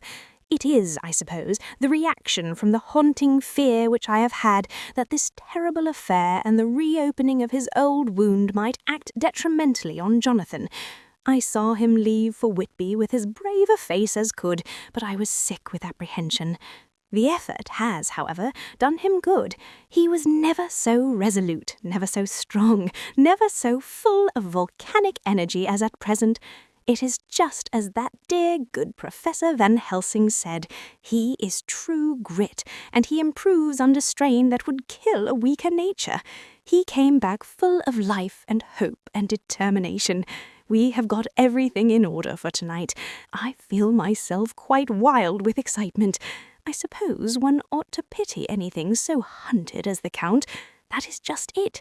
This thing is not human, not even a beast. To read Dr. Seward's account of poor Lucy's death and what followed is enough to dry up the springs of pity in one's heart. Later, Lord Godalming and Mr. Morris arrived earlier than we expected. Dr. Seward was out on business and had taken Jonathan with him, so I had to see them. It was to me a painful meeting, for it brought back all poor dear Lucy's hopes of only a few months ago. Of course, they had heard Lucy speak of me, and it seemed that Dr. Van Helsing too had been quite blowing my trumpet, as Mr. Morris expressed it. Poor fellows, neither of them is aware that I know all about the proposals they made to Lucy. They did not quite know what to say or do, as they were ignorant of the amount of my knowledge, so they had to keep on neutral subjects. However, I thought the matter over, and came to the conclusion that the best thing I could do would be to post them on affairs right up to date.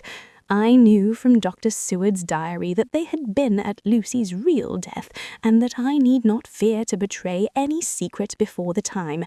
So I told them, as well as I could, that I had read all the papers and diaries, and that my husband and I, having typewritten them, had just finished putting them in order. I gave them each a copy to read in the library. When Lord Godalming got his and turned it over, it does make a pretty good pile. He said, "Did you write all this, Mrs. Harker?" I nodded, and he went on, "I don't quite see the drift of it, but you people are all so good and kind and had been working so earnestly and so energetically that all I can do is accept your ideas blindfold and try to help you. I have had one lesson already in accepting facts that should make a man humble to the last hour of his life. Besides, I know you loved my Lucy." Here he turned away and covered his face with his hands. I could hear the tears in his voice. Mr. Morris, with instinctive delicacy, just laid a hand her a moment on his shoulder, and then walked quietly out of the room. I suppose there is something in a woman's nature that makes a man free to break down before her, and express his feelings on the tender or emotional side, without feeling it derogatory to his manhood. For when Lord Godalming found himself alone with me, he sat down on the sofa and gave way utterly and openly. I sat down beside him and took his hand. I hope he didn't think it forward of me, and that if he ever thinks of it afterwards, he never will have such a thought. There I wrong him. I know he never will. He is too true a gentleman. I said to him, for I could see that his heart was breaking, "I loved dear Lucy, and I know what she was to you, and what you were to her. She and I were like sisters, and now she is gone, will you not let me be like a sister to you in your trouble? I know what sorrows you have had, though I cannot measure the depth of them. If sympathy and pity can help in your affliction, won't you let me be of some little service, for Lucy's sake?" In an instant the poor dear fellow was overwhelmed with grief. It seemed to me that all that he had of late been suffering in silence found a vent at once. He grew quite hysterical, and raising his open hands beat his palms together in a perfect agony of grief. He stood up and then sat down again, and the tears rained down his cheeks. I felt an infinite pity for him, and opened my arms unthinkingly. With a sob, he laid his head on my shoulder and cried like a wearied child, whilst he shook with emotion. We women have something of the mother in us that makes us rise above smaller matters when the mother spirit is invoked. I felt this big, sorrowing man's head resting on me, as though it were that of a baby that some day may lie on my bosom, and I stroked his hair as though he were my own child. I never thought at the time how strange it all was. After a little bit, his sobs ceased, and he raised himself with an apology, though he made no disguise of his emotion. He told me that for days and nights past, weary days and sleepless nights, he had been unable to speak with anyone, as a man must speak in his time of sorrow. There was no woman whose sympathy could be given to him, or with whom, owing to the terrible circumstance with which his sorrow was surrounded, he could speak freely. "I know now how I suffered," he said as he dried his eyes, "but I do not know, even yet, and none other can ever know how much your sweet sympathy has been to me today. I shall know better in time, and believe me that though I am not ungrateful now, my gratitude will grow with my understanding. You will let me be like a brother, will you not, for all our lives, for dear Lucy's sake?" "For dear Lucy's sake," I said, as we clasped hands. "Aye, and for your own sake," he added, "for if a man's esteem and gratitude are ever worth the winning, you have won mine today. If ever the future should bring to you a time when you need a man's help, believe me, you will not call in vain. God grant that no such time may ever come to you to break the sunshine of your life, but if it should ever come, promise me that you will let me know. He was so earnest, and his sorrow was so fresh, that I felt it would comfort him, so I said, I promise. As I came along the corridor, I saw Mr. Morris looking out of a window. He turned as he heard my footsteps.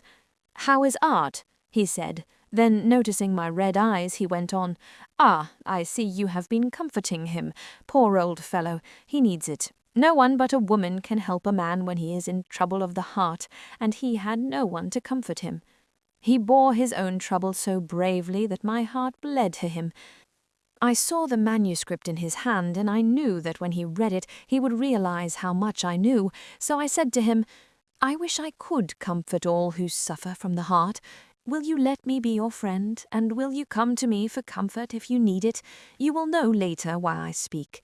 He saw that I was in earnest, and stooping, took my hand, and raising it to his lips, kissed it. It seemed but poor comfort to so brave and unselfish a soul, and impulsively I bent over and kissed him. The tears rose in his eyes, and there was a momentary choking in his throat. He said quite calmly, "Little girl, you will never forget that true-hearted kindness so long as ever you live." Then he went into the study to his friend.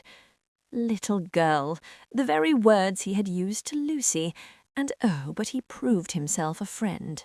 Chapter 18. Dr. Seward's Diary. 30th September. I got home at 5 o'clock and found that Godalming and Morris had not only arrived, but had already studied the transcript of the various diaries and letters which Harker had not yet returned from his visit to the carrier's men, of whom Dr. Hennessy had written to me. Mrs. Harker gave us a cup of tea, and I can honestly say that for the first time since I have lived in it, this old house seemed like home. When we had finished, Mrs. Harker said, "Dr. Seward, may I ask a favour? I want to see your patient, Mr. Renfield. Do let me see him. What you have said of him in your diary interests me so much." She looked so appealing and so pretty that I could not refuse her, and there was no possible reason why I should, so I took her with me. When I went into the room, I told the man that a lady would like to see him, to which he simply answered, "Why?" "She's going through the house and wants to see everyone in it," I answered. "Oh, very well," he said. "Let her come in by all means, but just wait a minute till I tidy up the place." His method of tidying was peculiar. He simply swallowed all the flies and spiders in the boxes before I could stop him. It was quite evident that he feared or was jealous of some interference. When he had got through his disgusting task, he said cheerfully, "Let the lady come in," and sat down on the edge of his bed with his head down, but with his eyelids raised so that he could see her as she entered. For a moment I thought that he might have some homicidal intent. I remembered how quiet he had been just before he attacked me in my own study, and I took care to stand where I could seize him at once if he attempting to make a spring at her. She came into the room with an easy gracefulness which would at once command the respect of any lunatic, for easiness is one of the qualities mad people most respect. She walked over to him, smiling pleasantly, and held out her hand. "Good evening, Mr. Renfield," she said. "You see, I know you, for Dr. Seward has told me of you." He made no immediate reply, but eyed her all over intently with a set frown on his face. This look gave way to one of wonder, which merged in doubt. Then, to my intense astonishment, he said, "You're not the girl the doctor wanted to marry, are you? You can't be, you know, for she's dead." Mrs. Harker smiled sweetly as she replied, "Oh, no, I have a husband of my own, to whom I was married before I ever saw Dr. Seward, or he me. I am Mrs. Harker." "Then what are you doing here?" "My husband and I are staying on a visit with Dr. Seward." "Then don't stay." "But why not?" I thought that this style of conversation might not be pleasant to Mrs. Harker any more than it was to me, so I joined in. "How did you know I wanted to marry anyone?" His reply was simply contemptuous, given in a pause in that he turned his eyes from Mrs. Harker to me, instantly turning them back again. "What an asinine question!" "I don't see that at all, Mr. Enfield," said Mrs. Harker, at once championing me. He replied to her with as much courtesy and respect as he had shown contempt to me. You will of course understand, Mrs. Harker, that when a man is so loved and honoured as our host is, everything regarding him is of interest in our little community.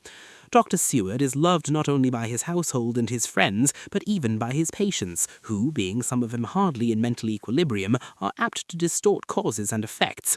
Since I myself have been an inmate of a lunatic asylum, I cannot but notice that the sophistic tendency of some of its inmates lean towards the errors of non causa and ignoratio elenchi.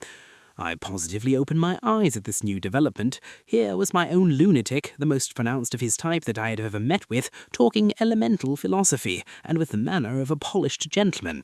I wonder if it was Mrs. Harker's presence which had touched some chord in his memory. If this new phase was spontaneous, or in any way due to her unconscious influence, she must have some rare gift of power. We continued to talk for some time, and seeing that he was seemingly quite reasonable, she ventured, looking at me questioningly as she began, to lead him to his favourite topic. I was again astonished, for he addressed himself to the question with the impartiality of the completest sanity. He even took himself as an example when he mentioned certain things. Why, I myself am an instance of a man who had strange belief. Indeed, it was no wonder that my friends were alarmed and insisted on my being put under control. I used to fancy that life was a positive and perpetual entity, and that by consuming a multitude of live things, no matter how low in the scale of creation, one might indefinitely prolong life. At times I held the belief so strongly that I actually tried to take human life. The doctor here will bear me out that on one occasion I tried to kill him for the purpose of strengthening my vital powers by the assimilation with my own body of his life through the medium of his blood, relying, of course, upon the scriptural phrase, "For the blood is the life," though indeed the vendor of a certain nostrum has vulgarized the truism to the very point of contempt. Isn't that true, Doctor? I nodded assent, for I was so amazed that I hardly knew what to either think or say. It was hard to imagine that I had seen him eat up his spiders and flies not 5 minutes before. Looking at my watch, I saw that I should go to the station to meet Van Helsing, so I told Mrs. Harker that it was time to leave. She came at once, after saying pleasantly to Mr. Renfield, "Goodbye, and I hope I may see you often, under auspices pleasanter to yourself." To which, to my astonishment, he replied, "Goodbye, my dear. I pray God I may never see your sweet face again. May he bless and keep you." When I went to the station to meet Van Helsing, I left the boys behind me. Poor Art seemed more cheerful than he has been since Lucy first took ill, and Quincy is more like his own bright self than he has been for many a long day. Van Helsing stepped from the carriage with the eager nimbleness of a boy. He saw me at once and rushed up to me, saying, "Ah, friend John, how goes all? Well? So, I have been busy, for I come here to stay if need be. All affairs are settled with me, and I have much to tell. Madam Mina is with you? Yes, and her so fine husband, and Arthur and my friend Quincy, they are with you too. Good." As I drove to the house, I told him of what had passed, and of how my own diary had come to be of some use, through Mrs. Harker's suggestion, at which the Professor interrupted me. That wonderful Madam Mina. She has man's brain, a brain that a man should have were he much gifted, and a woman's heart. The good God fashioned her for a purpose, believe me, when he made that so good combination. Friend John, up to now fortune has made that woman of help to us. After tonight she must not have to do with this so terrible affair. It is not good that she run a risk so great. We men are determined, nay, are we not pledged to destroy this monster? But it is no part for a woman. Even if she be not harmed, her heart may fail her in so much and so many horrors, and hereafter she may suffer, both in waking from her nerves, and in sleep from her dreams. And besides, she is young woman, and not so wrong married. There may be other things to think of some time, if not now. You tell me she has wrote all, then she must consult with us, but tomorrow she say goodbye to this work, and we go alone. I agreed heartily with him, and then I told him what we had found in his absence, that the house which Dracula had bought was the very next one to my own. He was amazed, and a great concern seemed to come on him. "Oh, that we had known it before," he said, "for then we might have reached him in time to save poor Lucy. However, the milk that is spilt cries not out afterwards, as you say. We shall not think of that, but go on our way to the end." Then he fell into a silence that lasted till we entered my own gateway. Before we went to prepare for dinner, he said to Mrs. Harker, "I am told, Madam Mina, by my friend John, that you and your husband have put up in exact order all things that have been up to this moment." "Not up to this moment, Professor," she said impulsively, "but up to this morning." "But why not up to now? We have seen hitherto how good light all the little things have made. We have told our secrets, and yet no one who is told is the worse for it. Mrs. Harker began to blush, and taking a paper from our pockets, she said, Dr. Van Helsing, will you read this and tell me if it must go in? It is my record of today. I too have seen the need of putting down at present everything, however trivial, but there is little in this except what is personal. Must it go in? The professor read it over gravely and handed it back, saying, It need not go in if you do not wish it, but I pray that it may. It can but make your husband love you the more, and all us, your friends, more honour you, as well as more esteem and love. She took it back with another blush and a bright smile. And so now, up to this very hour, all the records we have are complete and in order. The professor took away one copy to study after dinner, and before our meeting, which is fixed at 9 o'clock. The rest of us have already read everything, so when we meet in the study, we shall all be informed as to facts, and can arrange our plan of battle with this terrible and mysterious enemy. Mina Harker's Journal, 30 September. When we met in Dr. Seward's study 2 hours after dinner, which had been at 6 o'clock, we unconsciously formed a sort of board or committee. Professor Van Helsing took the head of the table, to which Dr. Seward motioned him as he came into the room. He made me sit next to him on his right, and asked me to act as secretary. Jonathan sat next to me. Opposite us were Lord Godalming, Dr. Seward, and Mr. Morris, Lord Godalming being next the professor, and Dr. Seward in the centre. The professor said, I may, I suppose, take it that we are all acquainted with the facts that are in these papers. We all expressed assent, and he went on. Then it were, I think, good that I tell you something of the kind of enemy with which we have to deal. I shall then make known to you something of the history of this man, which has been ascertained for me, so we then can discuss how we shall act, and can take our measure according. There are such beings as vampires. Some of us have evidence that they exist. Even had we not the proof of our own unhappy experience, the teachings and the records of the past give proof enough for sane peoples. I admit that at the first I was sceptic. Were it not that through long years I have trained myself to keep an open mind, I could not have believed until such time as that fact thundered on my ear. See, I prove. Alas, had I known at first what now I know, nay, had I even guessed at him, one so precious life had been spared to many of us who did love her. But that is gone, and we must so work that other poor souls perish not whilst we can save.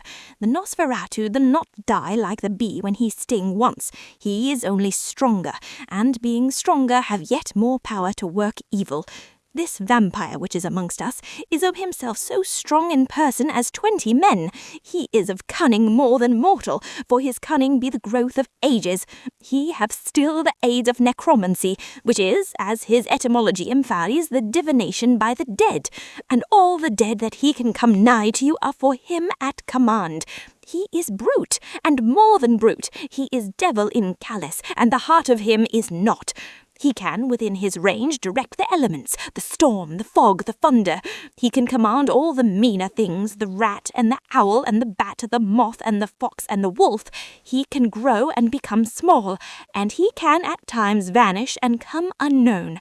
How then are we to begin our strike to destroy him? How shall we find his where? And having found it, how can we destroy? My friends, this is much. It is a terrible task that we undertake, and there may be consequence to make the brave shudder. For if we fail in this our fight, he must surely win. And then where end we? Life is nothing's, I heed him not, but to fail here is not mere life or death. It is that we become as him, that we henceforward become foul things of the night like him, without heart or conscience, preying on the bodies and the souls of those we love best. To us forever are the gates of heaven shut, for who shall open them to us again? We go on for all time, abhorred by all, a blot on the face of God's sunshine, an arrow in the side of him who died for man. But we are face to face with duty, and in such case must we shrink. For me, I say no, but then I am old, and life with his sunshine, his fair places, his song of birds, his music, and his love lie far behind. You others are young. Some have seen sorrow, but there are fair days yet in store. What say you? Whilst he was speaking, Jonathan had taken my hand. I feared, oh so much, that the appalling nature of our danger was overcoming him when I saw his hand stretch out, but it was life to me to feel its touch, so strong, so self-reliant, so resolute. A brave man's hand can speak for itself.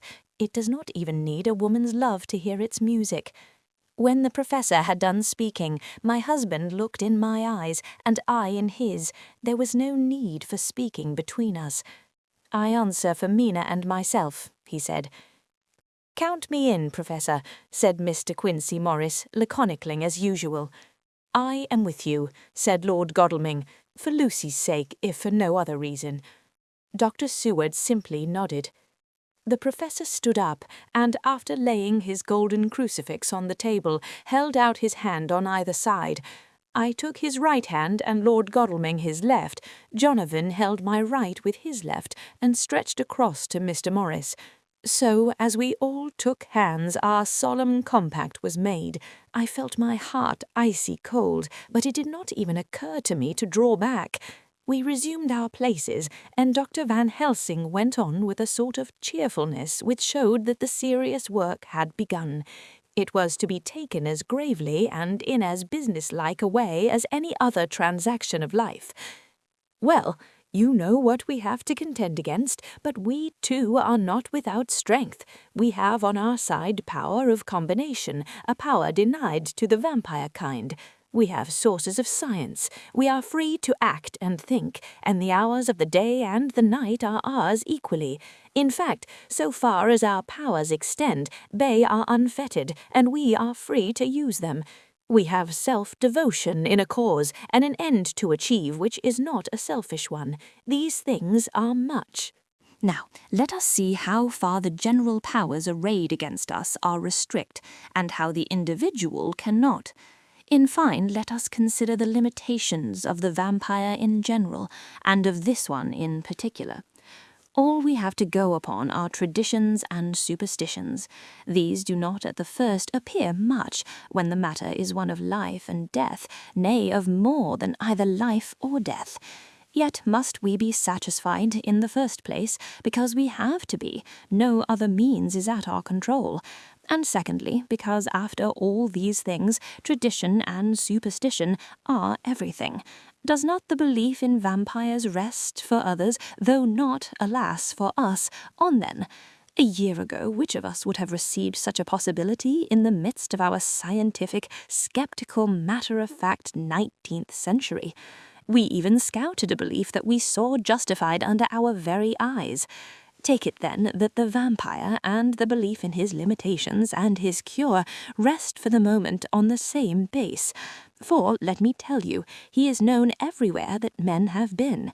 In old Greece, in old Rome, he flourished in Germany all over, in France, in India, even in the Chamasis, and in China, some far from us in all ways. There even is he and the peoples for him at this day. He have followed the wake of the Berserker Icelander, the devil-begotten Hun, the Slav, the Saxon, the Magyar.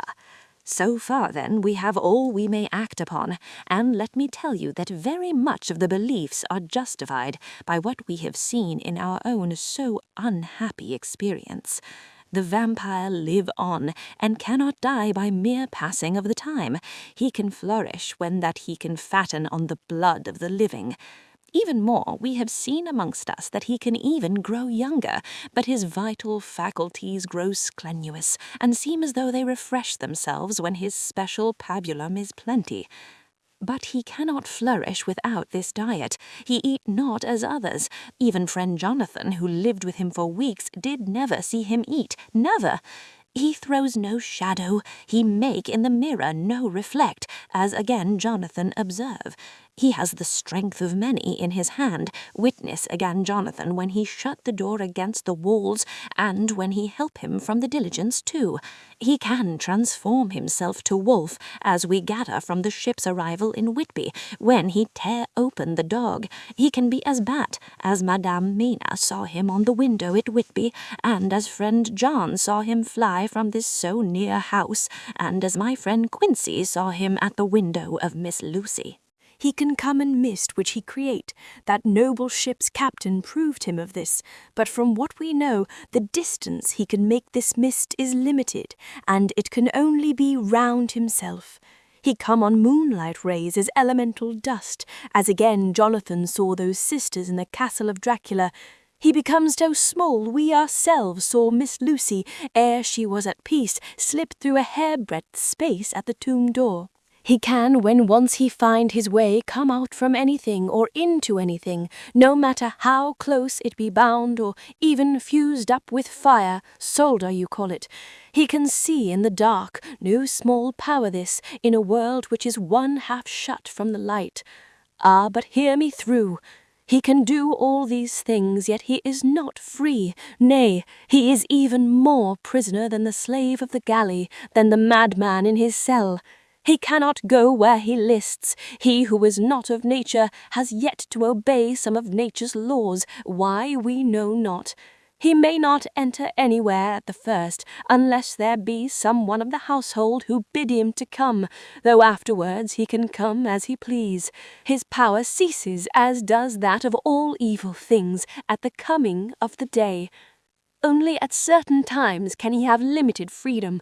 If he be not at the place whither he is bound, he can only change himself at noon or at exact sunrise or sunset.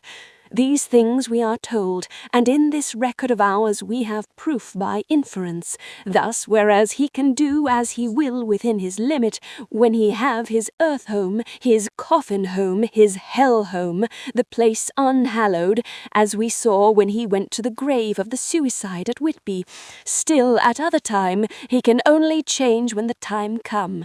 It is said, too, that he can only pass running water at the slack or the flood of the tide. Then there are things which so afflict him that he has no power, as the garlic that we know of, and as for things sacred, as this symbol, my crucifix, that was amongst us even now when we resolve, to them he is nothing, but in their presence he take his place far off, and silent with respect. There are others, too, which I shall tell you of, lest in our seeking we may need them. The branch of wild rose on his coffin keep him that he move not summit. A sacred bullet fired into the coffin kill him, so that he be true dead. And as for the stake through him, we know already of its peace, or the cut-off head that giveth rest. We have seen it with our eyes. Thus, when we find the habitation of this man that was, we can confine him to his coffin and destroy him if we obey what we know. But he is clever. I have asked my friend Arminius of Budapest University to make his record, and from all the means that are, he tells me of what he has been. He must indeed have been that voivode Dracula who won his name against the Turk over the great river on the very frontier of Turkey land. If it be so, then he was no common man, for in that time, and for centuries after, he was spoken of as the cleverest and the most cunning, as well as the bravest of the sons of the land beyond the forest. That mighty brain and that iron resolution went with him to his grave, and are even now arrayed against us. The Draculas were, says Arminius, a great and noble race, though now and again there were scions who were held by their coevals to have had dealings with the evil one. They learned his secrets in the Schlomensee, amongst the mountains over Lake Hermannstadt, where the devil claims the 10th scholar as his due. In the records are such words as Stregoica, rich, Ordog, and Pakol, Satan and hell, and in one manuscript this very Dracula is spoken of as vampire, which we all understand too well. There have been from the loins of this very one great men and good women, and their graves make sacred the earth wherein no this foulness can dwell. For it is not the least of its terrors that this evil thing is rooted deep in all good. In soil barren of holy memories it cannot rest. Whilst they were talking, Mr. Morris was looking steadily at the window, and he now got up quietly and went out of the room. There was a little pause. Then the Professor went on. And now we must settle what we do. We have here much data, and we must proceed to lay out our campaign. We know from the inquiry of Jonathan that from the castle to Whitby came 50 boxes of earth, all of which were delivered at Carfax. We also know that at least some of these boxes have been removed. It seems to me that our first step should be to ascertain whether all the rest remain in the house beyond that wall where we look today, or whether any more have been removed. If the latter, we must trace. Here we were interrupted in a very startling way. Outside the house came the sound of a pistol shot. The glass of the window was shattered with a bullet, which ricocheting from the top of the embrasure struck the far wall of the room. I am afraid I am at heart a coward, for I shrieked out. The men all jumped to their feet. Lord Godalming flew over to the window and threw up the sash. As he did so, we heard Mr. Morris's voice without. "Sorry, and I fear I have alarmed you. I shall come in and tell you about it." A minute later he came in and said, "It was an idiotic thing of me to do, and I ask your pardon, Mrs. Harker, most sincerely. I fear I must have frightened you terribly, but the fact is that whilst the Professor was talking, there came a big bat and sat on the window-sill. I have got such a horror of the damned brutes from recent events that I cannot stand them, and I went out to have a shot, as I have been doing of late of evenings whenever I have seen one. You used to laugh at me for it then, Art? Did you hit it?" asked Dr. Van Helsing. "I don't know. I fancy not, for it flew away into the wood." Without saying any more, he took his seat and the Professor began to resume his statement. "We must trace each of these boxes, and when we are ready, we must either capture or kill this monster in his lair, or we must, so to speak, sterilize the earth, so that no more he can seek safety in it. Thus, in the end, we may find him in his form of man between the hours of noon and sunset, and so engage with him when he is at his most weak. And now for you, Madam Mina. This night is the end until all be well. You are too precious to us to have such risk. When we part tonight, you no more must question. We shall tell you all in good time. We are men and are able to bear, but you must be our star and our hope, and we shall act all the more free that you are not in a danger such as we are."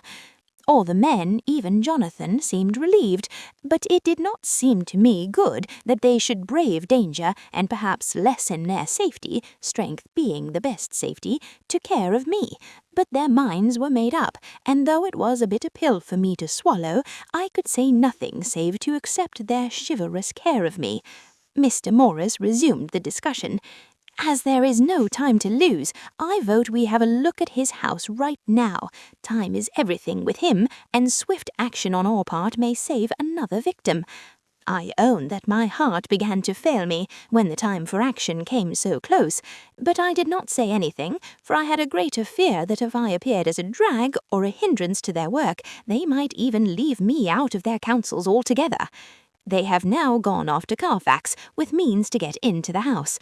Manlike, they had told me to go to bed and sleep, as if a woman can sleep when those she loves are in danger. I shall lie down and pretend to sleep, lest Jonathan have added anxiety about me when he returns. Dr. Seward's diary. 1st October, 4 a.m. Just as we were about to leave the house, an urgent message was brought to me from Renfield to know if I would see him at once, as he had something of the utmost importance to say to me. I told the messenger to say that I would attend to his wishes in the morning. I was busy just at the moment. The attendant added, "He seems very importunate, sir. I've never seen him so eager. I don't know but what, if you don't see him soon, he will have one of his violent fits."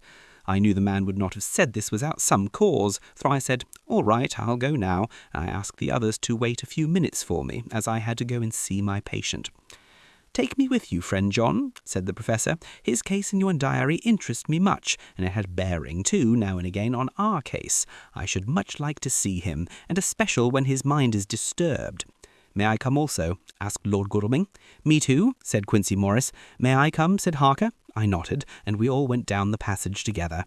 We found him in a state of considerable excitement, but far more rational in his speech and manner than I had ever seen him. There was an unusual understanding of himself, which was unlike anything I had ever met with in a lunatic, and he took it for granted that his reasons would prevail with others entirely sane. We all 5 went into the room, but none of the others at first said anything. His request was that I would at once release him from the asylum and send him home. This he backed up with arguments regarding his complete recovery and adduced his own existing sanity. "I appeal to your friends," he said. "They will perhaps not mind sitting in judgment on my case. By the way, you have not introduced me." I was so much astonished that the oddness of introducing a madman in an asylum did not strike me at the moment, and besides there was a certain dignity in the man's manner, so much of the habit of equality, that I at once made the introduction. Lord Godalming, Professor Van Helsing, Mr. Quincey Morris of Texas, Mr. Jonathan Harker, Mr. Renfield. He shook hands with each of them, saying in turn, "Lord Godalming, I had the honour of seconding your father at the Wyndham. I grieve to know, by your holding the title, that he is no more. He was a man loved and honoured by all who knew him, and in his youth was, I have heard, the inventor of a burnt rum punch, much patronised on Derby night. Mr. Morris, you should be proud of your great state. Its reception into the Union was a precedent which may have far-reaching effects hereafter, when the pole and the tropics may hold alliance to the stars and stripes. The power of treaty may yet prove a vast engine of enlargement, when the Monroe Doctrine takes its true place as a political fable. What shall any man say of his pleasure at meeting Van Helsing? Sir, I make no apology for dropping all forms of conventional prefix. When an individual has revolutionized therapeutics by his discovery of the continuous evolution of brain matter, conventional forms are unfitting, since they would seem to limit him to one of a class.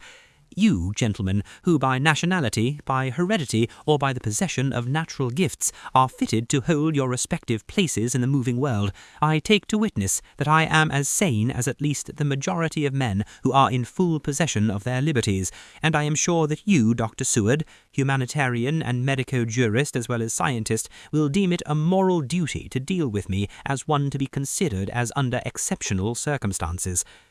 He made this last appeal with a courtly air of conviction which was not without its own charm. I think we were all staggered. For my own part, I was under the conviction, despite my knowledge of the man's character and history, that his reason had been restored, and I felt under a strong impulse to tell him that I was satisfied as to his sanity, and would see about the necessary formalities of his release in the morning. I thought it better to wait, however, before making so grave a statement, for of old I knew the sudden changes to which this particular patient was liable. So I contented myself with making a general statement that he appeared to be improving very rapidly, that I would have a longer chat with him in the morning, and would then see what I could do in the direction of meeting his wishes. This did not at all satisfy him, for he said quickly, "But I fear, Dr. Seward, that you hardly apprehend my wish. I desire to go at once, here, now, this very hour, this very moment, if I may. Time presses, and in our implied agreement with the old sight man, it is of the essence of the contract. I am sure it's only necessary to put before so admirable a practitioner as Dr. Seward so simple yet so momentous a wish to ensure its fulfilment." He looked at me keenly, and seeing the negative in my face, turned to the others and scrutinized them closely.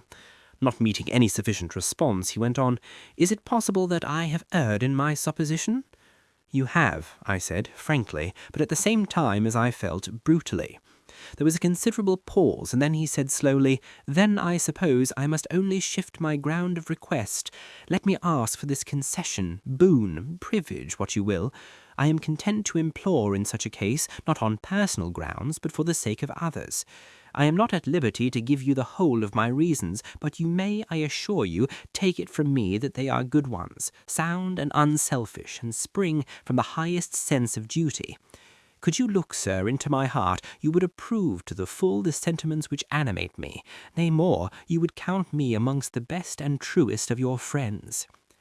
Again he looked at us all keenly.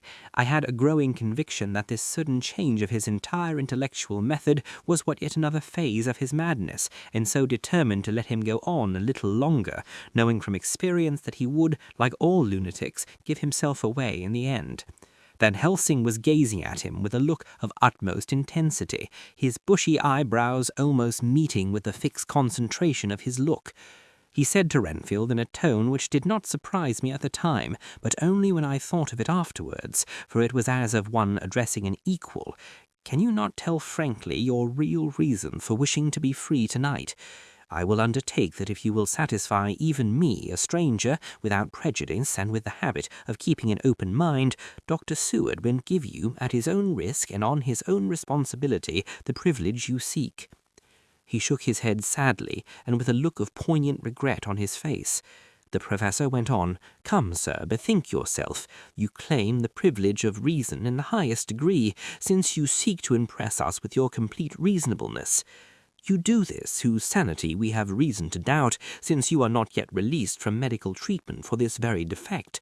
If you will not help us in our effort to choose the wisest course, how can we perform the duty which you yourself put upon us? Be wise and help us, and if we can, we shall aid you to achieve your wish."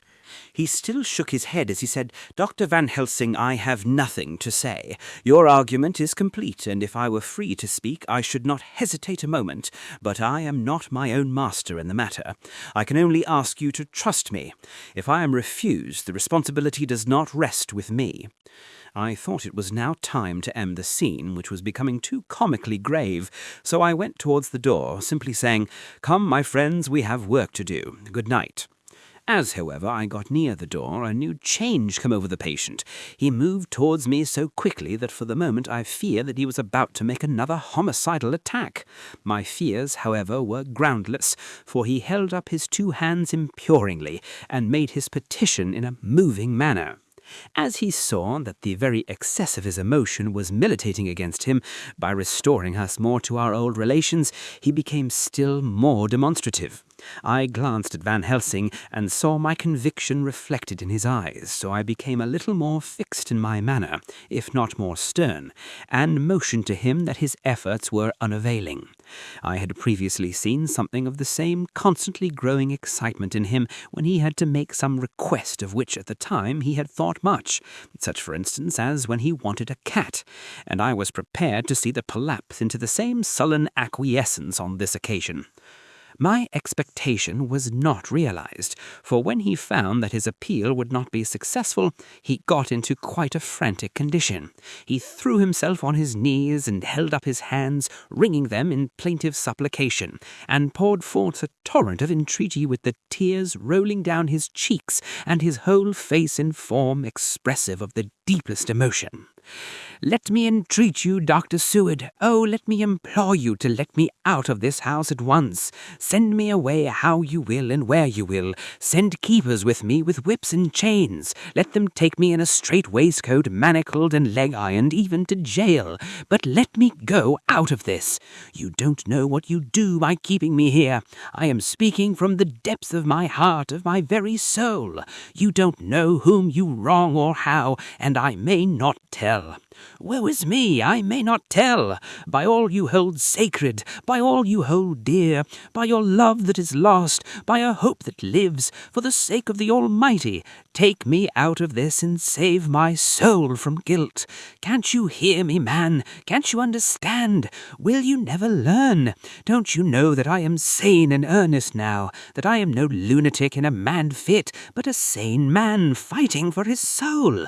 Oh, hear me, hear me. Let me go, let me go, let me go." I thought that the longer this went on, the wilder he would get, and so would bring on a fit, so I took him by the hand and raised him up. "Come," I said sternly, "no more of this. We have had quite enough already. Get to your bed and try to behave more discreetly." He suddenly stopped and looked at me intently for several moments. Then without a word he rose and, moving over, sat down on the side of the bed. The collapse had come, as on former occasions, just as I had expected. When I was leaving the room, last of our party, he said to me in a quiet, well-bred voice, "You will, I trust, Dr. Seward, do me the justice to bear in mind later on that I did what I could to convince you tonight." Chapter 19. Jonathan Harker's Journal. 1 October, 5 a.m. I feel at ease as we prepare for the search. Mina is strong and well, and I'm glad she stayed behind, letting us men do the work. Her contribution to our task has been invaluable, and I know her part is finished now. I am relieved that she is not involved in the more dangerous parts of this business. We were disturbed by the scene with Mr. Renfield. Afterward, there was a moment of silence among us, and then Mr. Morris commented that if Renfield wasn't bluffing, he was one of the sanest lunatics he'd ever met. Dr. Seward agreed, but was cautious, fearing that Renfield might be connected to the Count and that his strange behavior could be dangerous. Dr. Van Helsing reassured us, reminding us that we must not take unnecessary risks. We are doing what we believe is best. Lord Godalming had briefly left, but returned with a silver whistle in case we encountered rats, and we proceeded to the house. When we arrived at the house, the professor laid out supplies, including garlic, a silver crucifix, revolvers, knives, and electric lamps. He explained that we must guard ourselves not just against spiritual threats, but physical ones too. The Count is strong, and we must protect ourselves from his touch. Each of us was equipped for the danger ahead. Dr. Seward used his skill to open the door with skeleton keys. The rusty hinges creaked as we stepped inside. The atmosphere reminded me of the first time I had entered Miss Lucy's tomb. We quickly entered and began our search, our lamps casting eerie shadows on the dust-covered floors and walls. As we explored, I felt a strange presence, as though we were not alone. The house was thick with dust, but there were recent signs of movement. We found a bunch of keys, and the professor asked me to guide them to the chapel, as I had maps of the house. After a few wrong turns, we reached a low, arched door. Inside, the foul, stagnant air hit us immediately. The smell was unbearable, a mix of decay and something far worse. We pushed on despite the stench. The professor was determined to find how many of the Count's boxes remained. There were 29 left out of 50. As we continued, I caught a glimpse of what seemed to be the Count's face in the shadows, but it was only a moment, and no one else saw it. As we continued, the rats began to appear, swarming over the place. Lord Godalming quickly took charge, calling for dogs to clear them. Once the dogs attacked, the rats scattered, and the atmosphere lightened. When we left, the professor seemed pleased with our progress, but we knew our work was far from over. We must stay vigilant, as the Count is still a threat, and there are many dangers ahead. Dr. Seward's diary, 1 October. Van Helsing came to my room around noon, in a much cheerier mood than usual. After discussing last night's events, he asked if he could visit my patient alone, as he was intrigued by his philosophical conversations and sound reasoning despite being a lunatic. I agreed, giving him instructions, but cautioned him about my patient's tendency to speak of consuming live things. Van Helsing smiled and remarked that the patient's delusions about eating life might be worth studying, especially considering how he had recently eaten flies and spiders. He seemed fascinated by the intricacies of mental illness. Later, Van Helsing returned, telling me that the patient had been indifferent and rude, dismissing him with insults. Despite this, Van Helsing seemed undeterred, noting that he would learn more from this madman than from any wise scholar. He then expressed joy that Mina was no longer involved, as it was too painful for her to be part of this dreadful business, even though we would miss her help. I agreed, confirming that it was for the best that Mina was kept away from these horrors. Van Helsing has gone to see her, while the rest of us are following up on the clues regarding the earth boxes. I'll finish my rounds and we'll meet tonight. Mina Harker's journal, 1st October. It's strange being kept in the dark by Jonathan, especially after his full confidence for so many years. This morning, after I slept late from exhaustion, Jonathan was sweet but didn't mention the visit to the Count's house. I know he must have been deeply troubled by it, but I can't help but feel left out of something so important. The men have decided it's best that I not be involved any further, and though I understand, it saddens me. I know it comes from their love, but I wish he wouldn't hide things from me. I'm still processing everything, and sometimes I find myself crying, though I try to keep my emotions hidden from Jonathan. Last night I barely slept despite trying. I kept hearing strange sounds, Mr. Renfield's loud, incomprehensible shouting, followed by a disturbing silence. When I looked out the window, I saw the mist creeping towards the house, and it filled me with dread.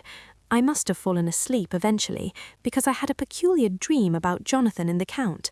I'll be careful with these dreams, as they seem to affect my mind more than I realize. Perhaps tomorrow night I'll ask Dr. Van Helsing for something to help me sleep. 2nd October, 10 p.m. Last night I slept without dreaming, though the rest did little to refresh me.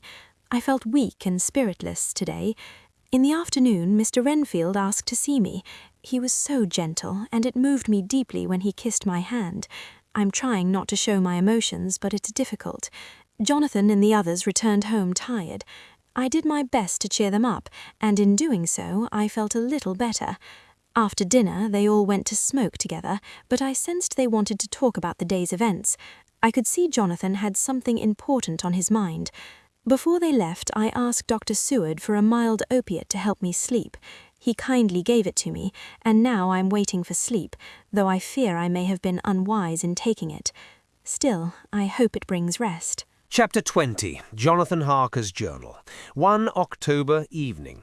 I found Thomas Snelling in his house at Bethnal Green, but unhappily he was not in a condition to remember anything. The very prospect of beer which my expected coming had opened to him had proved too much, and he had begun too early on his expected debauch. I learned, however, from his wife, who seemed a decent, poor soul, that he was only the assistant of Smollett, who of the two mates was the responsible person. So off I drove to Walworth and found Mr. Joseph Smollett at home and in his shirt-sleeves, taking a late tea out of a saucer. He is a decent, intelligent fellow, distinctly a good, reliable type of workman, and with a headpiece of his own. He remembered all about the incident of the boxes, and from a wonderful dog-eared notebook which he produced from some mysterious receptacle about the seat of his trousers, and which had hieroglyphical entries in thick, half-obliterated pencil, he gave me the destinations of the boxes. There were, he said, 6 in the cartload which he took from Carfax and left at 197 Chicksand Street, Mile End New Town, and another 6 which he deposited at Jamaica Lane, Bermondsey. If then the Count meant to scatter these ghastly refuges of his over London, these places were chosen as the first of delivery, so that later he might distribute more fully. The systematic manner in which this was done made me think that he could not mean to confine himself to 2 sides of London. He was now fixed on the far east, on the northern shore, on the east of the southern shore, and on the south. The north and west were surely never meant to be left out of his diabolical scheme, let alone the city itself, and the very heart of fashionable London in the south-west and west. I went back to Smollett and asked him if he could tell us if any other boxes had been taken from Carfax. He replied, "Well, governor, you've treated me very handsome." I had given him half a sovereign, "and I'll tell you all I know. I heard a man by the name of Bloxham say 4 nights ago in the Hare and Hounds in Pincher's Alley as how he and his mate has had a rare dusty job in a old house at Purfleet. There ain't a many such jobs as this here, and I'm thinking that maybe Sam Bloxham could tell you summat. I asked if he could tell me where to find him. I told him that if he could get me the address it would be worth another half sovereign to him. So he gulped down the rest of his tea and stood up, saying that he was going to begin the search then and there. At the door he stopped and said, "Look here, governor, there ain't no sense in me a keeping you here. I may find Sam soon, or I mayn't, but anyhow he ain't like to be in a way to tell you much tonight. Sam is a rare one when he starts on the blues. If you can give me an envelope with a stamp on it and put your address on it, I'll find out where Sam is to be found and post it you tonight.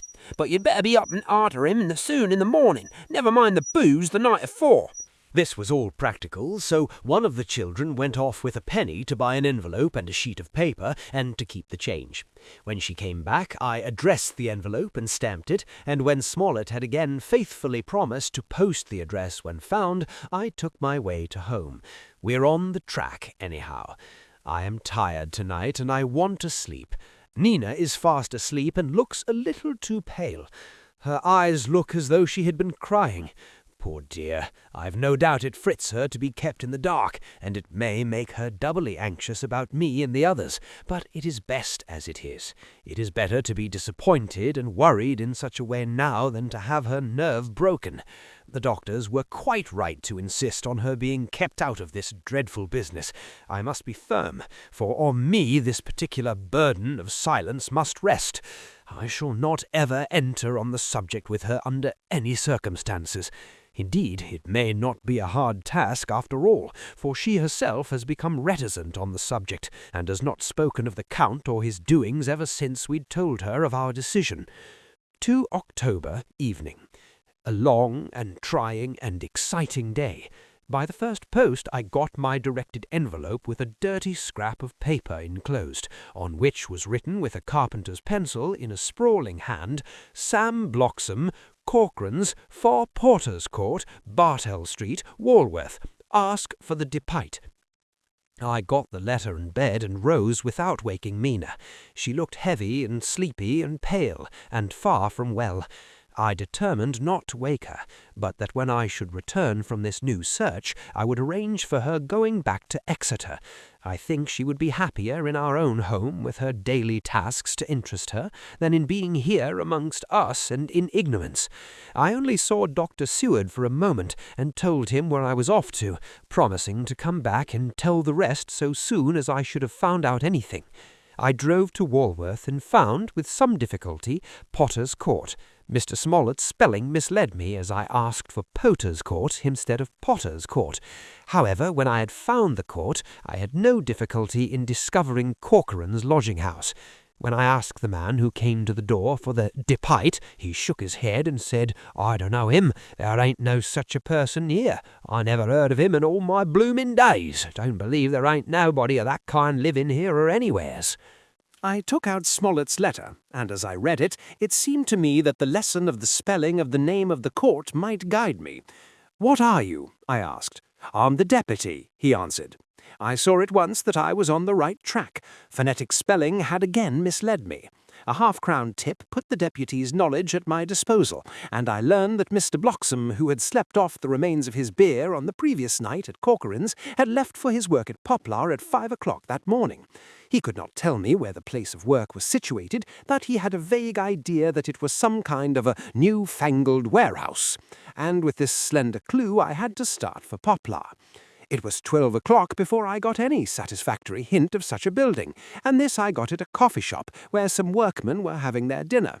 One of them suggested that there was being erected at Cross Angel Street a new cold storage building, and this suited the condition of a new-fangled warehouse, so I at once drove to it. An interview with a surly gatekeeper and a surlier foreman, both of whom were appeased with the coin of the realm, put me on the track of Bloxam. He was sent for on my suggestion that I was willing to pay his day's wages to his foreman for the privilege of asking him a few questions on a private matter. He was a smart enough fellow, though rough of speech and bearing.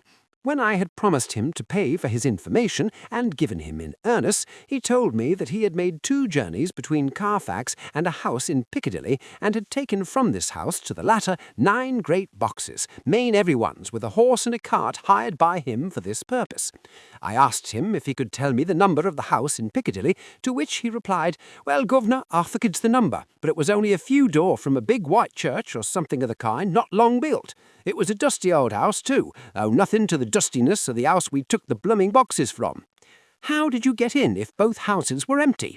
"There was the old party where engaged me a-waiting in the house at Purfleet. He helped me to lift the boxes and put them in the dray. Curse me, but he was the strongest chap I ever struck, and him an old fella with a white moustache, one that thin you would think he couldn't throw a shadow." How this phrase thrilled me. Why, he took up his end of the boxes like there was pounds of tea, and me a puffin' and a blowin' afore I could upend mine anyhow, and I'm no chicken neither. "How did you get into the house in Piccadilly?" I asked.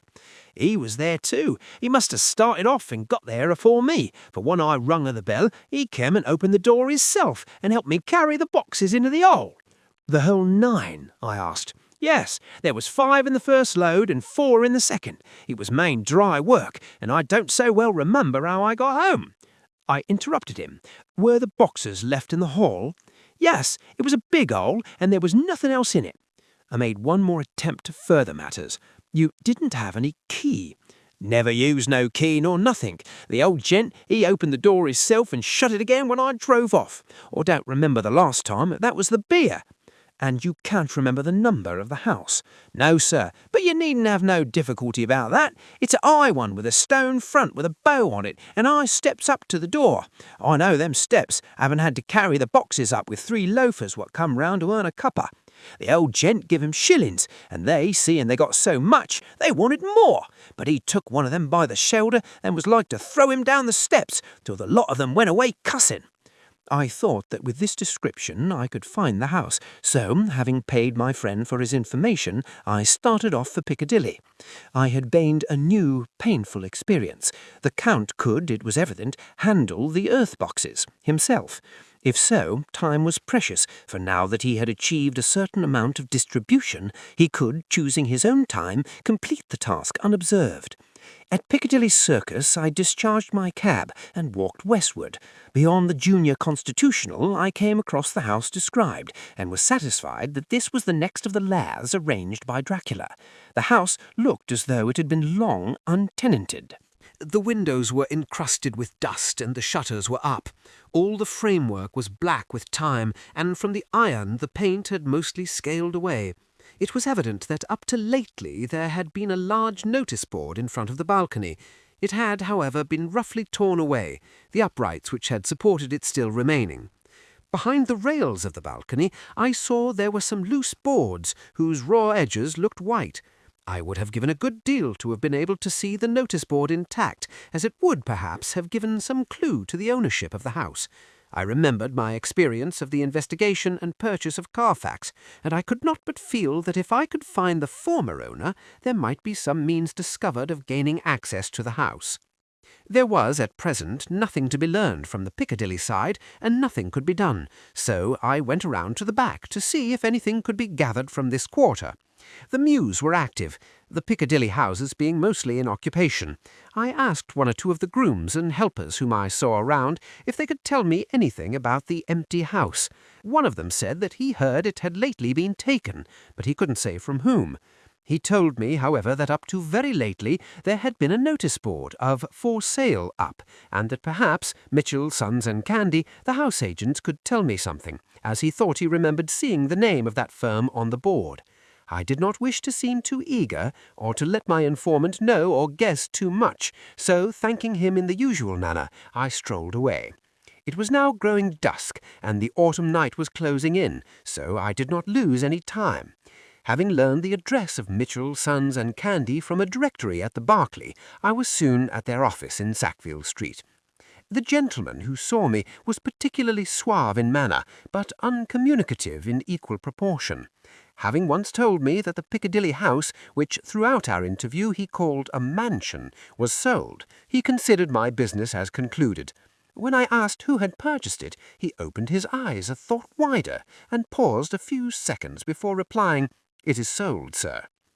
"Pardon me," I said, with equal politeness, "but I have a special reason for wishing to know who purchased it." Again he paused longer, and raised his eyebrows still more. "It is sold, sir," was again his laconic reply. "Surely you do not mind letting me know so much?" "But I do mind," he answered. "The affairs of that clients are absolutely safe in the hands of Mitchell, Sons and Candy." This was manifestly a prig of the first water, and there was no use arguing with him. I thought I had best meet him on his own ground, so I said, "Your clients, sir, are happy in having so resolute a guardian of their confidence. I am myself a professional man." Here I handed him my card. "In this instance I am not prompted by curiosity. I act on the part of Lord Godalming, who wishes to know something of the property which was, he understood, lately for sale." These words put a different complexion on affairs. He said, "I would like to oblige you if I could, Mr. Harker, and especially would I like to oblige his lordship. We once carried out a small matter of renting some chambers for him when he was the Honourable Arthur Holmwood. If you will let me have his lordship's address, I will consult the house on the subject, and will in any case communicate with his lordship by tonight's post. It will be a pleasure if we can so far deviate from our rules as to give the required information to his lordship." I wanted to secure a friend and not to make an enemy, so I thanked him, gave the address at Dr. Seward's, and came away. It was now dark, and I was tired and hungry. I got a cup of tea at the Aerated Bread Company, and came down to Purfleet by the next train. I found all the others at home. Mina was looking tired and pale, but she made a gallant effort to be bright and cheerful. It wrung my heart to think that I had had to keep anything from her, and so caused her inquietude. Thank God this will be the last night of her looking on at our conferences and feeling the sting of our not showing our confidence. It took all my courage to hold to the wise resolution of keeping her out of our grim task. She seems somehow more reconciled, or else the very subject seems to have become repugnant to her, for when any accidental allusion is made she actually shudders. I am glad we made our resolution in time, as with such a feeling as this our growing knowledge would be torture to her. I could not tell the others of the day's discovery until we were alone, so after dinner, followed by a little music to save appearances, even amongst ourselves, I took Mina to her room and left her to go to bed. The dear girl was more affectionate with me than ever, and clung to me as though she would detain me, but there was much to be talked of, and I came away. Thank God, the ceasing of telling things has made no difference between us. When I came down again, I found the others all gathered round the fire in the study. In the train I had written my diary so far, and simply read it off to them as the best means of letting them get abreast of my own information. When I had finished, Van Helsing said, "This has been a great day's work, friend Jonathan. Doubtless we are on the track of the missing boxes. If we find them all in that house, then our work is near the end. But if there be some missing, we must search until we find them. Then shall we make our final coup and hunt the wretch to his real death." We all sat silent a while, and all at once Mr. Morris spoke. "Say, how are we going to get into that house?" "We got into the other," answered Lord Godalming quickly. "But, Art, this is different. We broke house at Carfax, but we had night in a walled park to protect us. It will be a mighty different thing to commit burglary in Piccadilly, either by day or night. I confess I don't see how we are going to get in unless that agency duck can find us a key of some sort." Lord Godalming's brows contracted, and he stood up and walked about the room. By and by he stopped and said, turning from one to another of us, "Quincy's head is level. This burglary business is getting serious. We got off once all right, but we have now a rare job on hand, unless we can find the Count's key basket." As nothing could well be done before morning, and as it would be at least advisable to wait until Lord Godalming should hear from Mitchell's, we decided not to take any active step before breakfast time. For a good while we sat and smoked, discussing the matter in its various lights and bearings. I took the opportunity of bringing this diary right up to the moment. I am very sleepy and shall go to bed. Just a line. Mina sleeps soundly, and her breathing is regular. Her forehead is puckered up into little wrinkles as though she thinks even in her sleep. She is still too pale, but does not look so haggard as she did this morning. Tomorrow will, I hope, mend all this. She will be herself at home in Exeter. Oh, but I am very sleepy. Dr. Seward's Diary, 1 October. I am puzzled afresh about Renfield. His moods change so rapidly that I find it difficult to keep touch of them, and as they always mean something more than his own well-being, they form a more than interesting study. This morning, when I went to see him after his repulse of Van Helsing, his manner was that of a man commanding destiny. He was, in fact, commanding destiny, subjectively. He did not really care for any of the things of mere earth. He was in the clouds and looked down on all the weaknesses and wants of us poor mortals. I thought I would improve the occasion and learn something, so I asked him, "What about the flies these times?" He smiled on me in quite a superior sort of way, such a smile as would have become the face of Malvolio, as he answered me, "The fly, my dear sir, has one striking feature. Its wings are typical of the aerial powers of the psychic faculties. The ancients did well when they typified the soul as a butterfly."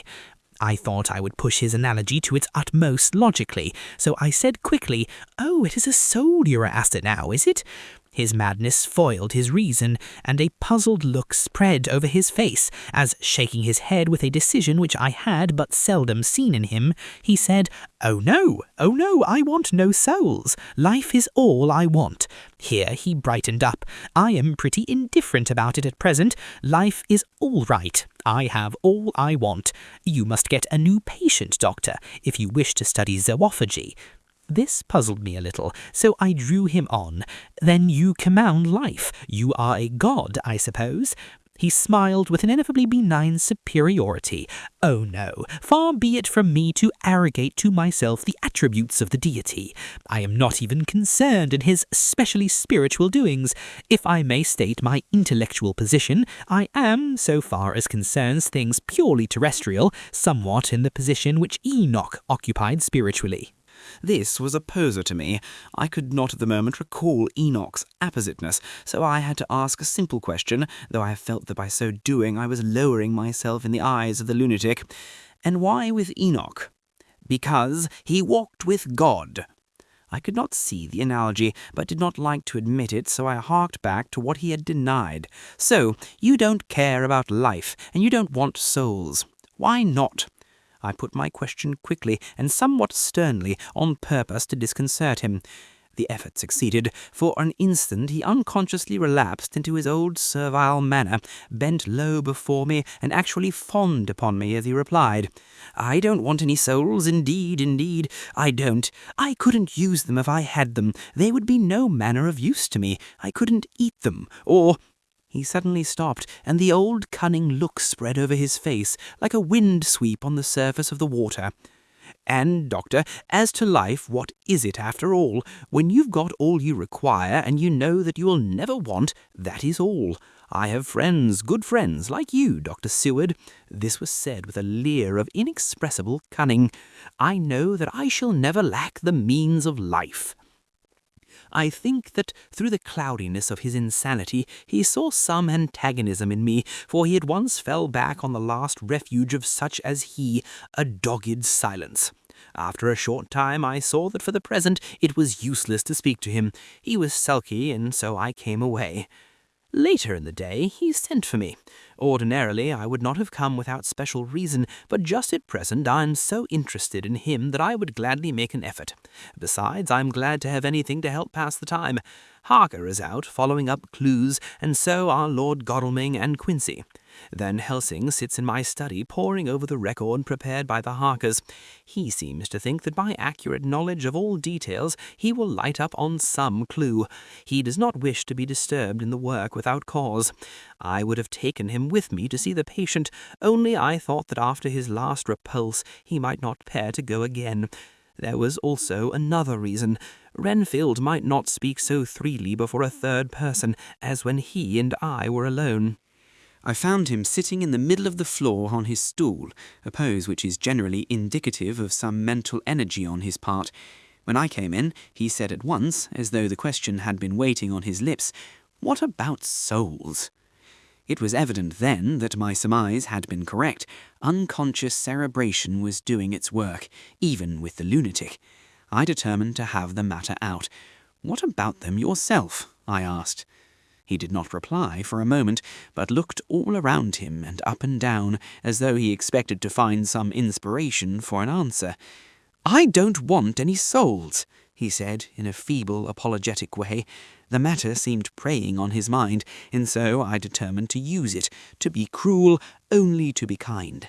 So I said, "You like life, and you want life. Oh yes, but that is all right. You needn't worry about that." "But," I asked, "how are we to get the life without getting the soul also?" This seemed to puzzle him, so I followed it up.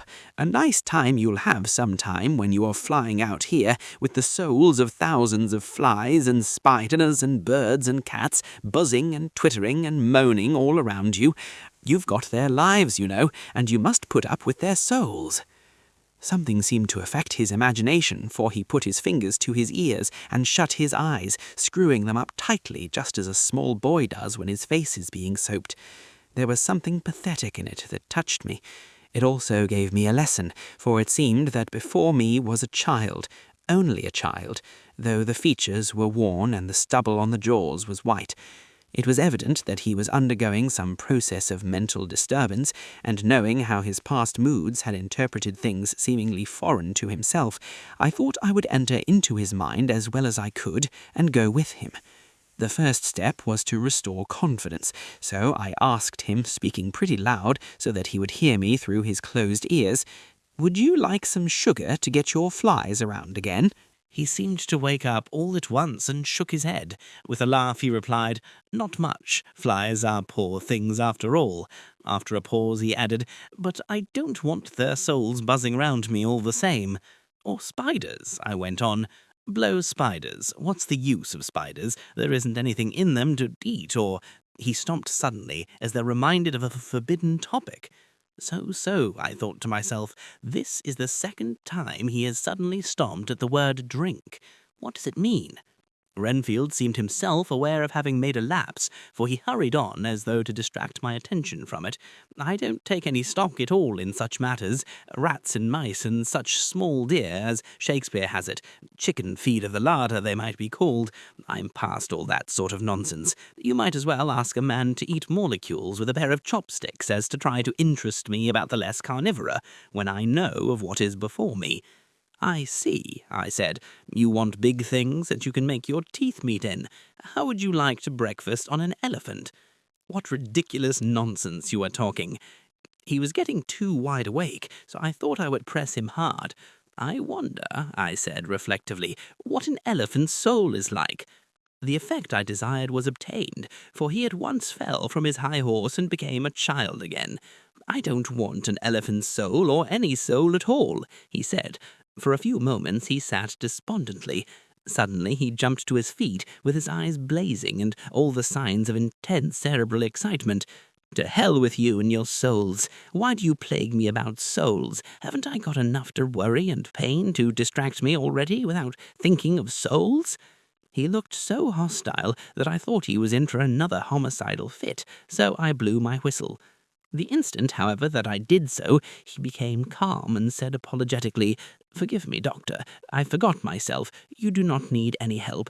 I am so worried in my mind that I am apt to be irritable.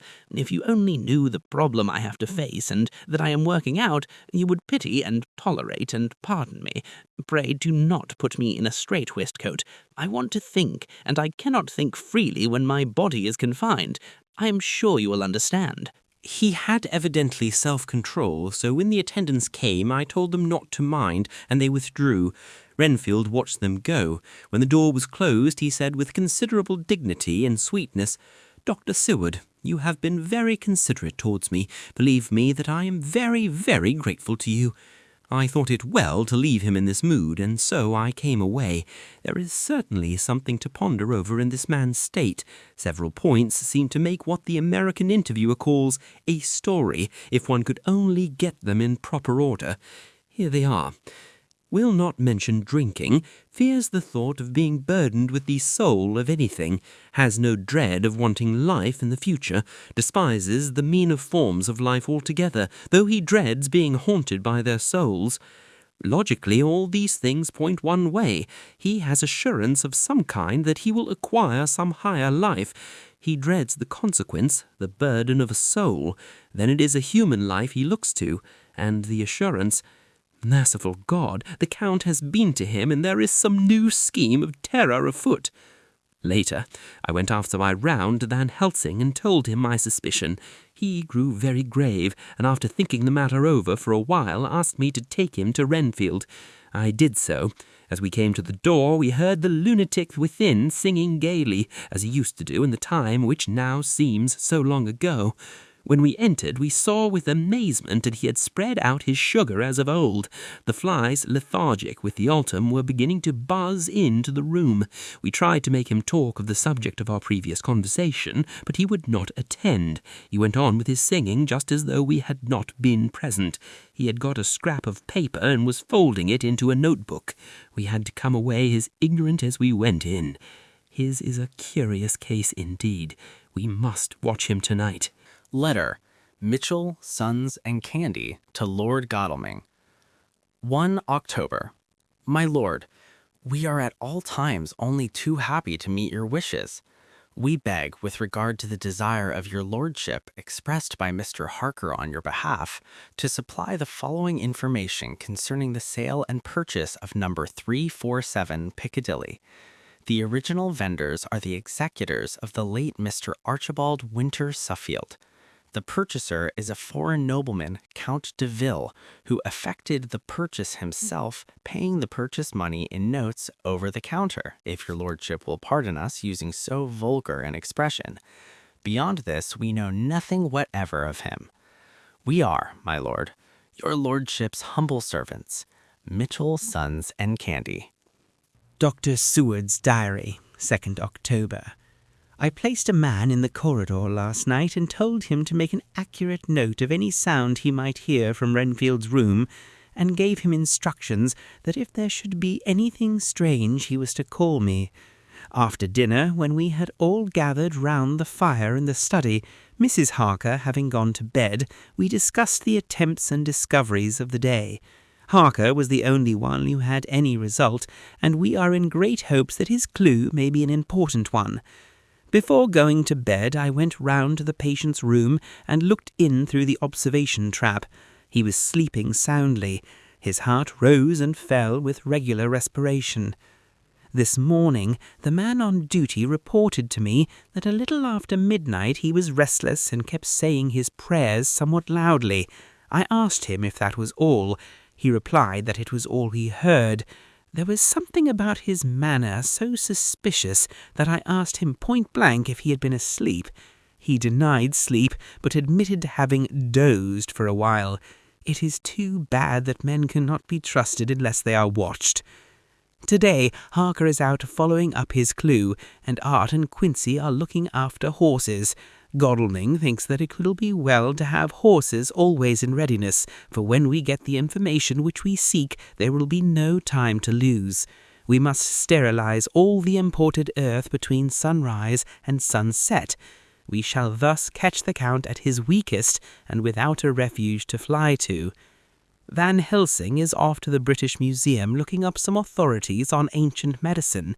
The old physicians took account of things which their followers do not accept, and the professor is searching for witch and demon cures which may be useful to us later. I sometimes think we must be all mad, and that we shall awake to sanity in strait waistcoats. Later, we have met again. We seem at last to be on the track, and our work of tomorrow may be the beginning of the end. I wonder if Renfield's quiet has anything to do with this. His moods have so followed the doings of the monster that the coming destruction of the monster may be carried to him some subtle way. If we could only get some hint as to what passed in his mind between the time of my argument with him today and his resumption of fly-catching, it might afford us a valuable clue. He is now seemingly quiet for a spell. Is he? That wild yell seemed to come from his room. The attendant came bursting into my room and told me that Renfield had somehow met with some accident.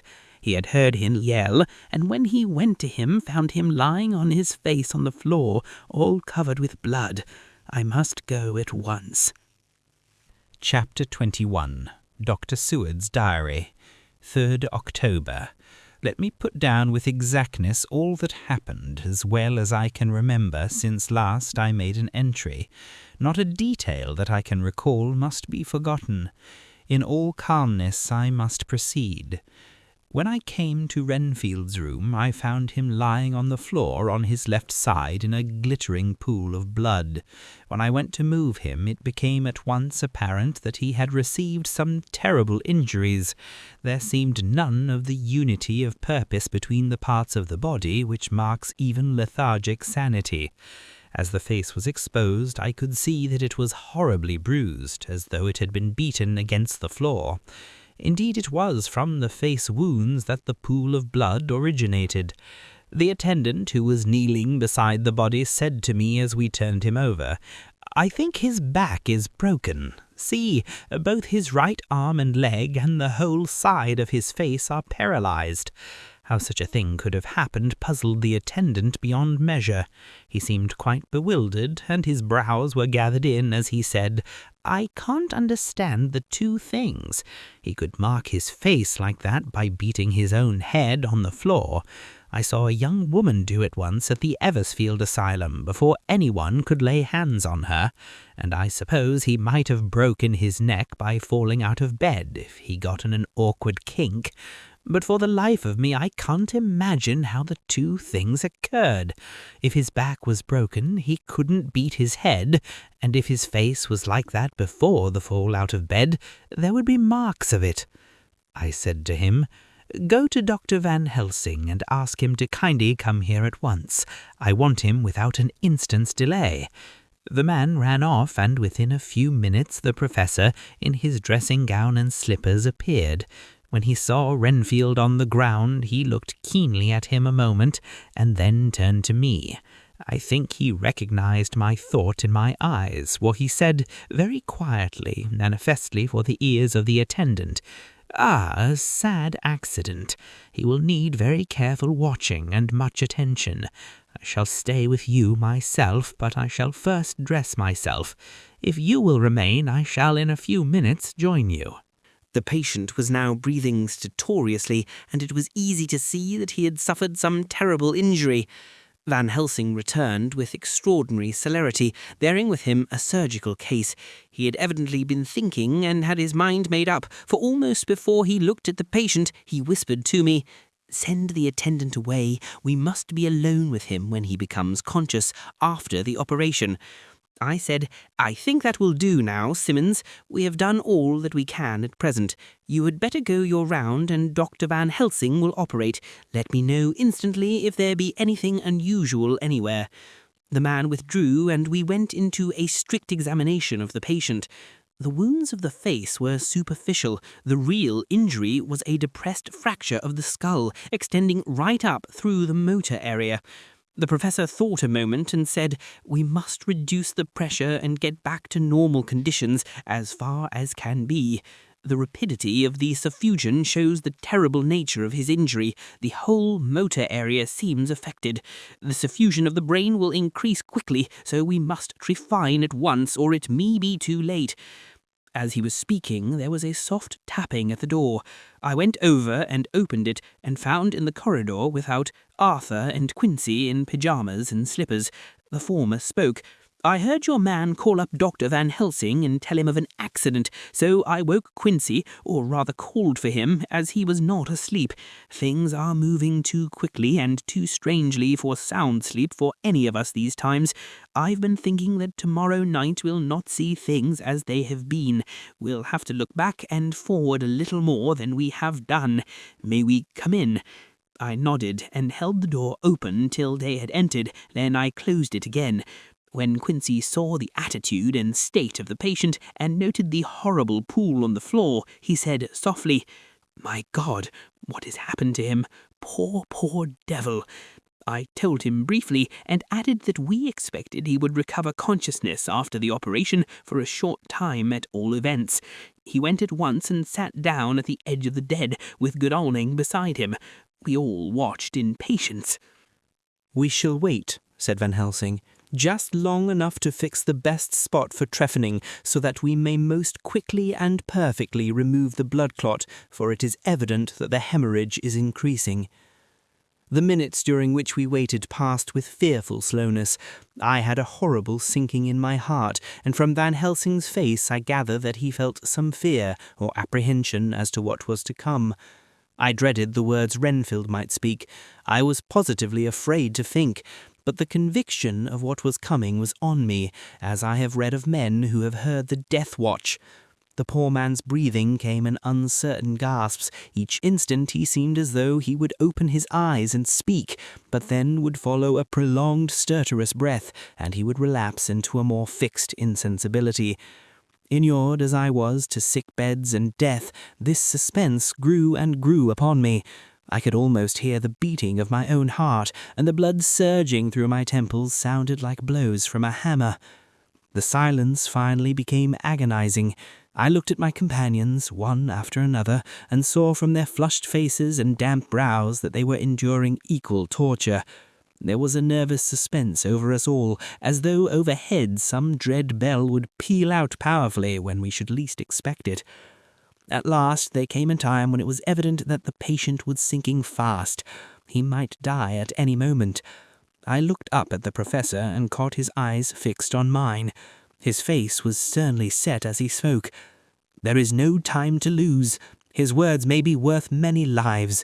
I have been thinking so as I stood here. It may be there is a soul at stake. We shall operate just above the ear." Without another word he made the operation.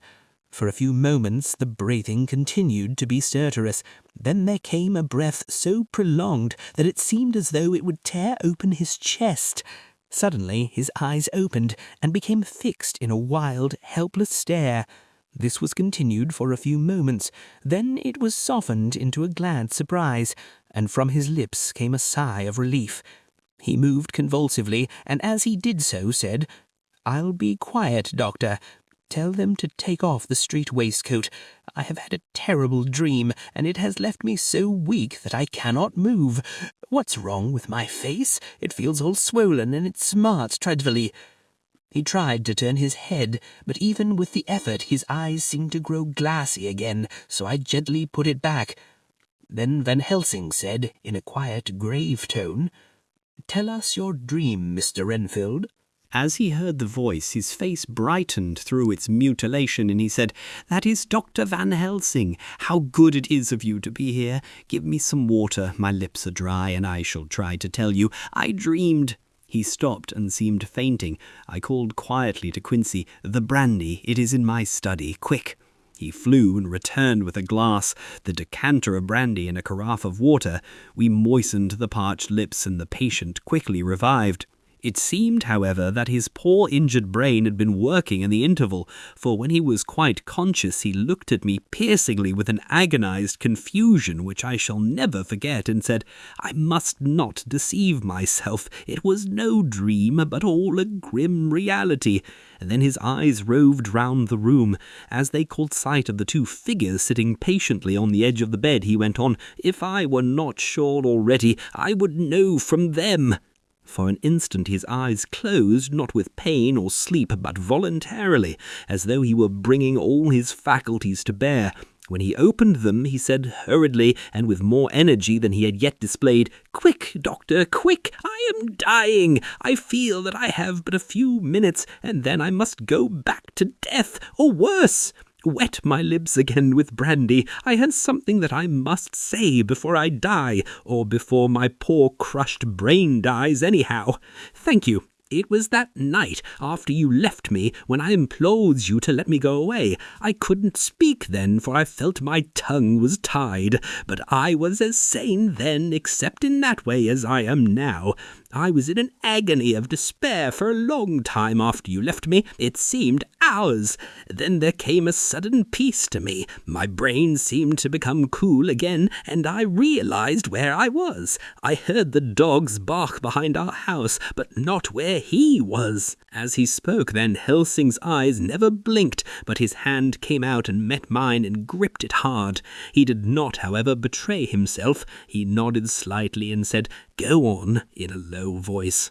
Renfield proceeded. "He came up to the window in the mist, as I had seen him often before, but he was solid then, not a ghost, and his eyes were fierce, like a man's when angry. He was laughing with his red mouth, the sharp white teeth that glinted in the moonlight when he turned to look back over the belt of trees to where the dogs were barking. I wouldn't ask him to come in at first, though I knew he wanted to, just as he had wanted all along. Then he began promising me things, not in words, but by doing them." He was interrupted by a word from the professor. "How?" "By making them happen, just as he used to send in the flies when the sun was shining. Great big fat ones with steel and sapphire on their wings, and big moths in the night with skull and crossbones on their backs." Van Helsing nodded to him as he whispered to me unconsciously, "The Acherontia atropus at the Singes, what you call the death's head moth." The patient went on without stopping. Then he began to whisper, "Rats, rats, rats! Hundreds, thousands, millions of them, and every one alive, and dogs to eat them, and cats too, all lives, all red blood with years of life in it, and not merely buzzing flies." I laughed at him, for I wanted to see what he could do. Then the dogs howled, away beyond the dark trees in his house. He beckoned me to the window.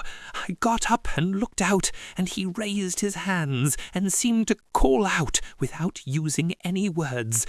A dark mass spread over the grass, coming on like the shape of a flame of fire, and then he moved the mist to the right and left, and I could see that there were thousands of rats with their eyes blazing red like his, only smaller.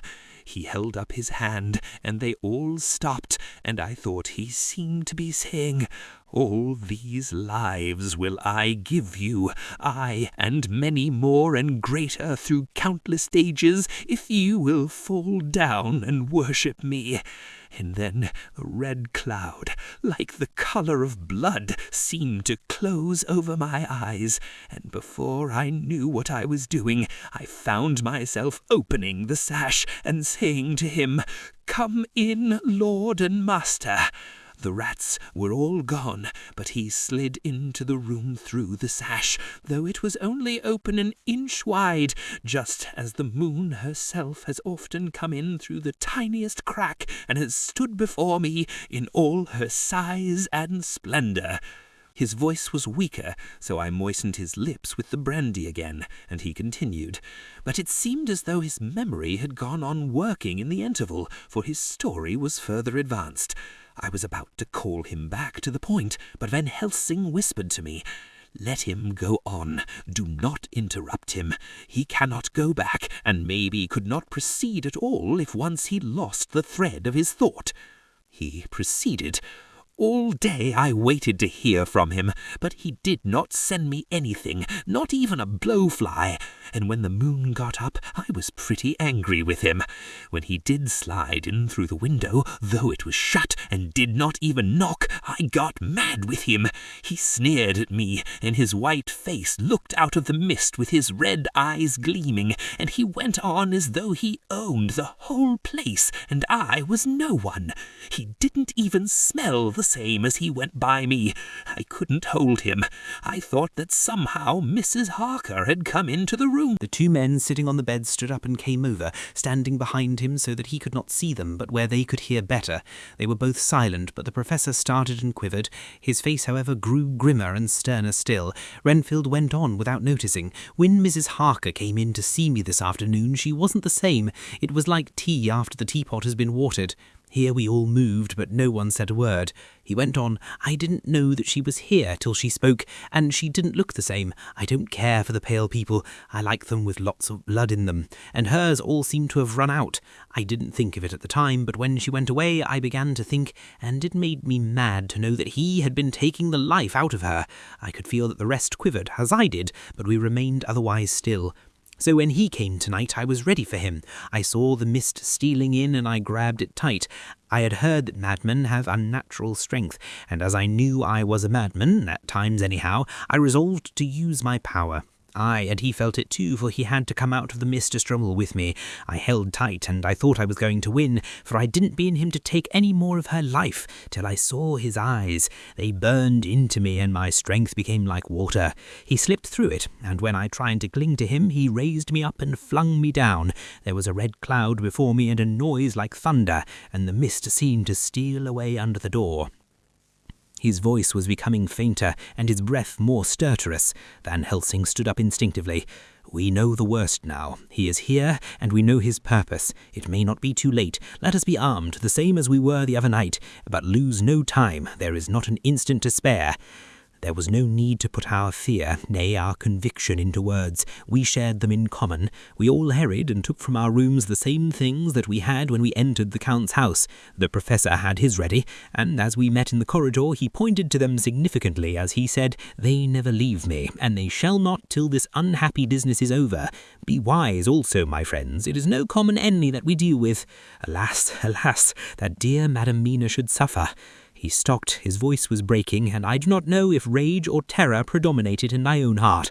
Outside the Harkers' door we paused. Art and Quincy held back, and the latter said, "Should we disturb her?" The two men sitting on the bed stood up and came over, standing behind him so that he could not see them, but where they could hear better. They were both silent, but the Professor started and quivered. His face, however, grew grimmer and sterner still. Renfield went on without noticing. "When Mrs. Harker came in to see me this afternoon, she wasn't the same. It was like tea after the teapot has been watered." Here we all moved, but no one said a word. He went on, I didn't know that she was here till she spoke, and she didn't look the same. I don't care for the pale people. I like them with lots of blood in them, and hers all seemed to have run out. I didn't think of it at the time, but when she went away, I began to think, and it made me mad to know that he had been taking the life out of her. I could feel that the rest quivered, as I did, but we remained otherwise still. So when he came tonight, I was ready for him. I saw the mist stealing in, and I grabbed it tight. I had heard that madmen have unnatural strength, and as I knew I was a madman, at times anyhow, I resolved to use my power. Aye, and he felt it too, for he had to come out of the mist to struggle with me. I held tight, and I thought I was going to win, for I didn't mean him to take any more of her life, till I saw his eyes. They burned into me, and my strength became like water. He slipped through it, and when I tried to cling to him, he raised me up and flung me down. There was a red cloud before me and a noise like thunder, and the mist seemed to steal away under the door. His voice was becoming fainter, and his breath more stertorous. Van Helsing stood up instinctively. We know the worst now. He is here, and we know his purpose. It may not be too late. Let us be armed, the same as we were the other night.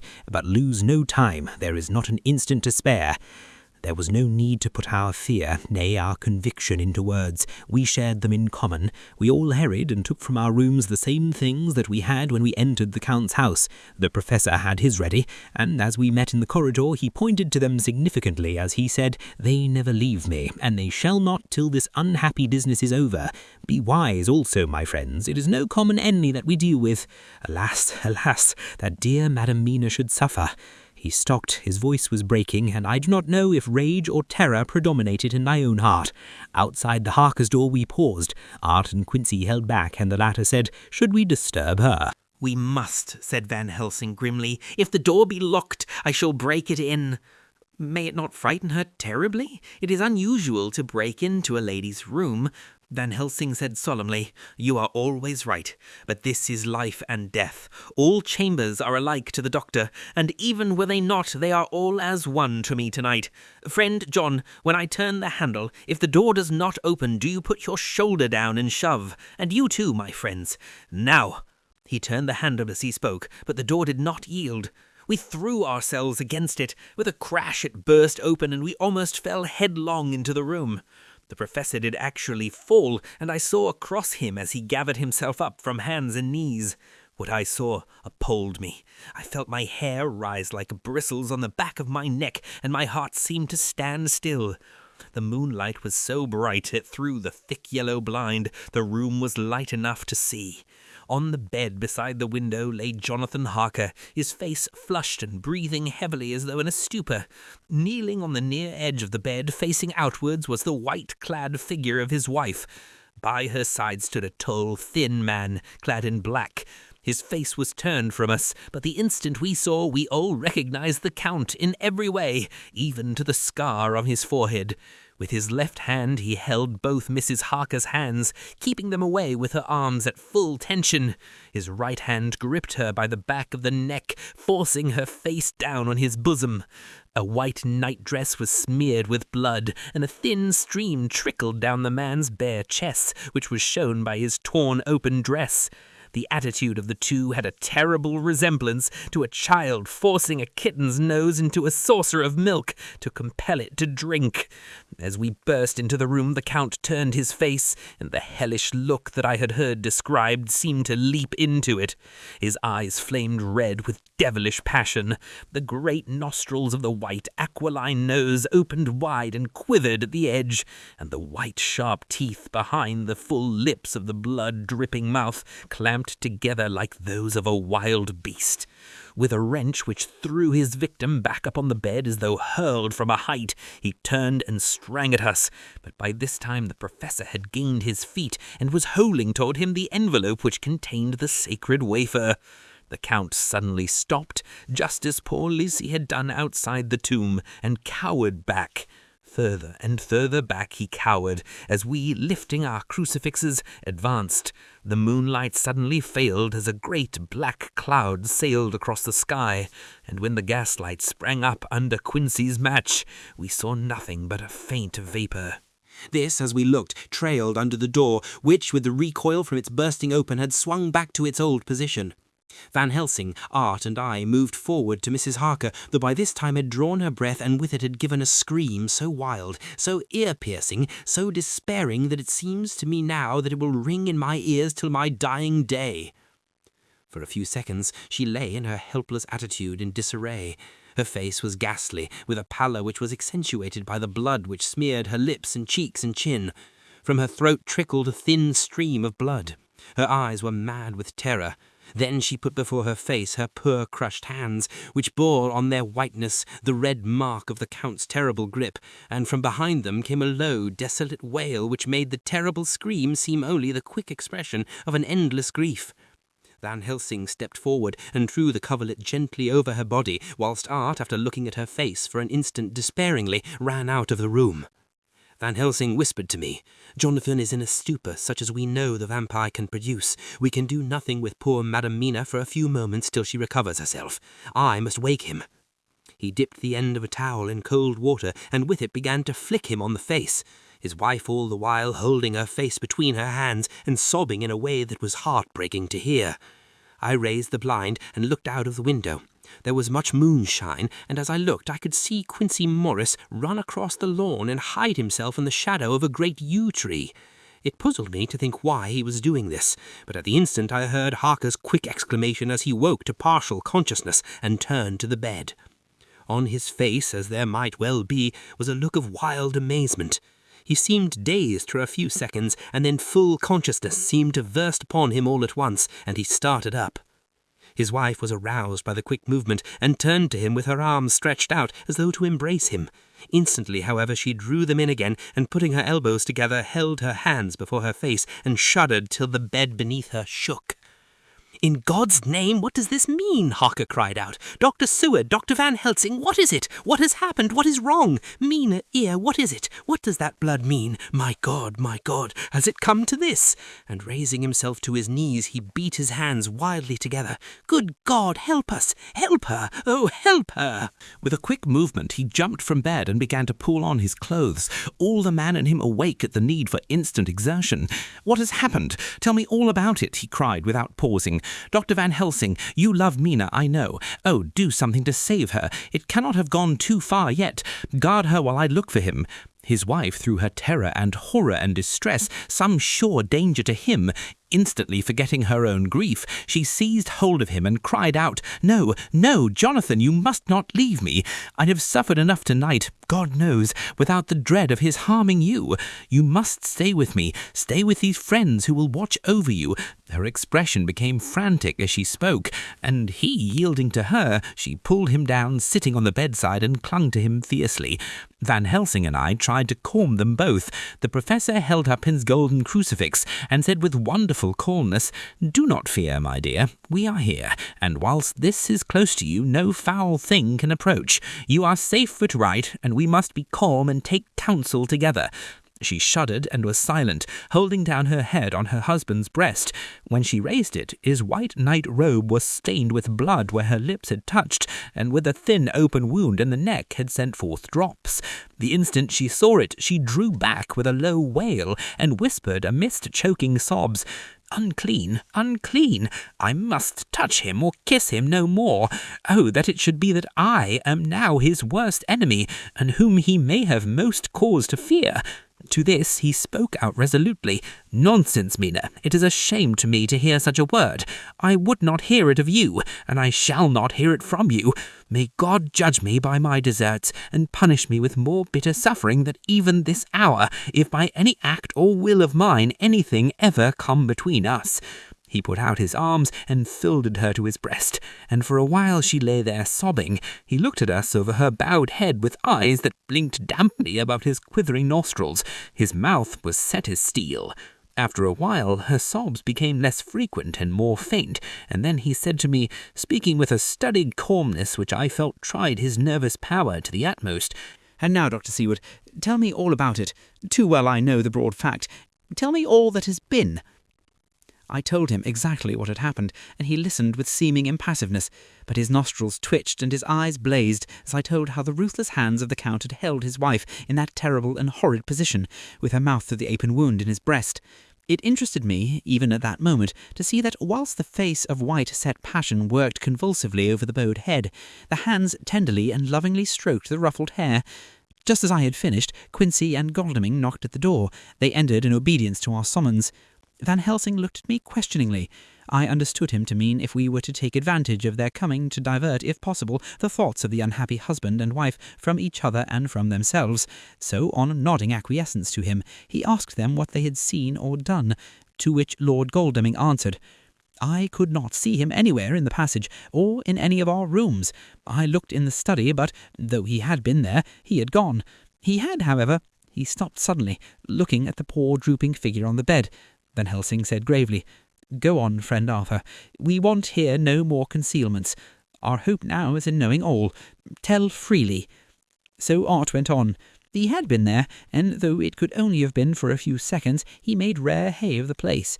All the manuscript had been burned, and the blue flames were flickering amongst the white ashes. The cylinders of your phonograph, too, were thrown on the fire, and the wax had helped the flames. Here I interrupted. "Thank God there is the other copy in the safe." His face lit for a moment, but fell again as he went on. I ran downstairs then, but could see no sign of him. I looked into Renfield's room, but there was no trace there, except— Again he paused. "Go on," said Harker hoarsely. So he bowed his head and, moistening his lips with his tongue, added, "Except that the poor fellow is dead." Mrs. Harker raised her head. Looking from one to the other of us, she said solemnly, "God's will be done." I could not but feel that Art was keeping back something, but as I took it that it was with a purpose, I said nothing. Van Helsing turned to Morris and asked, "And you, friend Quincy, have you any to tell?" "A little," he answered. "It may be much eventually, but at present I can't say. I thought it well to know, if possible, where the Count would go when he left the house. I did not see him, but I saw a bat rise from Renfield's window and flap westward. I expected to see him in some shape go back to Carfax, but he evidently sought some other lair. He will not be back tonight, for the sky is reddening in the east, and the dawn is close. We must work tomorrow." He said the latter words through his shut teeth. For a space of perhaps a couple of minutes there was silence, and I could fancy that I could hear the sound of our hearts beating. Then Van Helsing turned to Morris and asked, "And you, friend Quincy, have you any to tell?" "A little," he answered. "It may be much eventually, but at present I can't say. I thought it well to know, if possible, where the Count would go when he left the house. I did not see him, but I saw a bat rise from Renfield's window and flap westward. I expected to see him in some shape go back to Carfax, but he evidently sought some other lair. He will not be back tonight, for the sky is reddening in the east, and the dawn is close. We must work tomorrow." He said the latter words through his shut teeth. For a space of perhaps a couple of minutes there was silence, and I could fancy that I could hear the sound of our hearts beating. Then Van Helsing turned, and placing his hand tenderly on Mrs. Harker's head, "And now, Madam Mina, poor dear, dear Madam Mina, tell us exactly what happened. God knows that I do not want that you be pained, but it is need that we know all. For now more than ever that all work to be done quick and sharp and in deadly earnest. The day is close to us that must end all, if it may be so, and now is the chance that we may live and learn." The poor dear lady shivered, and I could see the tension of her nerves as she clasped her husband closer to her and bent her head lower and lower still on his breast. Then she raised her head proudly and held out one hand to Van Helsing, who took it in his, and after stooping and kissing it reverently, held it fast. The other hand was locked in that of her husband, who held his other arm thrown round her protectingly. After a pause in which he was evidently ordering her thoughts, she began, "I took the sleeping draught which you had so kindly given me, but for a long time it did not act. I seemed to become more wakeful, and myriads of horrible fancies began to crowd in upon my mind, all of them connected with death and vampires, with blood and pain and trouble." Her husband involuntarily groaned as she turned to him and said lovingly, "Do not fret, dear. You must be brave and strong, and help me through this horrible task. If you only knew what an effort it is to me to tell of this fearful thing at all, you would understand how much I need your help. Well, I saw I must try to help the medicine to its work if with my will, if it was to do me any good. so I resolutely set myself to sleep. Sure enough, sleep must soon have come to me, for I remember no more. Jonathan coming in had not waked me, for he lay by my side when next I remember. There was in the room the same thin white mist that I had before noticed, but I forget now if you know of this. You will find it in my diary, which I shall show you later. I felt the same vague terror which had come to me before, and the same sense of some presence. I turned to wake Jonathan, but found that he slept so soundly that it seemed as if it was he who had taken the sleeping draught and not I. I tried, but I could not wake him. This caused me a great fear, and I looked round, terrified. Then, indeed, my heart sank within me. Beside the bed, as if he had stepped out of the mist, or rather as if the mist had turned into his figure, for it had entirely disappeared, stood a tall, thin man, all in black. I knew him at once from the description of the others. The waxen face, the high aquiline nose on which the light fell in a thin white line, the parted red lips with the sharp white teeth showing between, and the red eyes that I had seemed to see in the sunset on the windows of St. Mary's Church at Whitby. I knew, too, the red scar on his forehead where Jonathan had struck him. For an instant my heart stood still, and I would have screamed out, only that I was paralyzed.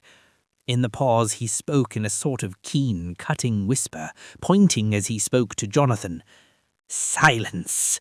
If you make a sound, I shall take him and dash his brains out before your very eyes." I was appalled, and was too bewildered to do or say anything. With a mocking smile, he placed one hand upon my shoulder, and holding me tight, bared my throat with the other, saying as he did so, "First, a little refreshment to reward my exertions. You may as well be quiet. It is not the first or the second that your veins have appeased my thirst." I was bewildered, and strangely enough I did not want to hinder him. I suppose it is a part of the horrible curse that such is when his touch is on his victim. And oh, my God, pity me. He placed his reeking lips upon my throat. Her husband groaned again. She clasped his hand harder and looked at him pityingly, as if he were the injured one, and went on. I felt my strength fading away, and I was in a half-swoon. How long this horrible thing lasted I know not, but it seemed that a long time must have passed before he took his foul, awful mouth away. I saw it drip with the fresh blood. The remembrance seemed for a while to overpower her, and she drooped and would have sunk down but for her husband's sustaining arm. With a great effort she recovered herself and went on. Then he spoke to me mockingly. "And so you, like the others, would play your brains against mine. You would help these men to hunt me and frustrate me in my design. You know now, and they know in part already, and will know in full before long, what it is to cross my path. They should have kept their energies for use closer to home, whilst they played wits against me who commanded nations, and intrigued for them, and fought for them hundreds of years before they were born. I was countermining them.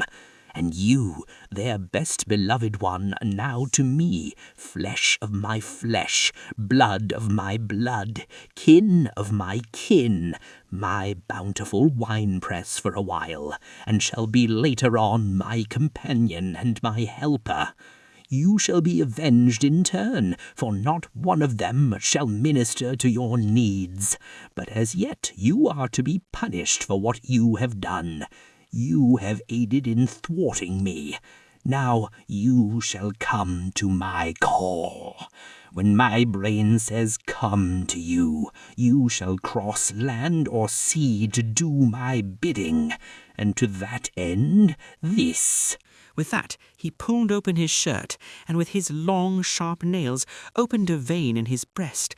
When the blood began to spurt out, he took my hands in one of his, holding them tight, and with the other seized my neck and pressed my mouth to the wound, so that I must either suffocate or swallow some to the...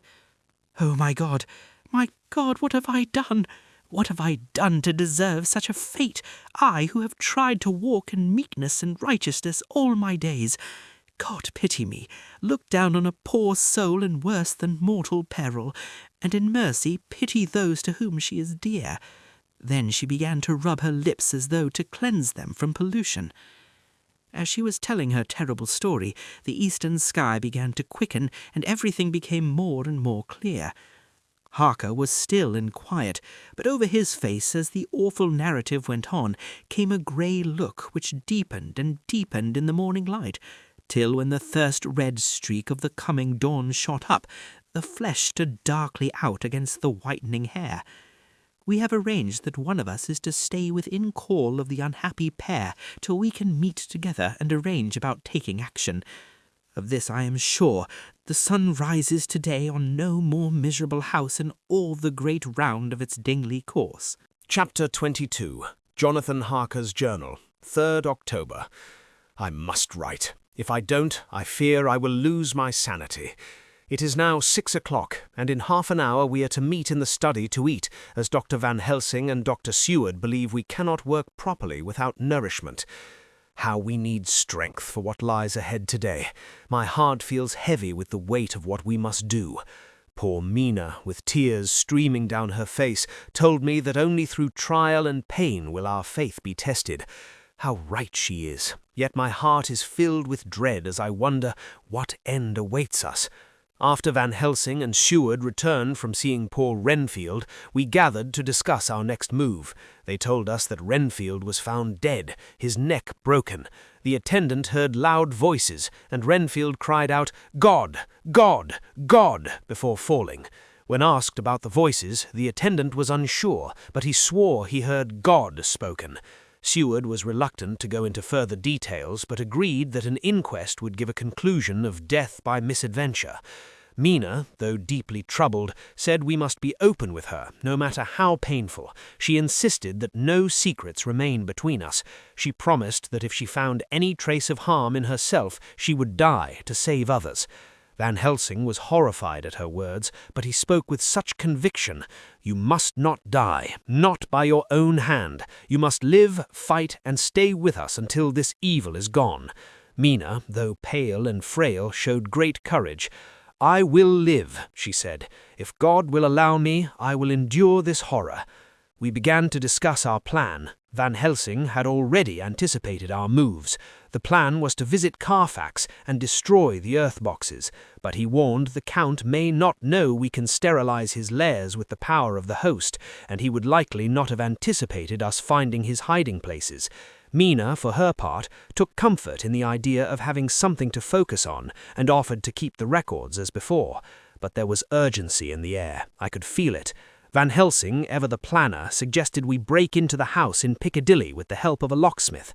We must do this quietly, he said. It's vital we move swiftly. But I could hardly contain my frustration. Time was slipping away. We must go now, I urged. Van Helsing remained calm.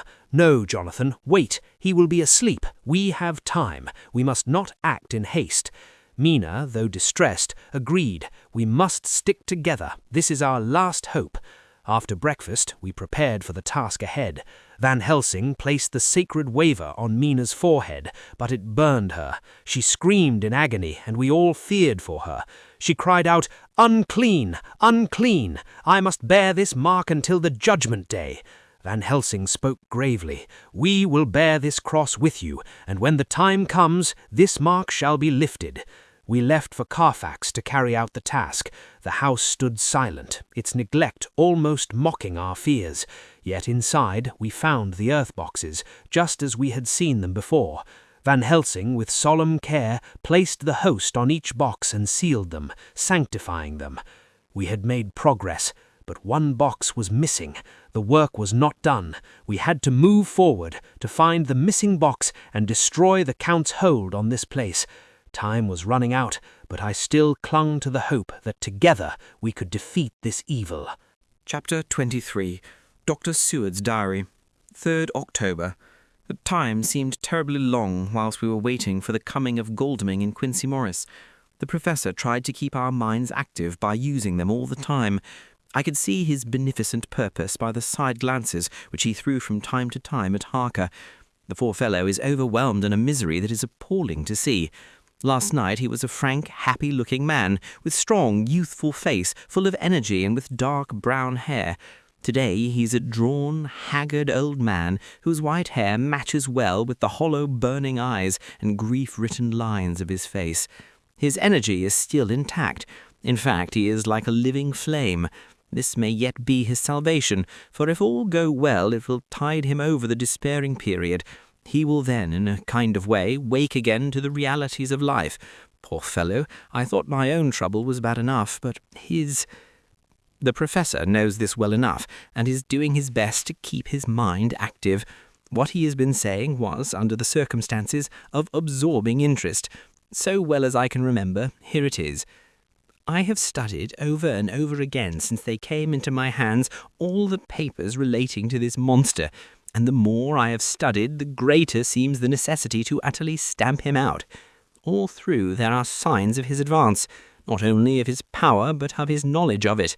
As I learned from the researches of my friend Arminius of Budapest, he was in life a most wonderful man, soldier, statesman, and alchemist, which latter was the highest development of the science knowledge of his time.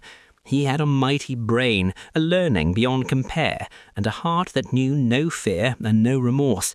He dared even to attend the scholomance, and there was no branch of knowledge of his time that he did not essay. He may have intent to bury them deep in the ground, so that only he use them in the night, or at such time as he can change his form, they do him equal well, and none may know these are his hiding places. But, my child, do not despair. This knowledge came to him just too late. Already all of his lairs but one be sterilized as for him, and before the sunset this shall be so. Then he have no place where he can move and hide. I delayed this morning, that so we might be sure. Is there not more at stake for us than for him? Then why not be more careful than him? By my clock it is 1 hour, and already, if all be well, friend Arthur and Quincy are on their way to us. Today is our day, and we must go sure, if slow, and lose no chance. See, there are 5 of us when those absent ones return.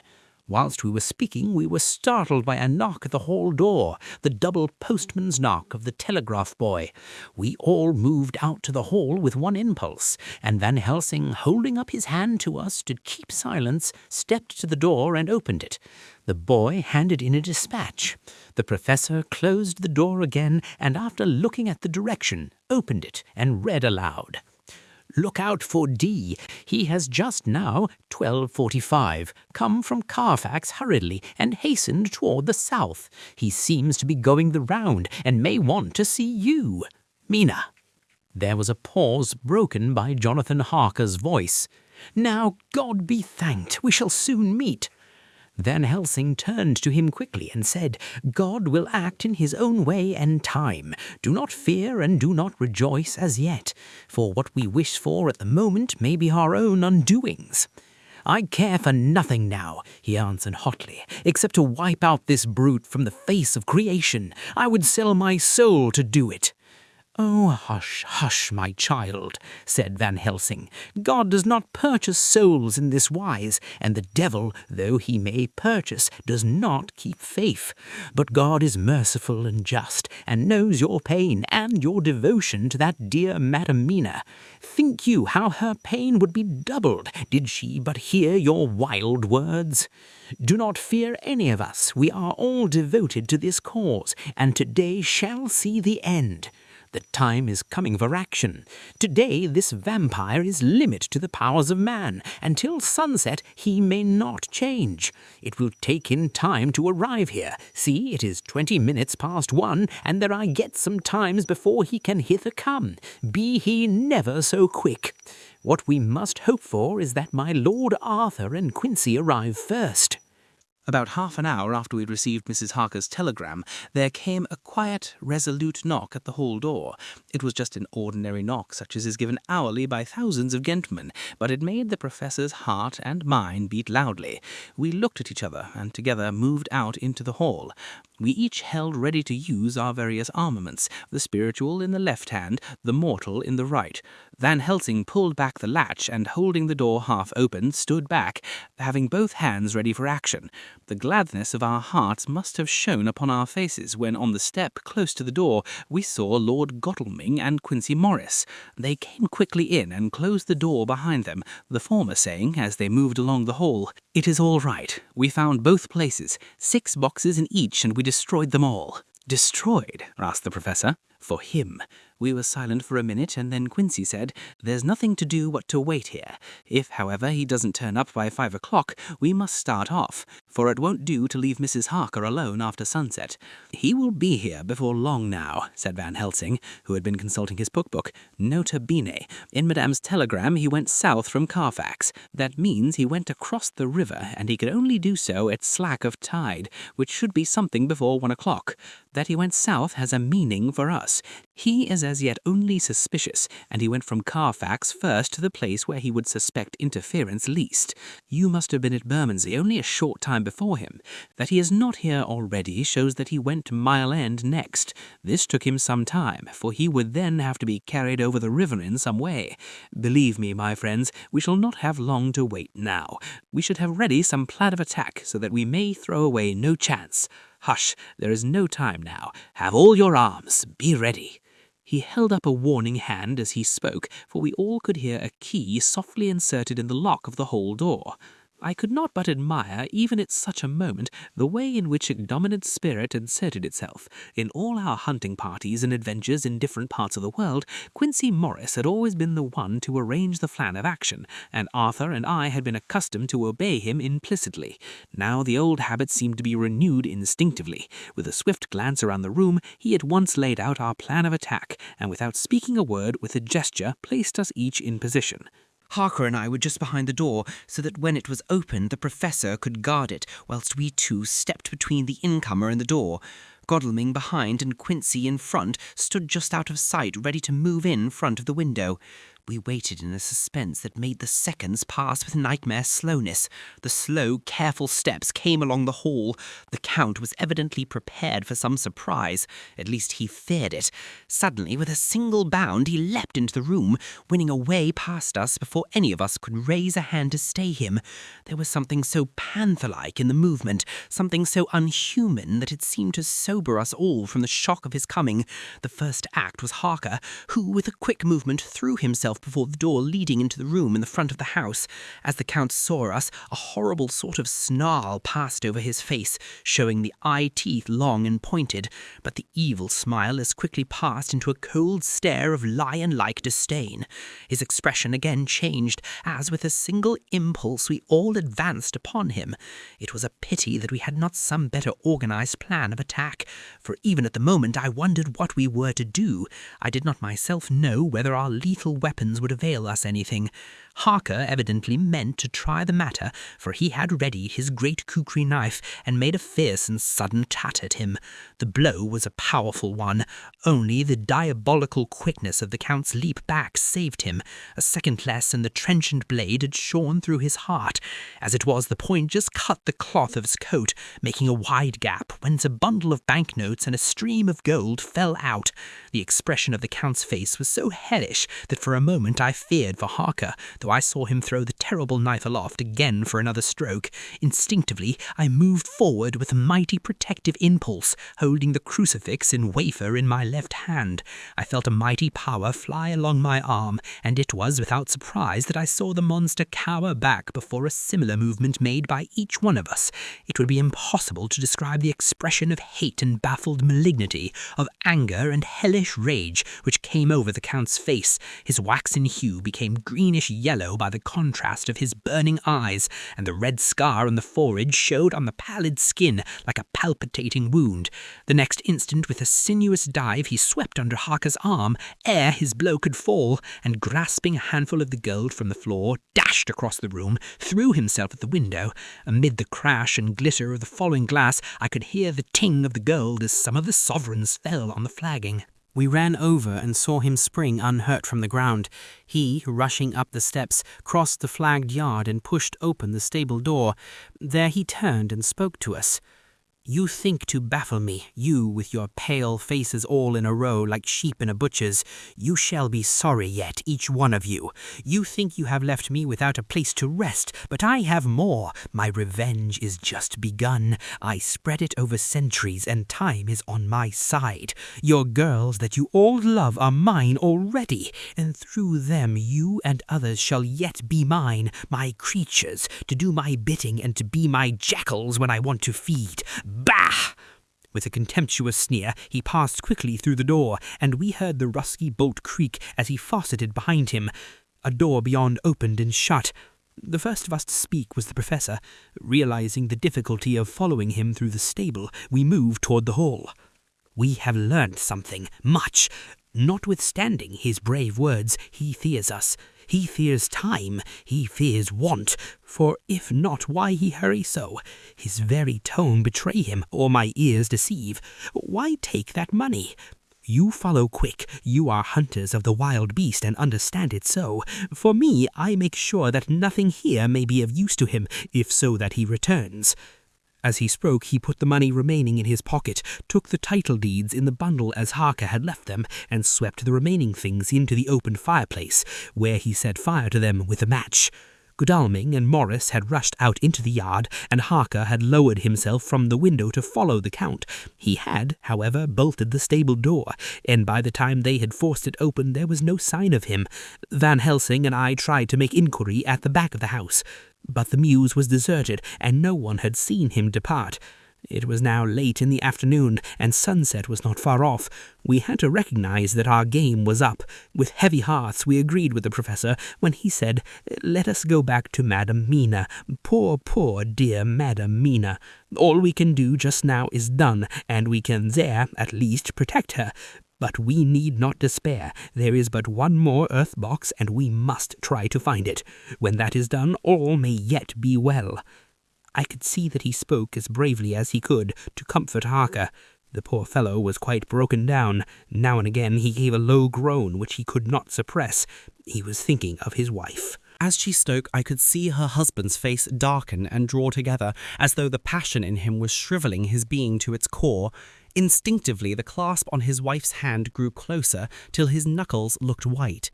She did not flinch from the pain which I knew she must have suffered, but looked at him with eyes that were more appealing than ever. As she stopped speaking, he leapt to his feet, almost tearing his hand from hers as he spoke. "May God give him into my hand just for long enough to destroy that earthly life of him which we are aiming at. If beyond it I could send his soul for ever and ever to burning hell, I would do it. Oh, hush! Oh, hush, in the name of the good God. Don't say such things, Jonathan, my husband, or you will crush me with fear and horror.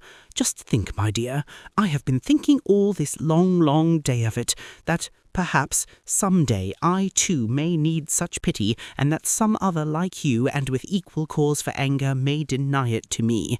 Oh, my husband, indeed, I would have spared you such a thought had there been another way. But I pray that God may not have treasured your wild words except as the heart-broken wail of a very loving and sorely stricken man. O God, let these poor white hairs go in evidence of what he has suffered, who all his life has done no wrong, and on whom so many sorrows have come. We men were all in tears now. There was no resisting them, and we wept openly. She wept too, to see that her sweeter counsels had prevailed. Her husband flung himself on his knees beside her, and putting his arms round her, hid his face in the folds of her dress. Van Helsing beckoned to us, and we stole out of the room, leaving the two loving hearts alone with their God. Before they retired, the professor fixed up the room against any coming of the vampire, and assured Mrs. Harker that she might rest in peace. She tried to school herself to the belief, and manifestly for her husband's sake tried to seem content. It was a brave struggle, and was, I think and believe, not without its reward. Van Helsing had placed at hand a bell which either of them was to sound in case of any emergency. When they had retired, Quincy, Godalming, and I arranged that we should sit up, dividing the night between us, and watch over the safety of the poor stricken lady. The first watch falls to Quincy, so the rest of us shall be off to bed as soon as we can. Godalming has already turned in, for his is the second watch. Now that my work is done, I too shall go to bed. Jonathan Harker's Journal, 3rd, 4th October, close to midnight. I thought yesterday would never end. There was over me a yearning for sleep in some sort of blind belief that to wake would be to find things changed, and that any change must now be for the better. Before we parted, we discussed what our next step was to be, but we could arrive at no result. All we knew was that one earth box remained, and that the Count alone knew where it was. If he chooses to lie hidden, he may baffle us for years. And in the meantime, the thought is too horrible. I dare not think of it even now. This I know, that if ever there were the woman who was all perfection, that one is my poor wronged darling. I loved her 1,000 times more for her sweet pity of last night, a pity that made my own hate of the monster seem despicable. Surely God will not permit the world to be the poorer by the loss of such a creature. This is hope to me. We are all drifting reefwards now, and faith is our only anchor. Thank God, Mina is sleeping, and sleeping without dreams. I fear what her dreams might be like with such terrible memories to ground them in. She has not been so calm within my seeing since the sunset. Then for a while there came over her face a repose which was like spring after the blasts of March. I thought at the time that it was the softness of the red sunset on her face, but somehow now I think it has a deeper meaning. I am not sleepy myself, though I am weary to death. However, I must try to sleep, for there is tomorrow to think of, and there is no rest for me until later. I must have fallen asleep, for I was awakened by Mina, who was sitting up in bed with a startled look on her face. I could see easily, for we did not leave the room in darkness. She had placed a warning hand over my mouth, and now she whispered in my ear, "Hush, there is someone in the corridor." I got up softly, and crossing the room, gently opened the door. Just outside, stretched on a mattress, lay Mr. Morris, wide awake. He raised a warning hand for silence as he whispered to me, "Hush, go back to bed. It is all right. One of us will be here all night. We don't mean to take any chances." His look and gesture forbade discussion, so I came back and told Mina. She sighed, and positively a shadow of a smile stole over her poor pale face as she put her arms round me and said softly, "Oh, thank God for good, brave men." With a sigh, she sank back again to sleep. I write this now as I am not sleepy, though I must try again. 4th October, morning. Once again during the night I was wakened by Mina. This time we had all had a good sleep, for the grey of the coming dawn was making the windows into sharp oblongs, and a gas flame was like a speck rather than a disk of light. She said to me hurriedly, "Go, call the professor. I want to see him at once." "Why?" I asked. "I have an idea. I suppose it must have come in the night and matured without my knowing it. He must hypnotize me before the dawn, and then I shall be able to speak. Go quick, dearest. The time is getting close." I went to the door. Dr. Seward was resting on the mattress, and seeing me, he sprang to his feet. "Is anything wrong?" he asked in alarm. "No," I replied, "but Mina wants to see Dr. Van Helsing at once." "I will go," he said, and hurried into the professor's room. 2 or 3 minutes later, Van Helsing was in the room in his dressing gown, and Mr. Morris and Lord Godalming were with Dr. Seward at the door asking questions. When the professor saw Mina, a smile, a positive smile, ousted the anxiety of his face. He rubbed his hands as he said, "Oh, my dear Madam Mina, this is indeed a change. See, friend Jonathan, we have got our dear Madam Mina as of old back to us today." Then, turning to her, he said cheerfully, "And what am I to do for you? For at this hour you do not want me for nothing." "I want you to hypnotize me," she said. "Do it before the dawn, for I feel that then I can speak, and speak freely. Be quick, for the time is short."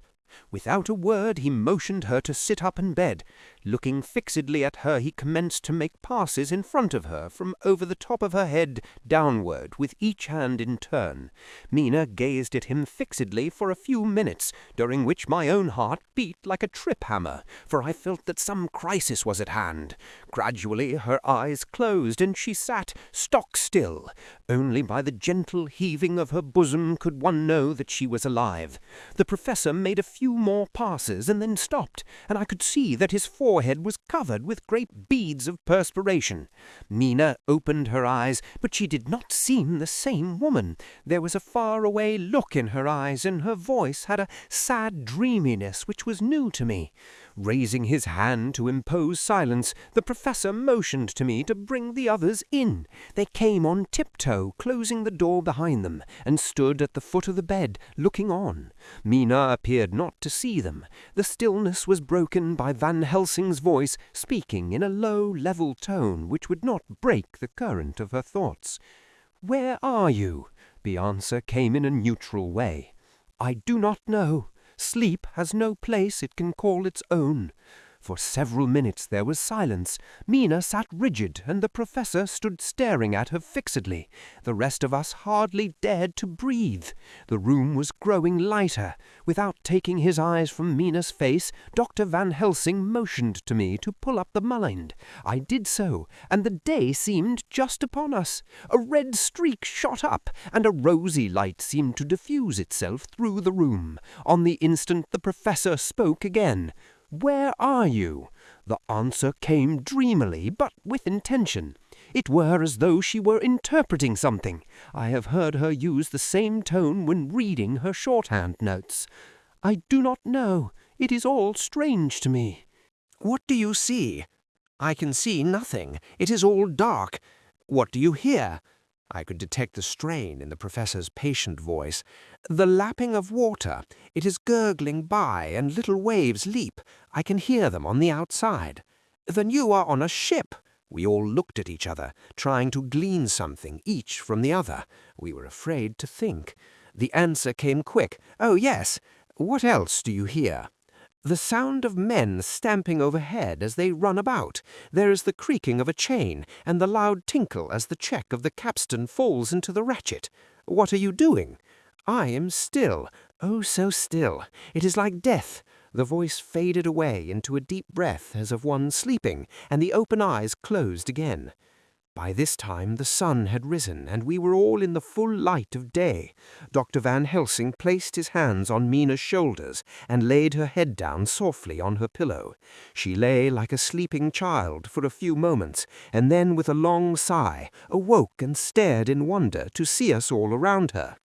"Have I been talking in my sleep?" was all she said. She seemed, however, to know the situation without telling, though she was eager to know what she had told.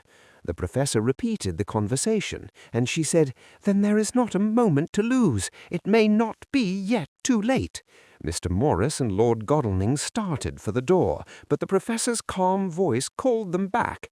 "Stay, my friends. That ship, wherever it was weighing anchor at the moment in your so great port of London. Which of them is it that you seek?" "God be thanked that we have once again a clue, though whither it may lead us we know not. We have been blind somewhat, blind after the manner of men. Since we could look back, we see what we might have seen looking forward, if we had been able to see what we might have seen. Alas, but that sentence is a puddle, is it not? We can know now what was in the Count's mind when he seized that money, though Jonathan's so fierce knife put him in the danger that even he dread. He meant escape. Hear me? Escape! He saw that with but one earth-box left, and a pack of men following like dogs after a fox, this London was no place for him. He have take his last earth-box on board a ship, and he leave the land. He think to escape, but no, we follow him. Tally-ho, as friend Arthur would say when he put on his red frock. Our old fox is wily, oh so wily, and we must follow with wile. I, too, am wily, and I think his mind in a little while. In meantime we may rest and in peace, for there are between us which he do not want to pass, and which he could not if he would, unless the ship were to touch the land, and then only at full a slack tide. See, and the sun is just rose, and all day to sunset is us. Let us take bath and dress and have breakfast, which we all need, and which we can eat comfortably, since he be not in the same land with us." Mina looked at him appealingly as she asked, "But why need we seek him further when he has gone away from us?" He took her hand and patted it as he replied, "Ask me nothing as yet. When we have breakfast, then I answer all questions." He would say no more, and we separated to dress. After breakfast, Mina repeated her question. He looked at her gravely for a minute, and then said sorrowfully, "Because, my dear, dear Madam Mina, now more than ever must we find him, even if we have to follow him to the jaws of hell." She grew paler as she asked faintly, "Why?" "Because," he answered solemnly, "because he can live for centuries, and you are but mortal woman. Time now is to be dreaded, since once he put that mark upon your throat. I was just in time to catch her as she fell forward in a faint." No one knew where he went or bloomin' well cared, as they said, for they had something else to think of, well with blood again, for it soon became apparent to all that the Tsarina Catherine would not sail as was expected. A thin mist began to creep up from the river, and it grew and grew, till soon a dense fog enveloped the ship and all around her. The captain swore polyglot, very polyglot, polyglot with bloom and blood, but he could do nothing. The water rose and rose, and he began to fear that he would lose the tide altogether. He was in no friendly mood when, just at full tide, the thin man came up the gangplank again and asked to see where his box had been stowed. Then the captain replied that he wished that he and his box, old and with much bloom and blood, were in hell. But the thin man did not be offend, and went down with the mate, and saw where it was placed, and came up and stood a while on deck in fog. He must have come off by himself, for none notice him. Indeed, they thought not of him, for soon the fog began to melt away, and all was clear again. My friends of the thirst and the language that was of bloom and blood laughed, as they told how the captain's swears exceeded even his usual polyglot, and was more than ever full of picturesque when, on questioning other mariners who were on movement up and down the river that hour, he found that few of them had seen any fog at all, except where it lay round the wharf. However, the ship went out on the ebb tide, and was doubtless by morning far down the river mouth. She was then, when they told us, well out to sea. And so, my dear Madam Mina, it is that we have to rest for a time, for our enemy is on the sea, with the fog at his command, on his way to the Danube mouth. To sail a ship takes time, go she never so quick, and when we start to go on land more quick, and we meet him there. Our best hope is to come on him when in the box between sunrise and sunset, for then he can make no struggle, and we may deal with him as we should. There are days for us in which we can make ready our plan. We know all about where he go, for we have seen the owner of the ship, who have shown us invoices and all papers that can be. The box we seek is to be landed in Varna, and to be given to an agent, one Ristix, who will there present his credentials, and so our merchant friend will have done his part. When he asks if there be any wrong, for that so he can telegraph and have inquiry made at Varna, we say no, for what is to be done is not for police or of the customs. It must be done by us alone and in our own way. When Dr. Van Helsing had done speaking, I asked him if he was certain that the Count had remained on board the ship. He replied, "We have the best proof of that, your own evidence, when in the hypnotic trance this morning." I asked him again if it were really necessary that they should pursue the Count, for oh, I dread Jonathan leaving me, and I know that he would surely go if the others went. He answered in growing passion, at first quietly. As he went on, however, he grew more angry and more forceful, till in the end we could not but see wherein was at least some of that personal dominance which made him so long a master amongst men. Yes, it is necessary, necessary, necessary. For your sake in the first, and then for the sake of humanity. This monster has done much harm already, in the narrow scope where he had found himself, and in the short time when as yet he was only as a body groping, his so small measure in darkness and not knowing. All this have I told these others. You, my dear Madam Mina, will learn it in the phonograph of my friend John, or in that of your husband. I have told them how the measure of leaving his own barren land, barren of peoples, and coming to a new land where life of man teems till they are like the multitude of standing corn, was the work of centuries. Were another of the undead like him to try to do what he has done, perhaps not all the centuries of the world that have been or that will be could aid him. With this one, all the forces of nature that are occult and deep and strong must have worked together in some wondrous way. The very place where he have been alive, undead for all these centuries, is full of strangeness of the geologic and chemical world. There are deep caverns and fissures that reach none know whither. There have been volcanoes, some of whose openings still send out waters of strange properties and gases that kill or make to vivify. Doubtless there is something magnetic or electric in some of these combinations of occult forces which work for physical life in strange way, and in himself were from the first some great qualities. In a hard and warlike time he was celebrate, that he have more iron nerve, more subtle brain, more braver heart than any man. In him some vital principle have in strange way found their utmost, and as his body keeps strong and grow and thrive, so his brain grow too. All this without that diabolic aid which is surely to him, for it have to yield to the powers that come from and are symbolic of good. And now this is what he is to us. He have infect you. Oh, forgive me, my dear, that I must say such, but it is for good of you that I speak. He infect you in such wise that even if he do no more, you have only to live in your own old sweet way, and so in time death, which is of man's common lot, and with God's sanction, shall make you like to him. This must not be. We have sworn together that it must not.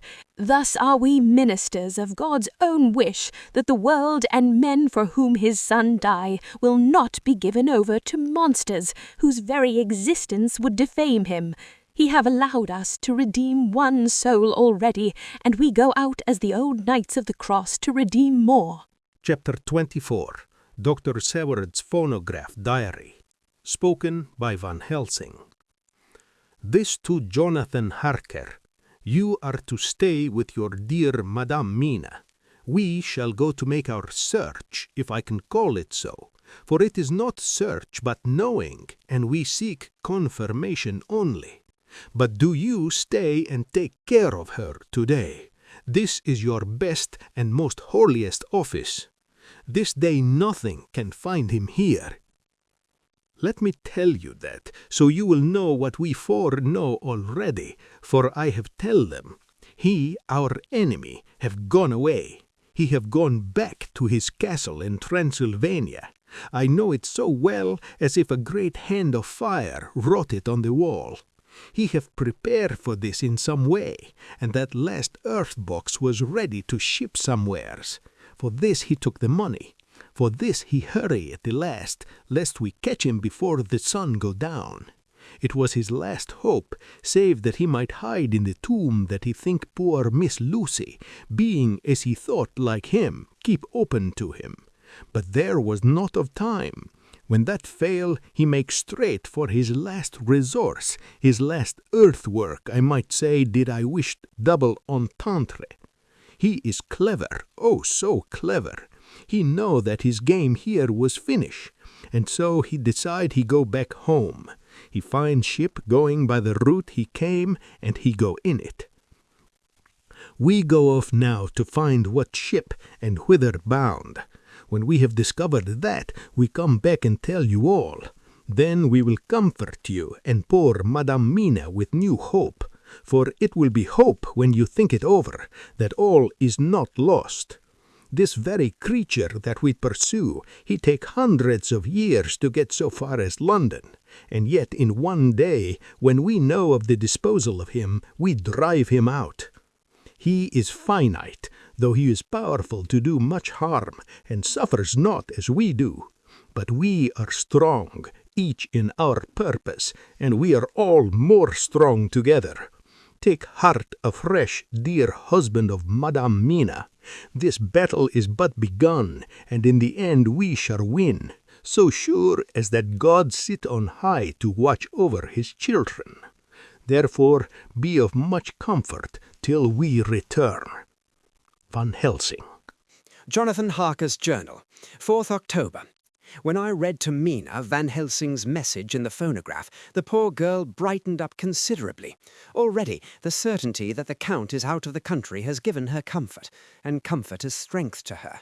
For my own part, now that his horrible danger is not face to face with us, it seems almost impossible to believe in it.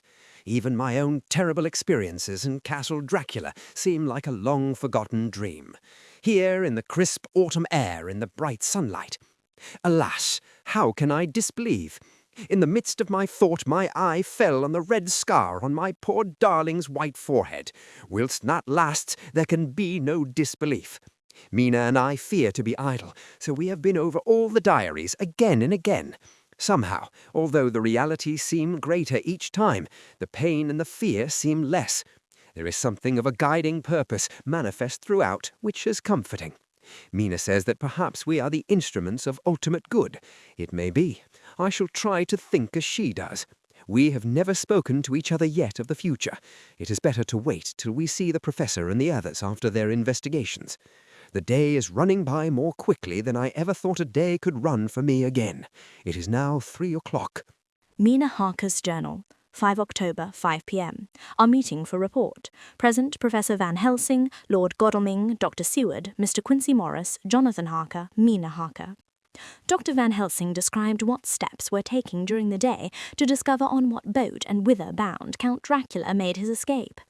As I knew that he wanted to get back to Transylvania, I felt sure that he must go by the Danube mouth, or by somewhere in the Black Sea, since by that way he come. It was a dreary blank that was before us, omni ignotum pro magnifico, and so with heavy hearts we start to find what ships lay for the Black Sea last night. He was in sailing ship since Madam Mina tell of sails being set. These not so important as to go in your list of the shipping in the Times, and so we go by suggestion of Lord Godalming to your Lloyd's, where are note of all ships that sail, however so small. There we find that only one Black Sea-bound ship go out with the tide. She is the Tsarina Catherine, and she sailed from Doolittle's wharf for Varna, and thence to other ports and up the Danube. So, said I, this is the ship whereon is the Count. So off we go to Doolittle's wharf, and there we find a man in office. From him we inquire of the goings of the Tsarina Catherine. He swear much, and he red face and loud of voice, but he good fellow all the same. And when Quincy give him something from his pocket which crackle as he roll it up, and put it in a so small bag which he have hid deep in his clothing, he still better fellow and humble servant to us. He come with us, and ask many men who are rough and hot. These be better fellows too, when they have been no more thirsty. They say much of blood and bloom, and of others which I comprehend not, though I guess what they mean. But nevertheless they tell us all things which we want to know. They make known to us among them how last afternoon at about 5 o'clock comes a man so hurry, a tall man, thin and pale, with high nose and teeth so white, and eyes that seem to be burning. That he be all in black, except that he have a hat of straw which suit not him all the time, that he scatter his money, and making quick inquiry as to what ship sails for the Black Sea, and for where. Some took him to the office, and then to the ship, where he will not go aboard, but halt at shore end of the gangplank, and ask that the captain come to him. The captain come, when told that he will be pay well, and though he swear much at the first, he agree to term. Then the thin man go, and some one tell him where horse and cart can be hired. He go there, and soon he come again, himself driving cart on which a great box.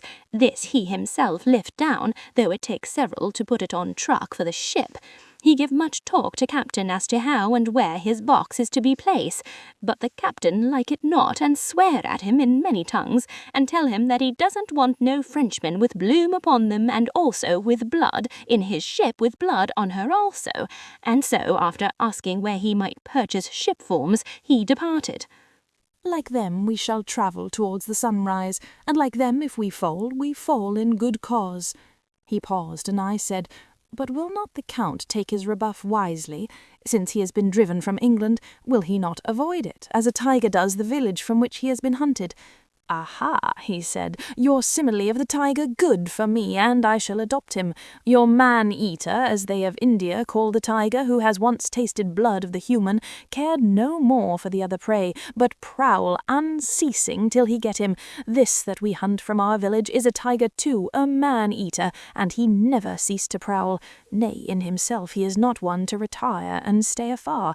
In his life, his living life, he go over the Turkey frontier and attack his enemy on his own ground. He be beaten back, but did he stay? No, he come again and again and again. Look at his persistence and endurance. With the child brain that was to him, he have long since conceived the idea of coming to a great city. What does he do? He find out the place of all the world most of promise for him. Then he deliberately set himself down to prepare for the task. He find in patience just how is his strength, and what are his powers. He study new tongues, he learn new social life, new environment of old ways, the politics, the law, the finance, the science, the habit of a new land and a new people who have come to be since he was. His glimpse that he has had whet his appetite only, and enkeen his desire, nay, it help him to grow as to his brain. For it all proved to him how right he was at the first in his surmises. He have done this alone, all alone, from a ruined tomb in a forgotten land. What more may he not do when the greater world of thought is open to him? He that can smile at death as we know him, who can flourish in the midst of diseases that kill off whole peoples. Oh, if such a one was to come from God and not the devil, what a force for good might he not be in this old world of ours?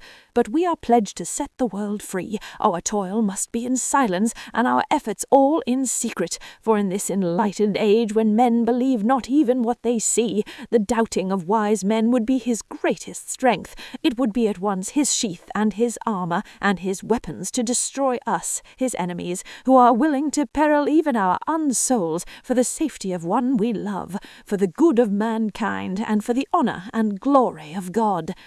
After a general discussion, it was determined that for tonight nothing be definitely settled, that we should all sleep on the facts and try to think out the proper conclusions. Tomorrow at breakfast we are to meet again, and after making our conclusions known to one another, we shall decide on some definite cause of action.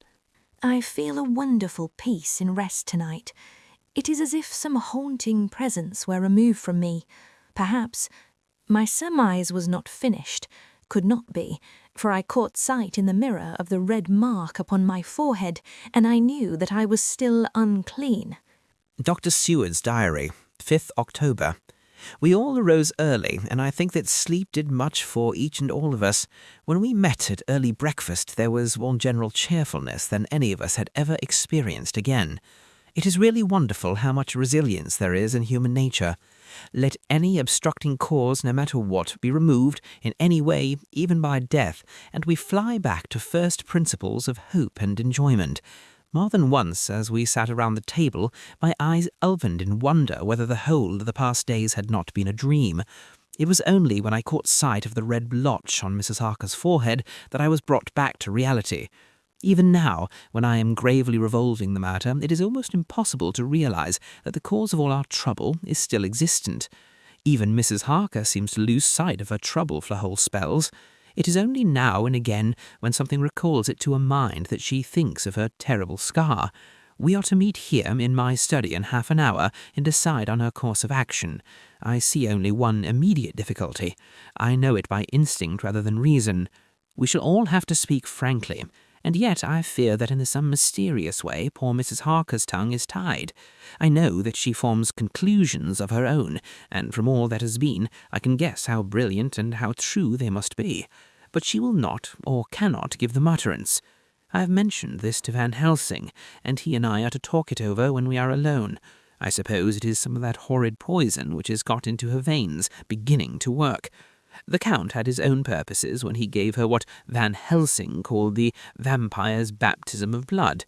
Well, there may be a poison that distills itself out of good things. In an age when the existence of termains is a mystery, we should not wonder at anything. One thing I know, that if my instinct be true regarding poor Mrs. Harker's silences, there is a terrible difficulty, an unknown danger in the work before us. The same power that compels her silence may compel her speech. I dare not think further, for so I should in my thought dishonour a noble woman. Later, when the professor came in, we talked over the state of things. I could see that he had something on his mind which he wanted to say, but felt some hesitancy about broaching the subject. After beating about the bush a little, he said, "Friend John, there is something that you and I must talk of alone, just at the first at any rate. Later we may have to take the others into our confidence." Then he stopped, so I waited. He went on, "Madam Mina, our poor dear Madam Mina is changing." A cold shiver ran through me to find my worst fears thus endorsed. Van Helsing continued, "With the sad experience of Miss Lucy, we must this time be warned before things go too far. Our task is now in reality more difficult than ever, and this new trouble makes every hour of the direst importance. I can see the characteristics of the vampire coming in her face. It is now but very, very slight, but it is to be seen if we have eyes to notice without prejudice. Her teeth are sharper, and at times her eyes are more hard, but these are not all. There is to her the silence now often, as so it was with Miss Lucy. She did not speak, even when she wrote that which she wished to be known later. Now, my fear is this.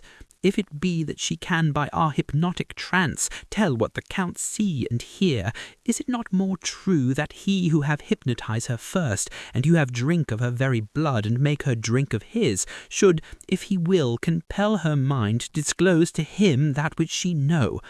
I nodded acquiescence. He went on, "Then what we must do is to prevent this. We must keep her ignorant of our intent, and so she cannot tell what she know not. This is a painful task, oh so painful that it heartbreak me to think of it, but it must be.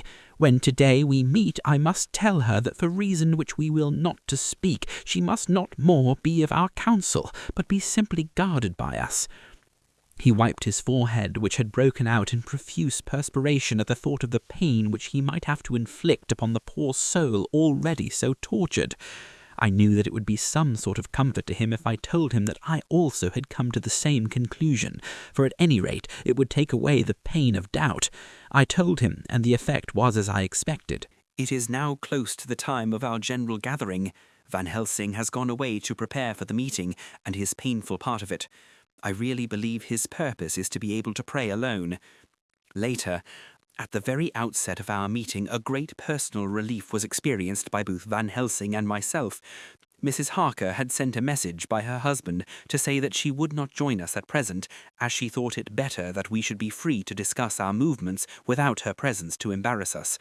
The professor and I looked at each other for an instant, and somehow we both seemed relieved. For my own part, I thought that if Mrs. Harker realized the danger herself, it was much pain as well as much danger averted. Under the circumstances we agreed, by a questioning look and answer, with finger on lip, to preserve silence in our suspicions until we should have been able to confer alone again. We went at once into our plan of campaign. Van Helsing roughly put the facts before us first. The Tsarina Catherine left the Thames yesterday morning. It will take her at the quickest speed she has ever made at least 3 weeks to reach Varna, but we can travel overland to the same place in 3 days. Now, if we allow for 2 days less for the ship's voyage, owing to such weather influences as we know that the Count can bring to bear, and if we allow a whole day and night for any delays which may occur to us, then we have a margin of nearly 2 weeks. Thus, in order to be quite safe, we must leave here on 17th at latest. Then we shall at any rate be in Varna a day before the ship arrives, and able to make such preparations as may be necessary. Of course, we shall all go armed against evil things, spiritual as well as physical. Here Quincey Morris added, I understand that the Count comes from a wolf country, and it may be that he shall get there before us. I propose that we add Winchesters to our armament. I have a kind of belief in a Winchester when there is any trouble of that sort around. Do you remember, Art, when we had the pack after us at Tobolsk? What wouldn't we have given then for a repeater apiece? Good, said Van Helsing. Winchesters it shall be. Quincey's head is level at times, but most so when there is to hunt. Metaphor be more dishonour to science than wolves be of danger to man. In the meantime, we can do nothing here, and as I think that Varna is not familiar to any of us, why not go there more soon? It is as long to wait here as there. Tonight and tomorrow we can get ready, and then, if all be well, we four can set out on our journey. For, said Harker interrogatively, looking from one to another of us, Of course, answered the Professor quickly, you must remain to take care of your so sweet wife. Harker was silent for a while, and then said in a hollow voice, Let us talk of that part of it in the morning. I want to consult with Mina. I thought that now was the time for Van Helsing to warn him not to disclose our plan to her, but he took no notice. I looked at him significantly and coughed. For answer, he put his finger to his lips and turned away. Jonathan Harker's Journal, 5th October afternoon. For some time after our meeting this morning, I could not think. The new phases of things leave my mind in a state of wonder which allows no room for active thought. Mina's determination not to take any part in the discussion set me thinking, and as I could not argue the matter with her, I could only guess. I am as far as ever from a solution now. The way the others received it, too, puzzled me. The last time we talked of the subject, we agreed that there was to be no more concealment of anything amongst us. Mina is sleeping now, calmly and sweetly like a little child. Her lips are curved and her face beams with happiness. Thank God there are such moments still for her. Later. How strange it is all. I sat watching Mina's happy sleep, and I came as near to being happy myself as I suppose I shall ever be. As the evening drew on and the earth took its shadows from the sun sinking lower, the silence of the room grew more and more solemn to me.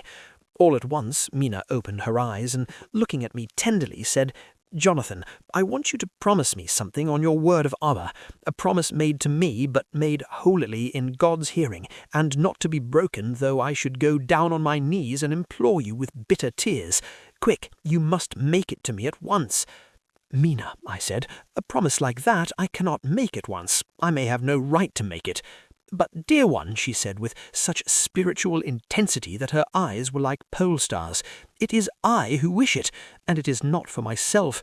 You can ask Dr. Van Helsing if I am not right. If he disagrees, you may do as you will. Nay, more, if you all agree later, you are absolved from the promise. I promise, I said, and for a moment she looked supremely happy, though to me all happiness for her was denied by the red scar on her forehead. She said, Promise me that you will not tell me anything of the plans formed for the campaign against the Count, not by word, or inference, or implication, not at any time whilst this remains to me. And she solemnly pointed to the scar. I saw that she was in earnest, and said solemnly, I promise. And as I said it, I felt that from that instant a door had been shut between us. Later, midnight. Mina has been bright and cheerful all the evening, so much so that all the rest seemed to take courage, as if infected somewhat with her gaiety. As a result, even I myself felt as if the pall of gloom which weighs us down was somewhat lifted. We all retired early. Mina is now sleeping like a little child. It is a wonderful thing that her faculty of sleep remains to her in the midst of her terrible trouble. Thank God for it, for then at least she can forget her care. Perhaps her example may affect me as her gaiety did tonight. I shall try it. Oh, for a dreamless sleep. 6 October, morning. Another surprise. Mina woke me early, about the same time as yesterday, and asked me to bring Dr. Van Helsing. I thought that it was another occasion for hypnotism, and without question went for the Professor. He had evidently expected some such call, for I found him dressed in his room. His door was ajar so that he could hear the opening of the door of our room. He came at once. As he passed into the room, he asked Mina if the others might come too. "No," she said quite simply. "It will not be necessary. You can tell them just as well. I must go with you on your journey." Dr. Van Helsing was as startled as I was. After a moment's pause, he asked, "But why?" "You must take me with you. I am safer with you, and you shall be safer too." "But why, dear Madam Mina? You know that your safety is our solemnest duty. We go into danger, to which you are or may be more liable than any of us from circumstances, things that have been." He paused, embarrassed. As she replied, she raised her finger and pointed to her forehead. "I know. That is why I must go. I can tell you now, whilst the sun is coming up. I may not be able again. I know that when the Count wills me, I must go. I know that if he tells me to come in secret, I must by wile, by any device to hoodwink even Jonathan." God saw the look that she turned on me as she spoke, and if there be indeed a recording angel, that look is noted to her everlasting honour. I could only clasp her hand. I could not speak. My emotion was too great for even the relief of tears. She went on. "You men are brave and strong. You are strong in your numbers, for you can defy that which would break down the human endurance of one who had to guard alone.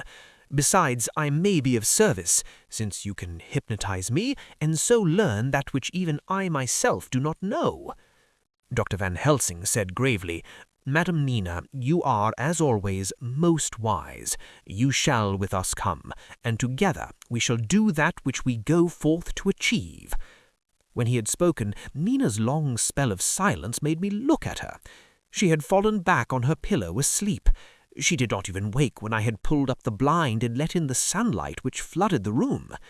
Van Helsing motioned me to come with him quietly. We went to his room, and within a minute Lord Godalming, Dr. Seward, and Mr. Morris were with us also. He told them what Mina had said, and went on, "In the morning that we shall leave for Varna. We have now to deal with a new factor, Madam Mina. Oh, but her soul is true. It is to her an agony to tell us so much as she has done, but it is most right, and we are warned in time. There must be no chance lost, and in Varna we must be ready to act the instant when that ship arrives." "What shall we do exactly?" asked Mr. Morris laconically. The professor paused before replying, "We shall at the first board that ship. Then, when we have identified the box, we shall place a branch of the wild rose on it. This we shall fasten, for when it is there none can emerge, so that at least says the superstition, and to superstition must we trust at the first. It was man's faith in the early, and it have its root in faith still. Then, when we get the opportunity that we seek, when none are near to see, we shall open the box, and all will be well." "I shall not wait for any opportunity," said Morris. "When I see the box, I shall open it and destroy the monster, though there were 1,000 men looking on, and if I am to be wiped out for it the next moment." I grasped his hand instinctively and found it as firm as a piece of steel. I think he understood my look. I hope he did. "Good boy," said Dr. Van Helsing. "Brave boy. Quincy is all man. God bless him for it. My child, believe me, none of us shall lag behind or pause from any fear. I do but say what we may do, what we must do. But indeed, we cannot say what we may do. There are so many things which may happen, and their ways and their ends are so various that until the moment we may not say. We shall all be armed in all ways, and when the time for the end has come, our effort shall not be lack. Now, let us today put all our affairs in order, that all things which touch on others dear to us, and who on us depend, be complete, for none of us can tell what, or when, or how the end may be. As for me, my own affairs are regulate, and as I have nothing else to do, I shall go make arrangements for the travel. I shall have all tickets and so forth for our journey." There was nothing further to be said, and we parted. I shall now settle up all my affairs of earth and be ready for whatever may come. Later. It is done. My will is made and all complete. Mina, if she survive, is my sole heir. If it should not be so, then the others who have been so good to us shall have remainder. It is now drawing towards the sunset. Mina's uneasiness calls my attention to it. I am sure that there is something on her mind which the time of exact sunset will reveal. These occasions are becoming harrowing times for us all, for each sunrise and sunset opens up some new danger, some new pain, which, however, may in God's will be means to a good end. I write all these things in the diary since my darling must not hear them now, but if it may be that she can see them again, they shall be ready. She is calling to me. Chapter 25. Dr. Seward's Diary, 11 October, evening. Jonathan Harker has asked me to note this as he says he is hardly equal to the task and he wants an exact record kept.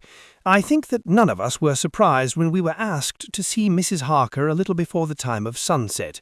We have of late come to understand that sunrise and sunset are to her times of peculiar freedom, when her old self can be manifest without any controlling force subduing or restraining her, or inciting her to action. This mood or condition begins some half hour or more before actual sunrise or sunset, and lasts till either the sun is high or whilst the clouds are still aglow with the rays streaming above the horizon. At first there is a sort of negative condition, as if some tie were loosened, and then the absolute freedom quickly follows. When, however, the freedom ceases, the change back or relapse comes quickly, preceded only by a spell of warning silence. Tonight, when we met, she was somewhat constrained and bore all the signs of an internal struggle. I put it down myself to her making a violent effort at the earliest instant she could do so. A very few minutes, however, gave her complete control of herself. Then, motioning her husband to sit beside her on the sofa where she was half reclining, she made the rest of us bring chairs up close. Taking her husband's hand in hers, she began, "We are all here together in freedom, for perhaps the last time. I know that you will always be with me to the end." This was to her husband, whose hand had, as we could see, tightened upon her. "In the morning we go out upon our task, and God alone knows what may be in store for any of us. You are going to be so good to me to take me with you. I know that all that brave, earnest men can do for a poor, weak woman whose soul perhaps is lost, no, not yet, but he is at any rate at stake. You will do, but you must remember that I am not as you are. There is a poison in my blood, in my soul, which may destroy me, which must destroy me, unless some relief comes to us. Oh, my friends, you know as well as I do that my soul is at stake. And though I know there is one way out for me, you must not and I must not take it." She looked appealingly to us all in turn, beginning and ending with her husband. "What is that way?" asked Van Helsing in a hoarse voice. "What is that way which we must not, may not take? That I may die now, either by my own hand or that of another, before the greater evil is entirely wrought. I know, and you know, that were I once dead you could and would set free my immortal spirit, even as you did my poor Lucy's. Were death or the fear of death the only thing which stood in the way, I would not shrink to die here now, amidst the friends who love me. But death is not all.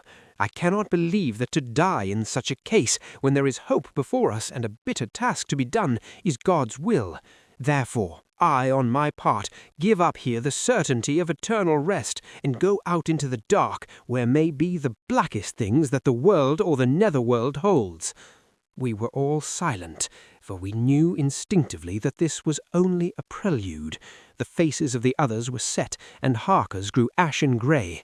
Perhaps he guessed better than any of us what was coming. She continued, "This is what I can give into the hot pot." I could not but note the quaint legal phrase which she used in such a place and with all seriousness. "What will each of you give? Your lives, I know," she went on quickly. "That is easy for brave men.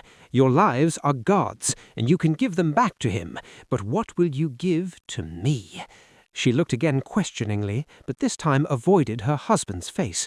Quincy seemed to understand. He nodded, and her face lit up. "Then I shall tell you plainly what I want, for there must be no doubtful matter in this connection between us now. You must promise me, one and all, even you, my beloved husband, that should the time come, you will kill me." "What is that time?" The voice was Quincy's, but it was low and strained. "When you shall be convinced that I am so changed that it is better that I die that I may live. When I am thus dead in the flesh, then you will, without a moment's delay, drive a stake through me, and cut off my head, or do whatever else may be wanting to give me rest." Quincy was the first to rise after the pause.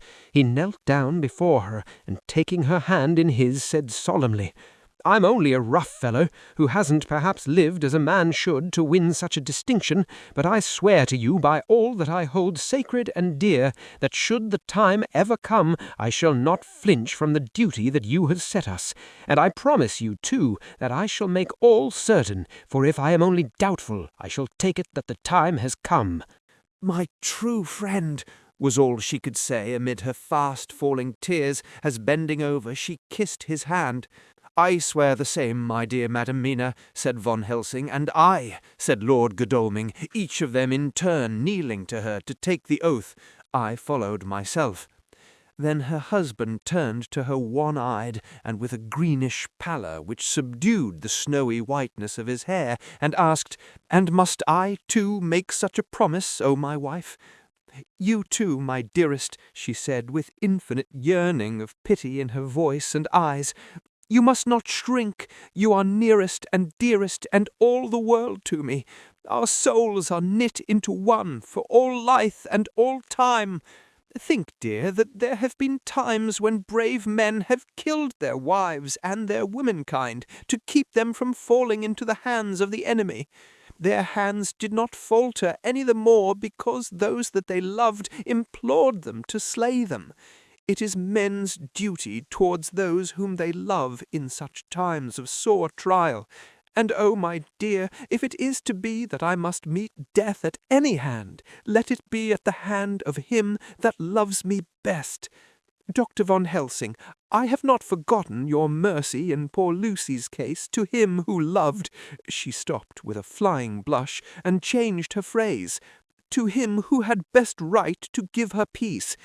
If that time shall come again, I look to you to make it a happy memory of my husband's life, that it was his loving hand which set me free from the awful thrall upon me." "Again I swear," came the Professor's resonant voice.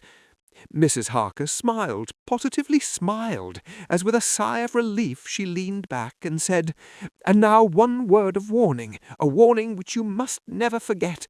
This time, if it ever come, may come quickly and unexpectedly, and in such case you must lose no time in using your opportunity. At such a time I myself might be, nay, if the time ever come, shall be leagued with your enemy against you. One more request." She became very solemn as she said this. "It is not vital and necessary like the other, but I want you to do one thing for me, if you will." We all acquiesced, but no one spoke. There was no need to speak. "I want you to read the burial service." She was interrupted by a deep groan from her husband. Taking his hand in hers, she held it over her heart and continued, "You must read it over me some day. Whatever may be the issue of all this fearful state of things, it will be a sweet thought to all or some of us. You, my dearest, will, I hope, read it, for then it will be in your voice in my memory for ever, come what may. But, oh, my dear one," he pleaded, "death is afar off from you. Nay," she said, holding up a warning hand, "I am deeper in death at this moment than if the weight of an earthly grave lay heavy upon me." "Oh, my wife, must I read it?" he said before he began. "It would comfort me, my husband," was all she said, and he began to read when she had got the book ready. How could anyone tell of that strange scene, its solemnity, its gloom, its sadness, its horror, and withal its sweetness? Even a skeptic, who can see nothing but a travesty of bitter truth in anything holy or emotional, would have been melted to the heart had he seen that little group of loving and devoted friends kneeling round that stricken and sorrowing lady, or heard the tender passion of his husband's voice, as in turns so broken and emotional that often he had to pause. He read the simple and beautiful service from the burial of the dead. I cannot go on. Words and voices fail me. She was right in her instinct. Strange as it was, bizarre as it may hereafter seem, even to us who felt its potent influence at the time, it comforted us much, and the silence which showed Mrs. Harker's coming relapse from her freedom of soul did not seem so full of despair to any of us as we had dreaded. Jonathan Harker's Journal, 15th October, Varna. We left Charing Cross on the morning of the 12th, got to Paris the same night, and took the places secured for us in the Orient Express. We travelled night and day, arriving here at about 5 o'clock. Lord Godalming went to the consulate to see if any telegram had arrived for him, whilst the rest of us came on to this hotel, the Odessis. The journey may have had incidents. I was, however, too eager to get on to care for them. Until the Tsarina Catherine comes into port, there will be no interest for me in anything in the wide world. Thank God, Mina is well, and looks to be getting stronger. Her colour is coming back. She sleeps a great deal. Throughout the journey she slept nearly all the time. Before sunrise and sunset, however, she is very wakeful and alert, and it has become a habit for Van Helsing to hypnotize her at such times. At first, some effort was needed, and he had to make many passes, but now she seems to yield at once, as if by habit, and scarcely any action is needed. He seems to have power at these particular moments to simply will, and her thoughts obey him. He always asks her what she can see and hear. She answers to the first, "Nothing, all is dark," and to the second, "I can hear the waves lapping against the ship and the water rushing by. Canvas and cordage strain, and masts and yards creak. The wind is high. I can hear it in the shrouds, and the bow throws back the foam." It is evident that the Tsarina Catherine is still at sea, hastening on her way to Varna. Lord Godalming has just returned.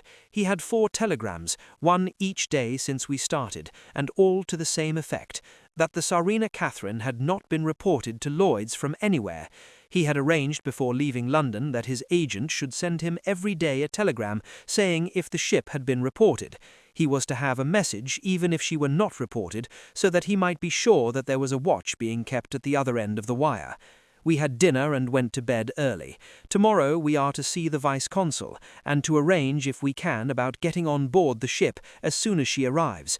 Van Helsing says that our chance will be to get on the boat between sunrise and sunset. The Count, even if he takes the form of a bat, cannot cross the running water of his own volition, and so cannot leave the ship. If, then, we can come on board after sunrise, he is at our mercy, for we can open the box and make sure of him, as we did of poor Lucy, before he wakes. What mercy he shall get from us all will not count for much. We think that we shall not have much trouble with officials or the seamen. Thank God, this is the country where bribery can do anything, and we are well supplied with money. We have only to make sure that the ship cannot come into port between sunrise and sunset without our being warned, and we shall be safe. Judge Moneybag will settle this case, I think. 16th October. Mina's report still the same, lapping waves and rushing water, darkness and favouring winds. We are evidently in good time, and when we hear of the Tsarina Catherine, we shall be ready. As she must pass the Dardanelles, we are sure to have some report. 17th October. Everything is pretty well fixed now, I think, to welcome the Count on his return from his tour. Godalming told the shippers that he fancied that the box sent aboard might contain something stolen from a friend of his, and got a half consent that he might open it at his own risk. The owner gave him a paper telling the captain to give him every facility in doing whatever he chose on board the ship, and also a similar authorization to his agent at Varna. We have already arranged what to do in case we get the box open. If the Count is there, Van Helsing and Seward will cut off his head at once and drive a stake through his heart. Morris and Godalming and I shall prevent interference, even if we have to use the arms which we shall have ready. The Professor says that if we can so treat the Count's body, it will soon after fall into dust. In such case there would be no evidence against us, in case any suspicion of murder were aroused. But even if it were not, we should stand or fall by our act, and perhaps some day this very script may be evidence to come between some of us and a rope. For myself, I should take the chance only too thankfully if it were to come. We mean to leave no stone unturned to carry out our intent. We have arranged with certain officials that the instant the Tsarina Catherine is seen, we are to be informed by a special messenger. 24th October. A whole week of waiting. Daily telegrams to Godalming, but only the same story, not yet reported. Mina's morning and evening hypnotic answer is unvaried, lapping waves, rushing water, and creaking masts. Telegram, October 24th. Rufus Smith, Lloyd's, London. To Lord Godalming, care of HBM Vice-Consul, Varna. Tsarina Catherine reported this morning from Dardanelles. Dr. Seward's Diary, 25 October. How I miss my phonograph. To write a diary with a pen is irksome to me, but Van Helsing says I must. We were all wild with excitement yesterday when Godalming got his telegram from Lloyd's. I know now what men feel in battle when the call to action is heard. Mrs. Harker, alone of our party, did not show any signs of emotion. After all, it is not strange that she did not, for we took special care not to let her know anything about it, and we all tried not to show any excitement when we were in her presence. In old days she would, I am sure, have noticed, no matter how we might have tried to conceal it, but in this way she is greatly changed during the past 3 weeks. The lethargy grows upon her, and though she seems strong and well, and is getting back some of her colour, Van Helsing and I are not satisfied. We talk of her often. We have not, however, said a word to the others. It would break poor Harker's heart, certainly his nerve, if he knew that we had even a suspicion on the subject. Van Helsing examines, he tells me, her teeth very carefully, whilst she is in the hypnotic condition, for he says that so long as they do not begin to sharpen, there is no active danger of a change in her. If this change should come, it would be necessary to take steps. We both know what those steps would have to be, though we do not mention our thoughts to each other. We should neither of us shrink from the task, awful though it be to contemplate.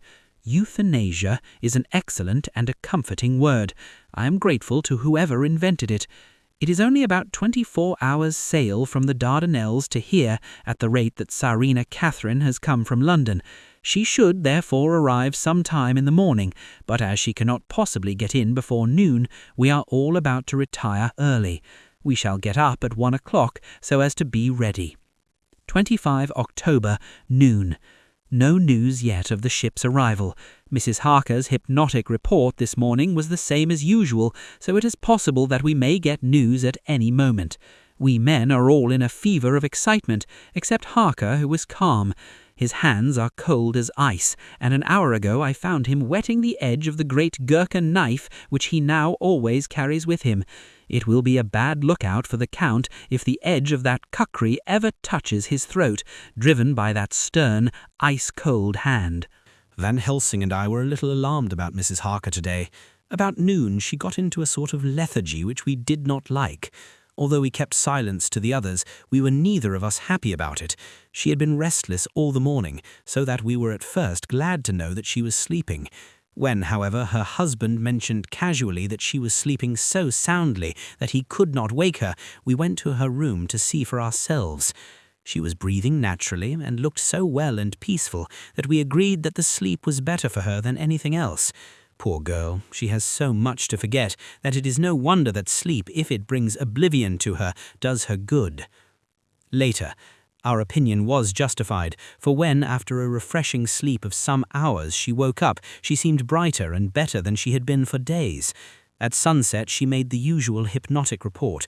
Wherever he may be in the Black Sea, the Count is hurrying to his destination. To his doom, I trust. 26 October. Another day, and no tidings of the Tsarina Catherine. She ought to be here by now. That she is still journeying somewhere is apparent, for Mrs. Harker's hypnotic report at sunrise was still the same. It is possible that the vessel may be lying by at times for fog. Some of the steamers which came in last evening reported patches of fog both to north and south of the port. We must continue our watching, as the ship may now be signalled any moment. 27th October, noon.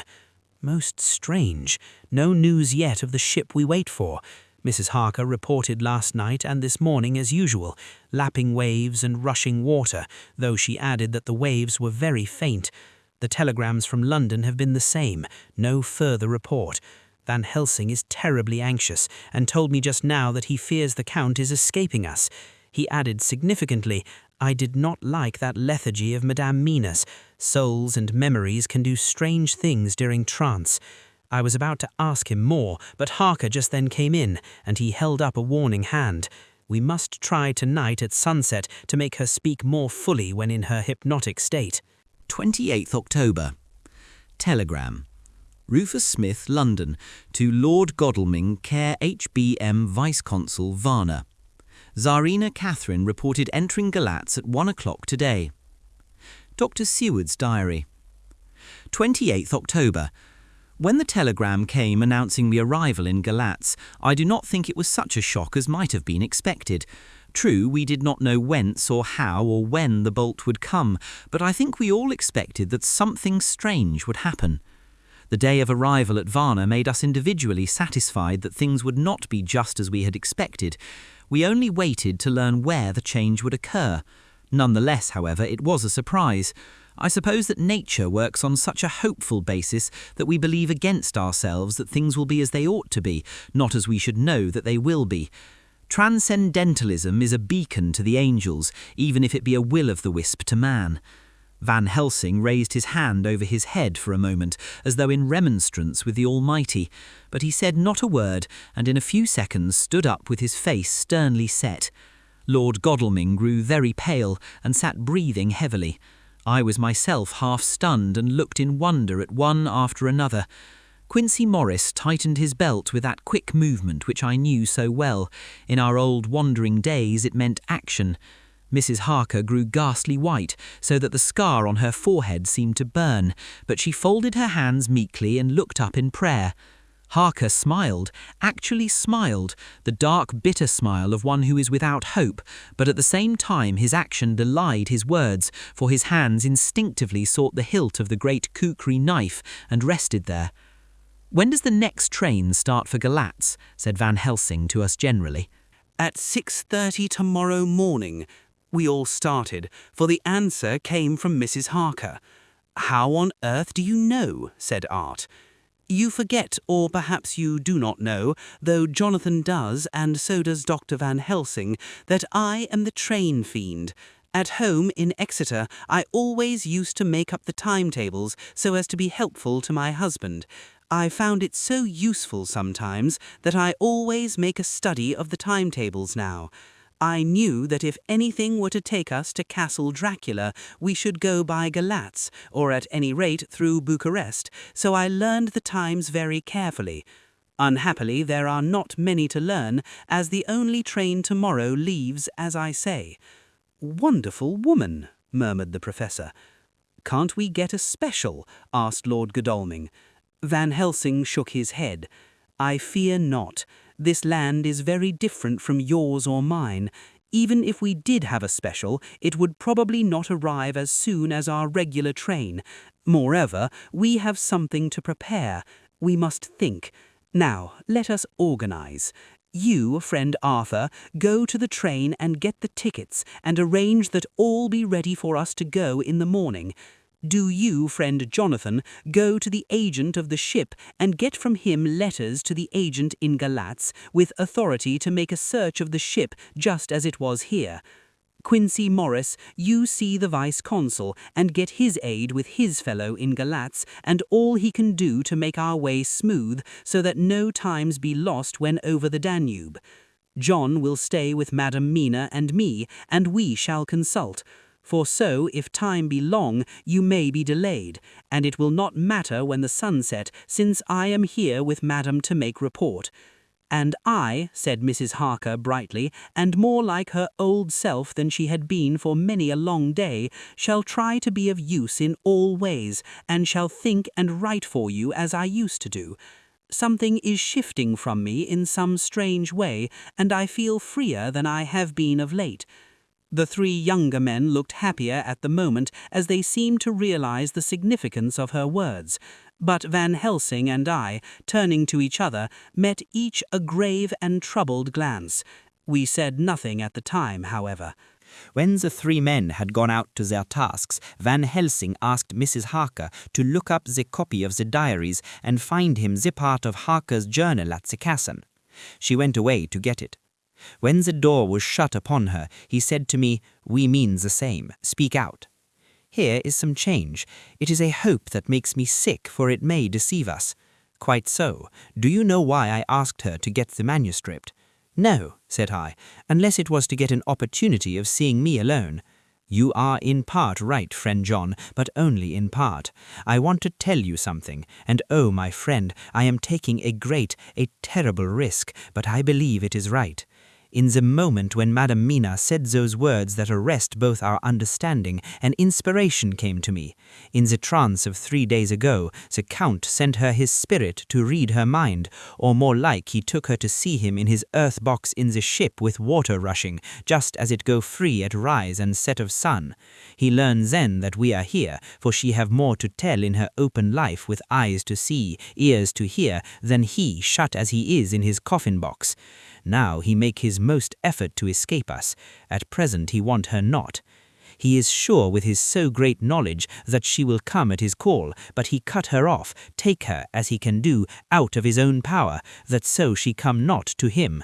Ah, there I have hope that our man-brains that have been of man so long, and that have not lost the grace of God, will come higher than his child-brain that lie in his tomb for centuries, that grow not yet to our stature, and that do only work selfish, and therefore small. Here comes Madam Mina, that a word to her of her trance, she knows it not, and it would overwhelm her, and make despair, just when we want all her hope, all her courage, when most we want all her great brain, which is trained like man's brain, but is of sweet woman, and have a special power which the Count give her, and which he may not take away altogether, though he think not so. Hush, let me speak, and you shall learn.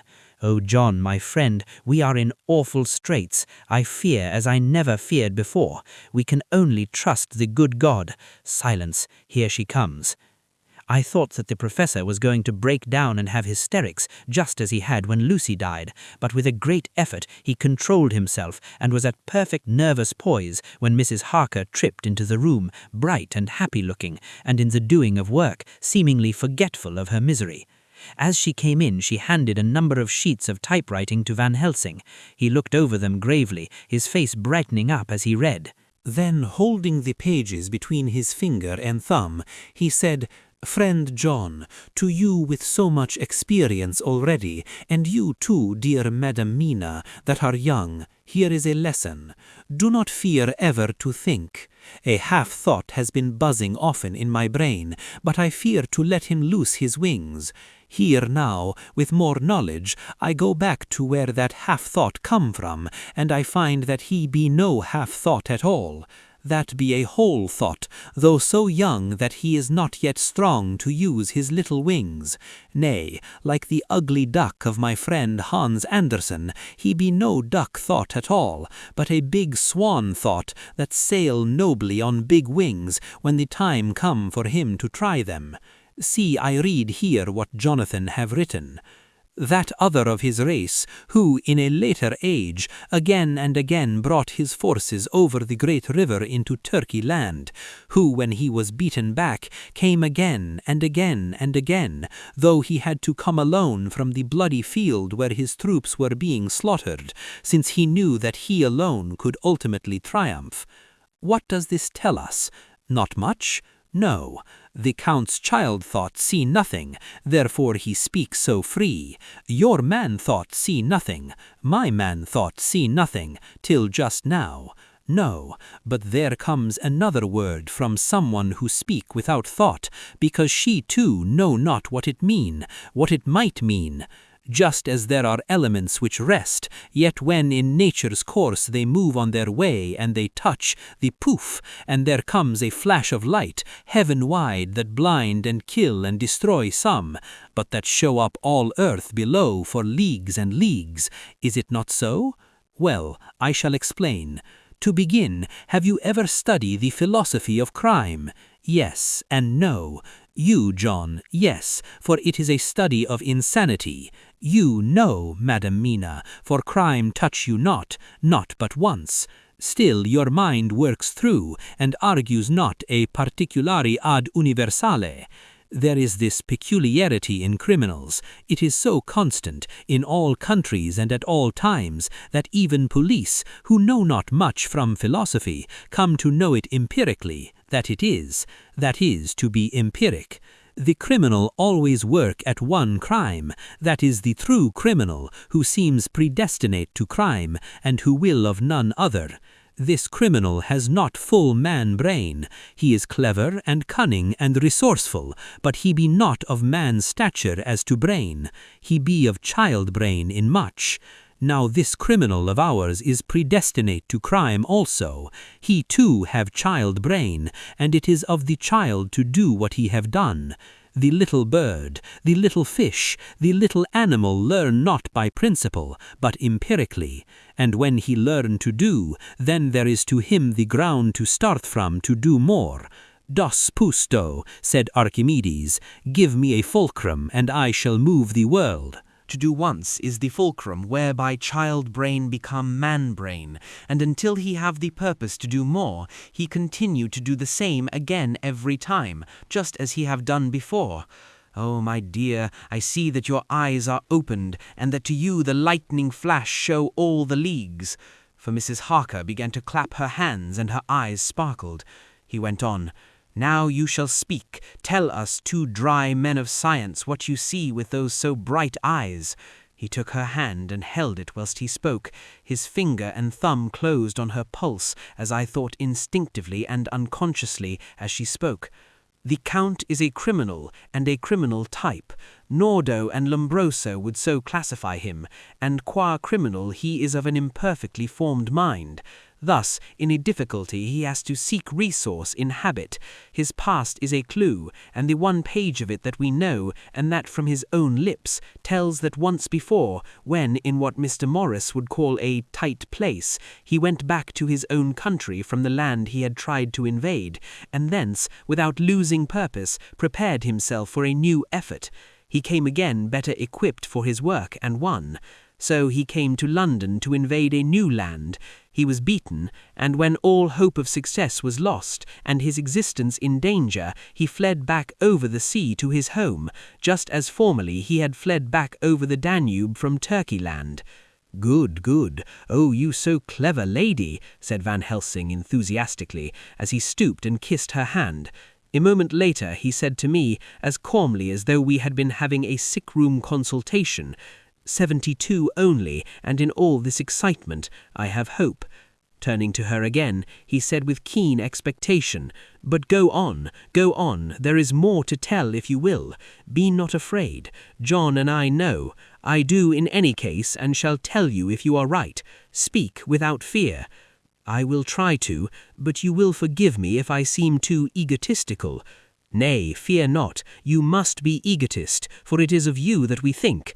Then, as he is criminal, he is selfish, and as his intellect is small, and his action is based on selfishness, he confines himself to one purpose. That purpose is remorseless. So as he fled back over the Danube, leaving his forces to be cut to pieces, so now he is intent on being safe, careless of all. So his own selfishness frees my soul somewhat from the terrible power which he acquired over me on that dreadful night. I felt it. Oh, I felt it.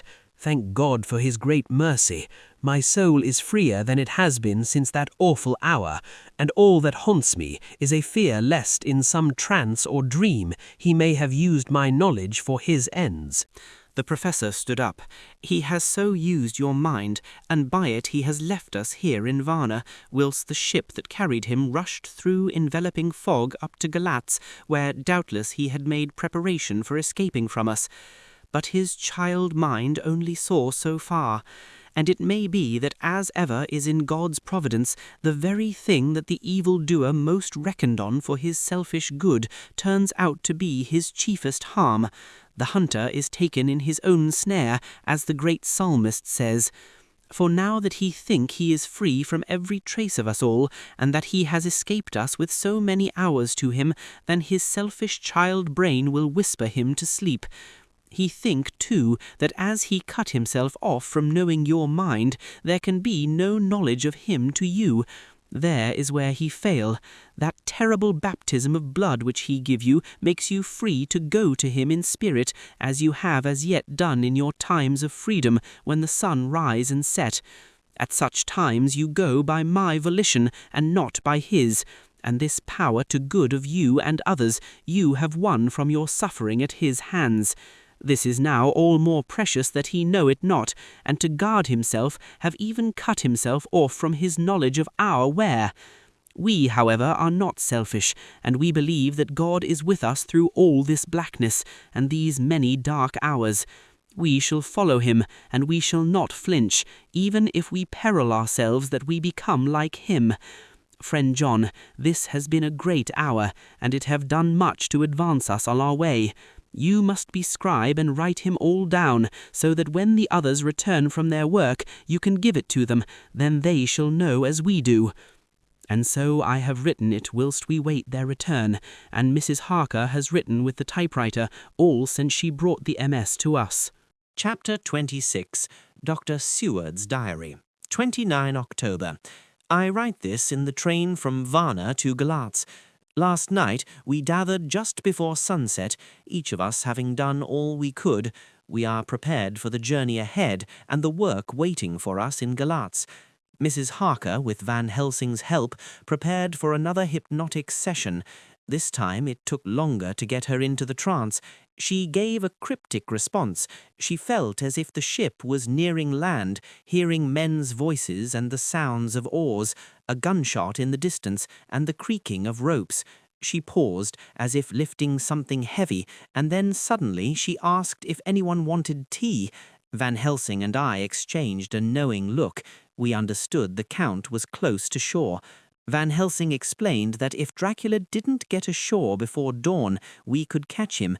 The night would be his only opportunity to escape, and we had to be ready. Later. This morning, Mrs. Harker was harder to hypnotize, and Van Helsing's efforts seemed to drain her strength. When she did speak, she mentioned cold wind passing by, and strange distant sounds like falling water and wolves howling.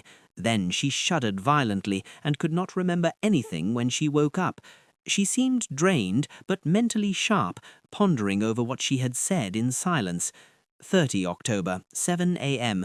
We are near Galatz now. The hypnosis was more difficult today, but finally, just before sunrise, Van Helsing got through to her. She reported hearing water swirling and the creaking of wood, with cattle lowing far off. Then she stopped, growing pale and uneasy. Van Helsing urged her to continue, but she could only say she didn't remember anything after that. She seemed baffled and unaware of the urgency we were feeling. As the train nears Galatz, our anxiety grows. The time for action is now, and we must be ready for whatever comes next. Mina Harker's Journal, 30th October. Mr. Morris took me to the hotel where our rooms had been ordered by telegraph, he being the one who could best be spared, since he does not speak any foreign language.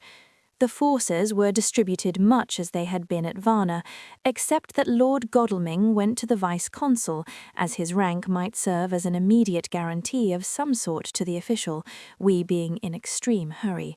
Jonathan and the two doctors went to the shipping agent to learn particulars of the arrival of the Tsarina Catherine. Later, Lord Godalming has returned. The consul is away, and the vice-consul sick, so the routine work has been attended to by a clerk. He was very obliging, and offered to do anything in his power. Jonathan Harker's Journal, 30 October. At 9 o'clock, Dr. Van Helsing, Dr. Seward and I visited Messrs. Mackenzie and Steinkopf, the agents of the London firm of Hapgood. They had received a wire from Lord Godalming and were extremely kind, taking us immediately to the Tsarina Catherine, anchored in the river. There we met the captain, Donaldson, who told us about the strange voyage. He described an unnerving experience where the ship sailed from London to the Black Sea with favourable winds, but also in ominous fog that followed them. The crew, especially the Romanians, had asked the captain to throw a large box into the river, suspicious of it after it was placed on board by a strange old man. Despite the crew's superstitions, the captain decided to keep the box, and it was eventually handed over to a man named Emanuel Hildesheim, who took it to a certain Petrov Skinsky. We tracked down Hildesheim, who explained that he received a letter from Mr. de Ville in London instructing him to deliver the box to Skinsky to avoid customs. Skinsky had taken the box, but when we tried to find him, we learned that he had disappeared. Later, we were told that Skinsky's body had been found, his throat torn open, resembling an animal attack. This led us to believe the box was still on its way to some destination, though we were still unsure where. Upon returning to the hotel, we discussed whether to inform Mina of our findings. The situation is becoming desperate, and we decided that it might be worth the risk, though it is a hazardous choice. As a first step, I was released from my promise to keep everything from her. Mina Harker's journal, 30th October, evening. The men were exhausted, so I asked them to rest for half an hour while I entered everything into the journal. I'm so grateful for the typewriter Mr. Morris got for me. Without it, I'd feel lost.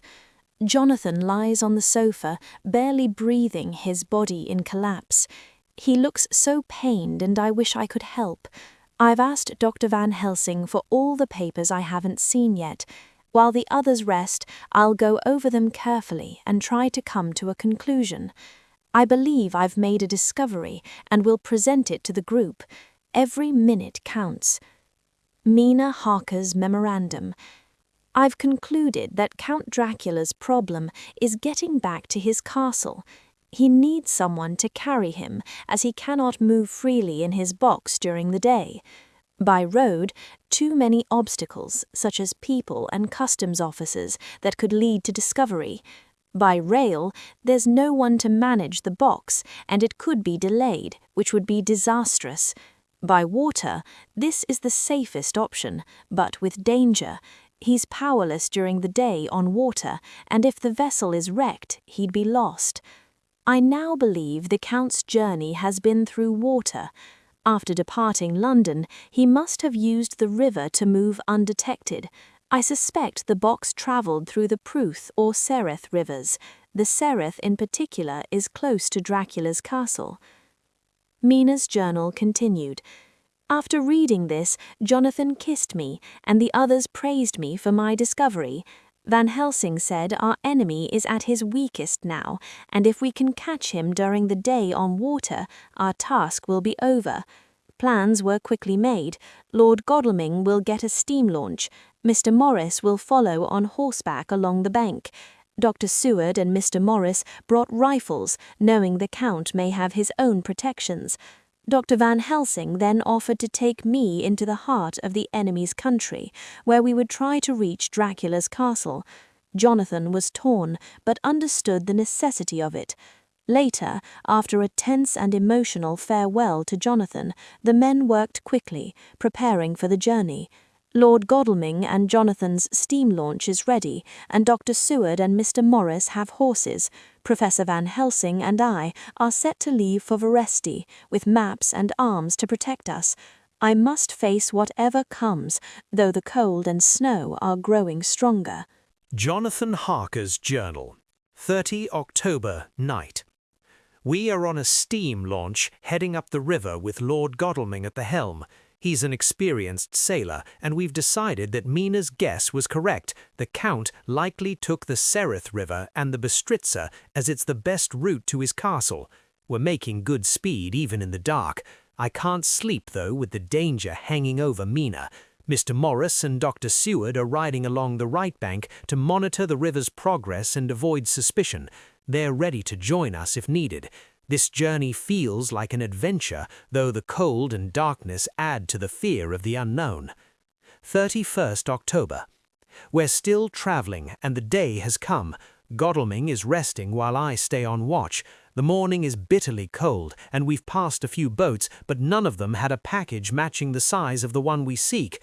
The men we encountered were terrified by our electric lamp, and some even fell to their knees in prayer. 1st November, evening. We've made no progress today and have passed into the Bistritza River. If we're wrong, our chance is gone. We've inspected every boat, and at Fundu we got a Romanian flag to avoid suspicion. The Slovaks told us of a boat with a double crew that passed them before reaching Fundu, but we couldn't find any trace of it. I'm exhausted, but Godalming insisted on taking the first watch. 2nd November, morning. It's daylight now, and Godalming let me sleep through the night. I feel much stronger today. I'm in charge of the engine and steering now, and I can finally think clearly. I wonder where Mina and Van Helsing are. They should have reached Veresti by now, and if they've travelled hard, they may be close to the Borgo Pass. My thoughts are with them, and I pray they're safe. Dr. Seward's diary, 2 November. We've been on the road for 3 days with no news. Every moment is critical, so we've only rested the horses when necessary. Despite the exhaustion, we're managing well. We won't feel at ease until we spot the launch again. 3 November. We heard at Fundu that the launch had gone up the Bistritza. The cold is unbearable and snow is expected, which could halt us. If that happens, we'll have to use a sledge and continue on in the Russian fashion. 4 November. Today we learned that the launch was delayed by an accident while trying to navigate the rapids. The Slovak boats can pass with ropes and skillful steering. It seems Godalming managed to fix the launch, and with local help they got through the rapids. However, the boat still had trouble after, stopping frequently until it was out of sight. We must push on even harder now, as our help may soon be needed. Dr. Seward's diary, 2 November. We've been on the road for 3 days with no news. Every moment is critical, so we've only rested the horses when necessary. Despite the exhaustion, we're managing well. We won't feel at ease until we spot the launch again. 3 November. We heard at Fundu that the launch had gone up the Bistritza. The cold is unbearable and snow is expected, which could halt us. If that happens, we'll have to use a sledge and continue on in the Russian fashion. 4 November. Today we learned that the launch was delayed by an accident while trying to navigate the rapids. The Slovak boats can pass with ropes and skillful steering. It seems Godalming managed to fix the launch, and with local help they got through the rapids. However, the boat still had trouble after, stopping frequently until it was out of sight. We must push on even harder now, as our help may soon be needed. Chapter 27. Mina Harker's Journal, 1 November. We've travelled quickly today, and the horses seem to know they're being well treated. Dr. Van Helsing is quiet but efficient, paying farmers for horse exchanges and keeping us well provisioned with hot food. The country is beautiful, and the people are strong, simple, and superstitious. One woman crossed herself when she saw my scar and added extra garlic to our food, which I can't stand. Since then, I've kept my hat and veil on to avoid their suspicions. We're moving fast, with no driver to gossip. We've been fortunate to avoid any trouble.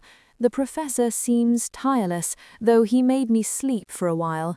At sunset, he hypnotized me, and I reported the same answers as before: darkness, lapping water, and creaking wood. This means the Count is still on the river. Despite my fear for Jonathan, I feel strangely calm now. Dr. Van Helsing looks tired, but his resolve is unwavering. 2 November, morning. We've driven through the night, and now the cold, bright day is upon us. There's a strange heaviness in the air, which is oppressive. At dawn, the professor hypnotized me again, and I answered as before: darkness, creaking wood, and roaring water. It seems the river is changing. I pray Jonathan stays safe. 2 November, night. We've driven all day, and the landscape is becoming wilder. The Carpathians, once distant, now loom in front of us. We're both in good spirits, making efforts to cheer each other up. Dr. Van Helsing says we'll reach the Borgo Pass by morning. We're now using a 4 in hand, as we might not be able to change horses again. The horses are patient, and the road is quiet. We'll arrive at the pass in daylight, and we're taking it easy. I fear what tomorrow may bring. We're heading to the place where my poor Jonathan suffered so much. I pray that we are guided correctly, and that God will watch over Jonathan and those we love who are in danger. As for me, I am unclean in his sight, and I pray for his mercy. Memorandum by Abraham Van Helsing, 4 November. I write this in case I may not see my old friend, Dr. John Seward. The cold is intense, and the heavy snow is settling for the winter. Madame Mina has been unusually sleepy all day, hardly like herself. She's lost her appetite and hasn't written in her diary, which worries me. Tonight she seems better. Her sleep has restored her, but the hypnotism no longer works as it used to. I tried to hypnotize her, but failed. We arrived at the Borgo Pass at dawn yesterday. After a quick hypnotism session, she pointed out a road, saying it was the one Jonathan had traveled. We followed it, though at times it seemed more like a neglected trail. As we continued, Madame Mina slept, and I drove on. Near sunset, I tried to wake her, but she was still asleep. I noticed a change in her when she woke. She seemed more radiant than I've seen her since the ordeal at Carfax. Later, she prepared food, but to my concern, she said she had already eaten. I let it pass, but was uneasy. I made a protective ring around her using the sacred wafer, hoping it would keep her safe. During the night, I noticed strange things, and the horses grew fearful. There were apparitions of women in the mist and snow, which frightened me. I realized they were the same 3 women Jonathan had seen, and they seemed to be approaching Madame Mina. I used the firewood and the wafer to keep them at bay, knowing that we were safe within the protective circle. The night passed, and at dawn the figures disappeared. As the sun rose, I tried to hypnotize Madame Mina again, but she lay in a deep sleep, unresponsive. The day broke, and I was left with much to do. The horses are dead, and I must prepare for what lies ahead. Madame Mina is calm in her sleep, and I pray for her safety. Jonathan Harker's Journal, 4th November, evening. The accident to the launch has delayed us terribly. If not for this, we would have overtaken the boat by now, and Nina would be free. I can't bear to think of her being near that dreadful place. We've gotten horses and are following the trail. I write this while Godalming prepares. We are armed, and the Zagani better be ready if they plan to fight. I only wish Morris and Seward were with us. We can only hope now. If I write no more, goodbye, Mina. God bless and keep you. Dr. Seward's diary, 5 November. At dawn we saw the Zagani body, with their lighter wagon, moving quickly from the river, surrounded by a cluster of men, seemingly in a hurry. The snow is falling lightly, and there's a strange oppressive feeling in the air. It may be our own anxiety, but the depression is palpable. In the distance I hear the howling of wolves drawn down by the snow from the mountains, posing a danger to us all. The horses are nearly ready and will soon be on our way. We ride toward the death of someone, though God alone knows who, where, or how it will unfold. Dr. Van Helsing's Memorandum, 5 November, afternoon. I thank God for my sanity. I left Madame Mina safe in the holy circle and entered the castle. Using Jonathan's diary, I found the chapel and began my task. The air was heavy, and the howling of wolves made the place feel more oppressive. I found one grave, and though the sight of the vampire's beauty tempted me to delay, I resisted. I continued my search and found another sister's grave, but I couldn't pause to admire her. Finally, I reached the largest tomb, inscribed with just one word. This was the undead home of the king vampire, Dracula. Before beginning my work on the women, I placed the wafer in Dracula's tomb, banishing him forever. Then I began the terrible task of restoring these women to death, 3 of them, each more dreadful than the last. It was horrific work, far worse than what I had faced with Lucy. These women had lived for centuries and were strong in their foul existence, but I pressed on, fueled by the need to protect the living. With each act, I could only endure the gruesome task by thinking of the peace it would bring. The moment the stake drove through them, their forms writhed, but soon melted into dust as death claimed them at last. Before leaving the castle, I secured it so the Count could never enter undead again. When I returned to the circle where Madam Mina slept, she woke, feeling my burden, and urging me to leave this terrible place. Despite her pale and weak state, her eyes glowed with fervor, and I felt relief at seeing her health improve. We now set off to meet our friends, heading east with hope, trust, and fear in our hearts.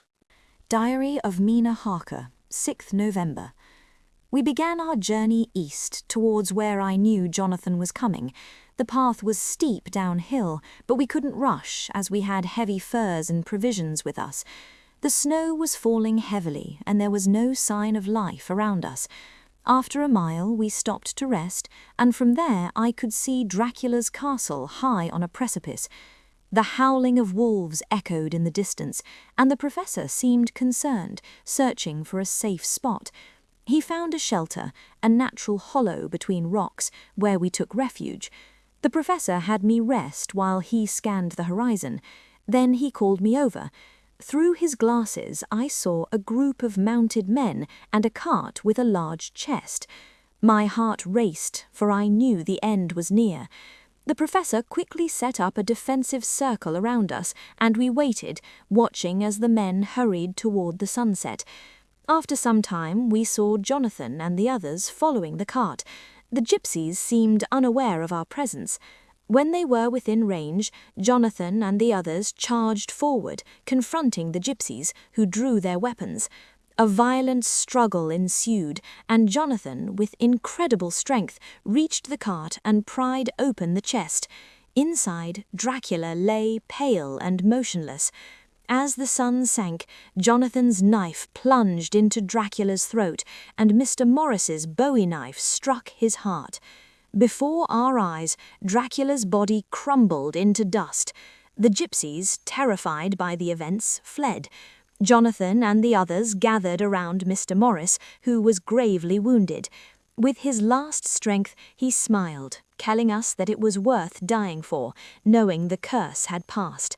The curse was lifted, and the sun set on Dracula's castle, the final chapter of our battle now complete.